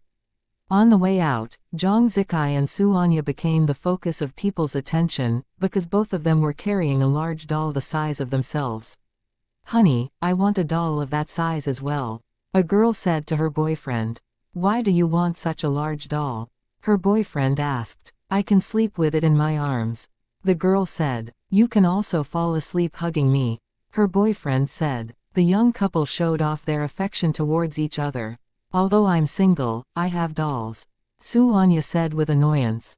"I have dolls too," Zhang Zikai agreed. Gu Ning smiled, then said to herself that she had Leng Xiaoting. However, Leng Xiaoting hadn't contacted her for a long time, and she didn't know how his task was going now. She cared about him, but she knew that she couldn't ask for details about his task because it was highly confidential. To Gu Ning's surprise, Leng Xiaoting finally called her when she drove back to the hotel. Leng Xiaoting told her that he was free now and asked her where she was. Gu Ning told him that she was driving her friends back to Blue Sky Hotel, and Leng Xiaoting said that he could come to pick her up. Gu Ning agreed. It was 20 minutes away from 9 p.m. when they arrived at the hotel. Gu Ning didn't walk Zhang Zikai and Su Anya to their rooms, but went to return the car before she waited for Leng Xiaoting in the hall. Seeing both Zhang Zikai and Su Anya walking back with a large doll in their arms, girls around them all felt envious and kept glancing at them. When Zhang Zikai went to see her teacher with the large doll, her teacher asked with dissatisfaction, "Why did you buy such a big doll? Don't you know that it isn't convenient to bring it back?" "I didn't buy it myself, Goddess Gu won it at darts," Zhang Zikai said. "Won it at darts?" Her teacher was surprised. He knew the rules of darts. If one wanted to win the doll, he or she must hit the red spot with all the darts. Gu Ning was so amazing. The teacher only knew that Gu Ning was a successful businesswoman, and wasn't aware that she had saved many people's lives, otherwise he would be more than shocked. After meeting her teacher, Zhang Zikai went back to her room. She stayed in the same room as xianxia. Even though they didn't get along, they were the only two girls who came from the capital, so they had to stay together. xianxia was doing math in the room at this moment. She was arrogant and self-centered, but she was also good at studying, especially math. She was one of the representatives of the capital after all. xianxia was struck dumb for a second the second Zhang Zikai walked inside with a large doll. "Why do you still like dolls at your age?" she said with disdain. However, she actually also liked dolls. Zhang Zikai ignored her, then did her own things. xianxia closed her mouth too. Gu Ning had waited in the hall for around 10 minutes when Leng Xiaoting arrived. Seeing Leng Xiaoting coming alone, Gu Ning casually asked, "Why are you here alone?" "Where are they?" "Oh, they went to deal with their own things," Leng Xiaoting said. Gu Ning understood that Xinbei must leave to meet Cao Wenxin, and Xu Jinshan must have been abandoned by Leng Xiaoting. Thinking of that, Gu Ning had sympathy for Xu Jinshan. Having been abandoned by his close brothers, Xu Jinshan felt quite sad, but he still had to go back to the hotel alone. He wasn't willing to stay in the hotel alone, so he first went to change in his room, then went to meet with his friends for a drink. However, he ran into a familiar face at the door of the clubhouse. "Hi." Zi Beiying was surprised to see Xu Jinshan. She was surprised, not because Xu Jinshan was here, but because Leng Xiaoting must be here if Xu Jinshan showed up. "Hi, Miss Z." Xu Jinshan was also surprised to meet Zi Beiying in City B. It was a pure coincidence that Zi Beiying visited City B. My friends are in City B, so I came here to visit them, Zi Beiying said, then asked, where is Xiaoting? He left for a date, Xu Jinchen said. What? A date? He already has a girlfriend. Zi Beiying was shocked to hear the news. Yeah, Xu Jinchen said. What's his girlfriend like? Is she beautiful? Zi Beiying asked at once. She hoped that Leng Xiaoting's girlfriend wasn't better than her. She's gorgeous and kind. Most importantly, Xiaoting likes her, Xu Jinchen said. Zi Beiying was heartbroken when she heard that. It seemed that Leng Xiaoting had already found his love. She was confident that she was an outstanding girl as to her appearance and ability, but Leng Xiaoting had never paid much attention to her, which was very upsetting. Xu Jinchen didn't mean to disappoint Zi Beiying, but it was the truth. What are you going to do now? Zi Beiying asked Xu Jinchen. To drink with my friends, Xu Jinchen replied. I'll join you. Zi Beiying was in a bad mood now, so she also wanted to drown her sorrows. Chapter 838. Dramatic Life. Xu Jinchen didn't agree at once, because he thought that it was inappropriate. What if Zi Xiaoman found out that he brought his beloved younger sister to meet with his friends for a drink? Is it inconvenient? If so, I can go drink by myself, Zi Beiying said. Anyway, she was determined to drown her sorrows today. Not at all, let's go. He wouldn't let her drink alone, it wasn't safe. Although Zi Beiying had bodyguards by her side, she was in an unfamiliar place after all. After that, Zi Beiying's group followed Xu Jinchen inside. Since Zi Beiying wanted to drink, Mengda and Nan couldn't stop her. They wouldn't drink because they needed to protect her. When they walked into the private room together, Xu Jinchen's friends were surprised, but didn't say anything, then they shared the alcoholic drinks. At the same time, Ji Yuning and Leng Xiaoting were dining in a restaurant. To be specific, Leng Xiaoting was eating while Ji Yuning was watching him eat. Leng Xiaoting came to meet Ji Yuning the second he finished his task, so he hadn't eaten anything yet. A while later, Leng Xiaoting received Xu Jinchen's message. Xu Jinchen, boss, let me tell you some shocking news. I just ran into Zi Beiying and she looked so hurt after I told her that you already have a girlfriend. She's drowning her sorrows now. Leng Xiaoting frowned while reading the message, and was surprised that Zi Beiying was also in City B now. He didn't know that Zi Beiying actually had conflicts with Ji Yuning before they became friends. What's wrong? Ji Yuning asked with concern. Nothing, Leng Xiaoting said. He was unwilling to let Ji Yuning know about Zi Beiying's affection towards him. It wasn't necessary in his eyes, because he never paid much attention to Zi Beiying. Ji Yuning didn't ask further either. When Leng Xiaoting was almost finished with his meal, Ji Yuning went to the ladies' room and received Zi Beiying's call. Ningning, where are you right now? I just lost my love. I'm drinking in private room number 666 of XX Clubhouse now. Can you come? Zi Beiying said, and sounded sorrowful. Sure, I'll be there in a while. Ji Yuning agreed. She was a little worried about Zi Beiying. After she went back to the table, Ji Yuning told Leng Xiaoting that she needed to meet a friend who was in a terrible mood. Leng Xiaoting agreed. Xu Jinchen didn't tell Leng Xiaoting where they were drinking just then, so Leng Xiaoting wasn't aware of the club in which they were, nor that the person Ji Yuning was going to meet was the same one Xu Jinchen just told him about. Once Leng Xiaoting finished dinner, they went to the club together. When Xu Jinchen heard Zi Beiying call the other person Ningning on the phone, he didn't think that the person she was talking to was Ji Yuning, because there were many people with Ning in their names after all. He thought that the person could be Zi Beiying's friend in City B. Therefore, when Ji Yuning and Leng Xiaoting pushed the door open walking inside, Xu Jinchen was astonished. Why did they come here? How did they know that I was here? Not only was Xu Jinchen surprised, but Zi Beiying, Ji Yuning and Leng Xiaoting were as well. Zi Beiying was surprised to see Leng Xiaoting with Ji Yuning. She wondered whether Ji Yuning was Leng Xiaoting's girlfriend. Thinking of that, she somehow felt much better. Although she didn't know Ji Yuning's family background yet, she accepted the fact that Ji Yuning was more outstanding than her. Ji Yuning, on the other hand, was surprised to see Xu Jinchen drinking with Zi Beiying. Leng Xiaoting was surprised to know that Ji Yuning's friend was Zi Beiying. Did they know each other?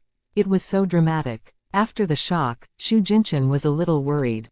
He was afraid that Zi Beiying might argue or even fight with Ji Yuning for her love. Xu Jinchen had no idea that it was Zi Beiying who called Ji Yuning to come. Hi, Ningning. Zi Beiying stood up at once to welcome Ji Yuning. She didn't treat Ji Yuning badly because Ji Yuning was Leng Xiaoting's girlfriend, but she didn't dare to meet Leng Xiaoting's eyes now. Hearing that, Xu Jinchen was stunned, then realized that Ji Yuning came here because of Zi Beiying. He now had the same thought as Leng Xiaoting. Do they know each other? Ji Yuning and Zi Beiying walked over to sit on the sofa, while Leng Xiaoting went to sit with Xu Jinchen. Do you know each other? Ji Yuning asked after she was seated. Yeah, Zi Beiying said, feeling slightly uneasy. Xiaoting and Jinchen are my older brother's friends, and we've met a few times before.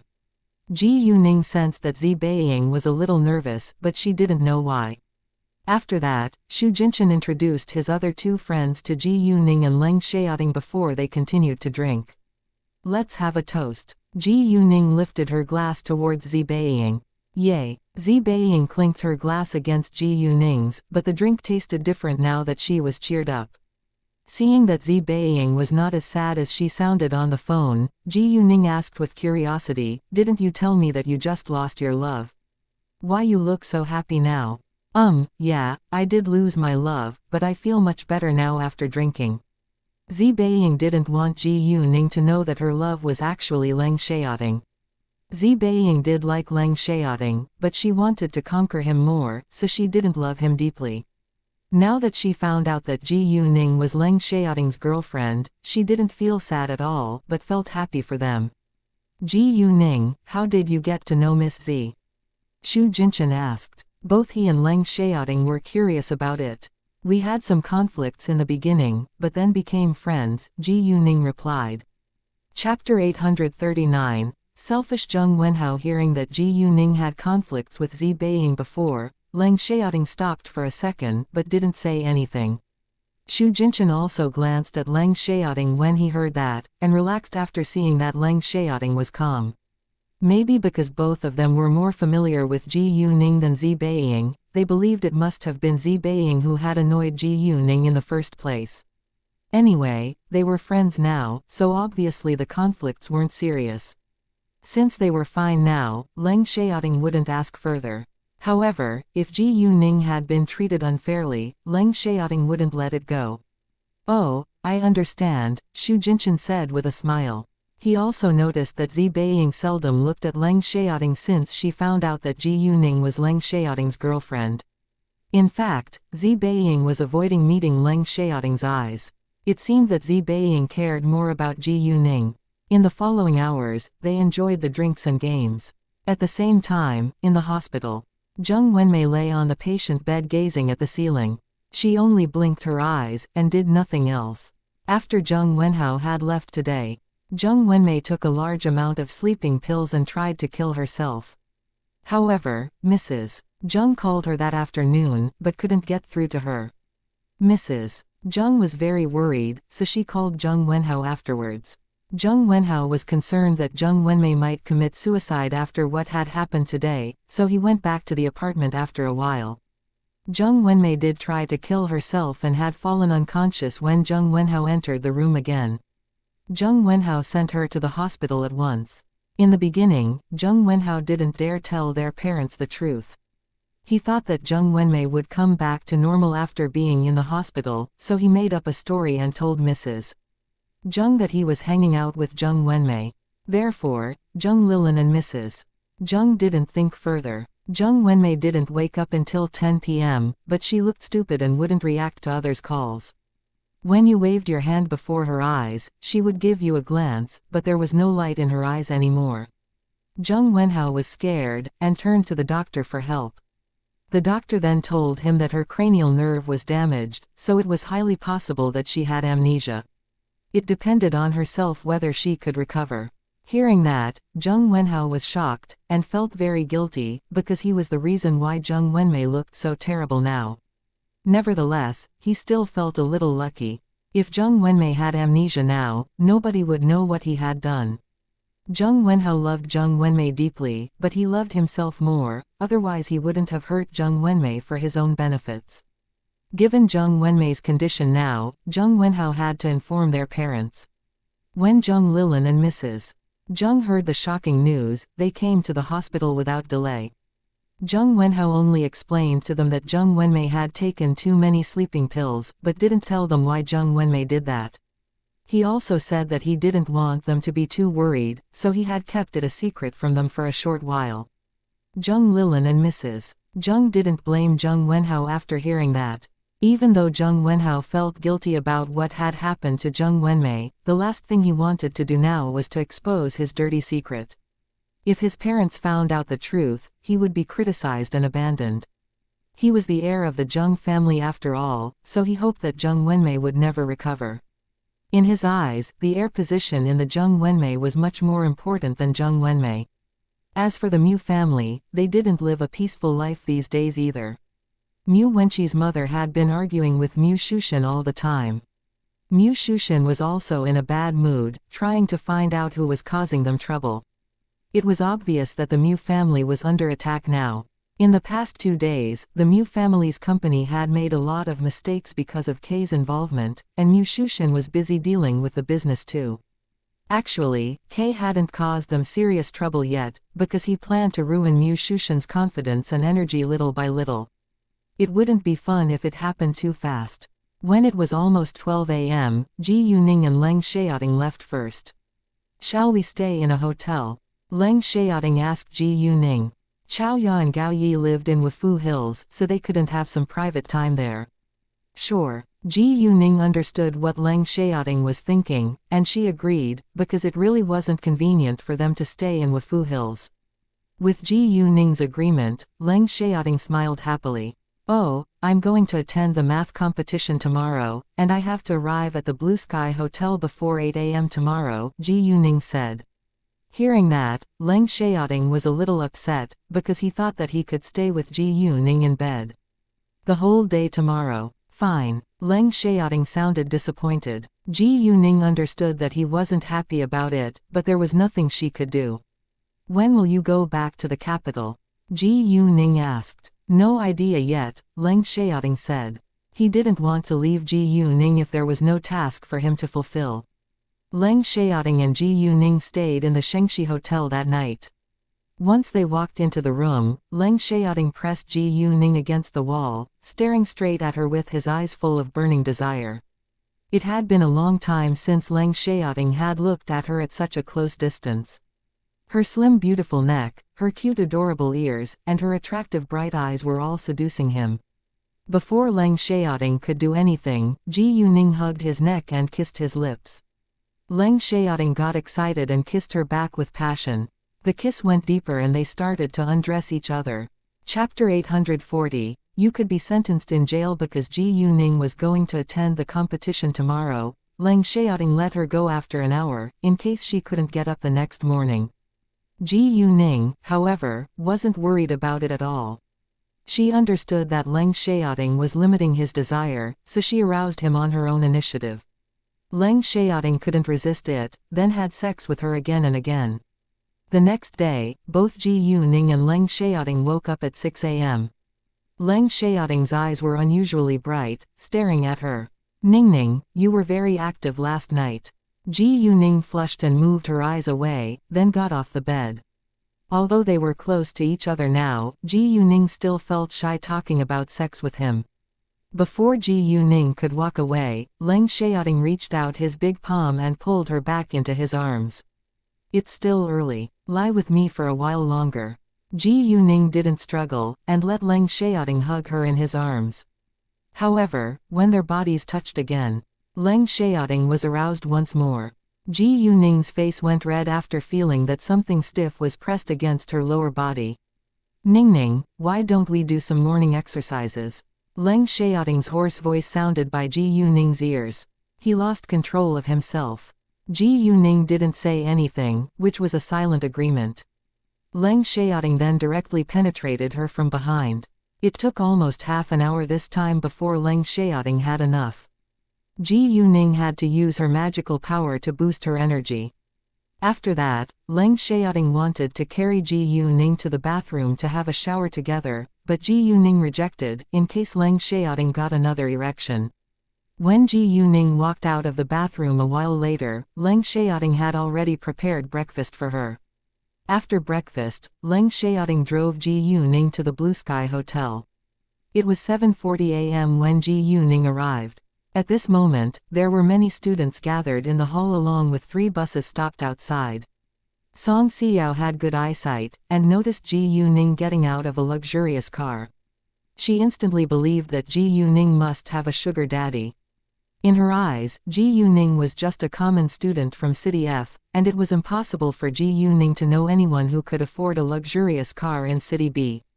The second Ji Yuning walked inside, Song Xiao said acidly, "It turns out someone refused to stay in this hotel because she had to go to sleep with her sugar daddy." Even though Song Xiao didn't say a name, her sight fell on Ji Yuning. It was obvious she was talking about Ji Yuning. Moreover, Ji Yuning was the only one who didn't stay in this hotel. Hearing that, everyone in the hall turned to look at Song Xiao, then Ji Yuning. They started to wonder whether Ji Yuning really had a sugar daddy like Song Xiao said. "Song Xiao, shut your mouth. Stop spreading rumors, or I'll punch you." Before Ji Yuning could say anything, Zhang Zikai defended her. "I'm not talking about you. Why are you so angry?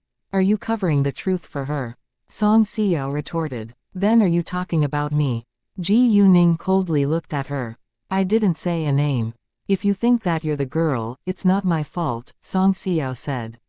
"That's interesting." Ji Yuning smiled suddenly, but Song Xiao felt scared. "Song Xiao, don't play smart with me. Nobody is an idiot here. I haven't bothered to punish you, but it doesn't mean that I won't do anything if you keep annoying me," Ji Yuning said. "How dare you threaten me? Who do you think you are?" Song Xiao was mad. "It's none of your business who I am, and I'm not interested in knowing more about you either. Stay away from me," Ji Yuning warned, then ignored Song Xiao and walked to Zhang Zikai. "You." Song Xiao was in a rage. She had never been warned by a girl who was nobody in her eyes like that before, and she felt humiliated now. "I just saw you getting out of a luxurious car. You're just a poor girl who comes from a third-tier city, and it's impossible for you to know anyone who's rich, so the man who just drove you here must be your sugar daddy." The moment Song Xiao finished, she was slapped across the face. Ji Yuning did it loudly, and everyone held his or her breath while looking at them. Song Xiao couldn't believe what Ji Yuning just did to her. How dare you slap me?" Saying that, she raised her hand trying to slap Ji Yuning. However, Ji Yuning caught her hand the moment she raised it. "So what? I already warned you, but you wouldn't listen. Do you think I'm someone you can mess with? You have no evidence to prove that I have a sugar daddy, and it's pure slander. You could be sentenced to jail. Do you understand?" Ji Yuning didn't care about others' opinions towards her, but it didn't mean that she would tolerate humiliation. She had warned Song Xiao to stop it, but Song Xiao had refused to do so. "You." Song Xiao was frightened by Ji Yuning's cold eyes. Others around them were surprised by Ji Yuning's quick movement. "What's going on here?" Song Xiao's teacher walked over at this time, and he frowned when he saw the scene. "She just slapped me," Song Xiao told on Ji Yuning before Ji Yuning could say a word, then cried like she was the innocent one. Ji Yuning threw Song Xiao's hand away. She didn't bother to argue, and wasn't afraid at all. "Ji Yuning, tell me what happened." To Song Xiao's surprise, her teacher didn't criticize Ji Yuning, but instead asked Ji Yuning for more details. Song Xiao's teacher knew her character very well, and he knew that she must have done something which annoyed Ji Yuning in the first place for Ji Yuning to have slapped her. "What?" Song Xiao couldn't believe that her teacher didn't side with her right away. Chapter 841. The math competition begins. Before Song Xiao could say another word, her teacher gave her a warning look, and she shut her mouth at once. "I did slap her, but she humiliated me first. She just saw me getting out of a luxurious car, so she believes that I have a sugar daddy, which is not true. I warned her to stop slandering me, but she wouldn't listen. Instead, she kept humiliating me in a public place right in front of everyone." Ji Yuning said. Hearing that, the male teacher was displeased, and asked Song Xiao, "Is it true?"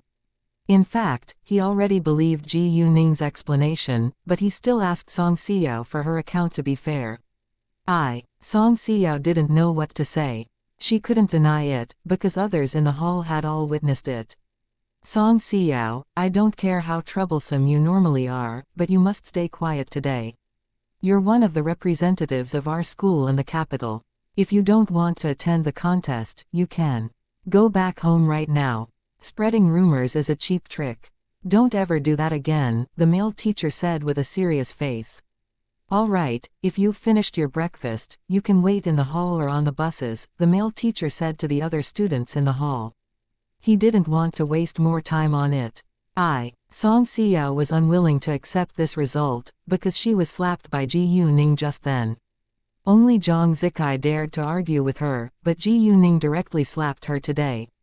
Enough, Xiao. It's your fault after all. What do you want? The male teacher lost his patience, but it wasn't a good time to tell Song Xiao about Ji Yuning's influence now. Although Song Xiao was born in a super-rich family, Ji Yuning had powerful connections in many important industries too. It wouldn't do Song Xiao any good if she had a bad relationship with Ji Yuning. After that, the students in the hall all stood in lines. No matter how mad Song Xiao was, she had to close her mouth now. Song Xiao was a little in awe of her teacher, because her teacher wasn't a common teacher. The 3 students sent by the capital here were all born in influential families. If their teacher were a common teacher, they wouldn't listen to him. Ningning. Xianxia and her friends just left the dining hall. What happened? I heard some noises just now. I had conflict with Song Xiao, but we're fine now, Ji Yuning said, then walked to her teacher along with Xianxia. Great, Xianxia said. She didn't know what had happened, but she believed that Ji Yuning had the ability to protect herself. Have you eaten breakfast? Xianxia asked. Yeah, I did, Ji Yuning said. They would leave for the competition at 8:30 a.m., and every student had to finish breakfast before that. Around 8:20 a.m., they were all aboard. The competition was held at the No. 1 High School of City B, which wasn't far away from the Blue Sky Hotel. It would take about 10 minutes or so if they walked there from the Blue Sky Hotel. However, for the sake of their security, they would take buses. The competition would begin at 9:20 a.m., and all the students were seated in different classrooms half an hour earlier. Ji Yuning was in the first classroom, Xianxia was in the third classroom, and the last student sent by City F was in the fifth classroom. Song Xiao was also in the first classroom, while Zhang Zikai was in the same classroom as Xianxia. The test began at 9:20 a.m., and it would last 80 minutes, but Ji Yuning had already finished it after only 20 minutes. She couldn't hand her papers in until half an hour passed by, so she had to stay there in her seat. It was still 8 minutes away from the time she could give it in, and Ji Yuning already felt bored. 2 teachers in the classroom thought that Ji Yuning didn't know the answers to those questions, so she sat there with an absent look on her face. They exchanged a glance with each other, then wondered which city Ji Yuning came from. The older teacher walked to Ji Yuning afterwards.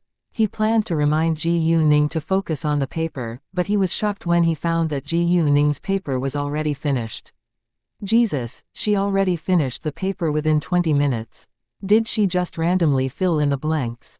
Ji Yuning understood what the teacher was thinking, so she showed the whole paper to him. After reading the first part of the paper, the teacher was astonished that Ji Yuning's answers were all right. He kept reading, and found that Ji Yuning didn't make any mistakes. She must be a genius. The teacher thought to himself. At this moment, Ji Yuning said with happiness, "If you'll excuse me, I think I can leave now." It meant that she wanted to hand her paper. The classroom was very quiet, and Ji Yuning's voice attracted other students' attention. They all abruptly raised their heads and looked at her. Seriously, she's going to hand her paper right now. Song Xiao frowned, and didn't believe that Ji Yuning could finish the paper properly within just half an hour. What she didn't know was that Ji Yuning actually finished the paper within just 20 minutes. Oh, sure, the teacher said, although he was still in shock. With the teacher's permission, Ji Yuning left with her pen. Outside, teachers from different cities gathered together talking with each other. When Ji Yuning walked outside, they were surprised. Why did she leave the classroom right now? Has she finished the paper? Chapter 842, Heaven on Earth. Except for Ji Yuning's teacher, who believed that Ji Yuning really had finished the paper, the other teachers all thought that Ji Yuning must have quit the test. In fact, although Ji Yuning's teacher believed in her, he was still slightly worried. Hi. Ji Yuning walked to her teacher. Have you finished? Her teacher asked. Yeah, I did, Ji Yuning replied. Please excuse me, I need to leave now. Sure, see you. Her teacher didn't stop her. After that, Ji Yuning walked away. Mr. Tan, are you sure that she has finished her paper? Once Ji Yuning was gone, someone asked her teacher. Her teacher's given name was Tan. She told me so, and I trust her, Mr. Tan said with confidence. Mr. Tan, can you tell us something about the girl? Why is she being treated differently? Another teacher asked. The Education Bureau ordered them to stay in the same hotel. Even though some students lived in City B, they still had to stay with other students. Ji Yuning, however, could stay in her own place. In addition, she could come and leave as she liked. She needs to deal with something else, and she has the permission of the Education Bureau, Mr. Tan said, but didn't give many details. Since Mr. Tan was unwilling to tell them, the other teachers didn't ask further. The test in the afternoon would begin at 2:20 p.m., but it was only almost 10 a.m. when Ji Yuning left. Leng Xiaoting was waiting for her outside the entire time. Let me take you somewhere, Leng Xiaoting said the second Ji Yuning got in the car. Where? Ji Yuning asked with curiosity. You'll know when we arrive there. Leng Xiaoting wore a mysterious smile. Half an hour later, Leng Xiaoting arrived at a mountain villa in a suburb. Will we dine here? Ji Yuning asked, although she already had the answer. Yeah, Leng Xiaoting said, but we'll go somewhere else first before we go share lunch together. Somewhere else? Ji Yuning was curious, but she knew that Leng Xiaoting wouldn't tell her the answer, so she didn't ask. After they got out of the car, Leng Xiaoting held Ji Yuning's hand, walking towards a house in the traditional style. Once they entered the house, Ji Yuning was surprised. There was a long passage inside. Even though it was dim, they could still see the way ahead. Leng Xiaoting guided Ji Yuning through it. It was nearly 50 meters long, and they felt like they were stepping through a mountain. In fact, they were indeed walking through a mountain. When they reached the end of the passage, Ji Yuning smelt a floral fragrance. She was very curious to know what was outside, but she didn't ask Leng Xiaoting, because she knew that he wanted to surprise her. Ji Yuning was amazed when they finally walked out of the passage. It was heaven on earth outside of the passage. Peach blossoms, cherry blossoms and crabapple flowers were everywhere in her sight beside cobblestone paths. There was also a pond with a gazebo beside it in the middle of all kinds of flower trees. This breathtaking scenery was covered in white mist too, which made it look very unreal. Ji Yuning was stunned, and could barely say a word. She didn't realize that it was time to appreciate flowers until now. Seeing Ji Yuning's surprised face, Leng Xiaoting knew that she liked it very much, but he still asked, how is it? Do you like it? Wow, it's super amazing. Ji Yuning got excited. Xiaoting, how did you find a place like this? I found it by chance while playing on my phone when I was waiting for you, Leng Xiaoting said. This place was built last year, and it was open this year. When Leng Xiaoting saw its ad, he thought that Ji Yuning might like this place, so he decided to bring her here. Ji Yuning loved this place so much that she took countless pictures of it. She also took many selfies with Leng Xiaoting. Ji Yuning wasn't a social media fan, but she ached to post some photos right now. Without delay, she posted 3 pictures on her WeChat moments. One was the panorama of the scenery, one was Leng Xiaoting's back, and one was her profile. Every picture was perfect. She also typed a line of words, I feel like I'm in heaven on earth right now. At the bottom of those photos, she showed her location, in case her friends asked her for it. Ji Yuning only added the people she was familiar with on WeChat. Ji Yuana was the first one who saw her post, and she was shocked by the beautiful scenery. Ji Yuana, OMG, Ji Yuning, you finally posted something.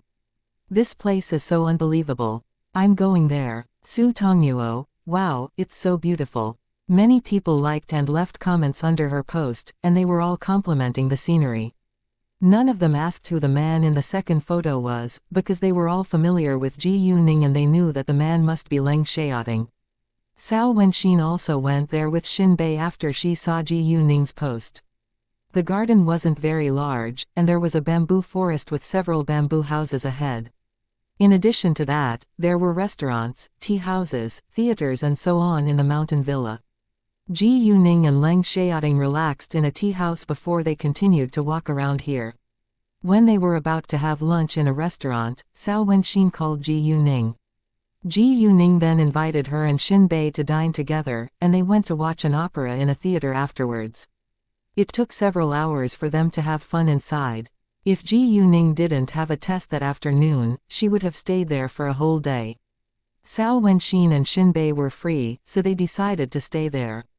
Ji Yuning left the school once she finished her paper, so she had no idea that many teachers were astonished by her behavior. She had finished the paper within half an hour, and her answers were all right. She could be the only one who got full marks. Chapter 843, Bribery. If it was a common test, it wasn't hard to get full marks, but it was a national math competition.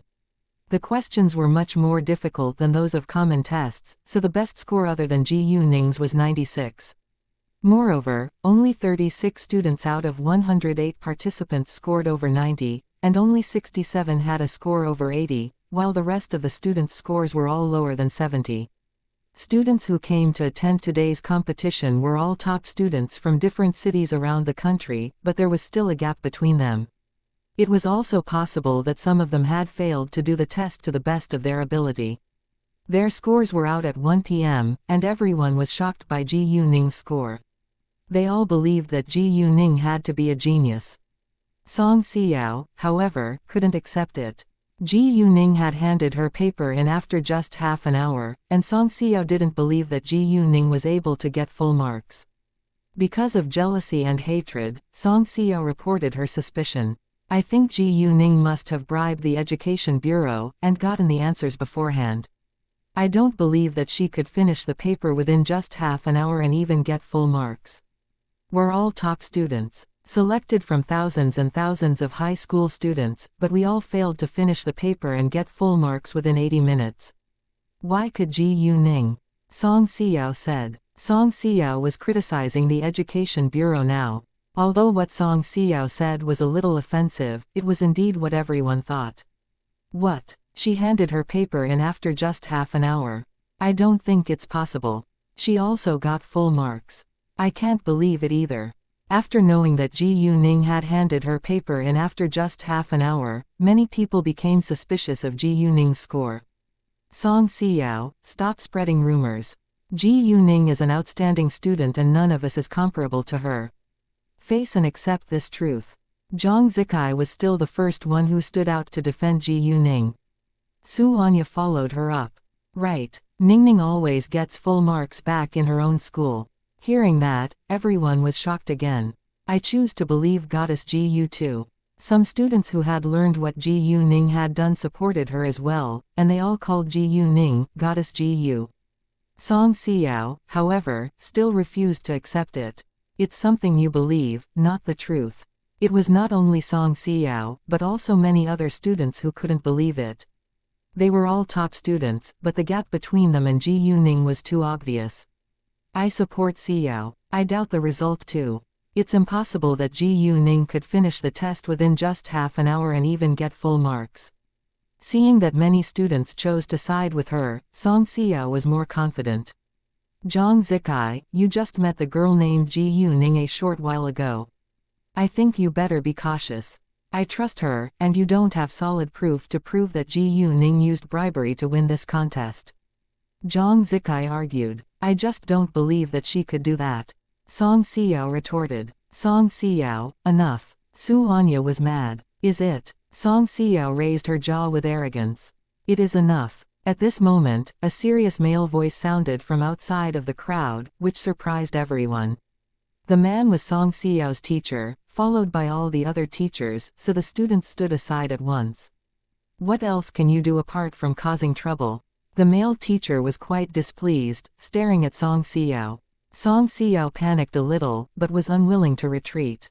I'm not the only one who holds that suspicion here, Song Xiao said. Suspicion? You don't have any proof. Do you understand that it's slander? Have you ever thought of the result of it? The male teacher was in a rage. Or, do you think that you're the best student in this world, and nobody can be better than you? In fact, he was also amazed by Ji Yuning's score, but he wasn't dumb enough to question the Education Bureau. Song Sha wanted to say something else, but her teacher gave her a furious gaze, so she had to shut her mouth. Right at this time, a middle-aged man of power walked over, and said to Song Xiao with a serious face, "Nice to see you, I'm the vice director of the Education Bureau. I can promise that it's a fair contest. You don't have any proof, but keep slandering the Education Bureau, so we have the right to sue you. If you can prove that what you just said was true, we're more than willing to accept the criticisms and advice." The vice director of the Education Bureau. Everyone was shocked, especially those students who had just questioned the Education Bureau.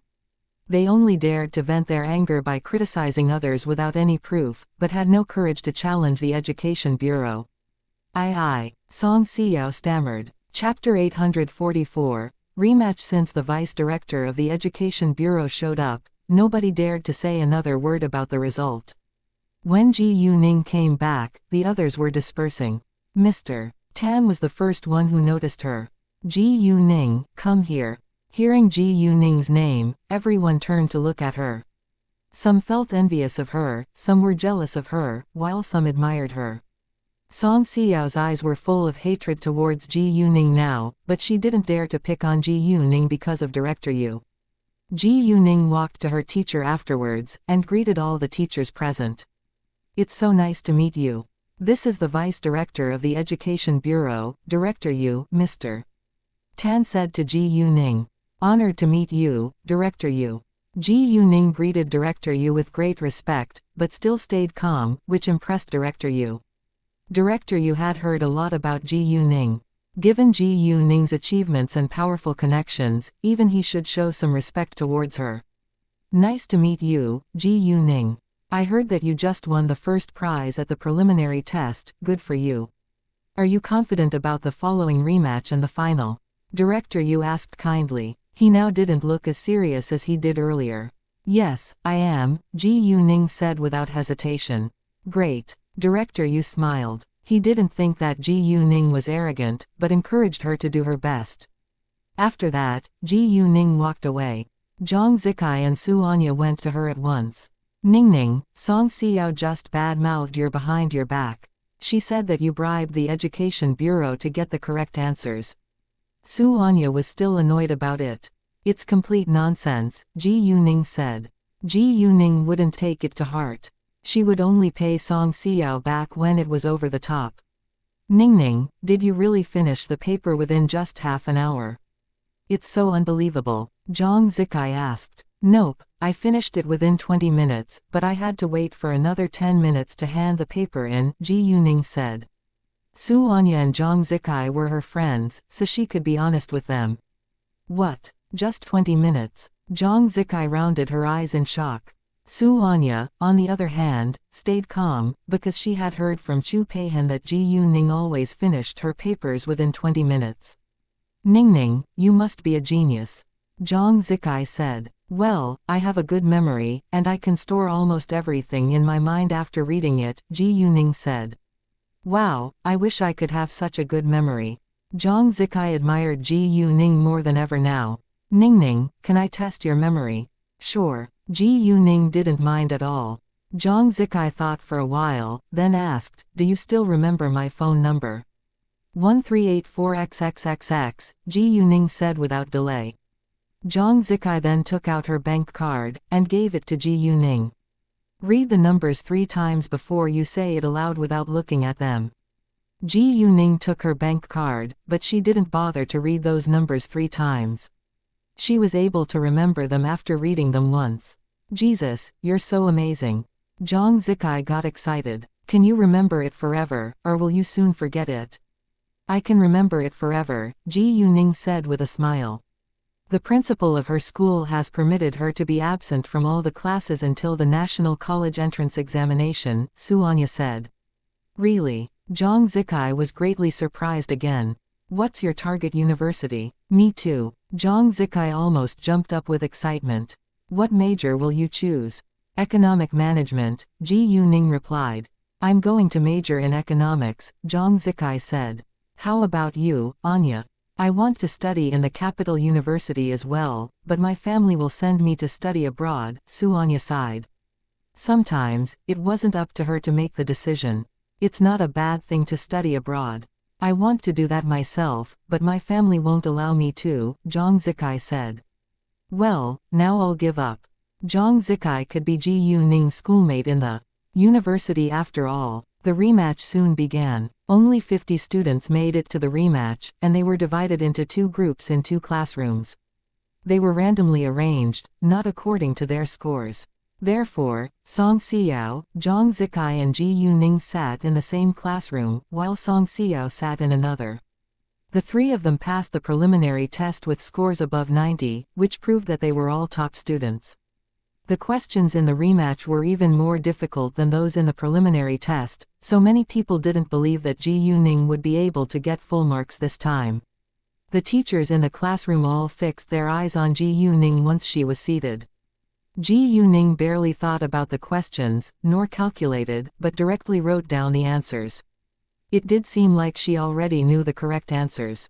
Even Director Yu, who walked by them, couldn't help but pay more attention to Ji Yuning. He wished that his children could be as smart as her. Chapter 845, Yang Ziqin confesses his affection to UZ. Teachers from different cities along with Director Yu also made a guess about Ji Yuning's score in the rematch. Most of them thought that Ji Yuning could get a score of around 95, while only a few believed that she was able to get full marks again, Mr. Tan included. However, although they made that guess, they weren't very confident, because the questions were much harder this time and they knew little about Ji Yuning. At the same time, they thought that fewer than 10 students would get a score over 90, and the majority might get a score around 80. Ji Yuning finished the paper within 25 minutes, and handed her paper in once half an hour passed once again. Even though other students in the same classroom as her were mentally prepared, they were still astonished. To their surprise, Ji Yuning was still able to finish the paper within a short time even though the questions were much more difficult. Ji Yuning left the classroom while everyone looked at her. Song Xiao's eyes were full of hatred, and she cursed that Ji Yuning would fail this time. Once Ji Yuning was gone, one of the teachers in the classroom picked up her paper to have a look. Ji Yuning had, once again, filled in all the blanks with correct answers. The teacher couldn't believe his eyes. Director Yu walked over the moment Ji Yuning walked out of the classroom. Hi, Ji Yuning, have you finished your paper? Yes, Director Yu, Ji Yuning said. Are you confident in getting full marks? Director Yu asked. I think I can, Ji Yuning said. Hearing that, everyone took a long breath in. No matter how difficult the math questions were, it seemed that they were still very easy in Ji Yuning's eyes. Oh, you're going to attend the National College Entrance Examination soon. Which university is your target? Director Yu asked, and he had an idea. Well, my dream university is the Capital University, Ji Yuning replied. Knowing that, everyone was surprised. The Capital University was the top university in the country, and it was very hard to get in. However, Ji Yuning sounded quite confident. The University of City B is also a highly prestigious university. Why don't you consider it? Director Yu hoped that Ji Yuning, who was an unusually outstanding student, could stay in his city. I'm sorry, but I'm determined to go to the capital, Ji Yuning said. Since Ji Yuning said so, Director Yu didn't insist. After saying goodbye to them, Ji Yuning left the school. Leng Xiaoting was still waiting for her outside. Yuzi had been busy these days, so she had turned Yang Ziqian's invitation down a few times, which made him wonder whether she was avoiding him. Luckily, Yuzi invited Yang Ziqian to have coffee together today, and he was very excited about it. It was a Saturday, so Yuzi was free. The two met. each other in a cafe at 3 p.m. The second Yang Zichen was seated, Yuzi apologized to him. Zichen, I'm so sorry that I've been very busy recently. Please don't mind it. I called you today because I want to make it up to you. It's fine. I understand, and I was very happy when you called me today, Yang Zichen said. He understood that charm was still in the early stage of developing, so Yuzi would be very busy dealing with her business. In fact, he cared about her so much that he couldn't help thinking of her. Great. Yuzi smiled. What kind of person am I in your eyes? Yang Zichen asked all of a sudden, staring at Yuzi. Yuzi was struck dumb for a second, and flushed a little. I think you're a good man. Can I be your boyfriend? Yang Zichen blurted out with anticipation. Well, Yuzi was surprised. She didn't know how to answer that question, so she lowered her head to drink coffee. She had to admit that she liked Yang Zichen, or she wouldn't have met with him so often before. Nevertheless, she still felt a little shy to say it aloud. Can I? Yang Zichen got nervous when Yuzi hesitated. I don't know how to answer, Yuzi said. It's fine. You can be honest with me. I can accept it. Yang Zichen felt disappointed. He thought that Yuzi was going to reject him. If Yuzi really rejected him, he wouldn't insist. Feeling Yang Zichen's disappointment, Yuzi said aloud at once, sure you can. She flushed again afterwards. What? Yang Zichen was cheered up. Are you saying that I can be your boyfriend? Yeah. Yuzi nodded, but still avoided meeting his eyes. Yang Zichen was thrilled, and caught her hand on the table. Yuzi struggled a little, but soon accepted it. Yuzi, I understood that you don't believe sweet nothings, so I'll prove my love to you with actions and time, Yang Zichen said with a serious face. Yuzi was touched. She had heard too many sweet nothings before, so now she valued actions above words. After that, Yang Zichen snapped his fingers, and a waiter showed up with a bunch of red roses walking towards them. Yuzi was amazed, then realized that Yang Zichen was prepared today. Yang Zichen was indeed prepared, because he was very sure of his feelings towards Yuzi. He made up his mind to confess his affection to her today. Chapter 846. Beiying is going home. He knew that Yuzi didn't hate him, but he wasn't certain whether she liked him or not. Therefore, he was very nervous when he confessed his affection to her. Luckily, she agreed to be his girlfriend. Yang Zichen took the bunch of red roses from the waiter's hands, then handed it to Yuzi. This is for you. All of a sudden, Yuzi felt like crying. Thanks. She took the bunch of flowers and smiled. Right at this moment, Beiying received a call from Xiaoman. He told her that their father was already conscious, and that she should go home now. The Xi family never thought lightly of girls, so Beiying had received as good an education and training as her older brother. Her father also spoiled her, but she wasn't spoiled rotten. However, her older brother was still the appointed heir of their family. There was no need for Beiying to stay in City B any longer, especially after she found out that Leng Xiaoting's girlfriend was Ji Yuning, so she was ready to go home. Before she left, she planned to share a meal with Ji Yuning, because she sincerely treated her as her friend. Oh, Xiaoman, I need to tell you one thing, Beiying said when she was about to hang up the call with Xiaoman. What? Xiaoman asked. Xiaoting already has a girlfriend, Beiying said, and sounded calm. Really? Xiaoman was shocked. It was indeed a piece of shocking news, because he knew that Leng Xiaoting never showed much interest in women. In that case, he was very shocked when he heard that Leng Xiaoting had a girlfriend now. Are you all right? He asked Beiying with concern. He knew how much Beiying liked Leng Xiaoting.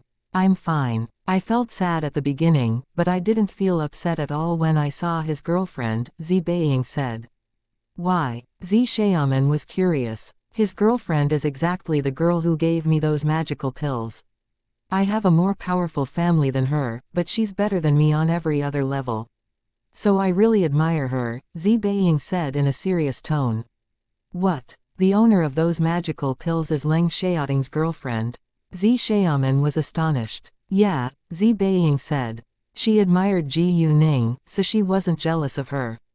Xiaoman remained silent for a while, then said, Beiying, actually I think that Shu Jinshan is also a good choice. Come on. I don't have affection towards him at all, Zi Beiying said. It wasn't the first time that her older brother had recommended Xu Jinchen to her. An idea dawned on her. Xiaoman, are you interested in him? Zi Beiying joked. Hearing that, both Mengde and Nan who stood by Zi Beiying's sides were surprised. Nonsense. Zi Xiaoman raised his voice. I only like women, all right. Fine, but stop mentioning Xu Jinchen anymore. Zi Beiying pulled her lips. Zi Xiaoman didn't know what else he could say, so he hung up the call. Zi Beiying called Ji Yuning at once, and invited her along with Leng Xiaoting to share a meal before she went home. Ji Yuning agreed. Zi Beiying also invited Xu Jinchen and Xin Bei. They agreed too. Ji Yuning still knew nothing about the fact that Zi Beiying had liked Leng Xiaoting. Leng Xiaoting didn't tell her either, because it wasn't important in his eyes. Zi Beiying had already given up chasing him right now, so it was unnecessary to bring it up. The appointed time was 6 p.m., but it was still early, so Ji Yuning and Leng Xiaoting decided to enjoy a ride. Ji Yuning said to Leng Xiaoting, I need to leave for HK the day after tomorrow. What are you going to do there? Leng Xiaoting asked. Ji Yuning then told him the truth. It's the 50th anniversary of the He family's casino on March 28th. On that day, the current leading role of the He family, He Hongji, and his younger brother, He Hongyuan, will have a competition for the leading position by gambling. He Hongji is losing his hearing, and his second son, who's the best gambler in the family, is still missing, so his daughter, He Xin, turned to me for help. She offered me 500 million yuan as compensation.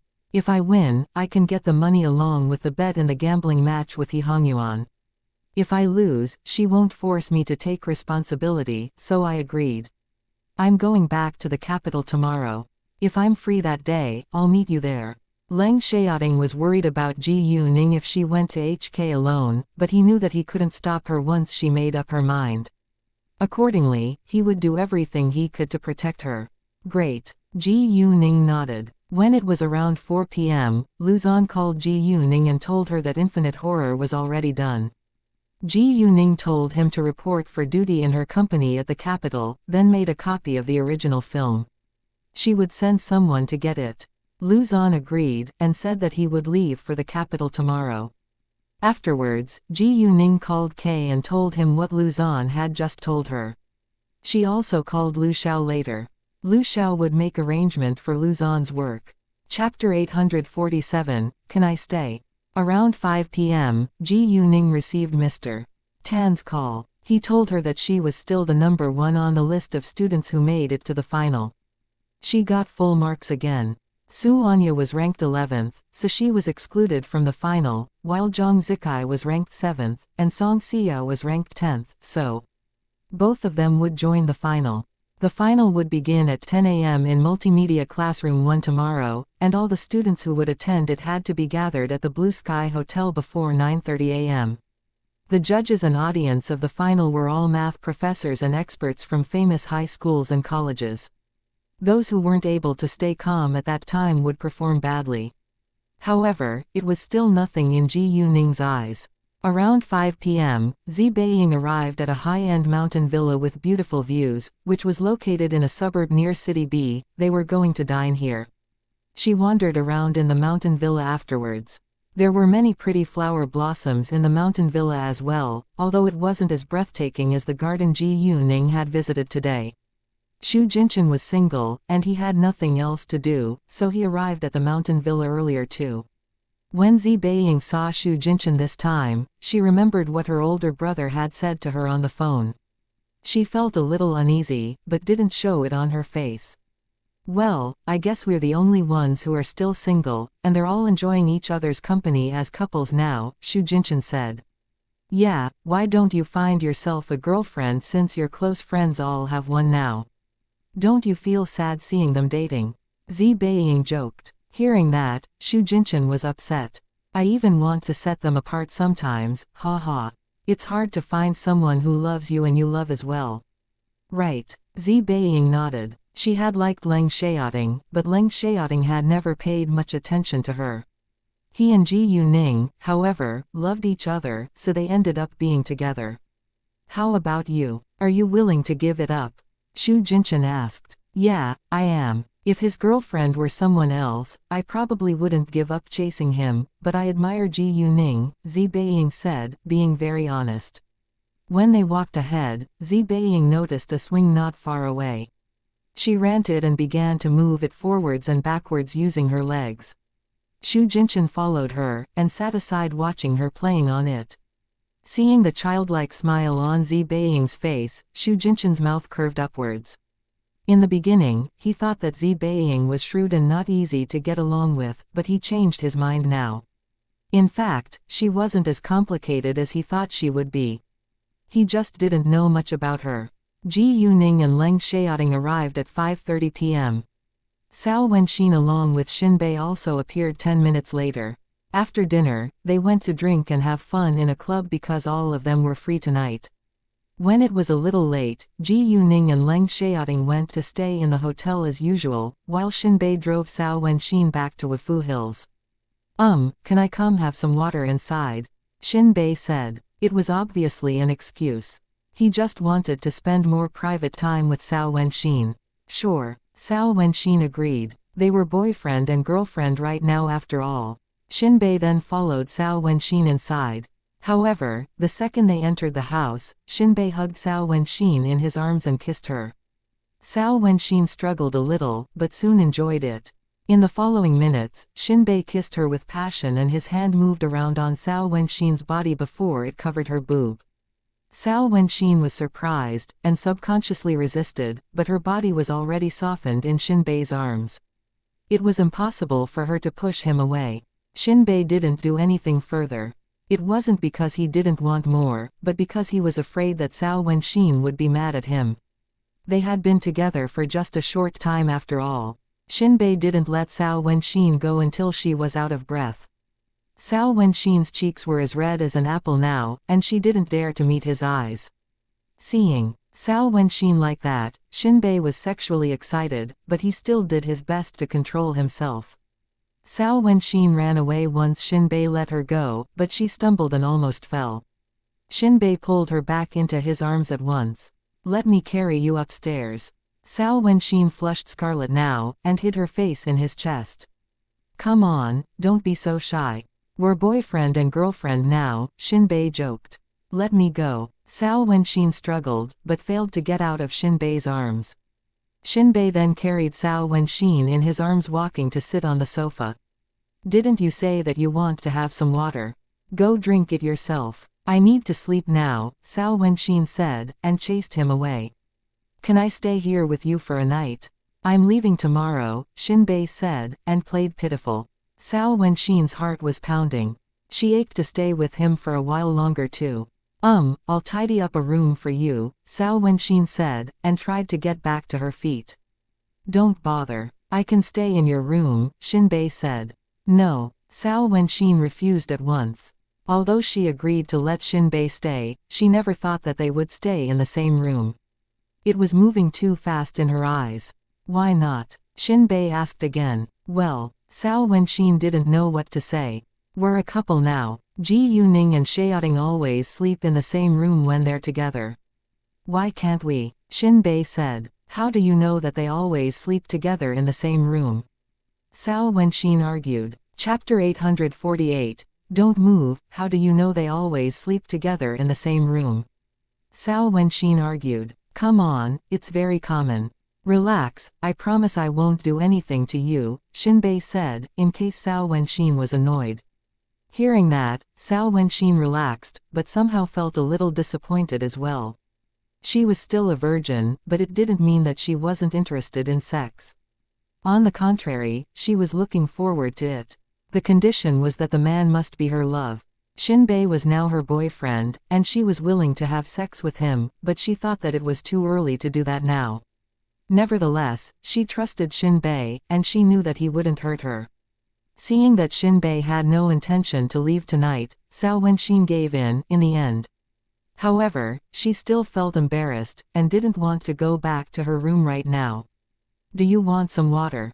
Cao Wenxin asked. Yeah, Xinbei had several drinks, so he was indeed thirsty now. Cao Wenxin then went to pour 2 glasses of water for them. After that, she switched on the TV. Aren't you sleepy? It's late now, Shinbei asked. He understood what Cao Wenxin was avoiding, and he thought that it was quite funny when she flushed. They were boyfriend and girlfriend now, and it would happen sooner or later. Actually, he insisted on staying here not because he wanted to have sex with Cao Wenxin, but because he simply wanted to spend more private time with her. Although they hadn't been together for long, and anything could happen in the future, he was confident that they could be happy together forever. I don't want to sleep right now. If you're sleepy, you can go to bed before me, Cao Wenxin said.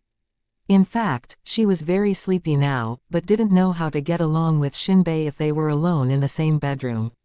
I'm not sleepy either, I can stay here watching TV with you, Shinbei said, then sat next to Cao Wenxin.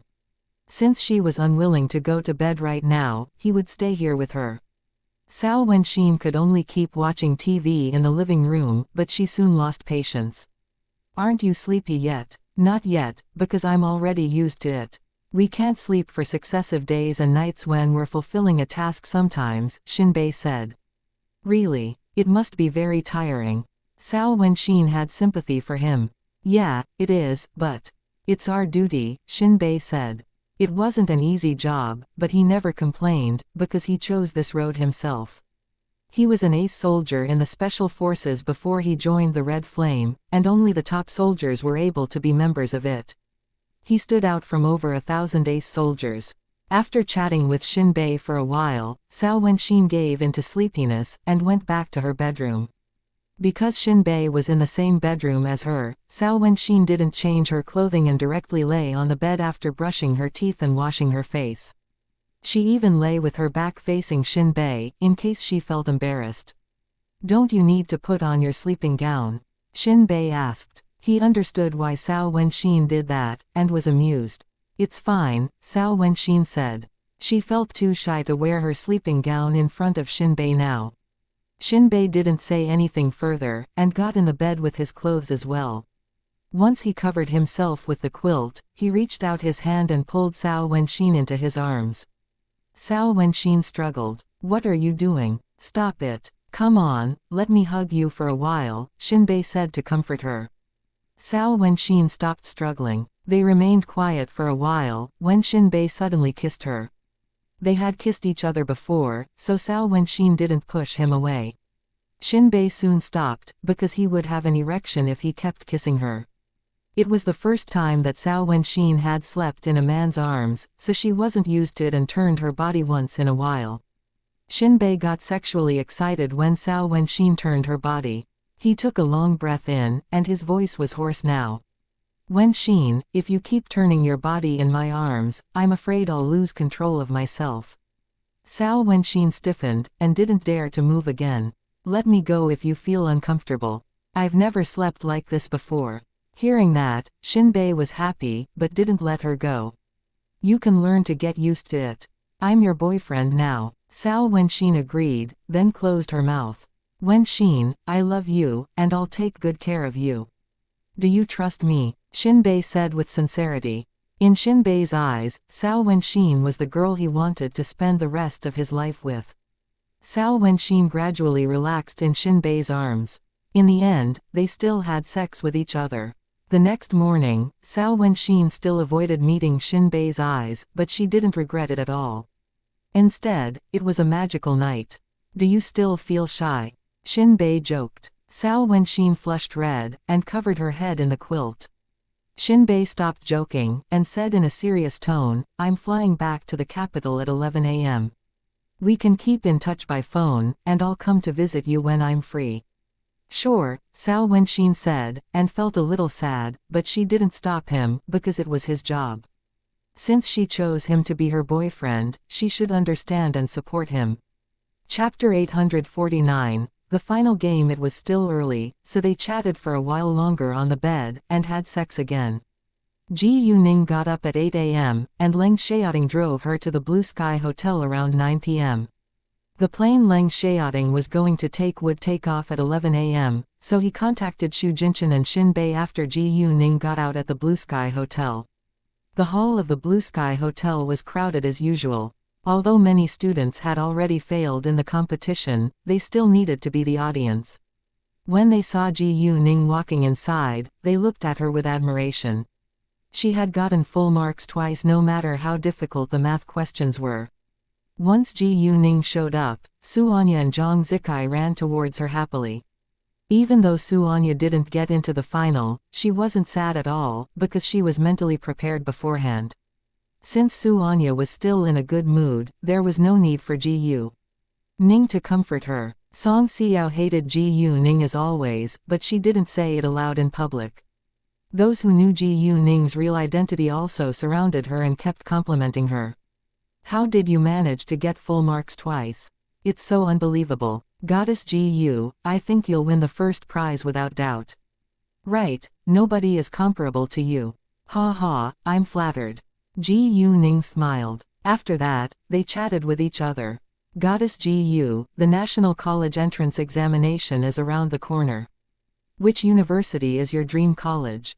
Someone asked. Goddess Ji Yu is so outstanding. I think it's easy for you to get in, another student said. Well, my target is the capital too, but I'm not confident that I can get into the capital university. I plan to study in the University of City B, but I've changed my mind now.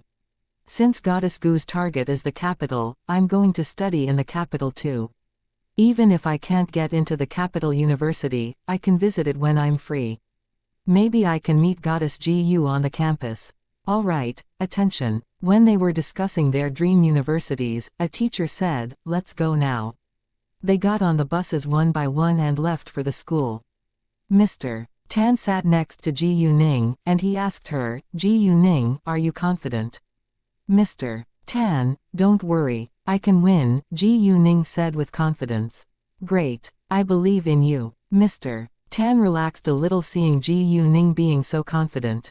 You don't need to be so stressed. Just finish it as usual. Although he ached to see Ji Yu-ning win the first prize, he shouldn't put pressure on her. When they arrived at the number 1 high school, it was only 20 minutes away from the final, so they all went to sit in the multimedia classroom 1. The math professors and experts were still absent at this time. The 10 participants sat in the first row, and faced the math professors, experts and the audience. After a while, 10 math professors and experts walked inside one by one. 3 of them were judges, while the rest were guests, Director Yu included. As the Vice Director of the Education Bureau, he should be present, because the Education Bureau was the host of the competition this year.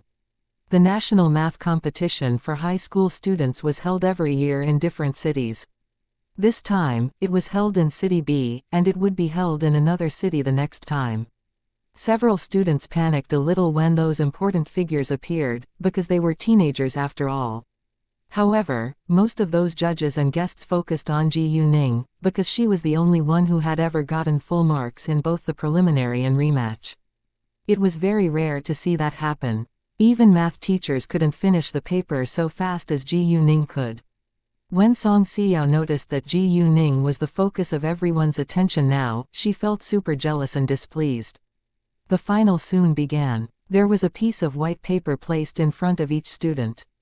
Math questions would be projected on the screen and students would write down their answers on the paper. After that, they should raise their hands, and teachers would come to collect their paper. Their answers would be shown on the screen too for the judges to make judgments. If the answer was right, the student stood out. The teacher would show 3 answers of 3 students every time. If the first student's answer was wrong, it would be the second student's turn. If the second student's answer was right, the second student would win the game, and the third student lost his or her chance. If the second student's answer was wrong, it would be the third student's turn. If the third student's answer was right, the third student would win the game. If not, the teacher would show the next question on the screen. Chapter 850, Win the first prize. The final was open to the public, so many reporters came to the classroom as well, and recorded the whole process. They pointed their cameras at Ji Yu-ning most of the time, because they had all heard of Ji Yu-ning's scores in the preliminary and rematch. In their eyes, Ji Yu-ning was a genius. 10 questions would be projected on the screen in the final. The first one was a verbal math question and it had to be finished within 30 seconds.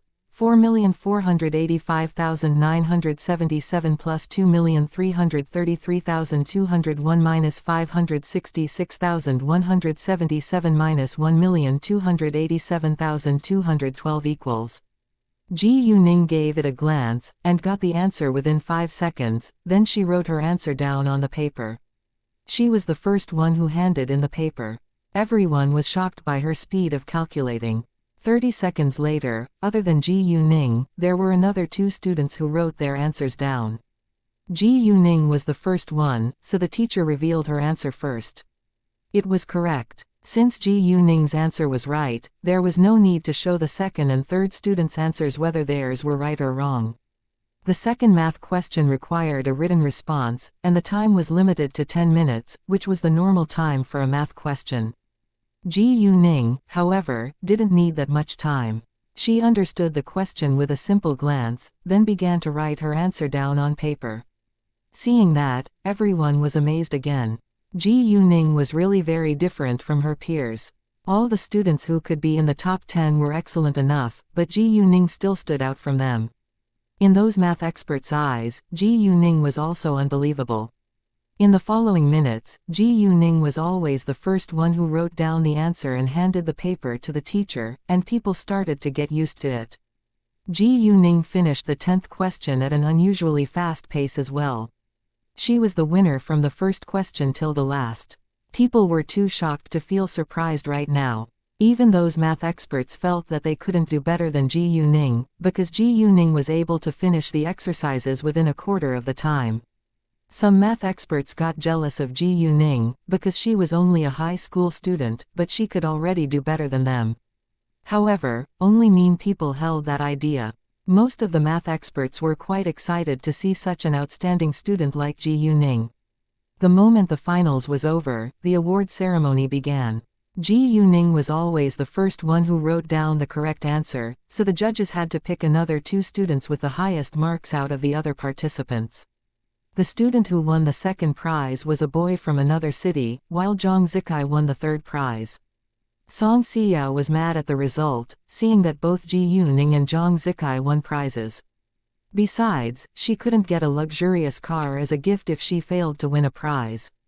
The awards for the first prize were a trophy, a certificate of honor and 50,000 yuan.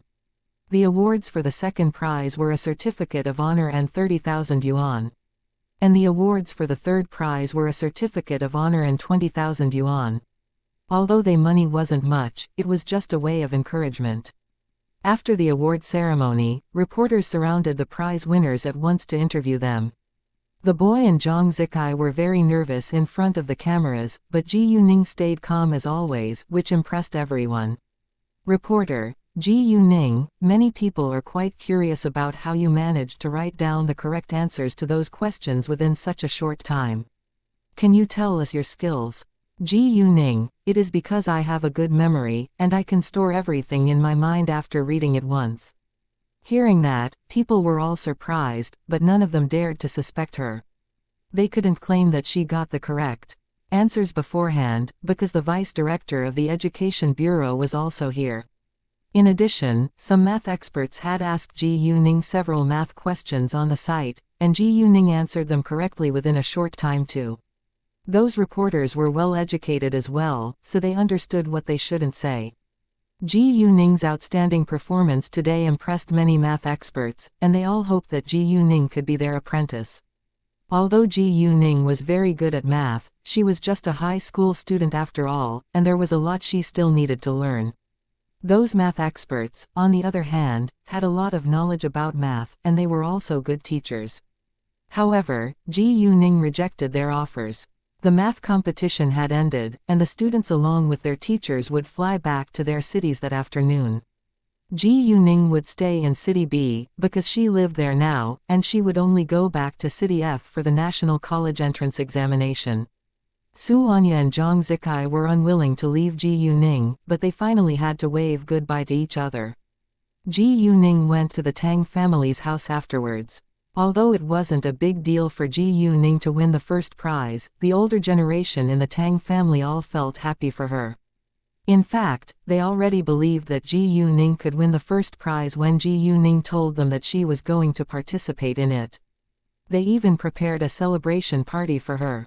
When they saw the trophy and certificate of honor, they were excited again, and felt proud of Ji Yuning. Tang Haifeng called his old friends and kept showing off his outstanding granddaughter's achievement. His old friends were all shocked by the news, and felt envious of him. They all wished that their grandchildren could be as outstanding as Ji Yuning. Before long, the video of the final was uploaded to the internet, and it soon went viral. Ji Yuning, once again, became a hot topic throughout social media. Chapter 851, In Love with Goddess Ji Yu. The students and teachers of the No. 3 high school in City F all felt proud of Ji Yuning. It was as if they had won the first prize themselves. Not only was Ji Yuning the honor of her school now, but also City F. The director of the Education Bureau in City F and the secretary of the Municipal Party Committee of City F called Ji Yuning to congratulate her too. Ji Yuning's friends called her one after another as well. Ji Yuning couldn't remember how many calls she had received today, and she felt quite thirsty after repeatedly saying thanks, but she wasn't impatient at all. Instead, she was happy to receive congratulations from her close friends. "Boss, you're so unbelievable. Why don't we have a celebration party?" Pan Zerui said with excitement. "Thanks, but my family is doing that for me. I think I can have several drinks with you later tonight though," Ji Yuning said. "Great. My friends also want to celebrate it with you. Would you mind sharing drinks with them in my club?" Pan Zerui asked. "Of course not," Ji Yuning said with a smile. Although she wasn't familiar with Pan Zerui's friends, she treated them politely, and was willing to gather together with them. "Thanks." Pan Zerui was thrilled. "Oh, boss, my older brother is much better now.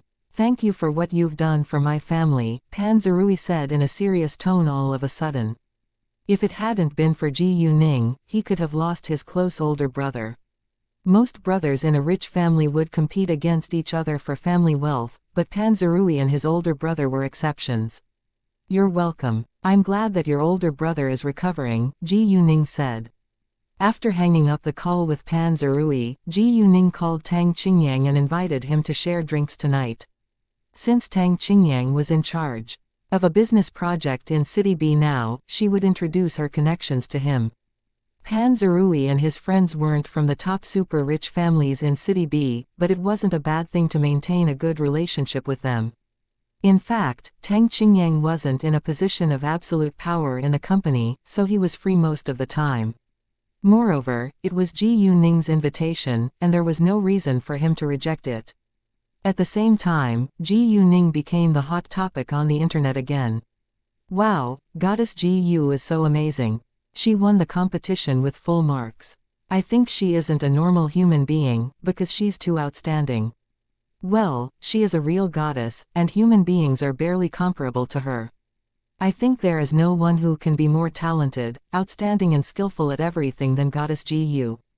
Yeah, my mother wishes that she had a kid as outstanding as Goddess Ji Yu, ha ha. Ha ha, ha ha, my mother has the same idea. I believe many parents share the same thought, because Goddess Ji Yu is basically perfect. Right, but I'm not jealous of Goddess Ji Yu. That's because you're a royal fan of her now, and you admire her. I think Goddess Ji Yu can do everything well. There is nothing she couldn't do. Anyway, I'm deeply in love with Goddess Ji Yu now. I'm losing interest in boys. Please don't. If you're losing interest in boys, another boy has to stay single. I agree, the amount of men is out of all proportion to that of women in our country now. Women are rare animals. I'm not an animal. What's worse now is that some families still value boys much higher above girls, which is something I totally couldn't understand. Right, I couldn't understand it either. Boys and girls should be equal. If I'm going to be a mother in the future, I'll treat my son and daughter fairly. Hey, it has nothing to do with this topic. We're talking about Goddess Ji Yu now. Oh, you're right. Goddess Ji Yu, I love you. Love you too. Countless internet users were discussing Ji Yuning and a large amount of them became her fans. Before long, Ji Yuning occupied 3 of the hottest topics on Weibo. The first hottest topic. Another great achievement for Goddess Ji Yu. The fourth hottest topic. Ji Yuning won the first prize in the math competition. The sixth hottest topic, confess your love to goddess Ji Yu. Once Ji Yuning's name appeared on the list of the hottest topics, many stars were upset, because Ji Yuning always attracted much more attention than them. However, a while later, another topic about Ji Yuning showed up on the list, but it wasn't a good one. Chapter 852, How Come Ji Yuning Became the Champion? The title was, How Come Ji Yuning Became the Champion? Many people left comments with suspicions on the fact that Ji Yuning had won the competition with full marks 3 times. Some believed that Ji Yuning had bribed the Education Bureau to get the correct answers even before the contest began. It's said that Ji Yuning is an excellent student in her school, so it isn't a surprise that she won the first prize, but how did she manage to do it with full marks? It has never happened before. I can't believe it. I agree. My uncle is a math teacher in a high school, and even he can't finish those exercises within such a short time. Ji Yuning is just a high school student. I don't think she's able to do that on her own. She's a successful businesswoman now, and it might be easy for her to get the correct answers beforehand. Mind your words. You have to take responsibility for what you just said. How dare you suspect a department of our government? Don't you feel embarrassed that your uncle, who's a math teacher in a high school, failed to do better than Ji Yuning, who is just a high school student? They're so mean, and I think they're simply being jealous. She even gave an excuse that she has a good memory. It must be a lie.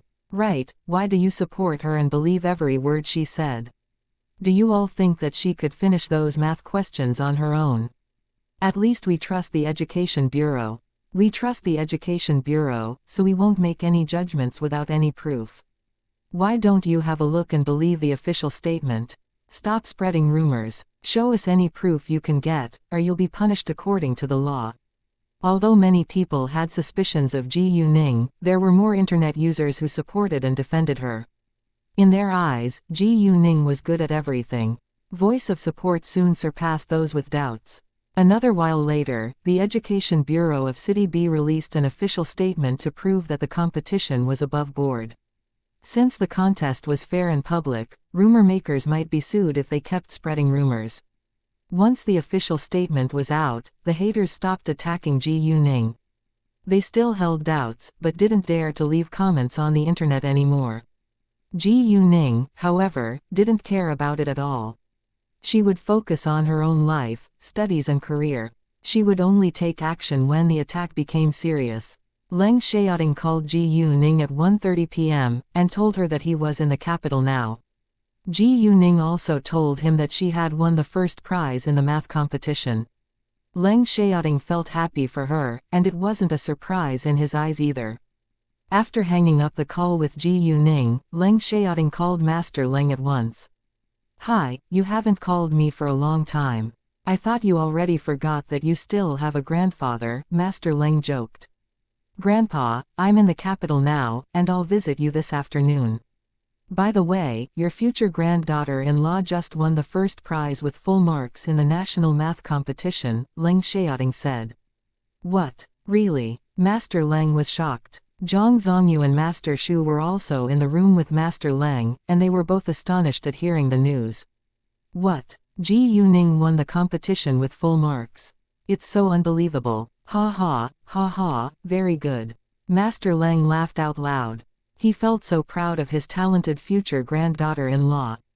Afterwards, Master Leng kept showing off Ji Yuning's achievements in front of Zhang Zongyu and Master Shu. He didn't stop complimenting Ji Yuning until his friends got a little annoyed. Master Leng just loved to see his friends being envious of him. At 6 p.m., all the members of the Tang family were home. Even Cao Ruo's family joined the party to congratulate Ji Yuning. It was also the third day after the construction of Shenghua real estate began, but nothing bad happened, so people started to believe that the horrifying news about the land was just a rumor. Ji Yuning told Gao Yi and Chao Ya to pay a lot of attention to the construction, in case her business competitors caused trouble on the construction site. When it was nearly 9 p.m., Ji Yuning went to Pan Zirui's bar along with Cao Wenxin. On their way, Ji Yuning called Tang Qingyang and told him to meet her there. Pan Zerui and his friends were already waiting for them when Ji Yuning and Cao Wenxin arrived. They wouldn't bring cheap girls with them when they met with Ji Yuning now, because they thought that it wasn't polite and they were respectful of Ji Yuning. Although Ji Yuning didn't mind, it was a good thing to avoid conflicts with those cheap girls. The second Ji Yuning and Cao Wenxin showed up, everyone complimented Ji Yuning with sincerity. A while later, Tang Qingyang arrived, and Ji Yuning introduced him to everyone.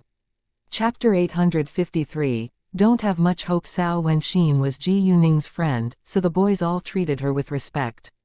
And when Ji Yuning told Tang Qingyang and Pan Zerui to exchange their name cards, they understood that Tang Qingyang must be important in Ji Yuning's circle of friends.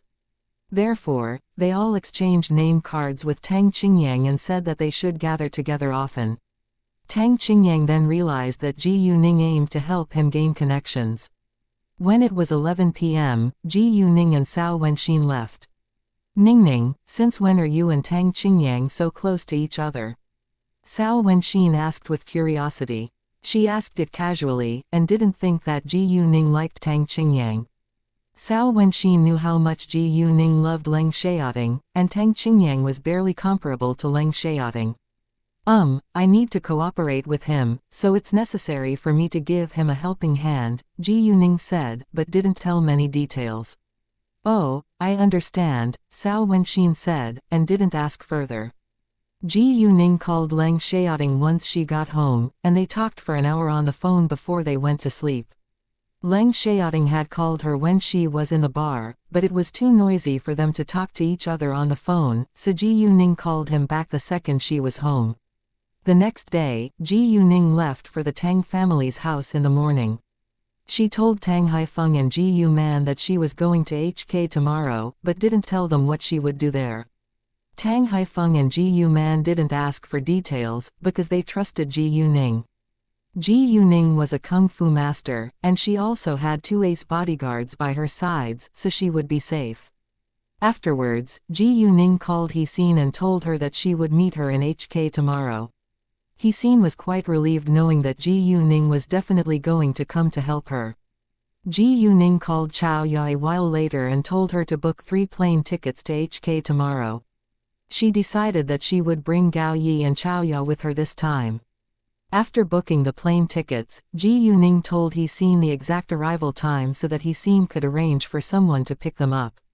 When it was settled, Hixin went to meet her father in the study. He Hongji was lying on the soft couch, and looked haggard. He was just in his early 50s, but looked much older than his real age. His family faced a serious crisis now, and he was also in a bad mood. Although Hixin told him that she had found an ace gambler, he was still very anxious. Besides, his second son was still missing. Someone knocked on the door of the study. He Hongji got his mind back and said, "Come in." The second He Hongji finished saying that, Hixin pushed the door open, walking inside. Seeing her father looking so haggard, she felt sad, but didn't know what to do. "Father," Hixin called him. "The girl just called me, and said that she'll be here around 5 p.m. tomorrow." Hearing that, He Hongji was cheered up a little. Only He Hongji and Hixin were aware of it right now, because it was the key moment in their family's development, so they had to keep it a secret. If anyone else found out, Ji Yuning would be in a dangerous situation. Today ended peacefully. The next morning, Ji Yuning went to Fengsheng shopping mall to check on her shops. Both jade beauty jewelry and charm were very popular and crowded with customers. As for the beauty salon, skincare products were delivered that morning, and the staff members were sorting them out. It would open the day after tomorrow. Ji Yuning and the others left for the airport at 12:30 p.m. At this time, in the capital, Lu Zan and his team reported for duty at noon. Lu Xiao told them to stay in the hotel. The company wouldn't offer them free accommodations, but only 1,000 yuan as a housing allowance.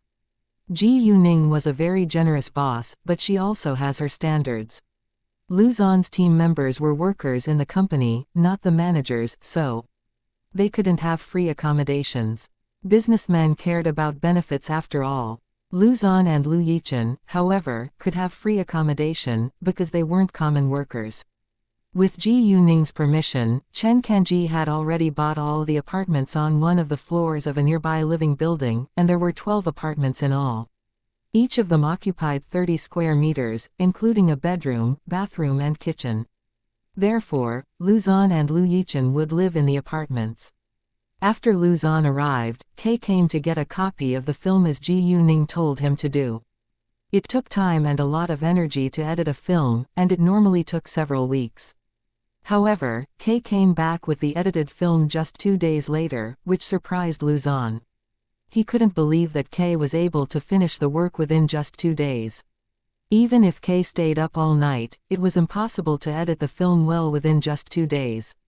Therefore, Lu Zan thought that Kei had probably edited the film without much care.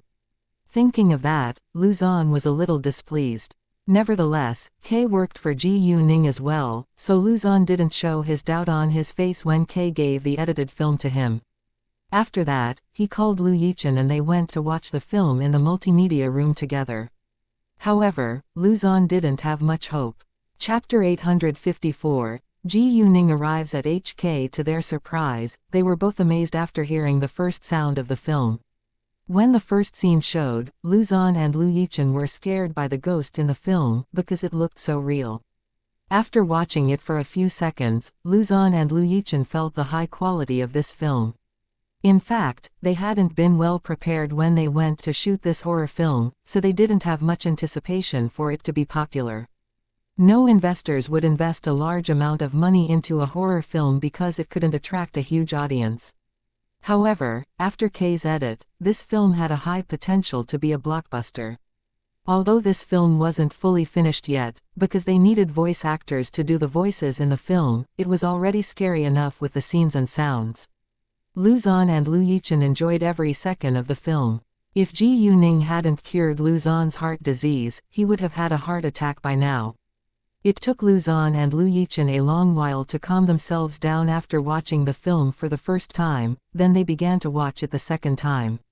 Even though they had already watched it once, they were still scared sometimes. Uncle Zan, this film editor, Mu Yi, is so good. He's edited this film well within just 2 days, and its quality is so unbelievable, Lu Yichen said. Right, he must be a genius. I've never seen such a talented film worker like him before. I'm confident that this film can be popular once it's shown in theaters, Lu Zan said. As long as they could promote it well, there was no doubt that this film would be a great success. When they walked out of the multimedia room, they were still in shock and fear because of the film. Lu Zan walked to the general manager's office afterwards. Director Lu, what happened? Seeing Lu Zan's pale face, Lu Xiao asked with concern. Lu Zan took a long breath in before he opened his mouth. Manager Lu, this film is edited so well that I'm confident that it can be a great success.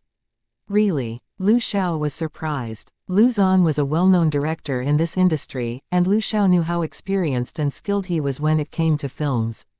If Lu Zan thought that this film could be a great success, it was very likely to happen. Well, we can check whether the voice actors are ready now and finish the film as soon as possible, Lu Xiao said. He was curious to see the audience's reaction to the film. Lu Xiao had hired voice actors before Lu Zan arrived. He also thought that it would take at least several weeks to edit the film well, but it was already done after 2 days. Sure, Lu Zan said, then left. Ji Yuning wouldn't interfere in the business of Fenghua Entertainment, unless it was necessary, and Lu Xiao was completely in charge of it. Therefore, Ji Yuning wasn't aware of the condition of Fenghua Entertainment for now. Ji Yuning arrived at the airport of HK around 4:40 p.m. Once she got off the plane, she called Hixin. Hixin said that she was already waiting for her in the arrival hall. She came to pick Ji Yuning up in person. Hi, Miss Ji Yu, been a while. Hixin was excited to see Ji Yuning. Ji Yuning's help was super important in her eyes, so she had to make sure that Ji Yuning was safe. Nice to see you again, Miss He, Ji Yuning said with a smile. Please follow me this way, Hixin said, then guided Ji Yuning and the others out of the airport and got into a car at the roadside. Miss Ji Yu, we can share a meal at the hotel first, and you can have a good rest today. The gambling match will begin at 2 p.m. the day after tomorrow, so you can have a trip around HK, but you must be careful, He-Sin said. The competition would be held the day after tomorrow, but Ji Yuning wanted to have a tour in HK, so she came here a day earlier. He-Sin planned to arrange several bodyguards for Ji Yuning, but Ji Yuning declined, because she already had 2 ace killers by her sides. I will, Ji Yuning replied. At this moment, Ji Yuning's phone rang, and the caller was Li Meosong, who she hadn't contacted for a long time. Seeing the caller's name, Ji Yuning understood that they must have found an ancient grave somewhere. Hi, Uncle Li. Ji Yuning put on her earphones and answered the phone. Hi, Miss Ji Yu, I just saw a girl who looks quite familiar to you at the airport of HK, and there was a man and woman by her sides. Is the girl you? Li Meosong asked. Ji Yuning was struck dumb for a second. In that case, Li Meosong must be in HK too.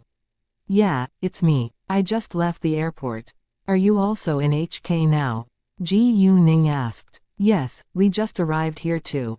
We got a piece of information, but are not sure about it yet, so we decided to check it ourselves before we tell you. I'm surprised to see you in HK. Are you free? Why don't we share a meal and talk about it? Li Meosong said. Well, I'm a little busy right now, so I'll contact you a little bit later, Ji Yuning said. Sure, Li Meosong said, then hung up. He-Sin booked the largest presidential suite for Ji Yuning's group in the most luxurious 5-star hotel. After that, they went to dine together. Miss He, is your second older brother still missing? Ji Yuning asked with concern. Chapter 855, the drama in the hotel. Thinking of her second older brother, He-Sin looked sad. Yeah, he's still missing. Do you know how your second older brother disappeared? Ji Yuning asked. She had no intention to do He-Sin a favor, but she wouldn't mind paying attention to it. It wasn't a secret, so He-Sin directly said, 2 months ago, he went to sail with his friends. They left for a small undeveloped island on the west side. In the beginning, we could get through to him, but we lost touch the next day, and he never came back again. My father sent a lot of people to find him. Their yacht was still stopped by the small island, but they were nowhere to be found. Besides, no other yachts have been there except theirs. After a short time, my father's ears acted up, and the news went abroad. My family is affected a little, but luckily we have many allies, so our family business is still doing well. However, it won't last long, because He Hongyuan is always thinking of taking over my family's business. He Hongyuan doesn't bother to hide his ambition, so my family are all aware of his aim, but he refuses to admit it himself. We don't have solid proof either, so we can do nothing about it, He-Sin added. Speaking of He Hongyuan, He-Sin was angry. Ji Yuning didn't ask further. She had planned to pay some attention to He-Sin's second older brother's disappearance, but it now seemed difficult. After the meal, He-Sin left, and Ji Yuning called Li Meosong. Li Meosong and his friends were dining in a 4-star hotel now, which wasn't far from the hotel Ji Yuning stayed in, so Ji Yuning decided to walk there as a way of exercise. Just as she arrived at the hall, she noticed that He-Sin was in a conflict with a man and a woman. The man and woman stood hand in hand, looking at He-Sin with arrogance. He-Sin, it must be a hard time for you, right? I will be the heiress of the He family the day after tomorrow, while you'll lose everything you were born with. The woman laughed at He-Sin with her eyes full of maliciousness. In the past, He-Yishi was always overshadowed by He-Sin. This woman who was making fun of He-Sin was exactly the daughter of her uncle, He-Yishi. The man by her side was the second son of the leader of the Tiandawei, Hong Yufei.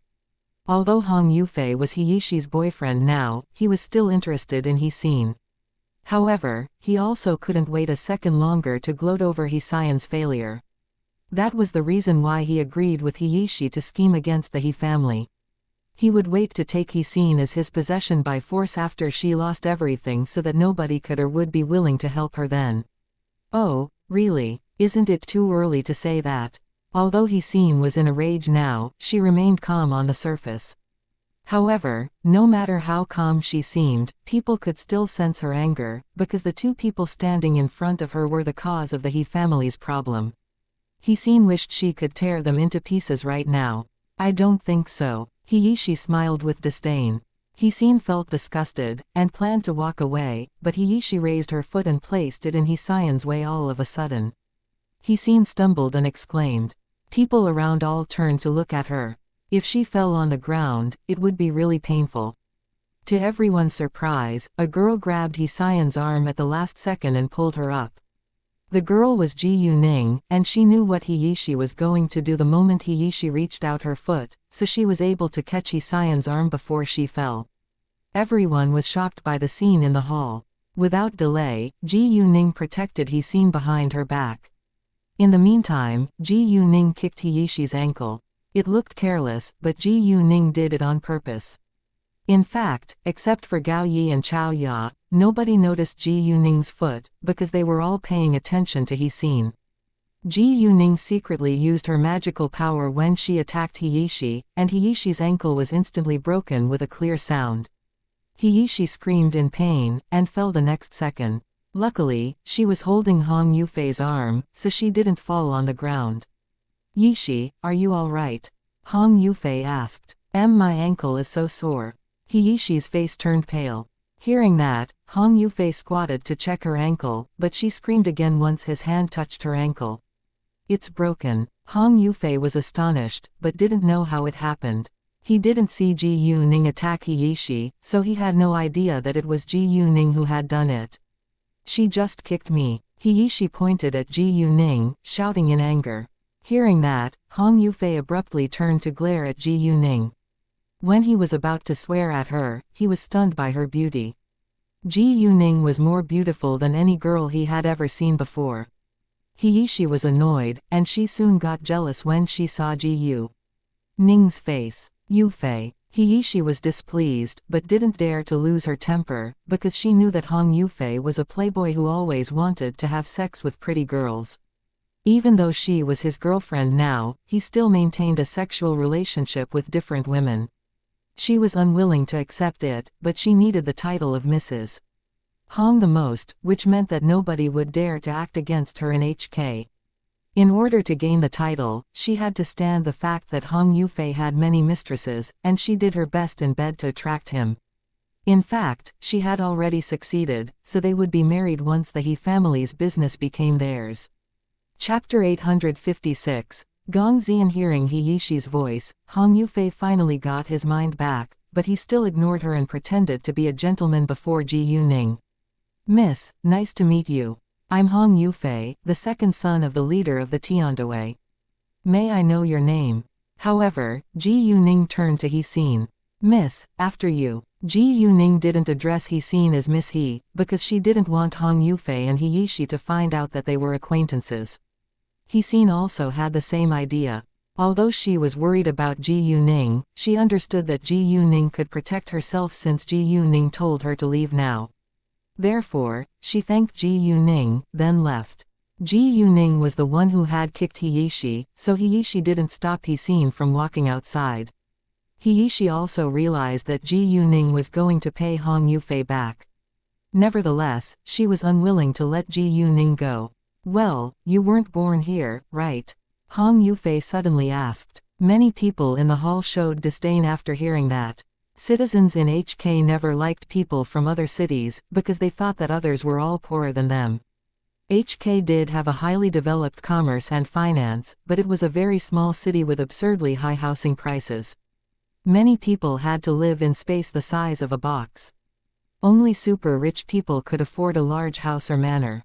In that case, countless people from other cities couldn't understand why citizens in HK believed that they were better than others. Let's go now, Ji Yuning said to Gao Yi and Chao Ya, then strode away. She didn't bother to give Hong Yufei a glance from the beginning to the end. Stop right there. Hong Yufei opened his mouth. Ji Yuning, however, didn't stop at all. She acted like Hong Yufei wasn't calling her. Hong Yufei let Heishi go at once, and Heishi almost fell down, but she didn't mind it now. She knew that the girl was going to be punished once Hong Yufei got mad. Hong Yufei went ahead and blocked Ji Yuning's way. At the same time, Gao Yi stood in between Ji Yuning and Hong Yufei to separate him from Ji Yuning. Hong Yufei was displeased, glaring at Ji Yuning like a hungry wolf. How dare you ignore me? Don't you know who I am? You won't be able to bear the result if you annoy me. Ji Yuning stared at him with an expressionless face, and Hong Yufei somehow felt stressed. Really? Did I annoy you? Ji Yuning coldly asked. She didn't seem scared of his family background at all. You. Hong Yufei was struck dumb for a second. You kicked my woman. I kicked your woman, not you. It's none of your business. If your woman is annoyed, you can tell her to argue with me. In addition, your woman tried to make the miss stumble, and I just taught her a lesson in case she does it again, Ji Yuning said. You. Hong Yufei didn't know what to say. Seeing that, Heishi lost patience, and said, Yufei, I'm your woman.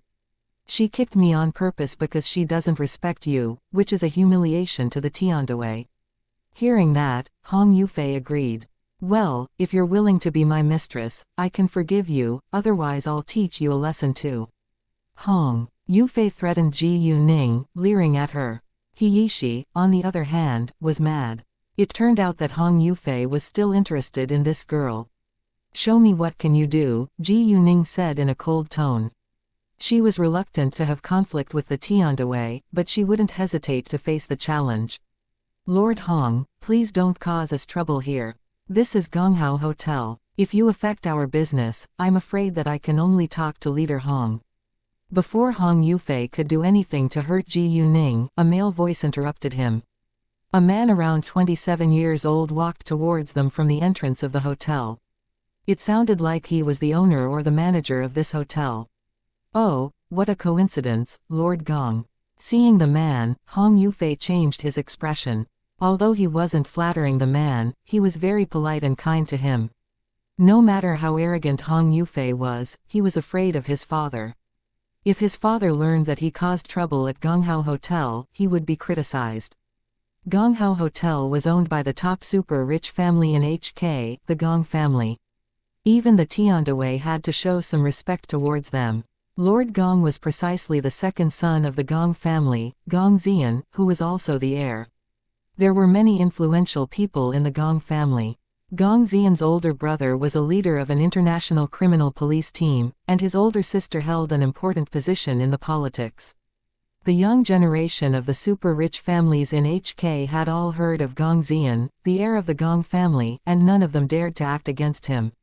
Lord Hong, please solve your problem out of here, Gong Xian said, then gave Ji Yuning a glance before he left. Once Gong Xian was gone, Hong Yufei looked evil again. Let's go outside to solve this problem. He stared straight at Ji Yuning. Are you sure you alone can beat 3 of us in a fight? Ji Yuning said with disdain. Chapter 857, A strange undersea ship. Hong Yufei then observed the 2 people by Ji Yuning's sides.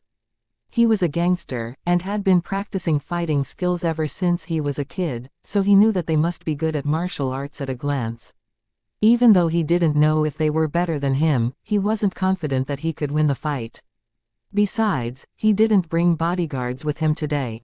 Hong Yufei hesitated. Seeing that, Heishi got anxious. He's the second son of the leader of the Tiandaway. You should know how influential the Tiandaway is. If you dare to hurt him, the Tiandaway won't let you get away with it. Hearing that, Hong Yufei also raised his voice arguing. Right, my father is the leader of the Tiandaway. If you dare to hurt me, the Tiandaway will pay you back without doubt. All of a sudden, Ji Yuning felt that Hong Yufei was a little stupid, and he needed Heishi's help to figure things out. In that case, Heishi must have done a lot to become Hong Yufei's girlfriend. However, it was just a cheap trick in Ji Yuning's eyes. You've mentioned the Tiandaway many times till now. Do you think I'm afraid of it? Ji Yuning said. She had already wasted a lot of time on them. She was running out of time, and had to leave now. If you want a fight, let's have a fight outside, Ji Yuning said with impatience, then walked out. Hong Yufei, however, still hesitated. Heishi didn't say a word now either, because she was worried that they might really hurt Hong Yufei. Even though Hong Yufei wasn't willing to fight against Ji Yuning, many people in the hall were staring at him, so he had to accept the challenge as the second son of the leader of the Tiandaway. Therefore, Hong Yufei followed Ji Yuning, and many onlookers went outside to watch the fight too. Hiishi's ankle was broken, so she could barely stand on her feet. She yelled at the receptionist in anger, "Are you blind? Couldn't you see my broken ankle? Call the ambulance, now." The receptionist then called the ambulance at once, and went to support Hiishi to sit on a nearby sofa.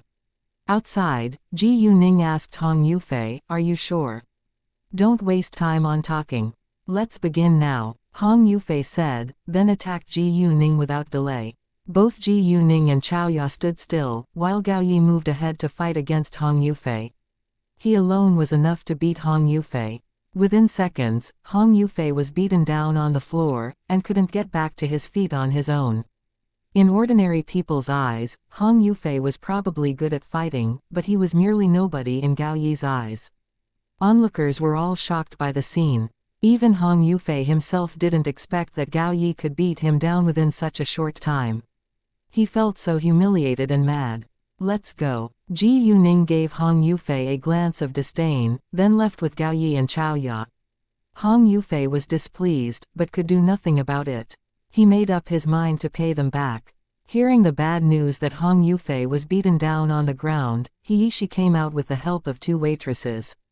It was painful for her to move, but she had to do it in order to show her care towards Hong Yufei.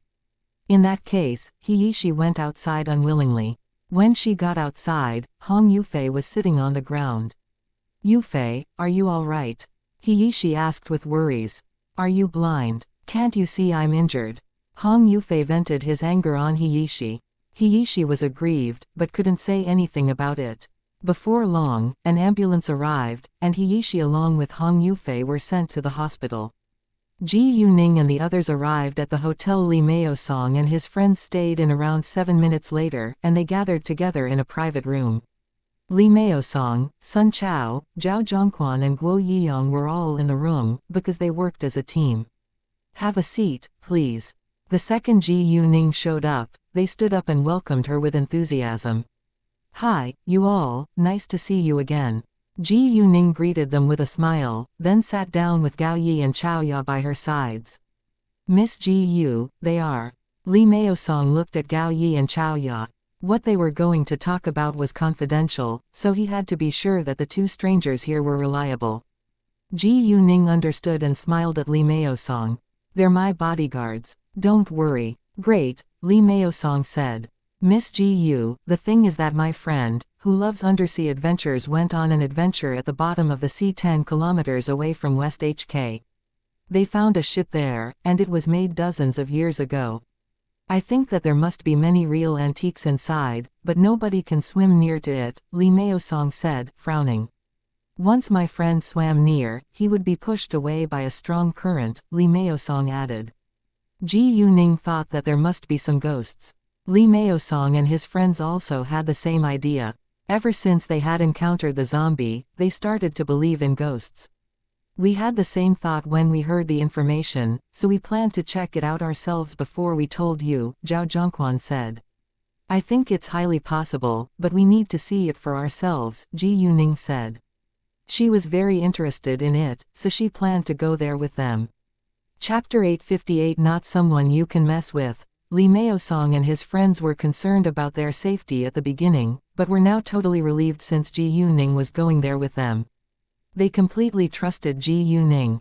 "Miss Ji Yu, I heard the news from my friend, so he and his friends will go with us. If we find anything valuable, they'll share it with us too. Do you mind?" Li Meosong asked. In fact, if there were really valuable objects in the ship, Ji Yuning would put them into her telepathic eye space first, and shared the rest of the antiques with them. They knew that Ji Yuning was generous, but they still needed to ask for her agreement. "We'll set off at 7 a.m. tomorrow from this hotel. Will you come here to meet us, or do you need us to pick you up?" Li Meosong asked. "We can meet here before 7 a.m. tomorrow," Ji Yuning said. It was settled like that. After the serious business, they began to chat casually. Guo Yiyong said with excitement, "Miss Ji Yu, I read many pieces of news about you on the internet these days, and your achievements really impress me." "Exactly. Miss Ji Yu, is there anything you can't do?" Zhao Zhongquan joked. Ji Yuning smiled. Well, I am better than most of the ordinary people at many things, but it doesn't mean that I can do everything. Your parents must be super proud of you, Lee Maosong said, then felt sad because he thought of his own daughter and wife. He used to have a loving family, but he lost his beloved daughter and wife 10 years ago in a car accident. It had taken him a long time to move on. He still had to take care of his aged parents, so he had to be strong and continue to live his life. However, because he loved his deceased wife, he never married again. Lee Maosong used to be an owner of an antique store which was his family's property for many generations, but it wasn't profitable. His father got seriously sick afterwards, and was badly in need of a large amount of money for medicine, so he was forced to be a gravedigger to make more money. And now, his parents were both healthy and lived a good life. When Yishi was admitted into the hospital, her ankle was moved back to its normal position, and she could soon walk on her own. Hong Yufei, however, had to stay in bed for a couple of days. It was something completely unacceptable in his eyes. Therefore, he kept swearing at Ji Yuning. Damn it, I must pay them back. How dare they humiliate and hurt me? Ji Yuning and the others left a while later. When they had almost entered the hotel, a bunch of men surrounded them. Ji Yuning understood that they must have been sent by Hong Yufei. Without delay, they began to attack Ji Yuning, Chaoya and Gao Yi, and none of them were bad at fighting. Hong Yufei wasn't too dumb, and he gathered over a dozen of the most skilled fighters in the Tiandawei to beat them. However, they were still barely comparable to Ji Yuning, Gao Yi and Chaoya. Within a minute, the three of them beat the bunch of men down on the ground. Those men were struck dumb, because they couldn't believe that they failed so soon. In a room on the 16th floor of the Gonghao Hotel, two men were standing in front of the French window, and both of them were amazed by the scene.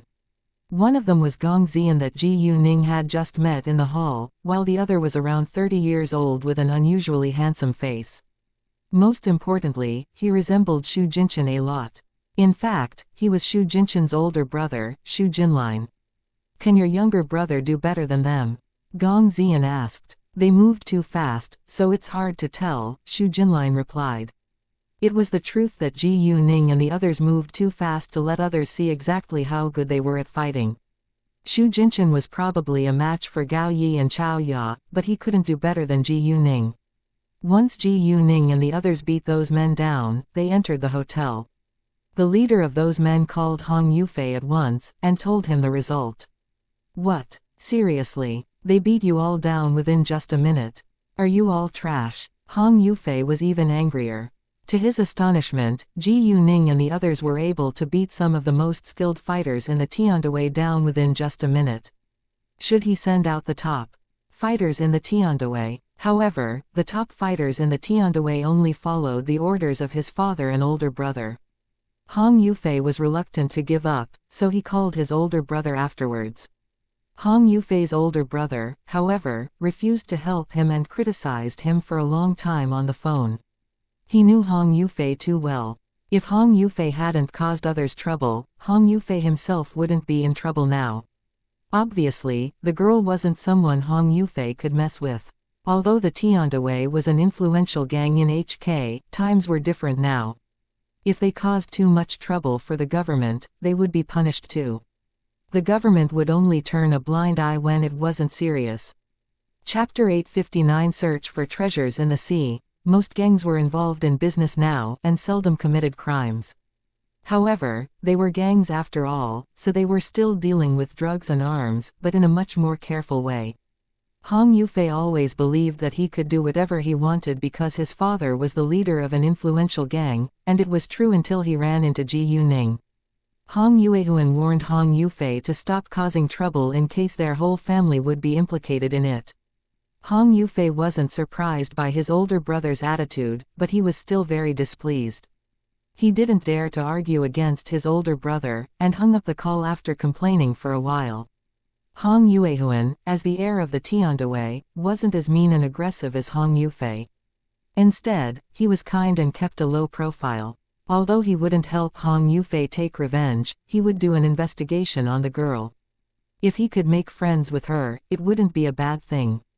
When Ji Yuning and Leng Xiaoting talked with each other on the phone that night, She didn't tell him that she was going to search for treasures under the sea tomorrow, in case he was worried. The next day, Ji Yuning and the others went to meet Li Meosong and his team at 6:50 a.m. They prepared an MPV, which was able to accommodate 7 people. Li Meosong's friends would meet them at the appointed bay. Li Meosong had already told his friends about how Ji Yuning had helped them before, and his friends were looking forward to meeting her.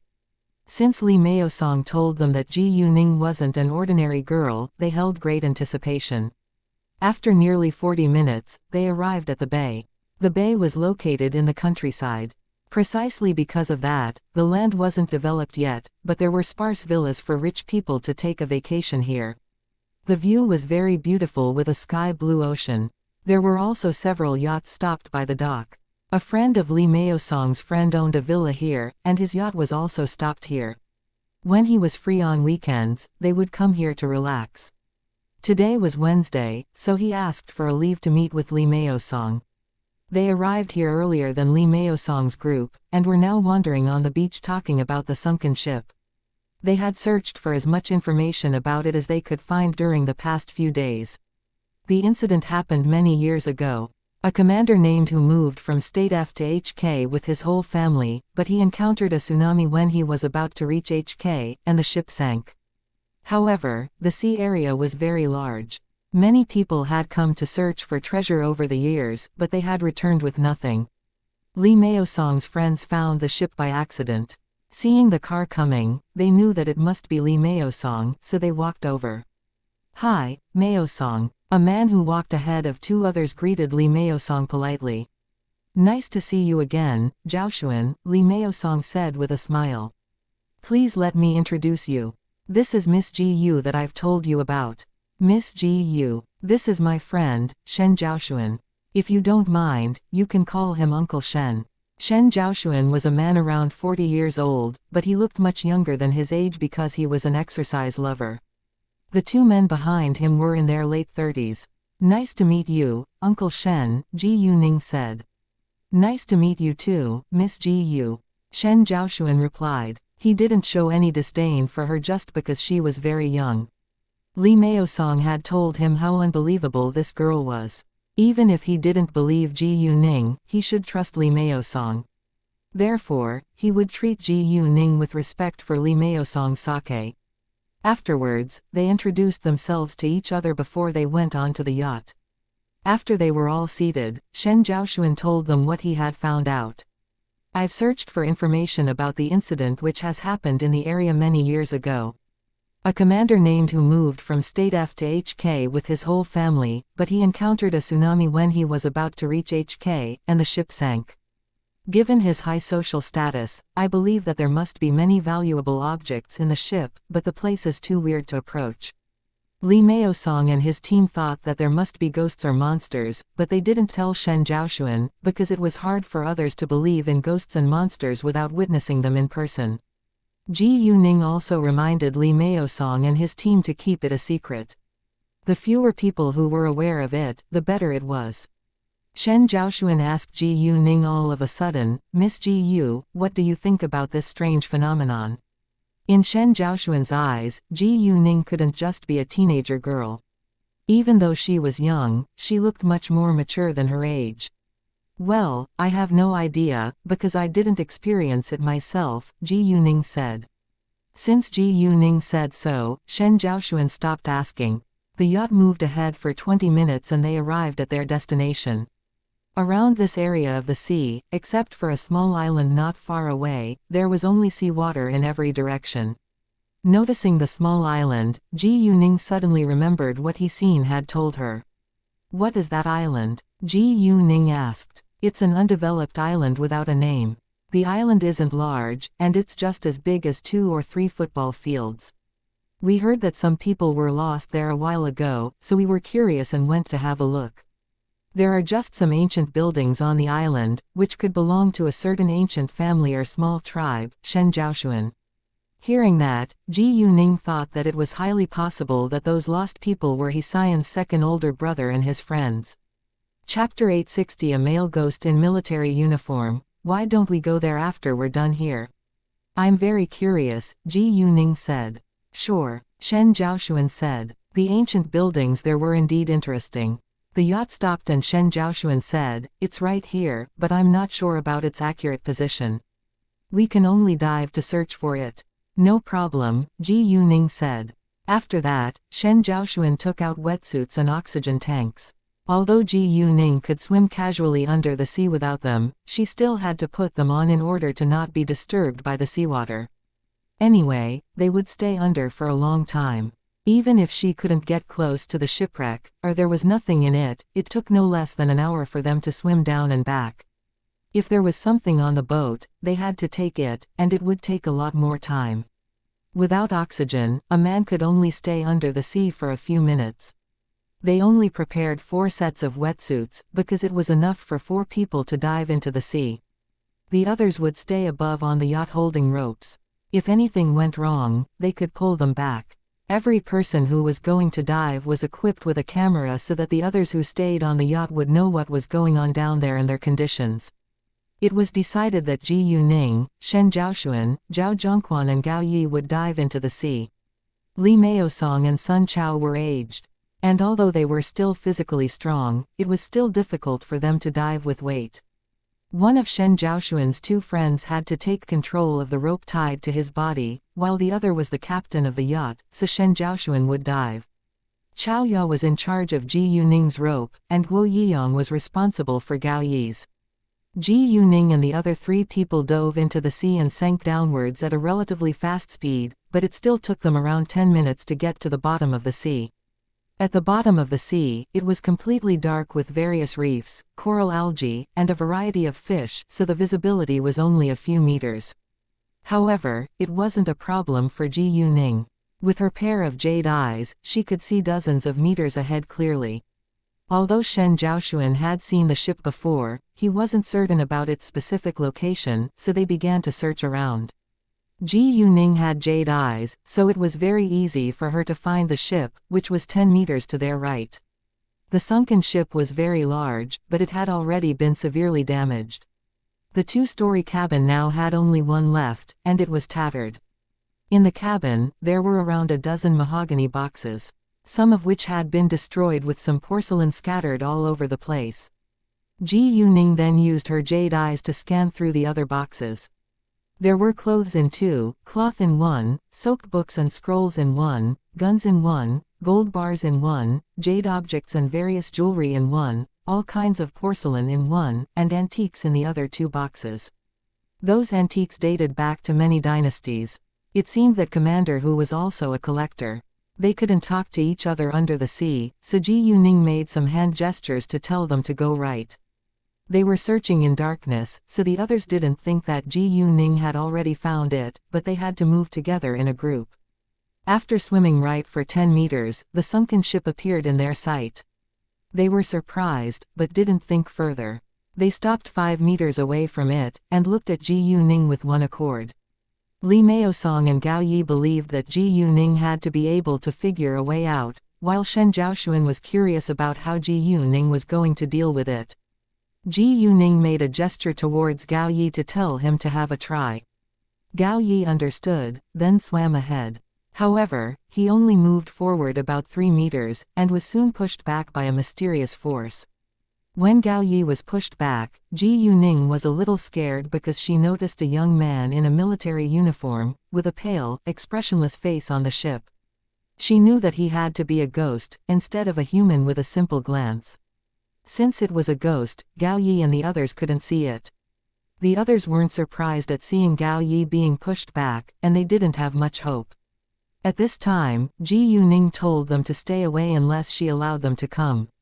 They nodded in agreement. Afterwards, Ji Yuning swam ahead, fixing her eyes at the male ghost. It was surprised looking at Ji Yuning, frowning. It wondered whether she really saw it, and couldn't believe that a normal human being could see it. When Ji Yuning moved near, the male ghost reached out its hands trying to push her away, but Ji Yuning caught it first. The male ghost was shocked. "How is it possible that you can see me and even catch me?" Even though it was already the truth, the male ghost found it unbelievable. Ji Yuning couldn't talk, so she just nodded at it. The male ghost understood that Ji Yuning's group came here for nothing good, so it started to fight back. Ji Yuning wasn't agile under the sea with weights on, but it was still easy for her to get control of the male ghost. It just took a while longer. Shen Zhaoshuan and the others, however, were confused watching Ji Yuning punching the sea water. They didn't know what she was doing now. The male ghost was forced to step backwards, and Ji Yuning moved onto the sunken ship along the way. Seeing that, Shen Zhaoshuan and the others were excited. Shen Zhaoshuan moved and wanted to follow, but was stopped by Gao Yi. Without Ji Yuning's order, they had to stay away from it for now. Shen Zhaoshuan wasn't annoyed at all. He realized that he was indeed a little impulsive, so he calmed himself down. After Ji Yuning forced the male ghost to move into the cabin, she had already gotten control of it. Nevertheless, it was a ghost, and it wouldn't be injured or killed. Ji Yuning had to make it give in, or eliminate it. And there was only one way Ji Yuning knew to eliminate a ghost. She could burn it, but she was under the sea now, so it wouldn't work. Chapter 861 Search for Treasure or Seafood. If Ji Yuning wanted to take things out from here, she had to conquer this male ghost. Ji Yuning stopped fighting against it, and the ghost stopped as well, but it stayed alert looking at her. "You're a ghost now. Why do you have to guard these objects that are without an owner?" She took the snorkel out of her mouth. She covered her camera before she came here, so the others didn't know what was happening inside. "You can talk." The male ghost was surprised again. "Well, these are the only things left by Commander Hu now. I owe him a lot. As long as I exist, I should guard his belongings. Destroy me first if you want to take them away." Although the male ghost knew that it wasn't a match for Ji Yuning, it was a ghost now, and couldn't be injured or killed, so it wasn't afraid of Ji Yuning. "Why do you have to do that?" Ji Yuning sighed. Ji Yuning understood the male ghost's feelings towards Commander Hu. If Commander Hu were still alive, she wouldn't steal his belongings, but he was already dead. Once he was dead, his belongings became something without an owner. "Why do you have to steal others' belongings?" the male ghost asked. Ji Yuning was struck dumb for a second. The male ghost wouldn't give in. What should she do? As Ji Yuning felt cornered, an idea dawned on her. She could put the male ghost into her telepathic eye space. She had a pair of jade eyes, so she could see and touch things normal human beings couldn't. In that case, her telepathic eye space could also store things which appeared in her sight. She could see ghosts, so she could put them away. In fact, it wasn't Ji Yuning's idea, the jade eyes reminded her to do that. Therefore, once Ji Yuning received the message, she attacked the male ghost and caught its wrist. The second she touched the ghost, it disappeared. She succeeded. Afterwards, she went to check those boxes without delay. The locks were already rotten after being soaked in seawater for so many years, so she could directly open the boxes. Ji Yuning put several antiques she thought were most valuable into her telepathic eye space. Although they weren't many, they were priceless. She didn't touch the box of gold bars, and would share them with the others. After putting what she wanted into her telepathic eye space, Ji Yuning turned around and swam out. The three people outside were worried when Ji Yuning had stayed inside for a long time. They thought that they should probably go inside to have a look, but Ji Yuning showed up at this moment, and they were relieved. She waved her hand at them, and they swam towards the ship at once. If Ji Yuning told them to come over, there must be valuable objects inside. This time, they successfully swam into the cabin, and found the 10 large boxes. Once they opened those boxes, they rounded their eyes in shock. They knew that there must be many valuable objects in this ship, but they were still astonished to see so many of them. Zhao Zhongquan and Shen Zhaoshuan were excited, but Gao Yi looked calm as usual. He wasn't interested in these ancient objects after all. Without delay, they started to pack the good clothes, cloth, gold bars, real antiques and so on into 5 boxes in all. After that, they moved the boxes out onto the ocean floor. Those boxes were quite heavy, and it was impossible for any of them to swim upwards carrying a large box. In addition, they already dove into the sea with weights on. Therefore, they decided to work shifts. 2 of them would move 1 large box at a time, while the other 2 waited at the bottom of the sea. Shen Zhaoxuan and Gao Yi would move a large box first, and Ji Yuning along with Zhao Zhongquan would wait at the bottom. They took off their ropes and fastened it to the large box, then tied it to Shen Zhaoxuan's and Gao Yi's waists.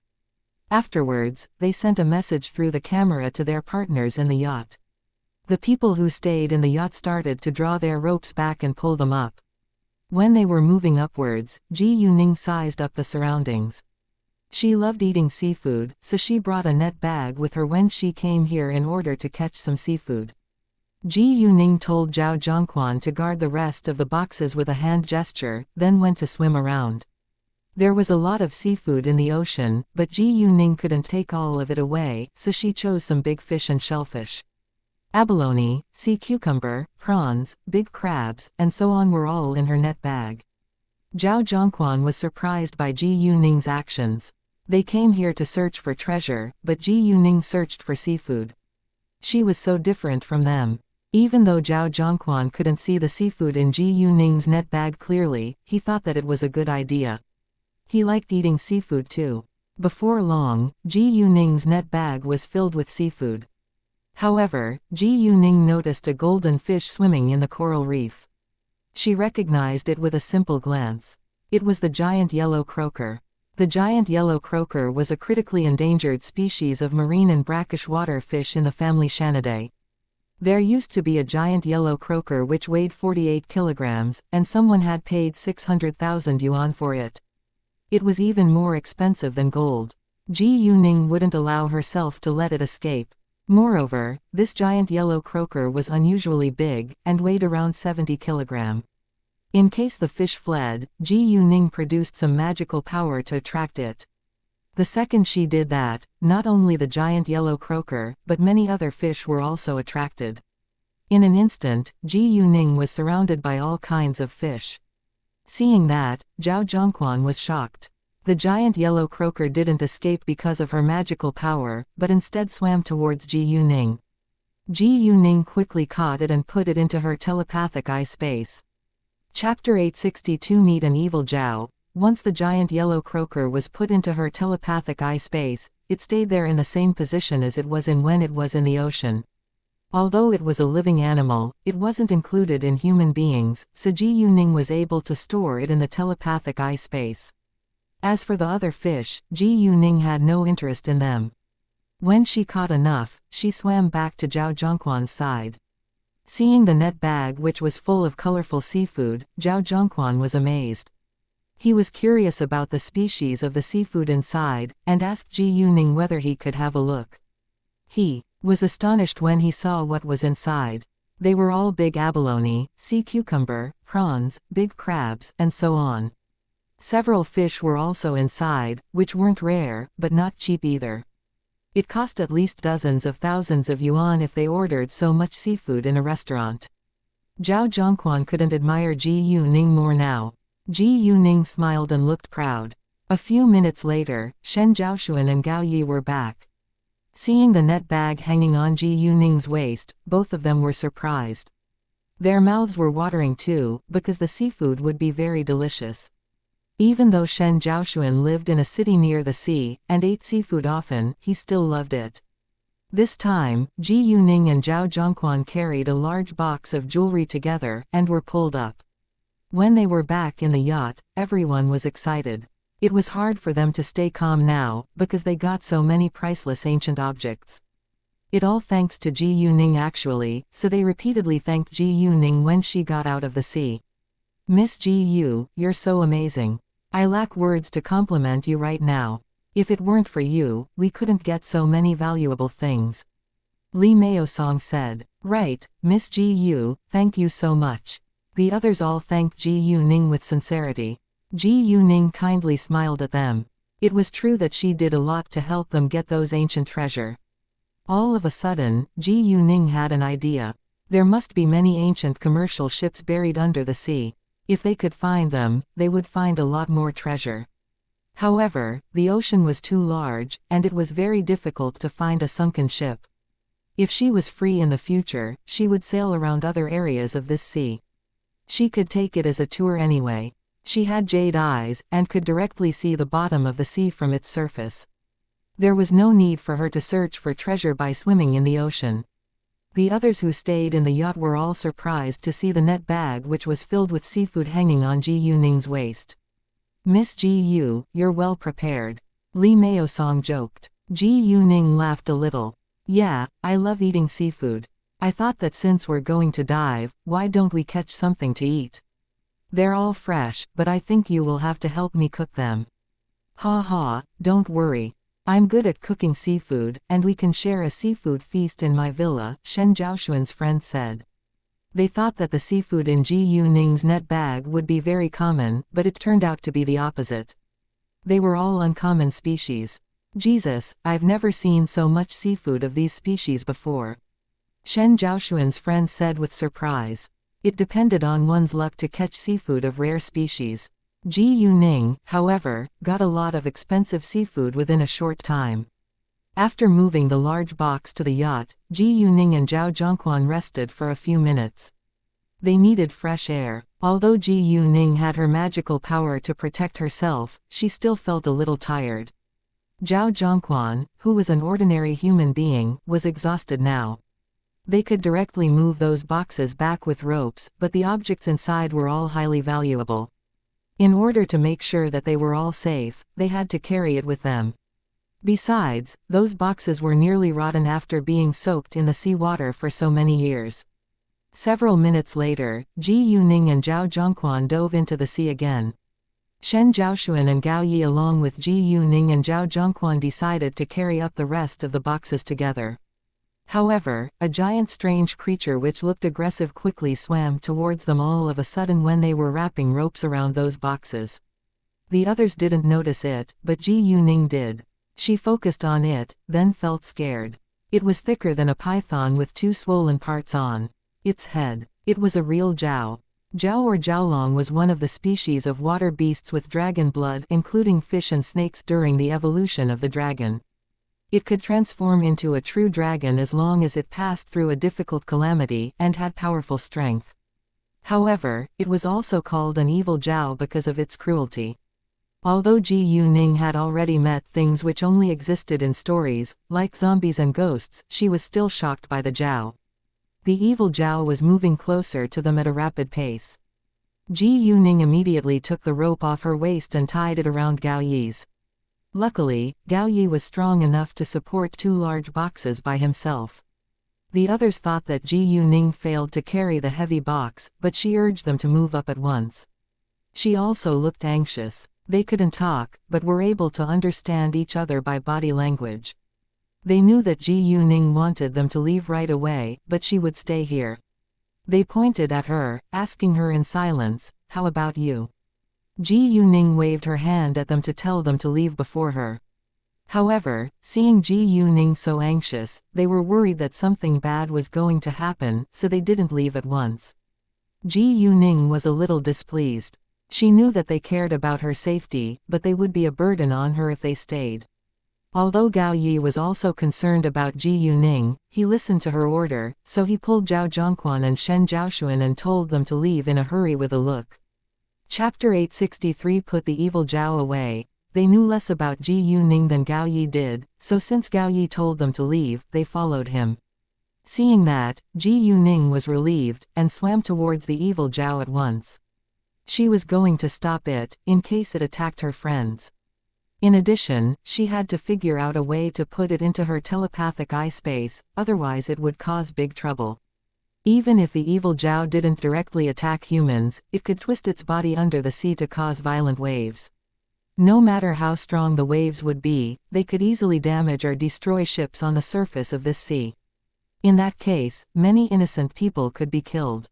The evil Jiao must have come here because of her magical power, so Ji Yuning produced more of it on purpose in order to attract it. She also covered the camera on her body to protect her friends from knowing about it. The evil Jiao thought that Ji Yuning couldn't see it, because it was completely dark at the bottom of the sea and was filled with coral reefs. So it was greatly surprised when the distance between them became shorter and shorter. It saw Ji Yuning swimming towards it. "Why isn't this human afraid of me?" The evil Jiao stopped 5 meters away from Ji Yuning, so did Ji Yuning. She was worried that she might annoy it if she moved near again. All of a sudden, the evil Zhao shouted at Ji Yuning, but it wasn't very loud, so it didn't cause strong currents. "How dare she approach me?" the evil Zhao said. It was talking to itself without doubt, because it didn't believe that Ji Yuning was able to hear it. However, Ji Yuning did, which also surprised her, but she soon realized that it must be the effect of the jade eyes. She took off her snorkel, and did her best to stay calm. "Why not?" Hearing that, the evil Zhao was shocked. How come you can hear me?" it asked with uncertainty. "I don't know. I just can," Ji Yuning said. The evil Zhao couldn't believe it. Anyway, it was more interested in Ji Yuning's magical power, so it asked with a pair of greedy eyes, "Tell me, why do you have magical power?" "Magical power? What is that?" Ji Yuning played dumb. The evil Zhao squinted with dissatisfaction. "Don't play dumb with me. If you don't tell me, I'll swallow you," the evil Zhao threatened Ji Yuning. Ji Yuning had magical power in her body, which was helpful for its inner discipline. "Well, I can give it to you." Ji Yuning pretended to be scared, but she actually aimed to attract it over. She could only put it into her telepathic eye space by touching it. In an instant, the night luminescent pearl appeared in Ji Yuning's hand, and it lit up the bottom of the sea at once. The evil Zhao was terrified and moved a long distance backwards.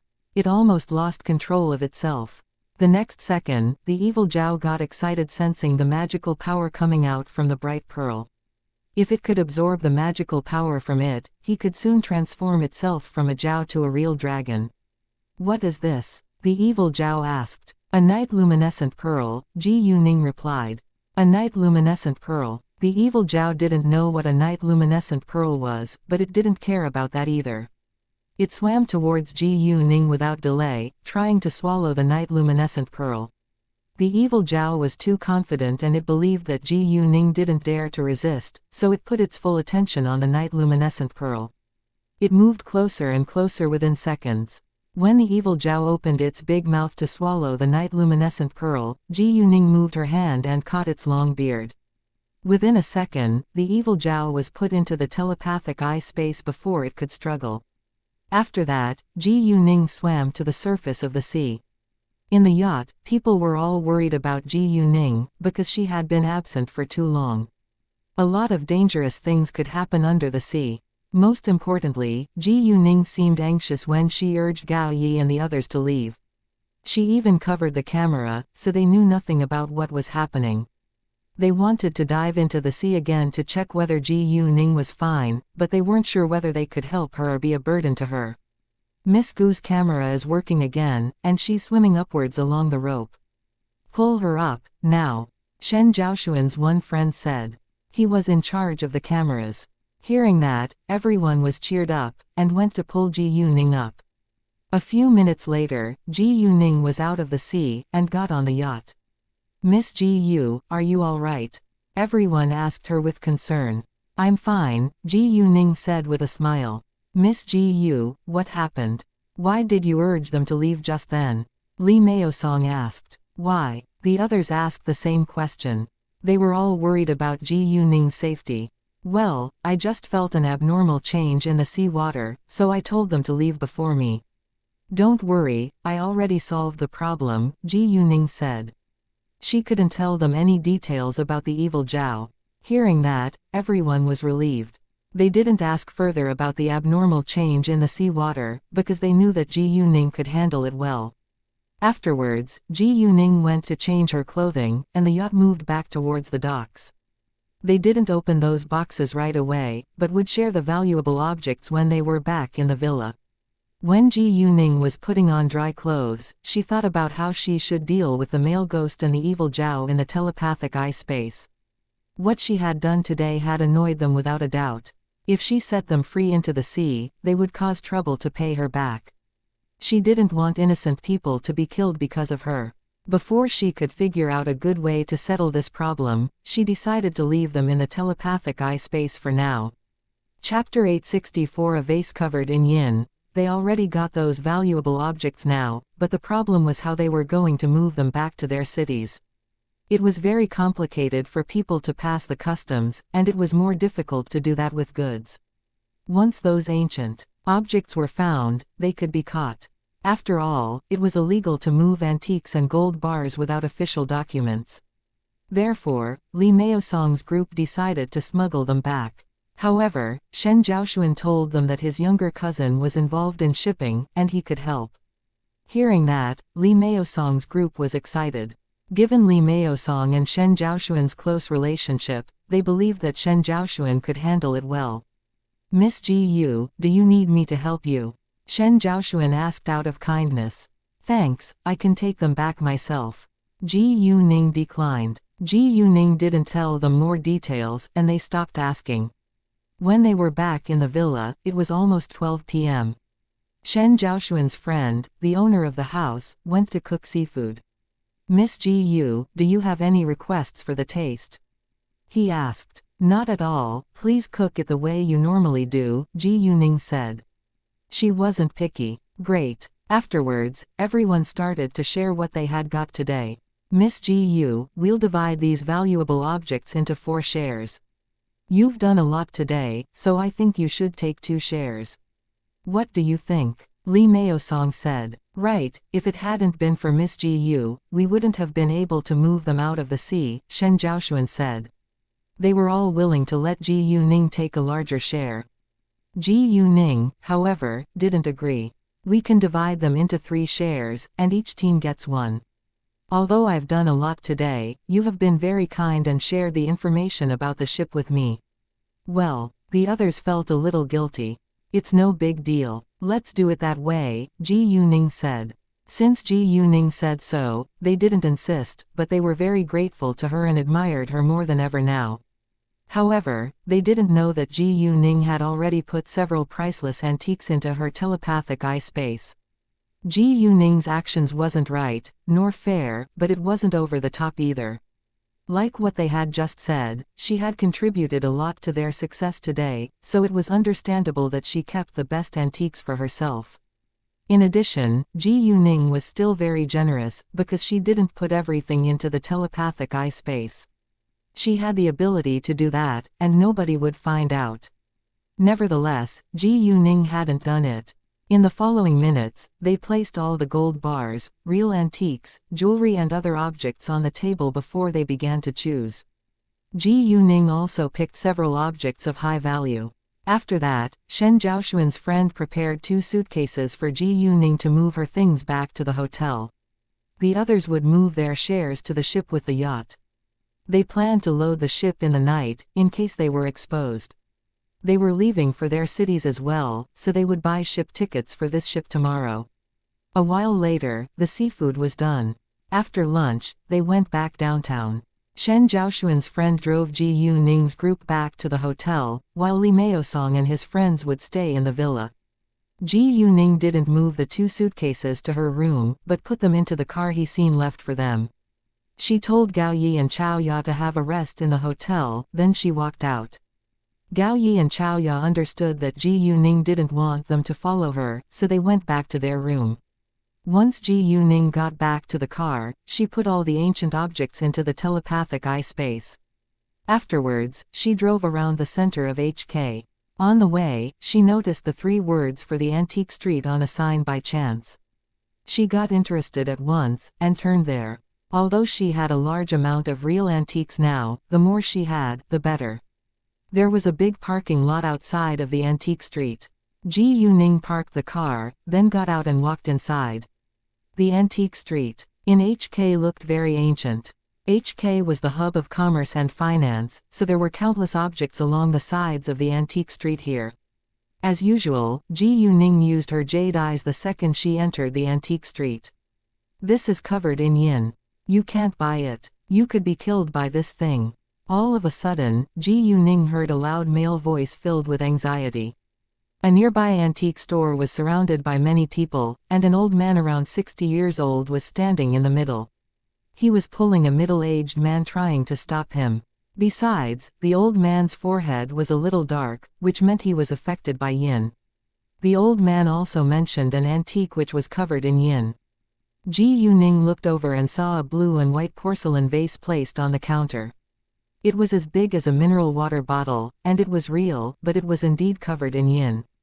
Chapter 865 I Can Pay for I. Hearing what the old man said, the middle-aged man hesitated, and the onlookers all stepped backwards, in case they were affected by yin. Even if they didn't believe in yin, they would still stay away from it once they heard of it. Another middle-aged man, however, got mad. Old man Shaw, are you doing this on purpose to ruin my store? You have no proof to prove that this vase is covered in yin. He was the owner of this antique store, and he was annoyed that someone damaged his business. Right. If you claim this vase is covered in yin, show us your proof. You'll damage both his business and reputation. I think he's too old to think clearly. People were all criticizing Old Man Shaw, because they didn't believe in yin at all, so none of them supported him. Old Man Shaw was also angry, but he had to curb his anger in order to stop the tragedy from happening again. This blue and white porcelain vase belonged to me, and my health got worse and worse once I took it home. I planned to destroy it, but someone stole it, and it showed up at your store now. Hearing that, everyone looked at the owner of this antique store. They were suspicious whether the owner was the thief. The owner was in a rage at once. Old Man Shaw, what do you mean? Do you mean I stole it from your home? I bought it from someone. Do you have any proof to prove that it belongs to you? His reputation would be ruined if people believed that he was a thief. Actually, he subconsciously believed what Old Man Shaw had just told him, because Old Man Shaw was an expert in antique appraisal. The owner of the antique store couldn't help but feel worried. He had heard before that some antiques could be covered in yin after being placed with dead people for many years. Once a living human being touched something covered in yin, he or she could be affected by it. Sometimes, the person might have nightmares and be unable to sleep well. When it got worse, the person's life could be in danger. It was obvious that Old Man Shaw wasn't in a good condition now. Was he really affected by yin because of this vase? Thinking of that, the owner of the antique store felt scared. He didn't dare to think further, and hoped that it wasn't true. I don't have any proof, but this vase is covered in yin, and it must be destroyed. Saying that, Old Man Shaw ran to the counter. He tried to grab the vase and smash it. However, just as he moved, the owner of the antique store stopped him. Even if Old Man Shaw was right, the owner was reluctant to destroy this vase which was worth several million yuan. Old Man Shaw, if you really want to destroy it, buy it first. If you can't pay for it, it still belongs to me, and you don't have the right to smash it. The owner didn't care about this antique, but how much money he could make by selling it out. I don't have money, Old Man Shaw said, feeling upset. If you don't have money, we're done, and you should leave now, or I'll call the police. The owner threatened. I can pay for it. At this moment, Ji Yuning walked to them. It was indeed covered in yin, and shouldn't be placed here. She could put it into her telepathic eye space to purify it because it was a real antique after all. Ji Yuning was unwilling to pay the market price for it, but wanted to pay a price which was a little higher than his purchase price. Once the news that it was covered in yin went abroad, it would be hard for the owner to sell it anyway, even if nobody believed it. Hearing that someone was going to buy it, people all turned to look at Ji Yuning and were amazed by her beauty, but they didn't think that Ji Yuning made the right decision. Nobody would be willing to pay so much money to destroy an antique. Old Man Shaw didn't think so. Since Ji Yuning was willing to buy it, she couldn't lack money. Are you sure? The owner of this antique store asked with doubt. Ji Yuning looked very young, and she didn't seem to be very rich. Yeah, how much is it? Ji Yuning asked. 8 million yuan, the owner said. 8 million yuan. Ji Yuning sneered. Do you think this vase is still worth 8 million yuan now? Hearing that, the owner was displeased. He knew what Ji Yuning was talking about. Whether this blue and white porcelain vase was really covered in yin or not, he couldn't sell it at a high price after Old Man Shaw's appearance. If he couldn't sell it to Ji Yuning right now, it would be difficult for him to sell it in the future. Well, 5 million yuan, the owner said. He gave Ji Yuning 3 million yuan off. Nevertheless, it was still too expensive in Ji Yuning's eyes. I can only offer you 1,000,000 yuan. It didn't cost you much when you bought it, so you can still make a lot. The owner didn't expect that Ji Yuning would offer such a low price, because this blue and white porcelain vase was worth nearly 10,000,000 yuan. Moreover, the owner got a little nervous because Ji Yuning hit the point that this vase just cost him 300,000 yuan when he bought it. The seller of the vase was an amateur, so the owner was able to buy it at a low price. Normally, the prices of antiques sold at an antique store were 1/3 or half lower than the original prices. Seeing the owner's reaction, Ji Yuning knew that it was very likely that she could buy it at a low price. Are you going to sell it or not? If you don't sell it to me right now, it'll be very hard for you to sell it in the future, Ji Yuning said. The owner glared at Ji Yuning. Chapter 866 No intention to smash eye. It was unacceptable in his eyes that he had to sell this vase which was worth nearly 10,000,000 yuan at the price of only 1,000,000 yuan. If it hadn't been for Old Man Shaw, he wouldn't have been forced to do so. All of a sudden, the owner of this antique store turned to shout at Old Man Shaw, "Old Man Shaw, are you satisfied now? You're dying now, so why do you have to ruin my business here? And you," he yelled at Ji Yuning afterwards. "Don't you think it's over the top? This vase is worth nearly 10,000,000 yuan, but you're only willing to pay me 1,000,000 yuan just because he claimed that it's covered in yin. I think that you two are working together to extort me. I must call the police." After that, the owner took out his phone to call the police. Ji Yuning agreed with the owner on that. Although he could still make some money by selling the vase at the price of 1,000,000 yuan, he lost much more. If Ji Yuning couldn't prove that it was indeed covered in yin, what she was doing now would really be like extortion. "Wait a second, I can prove it to you," Ji Yuning said. Hearing that, everyone turned to look at Ji Yuning all of a sudden. Even the owner of this antique store was surprised. Although he was unwilling to sell the vase at the price of 1,000,000 yuan, he was afraid that it was really covered in yin. If it was true, he would suffer misfortune. If he had to destroy it himself, he would rather sell it to Ji Yuning. In that case, he could make 700,000 yuan at least. "Can you prove it now?" the owner said. Ji Yuning took out a blue and white porcelain bottle the size of a small mineral water bottle from her backpack, the telepathic eye space, at once. Seeing it, everyone was amazed. If it was a real antique, it was careless of her to put it in her backpack. What if someone damaged it? Ji Yuning put the blue and white porcelain bottle on the counter, which was 50 centimeters away from the vase. "This is a real one, and you can hold my bottle for a minute to feel it. You won't feel uncomfortable at all. On the contrary, if you do the same thing with your vase, you'll feel utterly uncomfortable within a minute." The owner of the antique store changed his expression in an instant. He did feel uncomfortable and icy every time he held this vase. He didn't think further and didn't know why, but now he panicked. Does it prove that this vase is covered in yin? If Ji Yuning had touched his vase, he probably wouldn't believe her, but Ji Yuning had never touched it. The owner already agreed with Ji Yuning on that, but he was reluctant to give in right now, so he did what Ji Yuning told him to do. He held Ji Yuning's bottle for a minute, and felt nothing uncomfortable. However, when he held his vase, he felt icy within several seconds. He put it down without delay, in case his life was in danger. Well, the news that this vase is covered in yin already spread abroad. Whether it's true or not, I'm afraid that I can't sell it to others.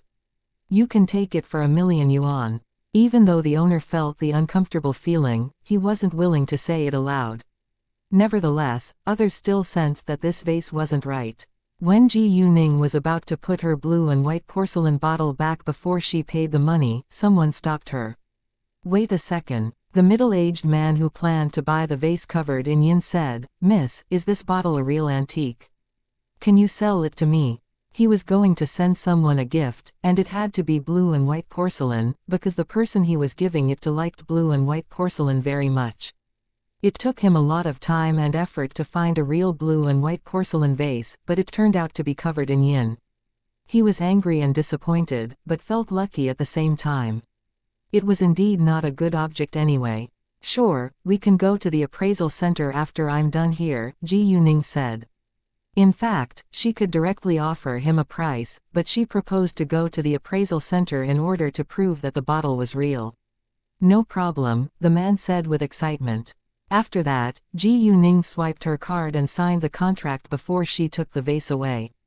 Once she bought the vase, she told the middle-aged man to leave with her. It seemed like she had no intention to smash the vase. Old man Shaw was anxious and stopped her. "Miss, where are you going with this vase? Why don't you destroy it right here so that everyone will be relieved?" Ji Yuning smiled. "I'm sorry, I have the intention to destroy it. It cost me a lot." Hearing that, everyone was surprised. They thought that Ji Yuning was a liar and wanted to sell the vase to make money.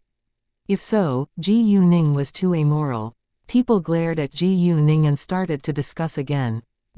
Old man Shaw was angry. He thought that Ji Yuning was an upright, generous young girl, but she turned out to be a greedy person. The owner of this antique store couldn't accept it either. If Ji Yuning was going to sell it somewhere else, he could have made more money with it too. Before they could criticize her again, Ji Yuning opened her mouth. "Relax, everyone. Since I can tell its difference from other antiques, I know how to deal with it, and I promise that I won't use it to hurt anyone else." Chapter 867 Rohan Buddha Decoration. What? She can deal with it. Hearing that, everyone was astonished again, and felt confused.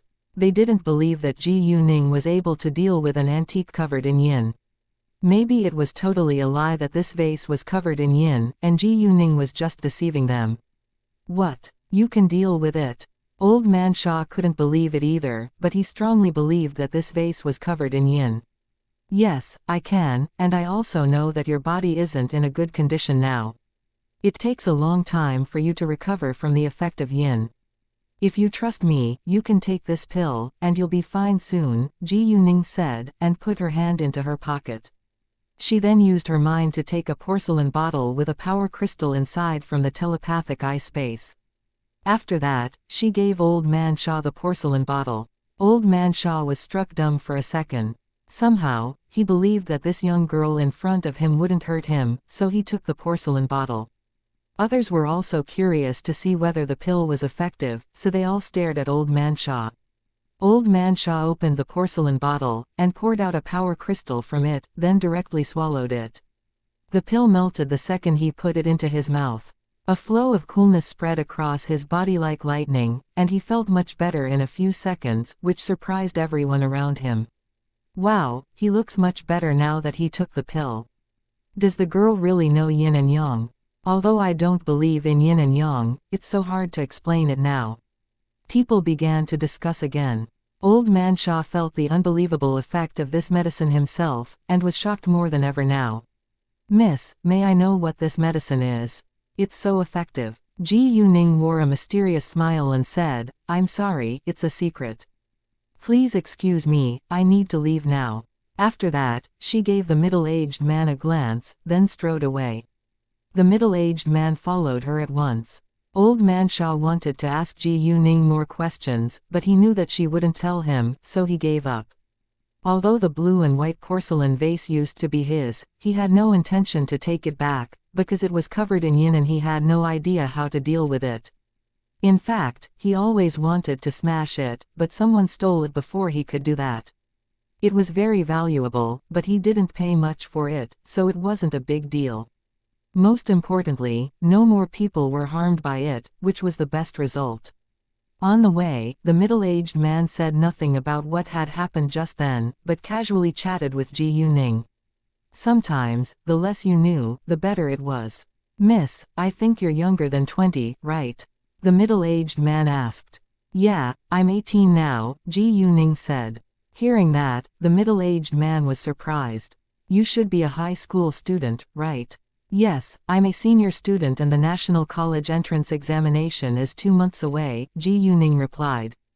"Wow, you behave like a mature and stable adult, which amazes me." The middle-aged man complimented Ji Yuning. "My kid is 17 this year, but all he knows is mobile games. He never studies hard, and I'm worried about his future." Ji Yuning felt a little embarrassed. Even though her body was just 18 years old, her soul was already 27, so it was very normal that she behaved like a mature grown-up. My surname is Gu. May I have your name? Gu Zuhui, the middle-aged man, said. Hearing that, Gu Ning beamed. What a coincidence. My surname is also Gu, and I'm Gu Ning. Gu Zuhui was slightly surprised. It's rare to meet someone whose surname is Gu in HK. I wasn't born in HK, Gu Ning said. I'm from City F. Gu Zuhui was more surprised. You weren't born in HK. How come your HK dialect is so good? Gu Zuhui talked in Mandarin now. They just communicated with each other in HK dialect. Oh, I learned it from my friend who was born in HK. Gu Ning lied. Gu Zuhui nodded and didn't ask further. I wasn't born in HK either, but I often come here for business, Gu Zuhui said. While they walked to the appraisal center, Gu Ning didn't forget to use her jade eyes to scan those objects placed on the stands by the sides of the road. Mr. Gu, please wait a moment, Gu Ning said, because she found a real antique. Gu Zuhui walked over behind her. He knew little about antiques, and only bought them with certificates issued by the appraisal center. If anyone dared to sell fake antiques with certificates, he would be charged double compensation. Therefore, no common antique stores dared to sell fake antiques with fake certificates. The real antique Gu Ning noticed was a Rohan Buddha decoration made of Hedan jade, and it was worth around 3 million yuan. Hi, how much is this? Gu Ning pointed at a random object. The owner of the stand gave Gu Ning a glance and showed disdain on his face, but his eyes lit up once Gu Zuhui showed up. Gu Zuhui dressed like a rich man, and the owner of the stand thought that Gu Ning must be his daughter.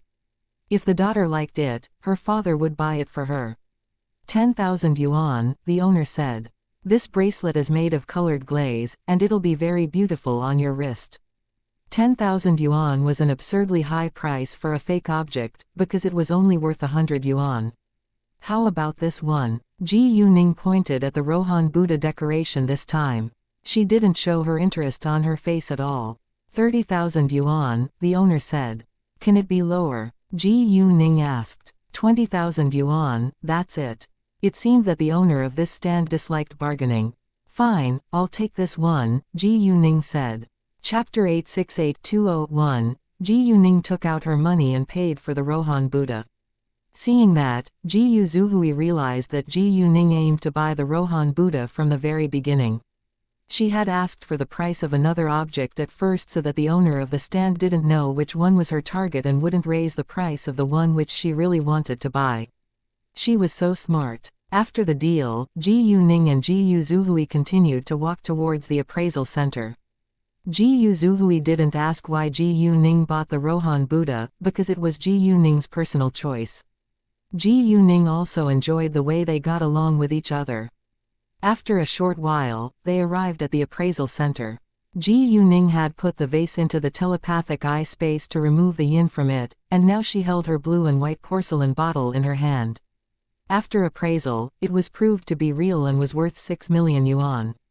Gu Zuhui didn't bother to bargain with Gu Ning, and directly transferred her 6 million yuan. It was obvious that he didn't lack money. He had to be very rich, or he wouldn't have had the intention to buy the vase which cost nearly 10 million yuan. Since Gu Zuhui was a generous buyer, Gu Ning wouldn't be mean either, so she gave 1 million yuan back to him. Gu Zuhui was surprised because 1 million yuan was a lot too. However, Gu Ning insisted on giving him 1 million yuan off, so Gu Zuhui accepted in the end and felt grateful. Afterwards, Gu Zuhui handed Gu Ning his name card. If she needed his help, he would do his best to help her. Gu Ning also exchanged her name card with him. It wasn't a bad thing to know another useful person after all. The two separated later. Gu Ning kept on walking along the antique street to see whether she could find more real antiques. After walking along the street, Gu Ning found another 2 real antiques. One was worth within 1 million yuan, while the other was worth 2 million yuan at the most. There was also a stone gambling street, so Gu Ning left for it. Although she had a lot of jade now, she wouldn't mind owning more of it. As long as she could find jade of high quality, she would buy it. The stone gambling street was a branch of the antique street, and it was about 30 meters long with dozens of stores. It was full of activity as well, especially outside of one store. There was a group of people surrounding its door and something exciting seemed to be happening. Ji Yuning walked over, and saw a large jade raw material the size of a 28-inch suitcase. What are they doing? Ji Yuning thought to herself. It turned out that the owner of this store decided to open this jade raw material and set a bet for it. People gambled on whether there was jade in it and the odds were random. There were several odds as to the result that there was jade inside. If there was indeed jade in it, the odds were 5 to 1. Levels of the jade were divided into low level, medium level, high level and top level, and the odds were 10 to 1. Medium low level and medium high level were both included in medium level. If anyone could tell the type of jade inside, the odds were 20 to 1. It was very difficult to do that, and the condition was that there had to be jade in it. Odds were 2 to 1 if they bet on the result that there was no jade inside, which was highly likely, so the numbers weren't high. Ji Yuning was interested in the game. She had jade eyes after all, and she was able to know what was inside with a simple look. She used her jade eyes at once, and found a small piece of jade the size of a basketball in the large jade raw material. It was bright green and belonged to medium-level jade. According to its size, it was worth around 20 million yuan. 31 people joined the game in all. 26 of them bet on the result that there was no jade inside, while only 5 people bet on the opposite. None of them knew what the level or type of the jade was. Ji Yuning filled the bet card at the counter. Because a lot of money was involved in this gambling, she had to show her ID card. When the worker at the counter noticed that she came from City F, a touch of disdain flashed by his eyes. Ji Yuning was displeased, but didn't say anything since the worker said nothing. Ji Yuning bet 100,000 yuan on the type of the jade. It was gold wire jade. She just did it for fun, not for money, so she only bet 100,000 yuan on it. The odds were 20 to 1. If she won, she would get 2 million yuan back, which wasn't much compared to the value of the jade in the large jade raw material. However, the worker at the counter was greatly surprised by her bet. 100,000 yuan was nothing in Ji Yuning's eyes, but it was a lot for the worker. In addition, she was the only one who bet so much money on this game. Others all bet around several thousand yuan or dozens of thousands of yuan at the most. Most importantly, she bet on the highest odds. The worker at the counter thought that Ji Yuning must be too dumb to spend her money well. He told his boss what Ji Yuning had done, and his boss was also surprised. This girl is too generous. Anyway, it was a universally acknowledged truth that stone gambling was a highly risky activity, so they didn't believe that Ji Yuning could win. They wouldn't refuse to make more money from it. 2 minutes later, a stone cutter started to draw lines and cut the large jade raw material. Once the machine began to move, everyone focused on it. Nobody was willing to lose money after all. As time went by, pieces of the outer layers of the large jade raw material were removed. No jade showed at all after a long while. Those who bet on the result that there was jade inside felt disappointed, but Ji Yuning stayed calm. Ji Yuning bet the most money on this game, so the worker at the counter paid more attention to her. He thought that she would be upset seeing no jade inside, but she didn't seem sad at all. In that case, the worker thought that she probably didn't care about her money. He refused to believe that Ji Yuning would win, because she was just an ordinary girl in his eyes. However, Ji Yuning already knew the result even before the game began. Chapter 869 Ji Yuning meets Xu Jinlin. The stonecutter kept working on the jade raw material, and half of it was cut off, but there still was no jade. However, the next second, a long line of green showed, and the stonecutter stopped at once. Green shows, he shouted with excitement. Hearing that, those who bet on the result that there was jade inside cheered with happiness. Green shows. Green finally shows. As for the others who bet on the opposite result, they felt utterly disappointed.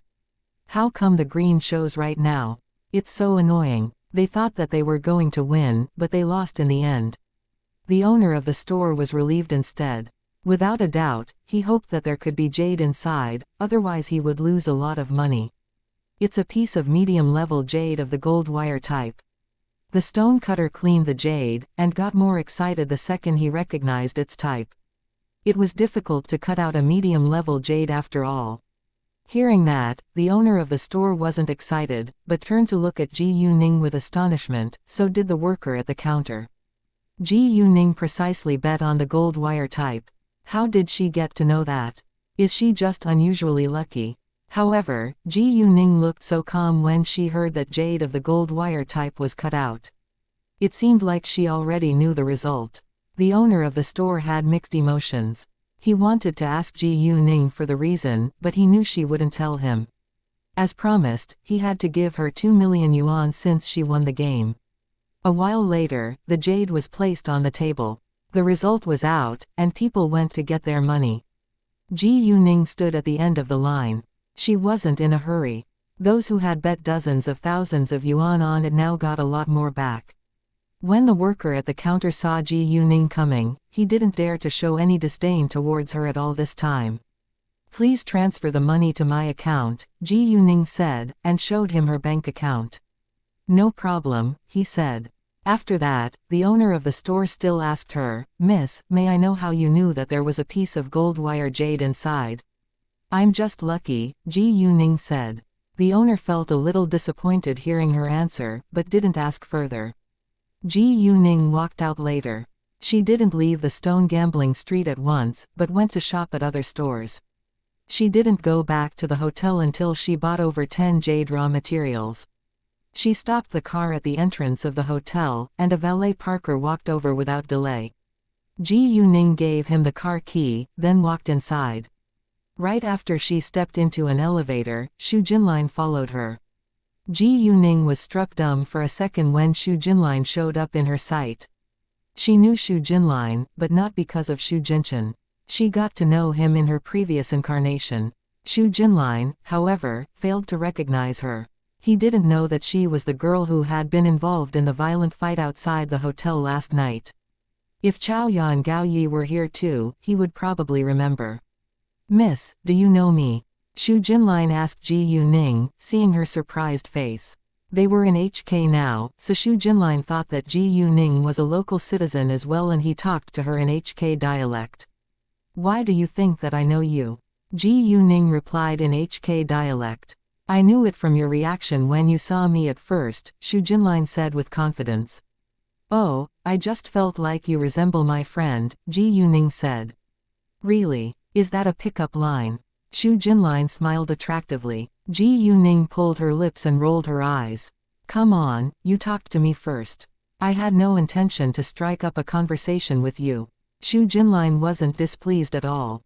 Instead, he thought that Ji Yuning was quite interesting, so he couldn't help but talk more with her.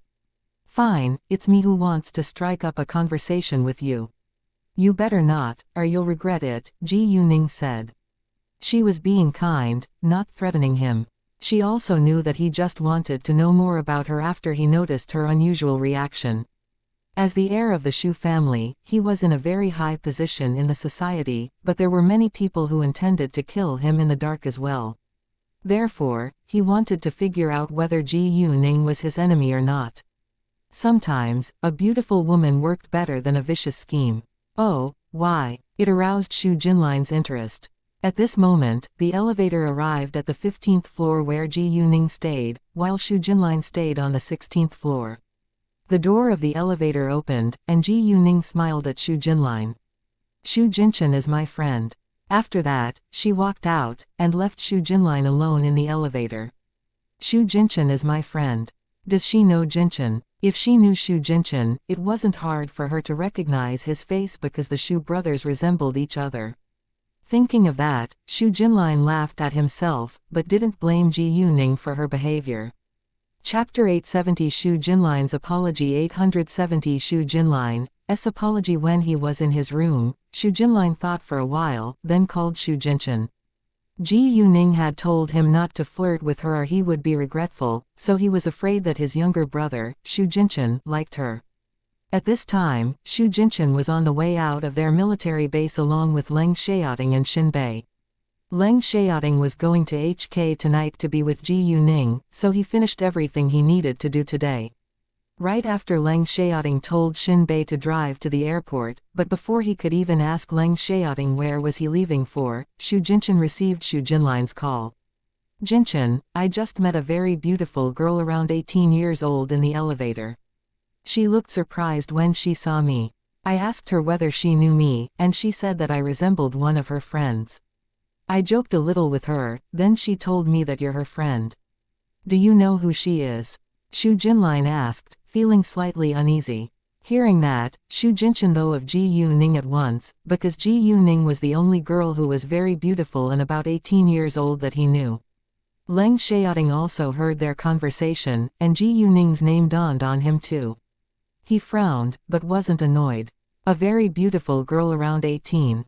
She must be Ji Yuning. Aren't you in HK now? Is Ji Yuning also in HK?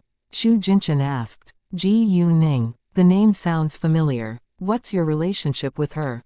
Xu Jinline asked. No matter what their relationship was, he hoped that they weren't a couple, or he would be utterly embarrassed. Ji Yuning is Xiaoting's girlfriend, Xu Jinchen said. What? Hearing that, Xu Jinline was shocked. If Xiaoting knows that I've flirted with his girlfriend. Xu Jinline felt scared. Xu Jinchen thought that Xu Jinline was just shocked to find out the fact that Ji Yuning was Leng Xiaoting's girlfriend, so he thought that his reaction was quite normal. In addition, he realized that Leng Xiaoting was leaving for HK now. Hey, boss, are you going to HK now? Xu Jinchen still asked to make sure that he was right. At the other side of the phone, Xu Jinline's hand trembled in fear when he heard Leng Xiaoting's voice, and his phone almost fell on the floor. He didn't know that Leng Xiaoting was by Xu Jinchen's side, and he regretted that he had called. In fact, Leng Xiaoting wouldn't do anything to hurt him even if he found out. He would tell Xu Jinchen to practice fighting skills with him at the most. It wasn't a bad thing, but it didn't mean that he liked it. Although he didn't serve in the army, he, as a key member in an influential family, was in a much more dangerous situation than normal people, so he needed to learn and practice martial arts. However, he was still barely comparable to Xu Jinchen, who was a professional soldier. Besides, with Leng Xiaoting's order, Xu Jinchen wouldn't treat him gently. He would probably have to lie in bed for a couple of days. It had happened before, and it left a mental scar on him. I gotta go, bye. Xu Jinline hung up at once, then released a long breath. The moment he hung up, his phone rang again, which scared him. He thought that it was Xu Jinchen calling, but the caller turned out to be Gong Xian. If others saw him, the heir of the Xu family, behaving like that, they would be amused and laugh at him, but there was nothing he could do about it. He only hoped that Ji Yuning wouldn't complain to Leng Xiaoting, or he would be punished without a doubt. Ji Yuning took a shower and changed her clothing before she went to the dining hall when it was almost 6 p.m.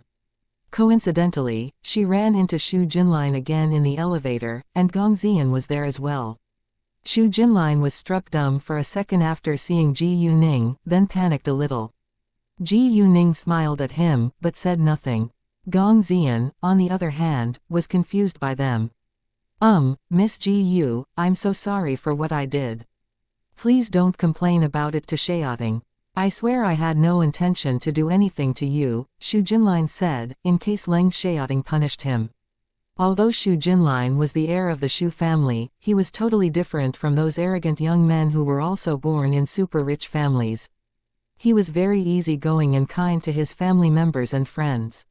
When he faced strangers, he was cold and stayed aloof, but he was like a cunning fox in front of his enemies. Ji Yuning was a stranger too, but she was Leng Xiaoting's girlfriend, so she was also his friend to some extent. There was no need for him to purposely keep a distance from her. Gong Xian was surprised to hear that. He was curious, but it was obviously not a good time to ask Xu Jinline now. Of course I won't. It's not a big deal, but why are you so afraid of him? Ji Yuning asked with a smile. She wasn't surprised that Xu Jinline knew about her relationship with Leng Xiaoting. He must have asked Xu Jinchen. Xu Jinline was relieved when Ji Yuning forgave him, but he felt a little embarrassed hearing her question. I'm not afraid of him, but we're close brothers. I don't want to annoy him. He sounded serious. Ji Yuning just smiled, but said nothing. Afterwards, Xu Jinlin suddenly saw Gao Yi and Chao Ya standing behind Ji Yuning. He recognized them at once, and was surprised again. Chapter 871. Pick Leng Xiaoting up. Miss Ji Yu, did you have a fight outside this hotel last night? He asked. Although it was a question, he already had the answer. However, he couldn't believe that Ji Yuning was so good at martial arts. She was only 18. Everyone would be shocked to know that. Yeah, Ji Yuning nodded. He must have witnessed the fight. Wow, outstanding people always gather together, Xu Jinlin said. He was talking about Leng Xiaoting. Miss Ji Yu, please. Stay alert and be careful these days. They're members of the gang after all, Gong Xian said out of kindness. He never bothered to get involved in others' personal affairs, but he was willing to remind Ji Yuning to be cautious since she and Xu Jinlin were acquaintances. The elevator stopped at the 3rd floor, and Ji Yuning waved goodbye to Xu Jinlin along with Gong Xian. Hey, what happened between you two? Gong Xian asked Xu Jinlin once Ji Yuning was gone.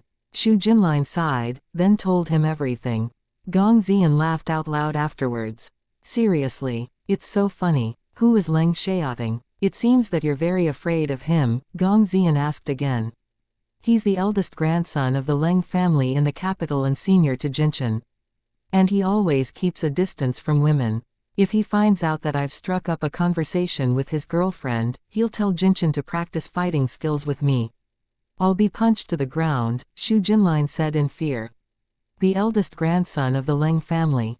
Gong Xian was greatly surprised. He knew that the Leng family and the Xu family were allies for generations, and he had heard of the cold eldest grandson of the Leng family. And the most admirable thing was that Leng Xiaoting became a major general at such an early age, which had never happened before. That was all Gong Xian knew about Leng Xiaoting.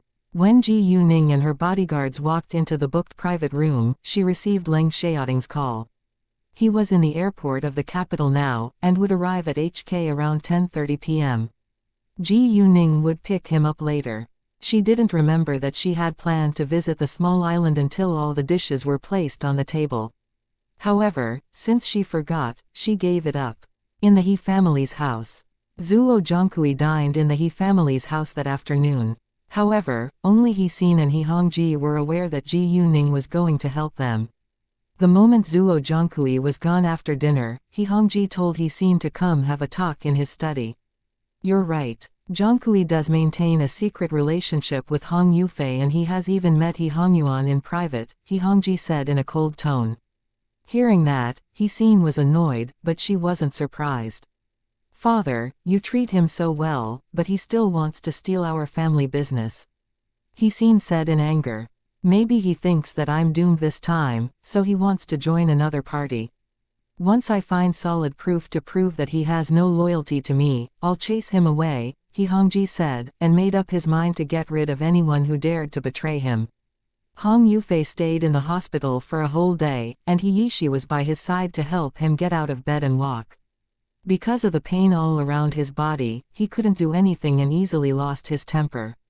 He Yishi felt aggrieved and displeased, but had to tolerate it.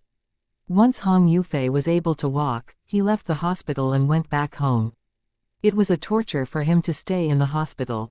Hong Yufei was prurient with strong sexual desire. He felt utterly uncomfortable if he didn't have sex for a day, so he forced He Yishi to help him out with her hands and mouth the second they were home. It took her almost an hour to please Hong Yufei. A while later, He Yishi's father called her to come home because the gambling competition would be held tomorrow, and he needed to discuss something with her. When He Yishi was absent, Hong Yufei called one of his mistresses. He couldn't live a day without a woman.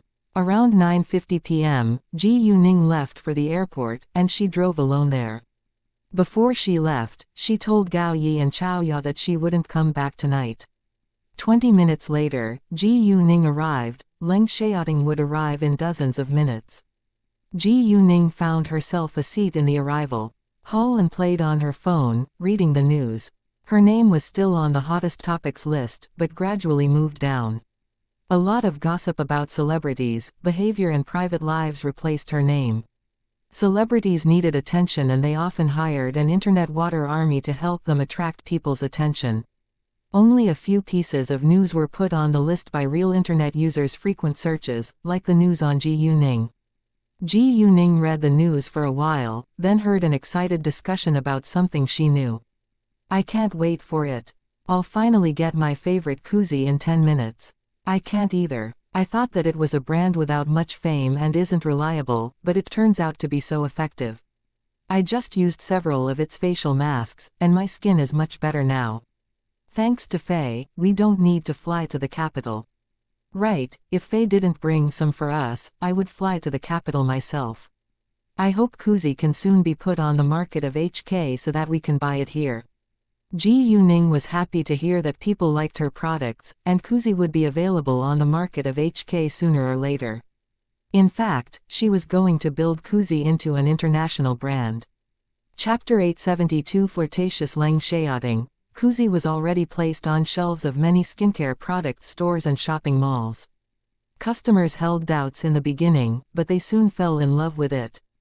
Ji Yuning kept on surfing on social media, and found that koozie was ranked 5th on the hottest topics list about skincare products.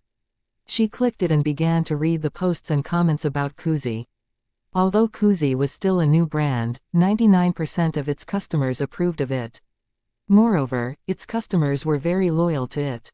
In a plane, it was being broadcast from the radio that the flight was going to land in a minute, and Leng Xiaoting couldn't wait a second longer to see Ji Yuning. They hadn't seen each other for just a few days, but he missed her so much. If it was possible, he would stay with Ji Yuning 24/7, but he knew that it was unlikely to happen, because they had to deal with their own business. Leng Xiaoting sat on the aisle seat in the first class, and there was a woman wearing a baseball cap and sunglasses in another aisle seat in the same row as him. The woman fixed her eyes on Leng Xiaoting. Leng Xiaoting could feel it, but said nothing because the woman seemed kind. Even though she was wearing a pair of large sunglasses and nobody could see her eyes, nor most of her face, it wasn't hard to notice that she was a beauty. A baseball cap along with sunglasses were the basic accessories of a star. The woman was indeed a star. She stared at Leng Xiaoting all the time because he was too attractive and she couldn't move her eyes away from him. In addition, he sat in the first class too, and dressed in designer brands. It was obvious that he was very rich. No single woman wouldn't be attracted to a handsome rich young man. The female star admired Leng Xiaoting, but she couldn't strike up a conversation with him because of her identity and her agent's warning. Her agent was a woman who was 30 years old or so and sat right next to her. She was a woman as well, so she understood that the female star couldn't resist the handsome young man's charm. Even she, who was a married woman, couldn't help but glanced at Leng Xiaoting. However, the female star had to keep a distance away from other people for the sake of her image and reputation. If the paparazzi caught her and made up some gossip about her private life, it would damage her career. A star had to pay with his or her freedom if they wanted fame and money. Once their reputation was damaged, their career was doomed. Seeing that the plane was about to land, the female star felt utterly disappointed. A minute later, the plane landed at the airport of HK, and Leng Xiaoting called Ji Yuning the second he got off it. He didn't have any baggage, so he directly walked out, while the female star had to get her suitcase. Therefore, their first short meeting came to an end.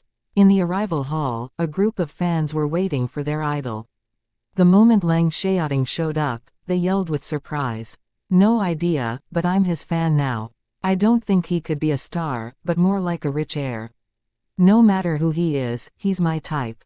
Ji Yuning felt proud of her popular boyfriend, and didn't feel jealous at all. She only felt jealous when other women tried to steal him away from her. Some fans ran towards Leng Xiaoting at once, and they wanted to take photos with him, but he gave them a cold glance when they came near. Those girls were scared and stopped without delay. At this moment, Ji Yuning walked to him and Leng Xiaoting put on a gentle smile, then left holding her hand. Even though those girls felt frightened by his cold glance, they weren't mad at all. Instead, they thought that he was more attractive than ever. Especially when he saw Ji Yuning and his eyes became tender in an instant, those girls were amazed by the scene. Not only them, but others in the hall were also attracted by the loving couple. They must be a couple. I'm so jealous of the girl. I wished I could have a boyfriend like him. I think he's the kind of man every woman wants. Ji Yuning and Leng Xiaoting went to the parking lot later. You're indeed popular, Ji Yuning joked. I should wear a mask. Leng Xiaoting didn't like to be popular. Ha ha. Ji Yuning laughed a little. It's fine. They can't get you even if you show up in their sight.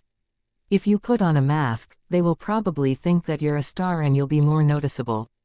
Given Leng Xiaoting's outstanding appearance, people would only pay more attention to him if he was wearing a baseball cap, sunglasses or a mask like those stars. Right, nobody can have me except you, Leng Xiaoting said in a husky voice and gave Ji Yuning a flirtatious smile. Ji Yuning was struck dumb for a second, then flushed. Stop it. Why? Leng Xiaoting argued. Isn't it the truth? Ji Yuning rolled her eyes at him. Leng Xiaoting was getting more and more flirtatious now. They found their car, and Leng Xiaoting opened the door of the front passenger's seat for Ji Yuning. He didn't get in it until Ji Yuning was seated properly. Have you eaten? Ji Yuning asked. Not yet, Leng Xiaoting replied. He was in a hurry, so he went straight to the airport from the military base and ate nothing along the way. Chapter 873 Lord Zan, why don't we go to the night snack street? It's very late now, and we can only find delicious food there, Ji Yuning said. Sure. Leng Xiaoting wasn't picky when it came to food. HK wasn't a big city, so they soon arrived at the night snack street. It was full of activity and crowded. Ji Yuning and Leng Xiaoting parked the car before they walked inside. Since it was crowded, all kinds of people were enjoying night snacks there. Along the way, many men who had drunk a little whistled at Ji Yuning, trying to flirt with her, but most of them were stopped by Leng Xiaoting's cold glance. However, some still ignored him. A young man who claimed to be the third son of the Zan family leered at Ji Yuning, and loudly said to others that he could provide her with a good life if she was willing to satisfy his sexual needs. This time, not only did Ji Yuning feel humiliated, but Leng Xiaoting was also furious. No man could accept that his beloved girl was sexually insulted by another man in a public place. Therefore, the second the young man finished his sentences, Leng Xiaoting kicked his stomach with great force. The young man was kicked away and didn't fall on the ground until his body flew 3 meters away in the air. At the same time, his loud screams of pain attracted attention from everyone around the street. The young man could barely move after the heavy kick. Onlookers were all amazed by Leng Xiaoting's strength. They had never seen anyone else who was able to kick an adult 3 meters away before. Afterwards, they were all surprised that Leng Xiaoting dared to hurt the young man who was the third son of the Zan family. The Zan family was an influential family in HK after all. Nevertheless, the third son of the Zan family was notorious for his strong sexual desire and disrespect for women. In that case, nobody showed any sympathy for him. Instead, they all stood aside watching the scene. Lord Zan. 2 men who came here with Lord Zan were scared. If anything bad happened to Lord Zan, the Zan family would blame them for everything without doubt. Their families weren't as influential as the Zan family after all. Seeing Lord Zan still lying on the ground in great pain, one of the 2 men glared at Leng Xiaoting and threatened him, "How dare you hurt Lord Zan? The Zan family won't let you get away with it." Leng Xiaoting gave him a cold glance, which frightened him. Thinking of what Lord Zan had been through, he didn't dare to say another word, in case he was kicked too. "This is what you get if you dare to humiliate my girl," Leng Xiaoting said in a cold tone. He didn't care about the Zan family at all. After that, he held Ji Yuning's hand and was about to leave. The 2 men, however, were anxious. If Leng Xiaoting was gone, the Zan family would punish them.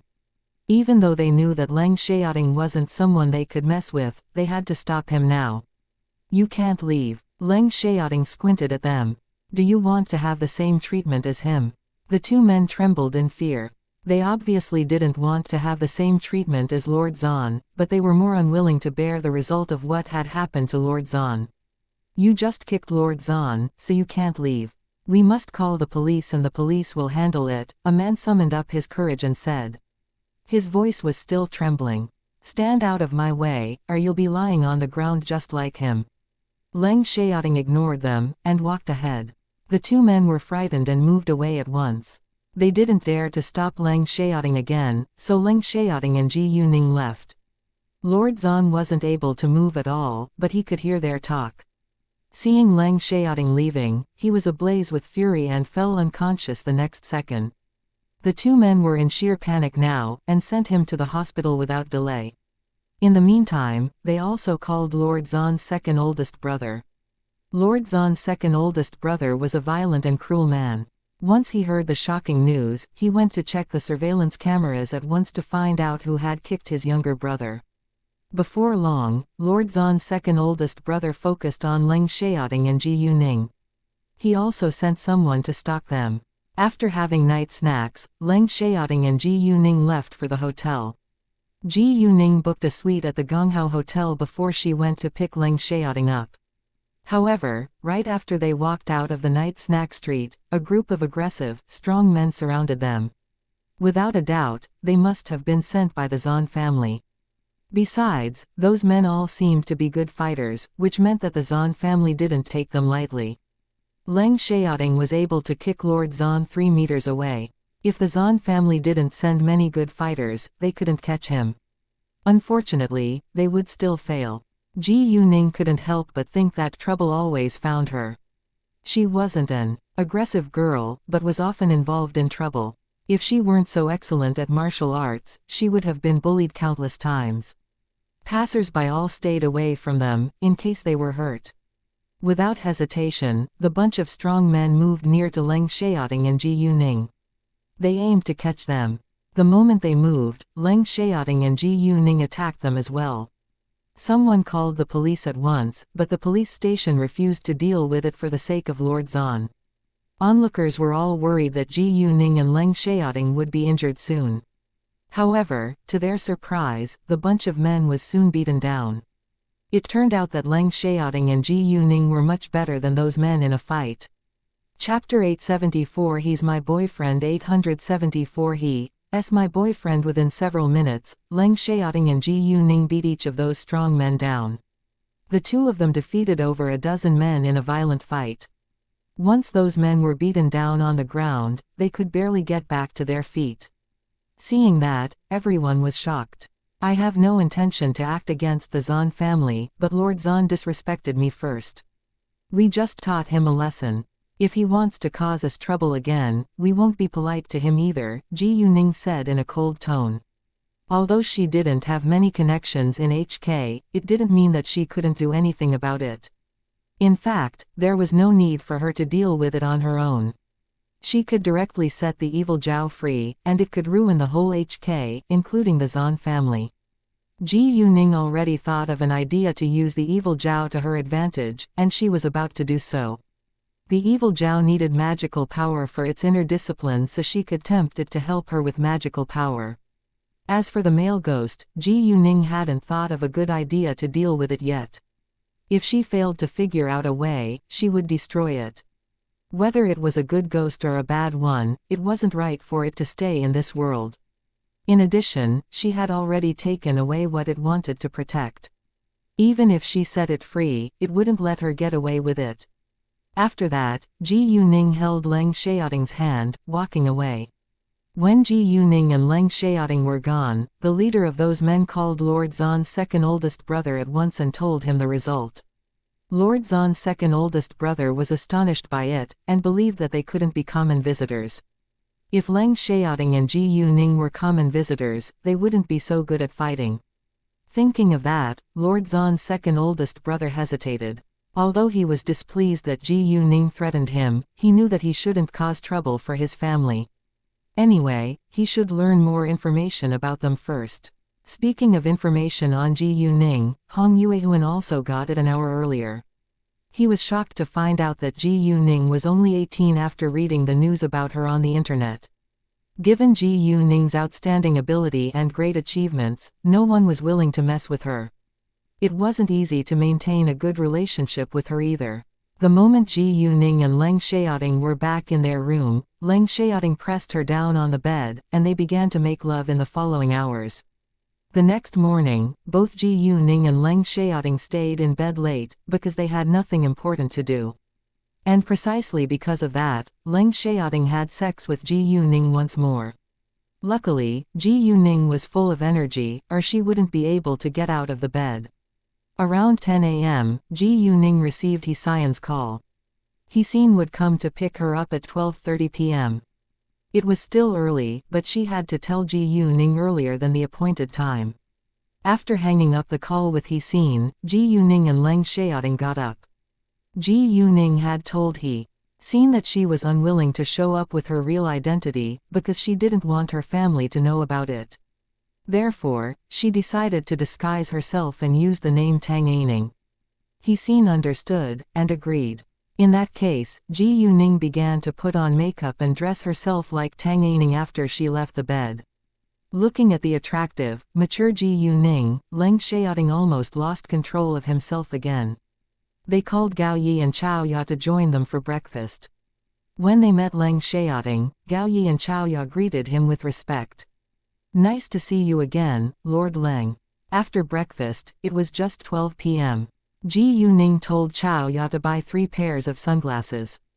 Except for Ji Yuning, each of them would wear sunglasses.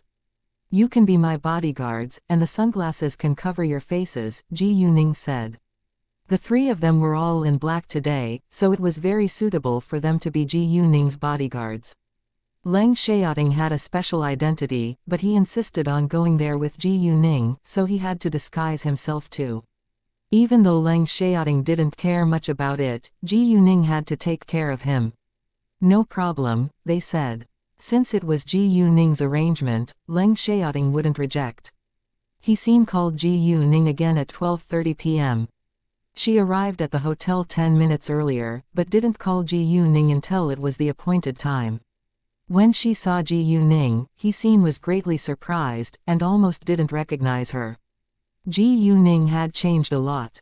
If it weren't for Gao Yi and Chao Ya who stood behind her, Xian wouldn't know that she was Ji Yuning. "She's changed so much," Xian thought to herself.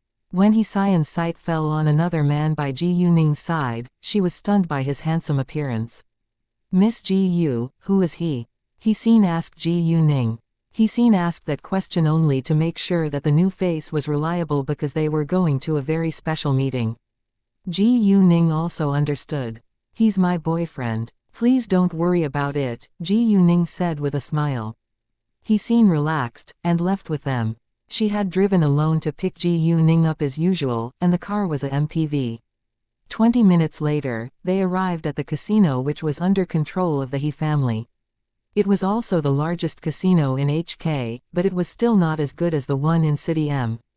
City M was one of the top 4 gambling cities in the world after all, which was the real heaven of gamblers. The gambling industry of HK was just half of that in City M. He Hongji was the gambling magnate in HK, while there was another gambling magnate in City M. Chapter 875 Why Rush? The gambling magnate of City M was also more influential than He Hongji, but they minded their own business. They weren't allies, nor enemies. Normally, when there was a huge gap between 2 people, it was hard for them to be enemies, because the stronger one didn't care much about the weaker one, while the weaker one didn't dare to annoy the stronger one. It also depended on their wits and ambition. Some ambitious people let ambition get the better of them so that they would do something they shouldn't do. Because it was the anniversary of the He family's casino and the competition between the He brothers would also be held today, many people of different social status showed up. When Ji Yuning's group arrived, it was around 1 p.m., and the competition would begin at 2 p.m. Therefore, Xian guided them to have a rest in the VIP lounge. They still needed to talk about something in private. They walked through the exclusive passage for the He family members, so others didn't see them. Xian poured cups of tea for them after they were seated, then said to Ji Yuning, "We'll play 3 forms of gambling today. One is sick bo, which is the routine. As for the other 2, each of the 2 parties can propose one, so you can choose the form you're best at. Each form of gambling will be played for 10 rounds. Whoever wins the most money wins the game. It's not up to how many times you win. As for the bet, 2 parties in the game can do a deal about it." If you're willing to pay for the chips yourself, you take the money you win back home. If you need my family to do that for you, the money you win will belong to us. It's up to you. I can buy the chips myself. Without doubt, Ji Yuning was going to make money for herself. He Xin agreed, and thought that it was a better idea. It wasn't because she didn't trust Ji Yuning, but because she knew little about her till now. If Ji Yuning was willing to pay the money herself, she would devote herself to the game. As for the forms of gambling, Ji Yuning didn't know much about it. She was confident that she wouldn't lose while playing sick bo, and slot machine was another one with which she could make a fortune. Accordingly, she asked, "Can I choose slot machine?" Hearing that, He Xin was surprised. It was a choice, but was also a little childish. "Of course you can," He Xin said. When it was 1:30 p.m., He Xin received a call, and walked out. After a while, she came back with He Hongji. He Xin introduced them to one another. He Xin had told He Hongji that their helper was only 18, but Ji Yuning showed up like a mature woman named Tang Yining today, which confused him. He Xin then explained the reason to him. He Hongji understood, because it was indeed a dangerous task. If Ji Yuning won today, it was likely that she would be in great trouble. Although He Hongji still had doubts, he chose to trust Ji Yuning. Ji Yuning was his best and only choice now after all. He Hongyuan arrived when it was 20 minutes away from 2 p.m., and there were about 20 bodyguards around him. He walked ahead of all them, followed by a 30-year-old man and He Yishi. A lot of people were aware of today's scheme, but nobody dared to say anything about it. "Isn't the man following behind Master Hongyuan, Fan Zihao?" "It is. Fan Zihao used to be the second apprentice of the gambling magnate in City M, but he betrayed his master and was chased away. Even though he was notorious for his character, he was really good at gambling, and had learned many skills from the gambling magnate of City M. Did Master Hongyuan invite Fan Zihao to play the game on behalf of him? It couldn't be more obvious. It seems that the gambling magnate is in danger now. I heard that the gambling magnate is losing his hearing. I think the gambling magnate could have invited someone to help him too." Right. Neither He Hongji nor He Hongyuan would play the game in person today, because He Hongji was losing his hearing while He Hongyuan didn't want to make any mistakes, although he was also skilled at gambling. Therefore, Ji Yuning would attend the competition on behalf of He Hongji, and Fan Zihao would represent He Hongyuan. Ji Yuning was still absent now, so no one knew who would help He Hongji. In He Hongyuan's eyes, he believed that He Hongji had to play the game in person, because he had a spy by He Hongji's side. What he didn't know was that the spy was already exposed, and He Hongji told them that he would play the game in person on purpose to cover his real plan. He Hongyuan and the others sat at the right side of the central gambling table in the hall. Fan Zihao was seated in the middle of the first row, and He Hongyuan along with He Yishi sat at his sides. This gambling table was set for today's game. "Where is He Hongji? Why is he still absent?" He Hongyuan said loudly. He made it sound like He Hongji was scared of him. "Master Hongyuan, why rush? It's not 2 p.m. yet." At this moment, a man in his early 30s walked over. He was the eldest son of the He family, He Yishao. He Yishao didn't seem worried or nervous at all, not because he was able to calm himself down, but because his father just told him that they had invited a talented gambler to help them out today. Although they weren't sure that she was going to win today, they were confident. He Hongyuan was He Yishao's uncle, but He Yishao called him Master Hongyuan ever since they became enemies. "It has nothing to do with time, but manners," He Hongyuan said. In fact, he couldn't wait a second longer to take over the He family's business. Chapter 876. Who knows, isn't it polite enough that I, the eldest son of the He family, came here to welcome you in person? He Yishao cocked his eyebrow. He Hongyuan compressed his lips, and remained silent. It was obviously polite enough that the eldest son of the He family came to welcome them in person.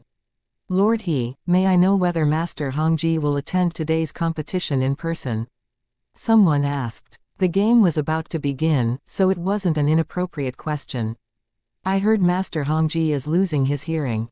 Is he all right?" Someone asked with concern. "Who knows?" He Yishao replied with a resigned look. Seeing He Yishao's reaction, He Hongyuan was more pleased. He believed that nobody was going to help He Hongji. Zuo Zhongkui had leaked the information to him, and he had also done some research before he came. None of the famous gamblers in HK were invited by the He family. As for those gamblers without much fame, he didn't bother to do the research. Therefore, He Hongyuan was confident that he would be the winner at the end of the day. Well, if it weren't for the fact that Hongji is losing his hearing and Yang is missing, I wouldn't hold today's competition for the future of the He family, He Hongyuan sighed, and played innocent. Even though it was all a scheme, it didn't mean that he was willing to take responsibility, because it would damage his reputation once the news went abroad.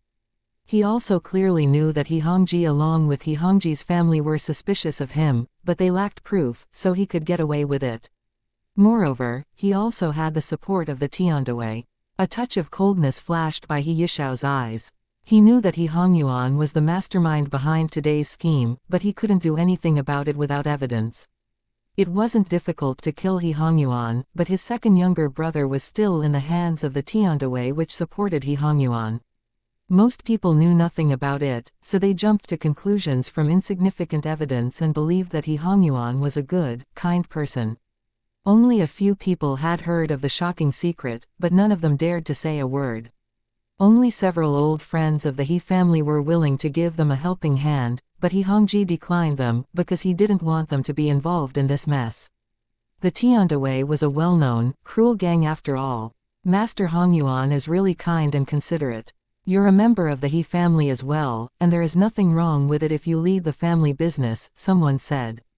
I agree. Some people agreed on that. He Yishao ignored them, and waited to see the result with patience. A while later, Hong Yuehuan walked inside. He came here not to support He Hongyuan, but to appreciate today's competition. Not many people knew the relationship between the Tiandawei and He Hongyuan, so some thought that he showed up for the sake of the He family. Most people only knew that He Hongji maintained a good relationship with the Tiandawei.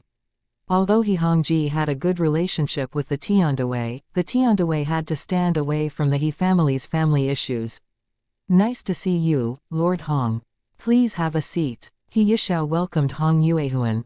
In fact, they used to be close, but now He Yishao kept a distance away from Hong Yuehuan. However, as the heir of the Tiandawei, Hong Yuehuan was left no choice. From his personal perspective, he hoped that He Hongji could lead the He family's business as usual, but the Tiandawei must make allowances for themselves.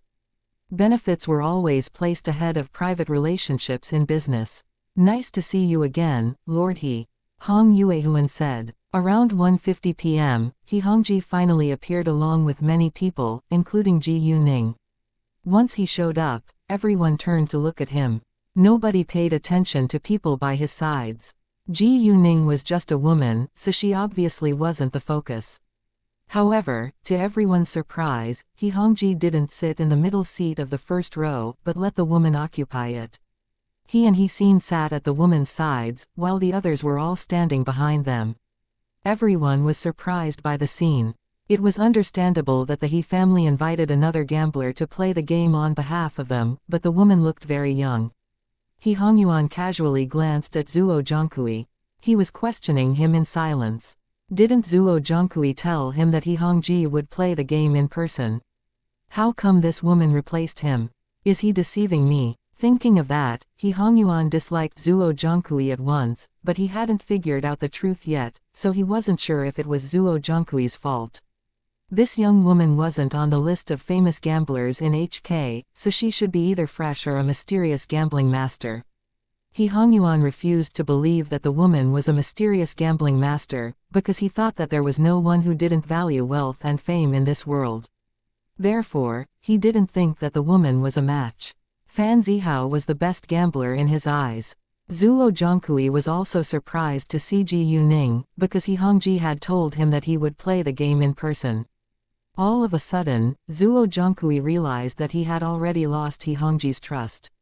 He Hongji had probably found something out. Zuo Zhongkui panicked a little, but he still believed that he would be safe since he already sided with He Hongyuan. What he didn't know was that He Hongyuan was also suspicious of him now. Chapter 877 Arrogant Fan Zihao. Fan Zihao frowned with dissatisfaction when he found out that his competitor was a woman.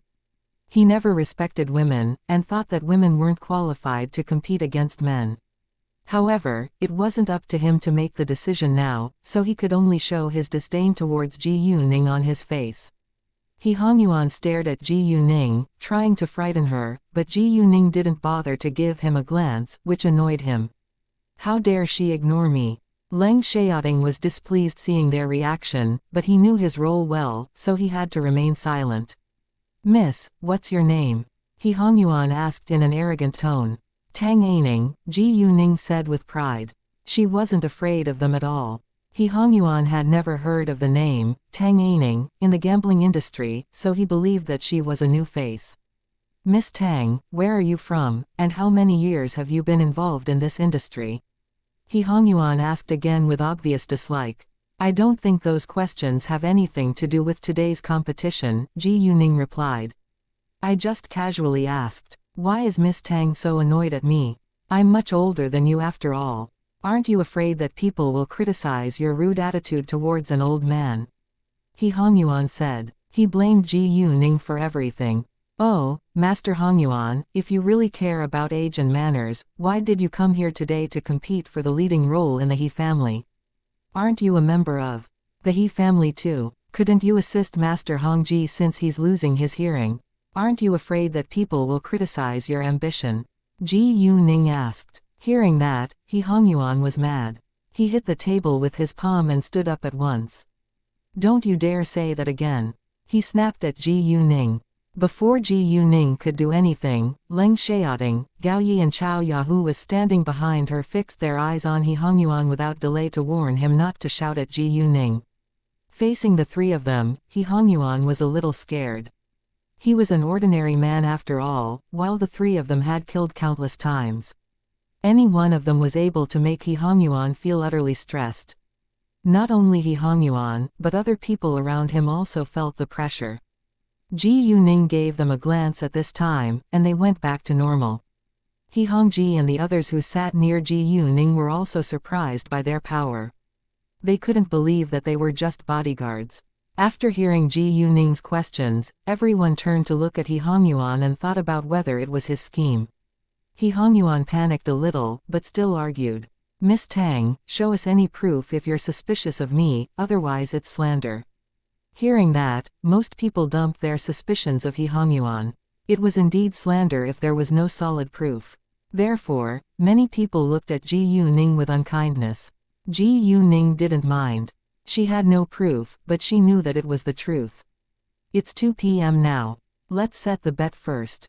He Hongji interrupted their argument. It was meaningless to argue over that topic now.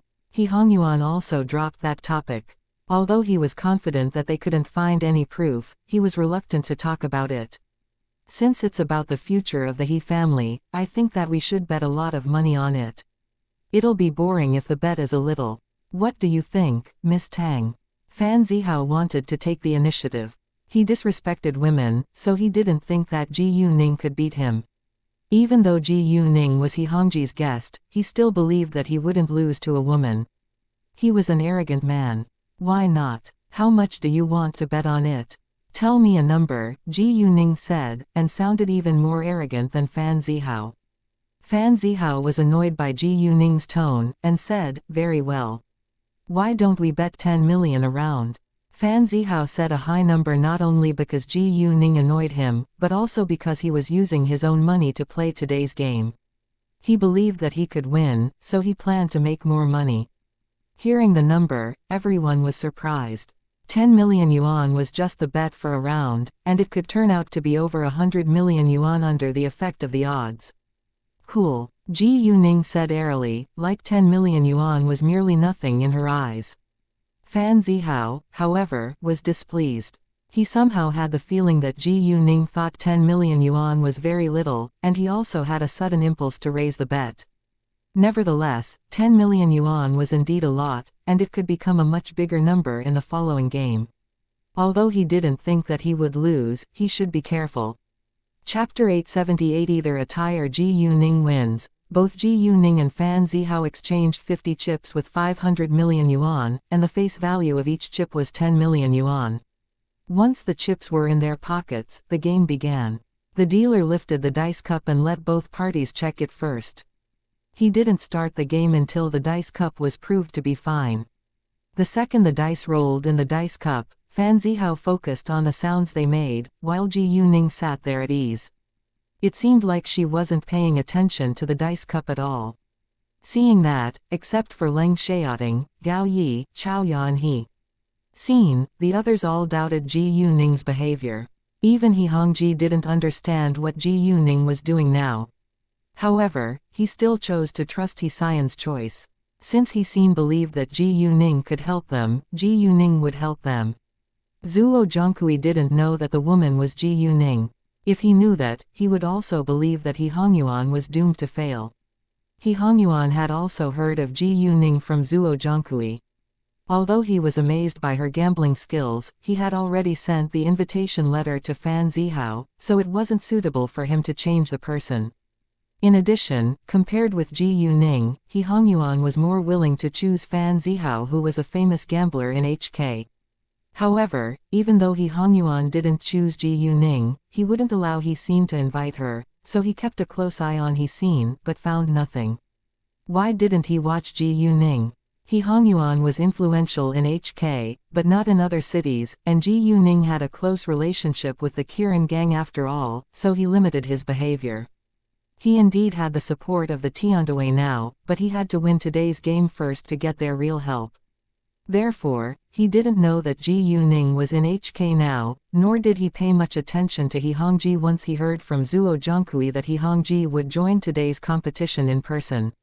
In fact, he didn't have the ability to stop Ji Yuning from helping He Hongji even if he found out the truth. The dice cup fell on the table, and they began to bet. Nevertheless, it was unavoidable that two people would lay the same bet if they could see each other's choice. In that case, they decided to write on a blank board in front of them before they revealed their choices at the same time. Fan Zihao wrote his choice down on the blank board with confidence. Ji Yuning, on the other hand, used her jade eyes to see the numbers shown on the dice in the dice cup, then wrote her choice down. It seemed like she wasn't in a serious competition, but was playing an easy game. Even He Hongji and He Yishao were a little worried now.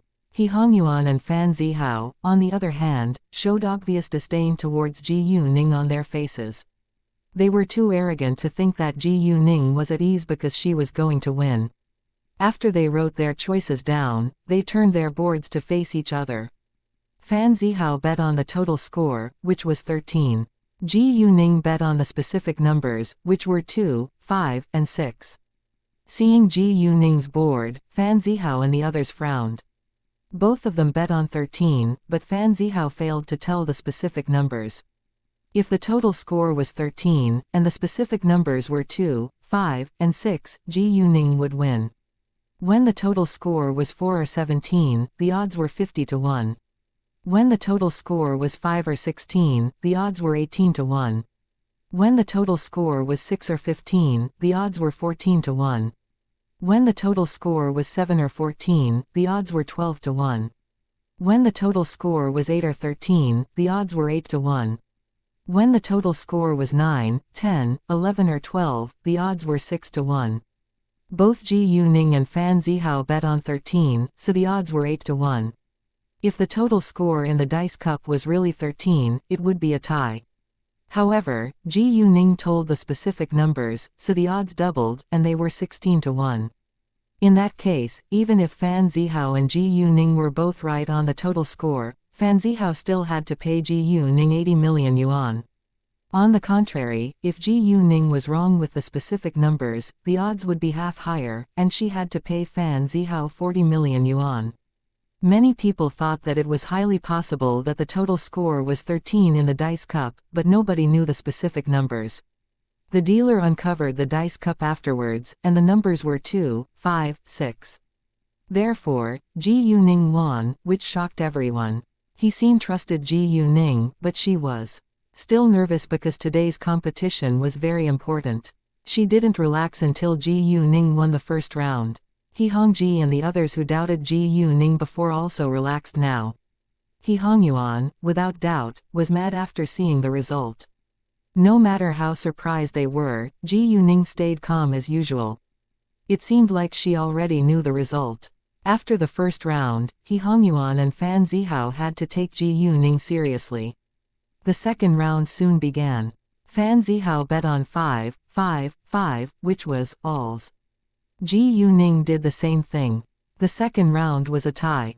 After the first 2 rounds, people started to believe that Ji Yuning was a skilled gambler, and they held great anticipation for her following performance. The third round was still a tie, and Ji Yuning won the fourth round. Ji Yuning bet on both the total score and specific numbers every time, because the odds would be the highest in that situation. In the beginning, people didn't realize what she was doing, but they soon noticed Ji Yuning's plan. She behaved like she could see the dice in the dice cup. Moreover, she never lost once.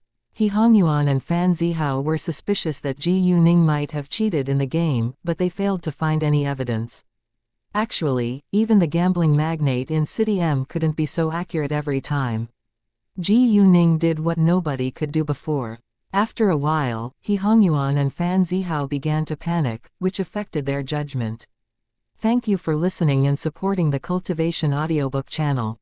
If you'd like to support us, 1 cup of coffee can make a big difference.